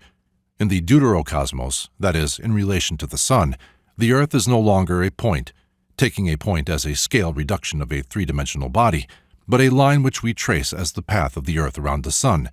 If we take the Sun in the macrocosmos, that is, if we visualize the line of the Sun's motion, then the line of the motion of the Earth will become a spiral encircling the line of the Sun's motion.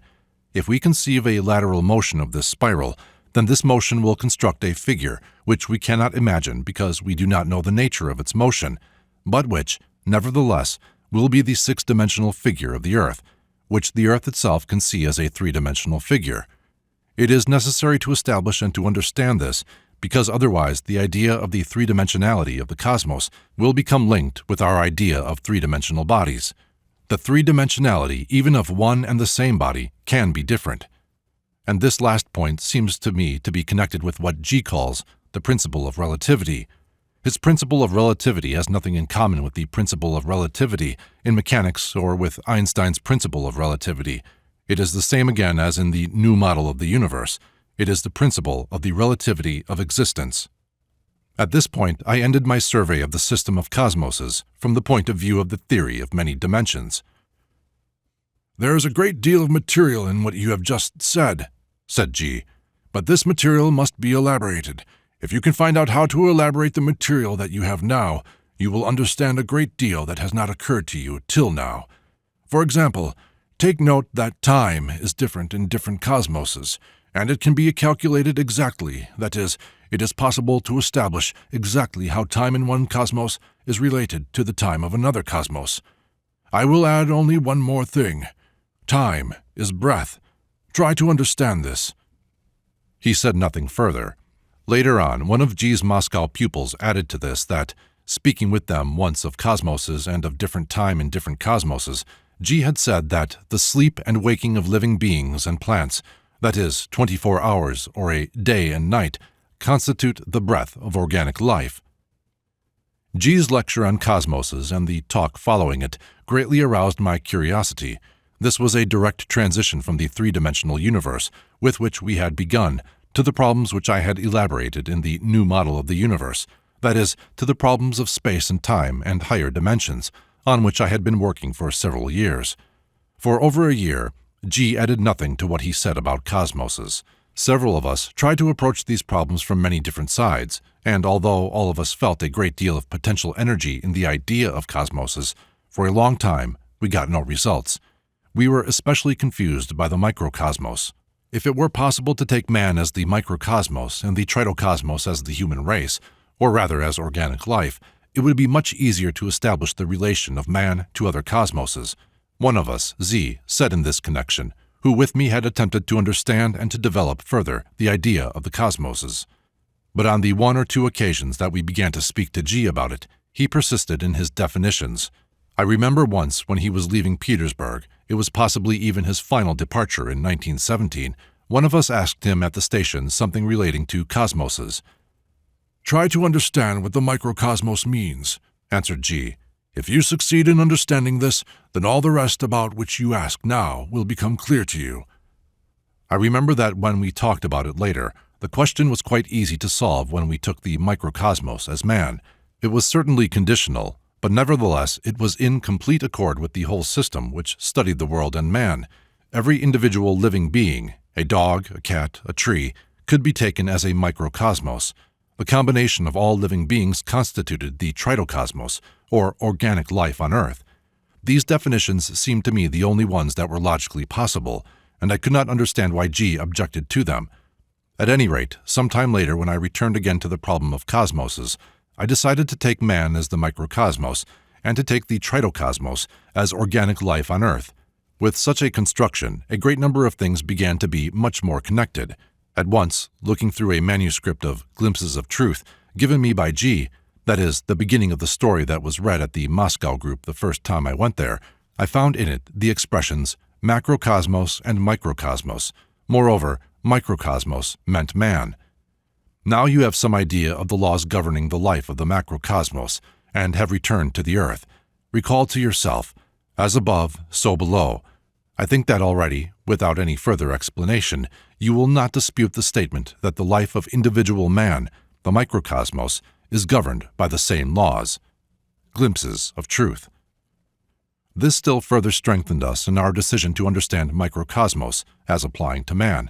Later, it became clear to us why G wished to make us apply the concept microcosmos to small magnitudes as compared with man, and to what he wished to direct our thought by this. I remember one conversation on this subject. If we want to represent graphically the interrelation of the cosmoses, I said, we must take the microcosmos, that is, man, as a point. That is to say, we must take him on a very small scale, and, as it were, at a very great distance from ourselves. Then his life in the tritocosmos, that is, among other people and in the midst of nature, will be the line which he traces on the surface of the earthly globe in moving from place to place. In the mesocosmos, that is, taken in connection with the 24 hours motion of the earth around its axis, this line will become a plane, whereas taken in relation to the sun, that is, taking into consideration the motion of the earth around the sun, it will become a three-dimensional body, or, in other words, it will be something really existing, something realized. But as the fundamental point, that is, the man or the microcosmos, was also a three-dimensional body, we have consequently two three-dimensionalities. In this case, all the possibilities of man are actualized in the sun. This corresponds to what has been said before, namely that man, number 7, becomes immortal within the limits of the solar system. Beyond the sun, that is, beyond the solar system, he has not and cannot have any existence, or, in other words, from the point of view of the next cosmos, he does not exist at all. A man does not exist at all in the macrocosmos. The macrocosmos is the cosmos in which the possibilities of the tritocosmos are realized, and man can exist in the macrocosmos only as an atom of the tritocosmos. The possibilities of the earth are actualized in the megalocosmos, and the possibilities of the sun are actualized in the protocosmos. If the microcosmos, or man, is a three-dimensional body, then the tritocosmos, organic life on earth, is a four-dimensional body. The earth has 5 dimensions and the sun 6. The usual scientific view takes man as a three-dimensional body. It takes organic life on earth as a whole, more as a phenomenon than a three-dimensional body.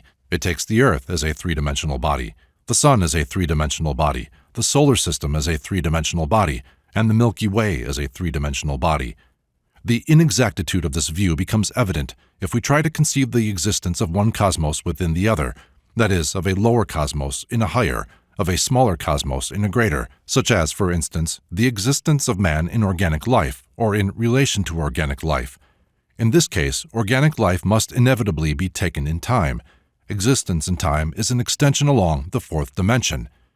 Neither can the earth be regarded as a three-dimensional body. It would be three-dimensional if it were stationary. Its motion around its axis makes man a 5-dimensional being, whereas its motion around the sun makes the earth itself 4-dimensional. The earth is not a sphere, but a spiral encircling the sun, and the sun is not a sphere, but a kind of spindle inside this spiral. The spiral and the spindle, taken together, must have a lateral motion in the next cosmos, but what results from this motion we cannot know, for we know neither the nature nor the direction of the motion. Further, 7 cosmoses represent a period of dimensions, but this does not mean that the chain of cosmoses comes to an end with the microcosmos. If man is a microcosmos, that is, a cosmos in himself, then the microscopic cells composing his body will stand towards him in about the same relation as he himself stands to organic life on earth. A microscopic cell, which is on the boundary line of microscopic vision, is composed of milliards of molecules comprising the next step, the next cosmos. Going still further, we can say that the next cosmos will be the electron. Thus we have obtained a second microcosmos, the cell, a third microcosmos, the molecule, and a fourth microcosmos, the electron. These divisions and definitions, namely cells, molecules, and electrons, are possibly very imperfect. It may be that, with time, science will establish others, but the principle will remain always the same, and lower cosmoses will always be in precisely such relation to the microcosmos.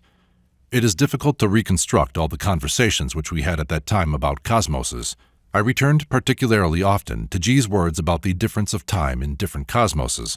I felt that here was a riddle which I could and must solve. Finally, having decided to try to put together everything I thought on the subject, I took man as the microcosmos. The next cosmos in relation to man I took as organic life on earth, which I called tritocosmos, although I did not understand this name, because I would have been unable to answer the question why organic life on earth was the third cosmos.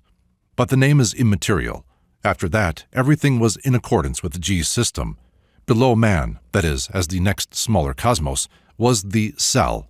Not any cell and not a cell under any conditions, but a fairly large cell, such as, for instance, the embryo cell of the human organism. As the next cosmos, one could take a small, ultramicroscopic cell. The idea of the two cosmoses in the microscopic world, that is, the idea of two microscopic individuals differing one from the other, as much as does man from a large cell, is perfectly clear in bacteriology. The next cosmos was the molecule, and the next the electron. Neither molecule nor electron appeared to me to be very sound or reliable definitions, but for the lack of others, these could be taken. Such a succession undoubtedly introduced or maintained a complete incommensurability between the cosmoses.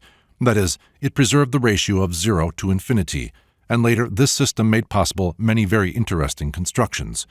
The idea of cosmoses received a further development only a year after we heard it for the first time, that is, in the spring of 1917, when I succeeded for the first time in constructing a table of time in different cosmoses. But I will speak of this table further on.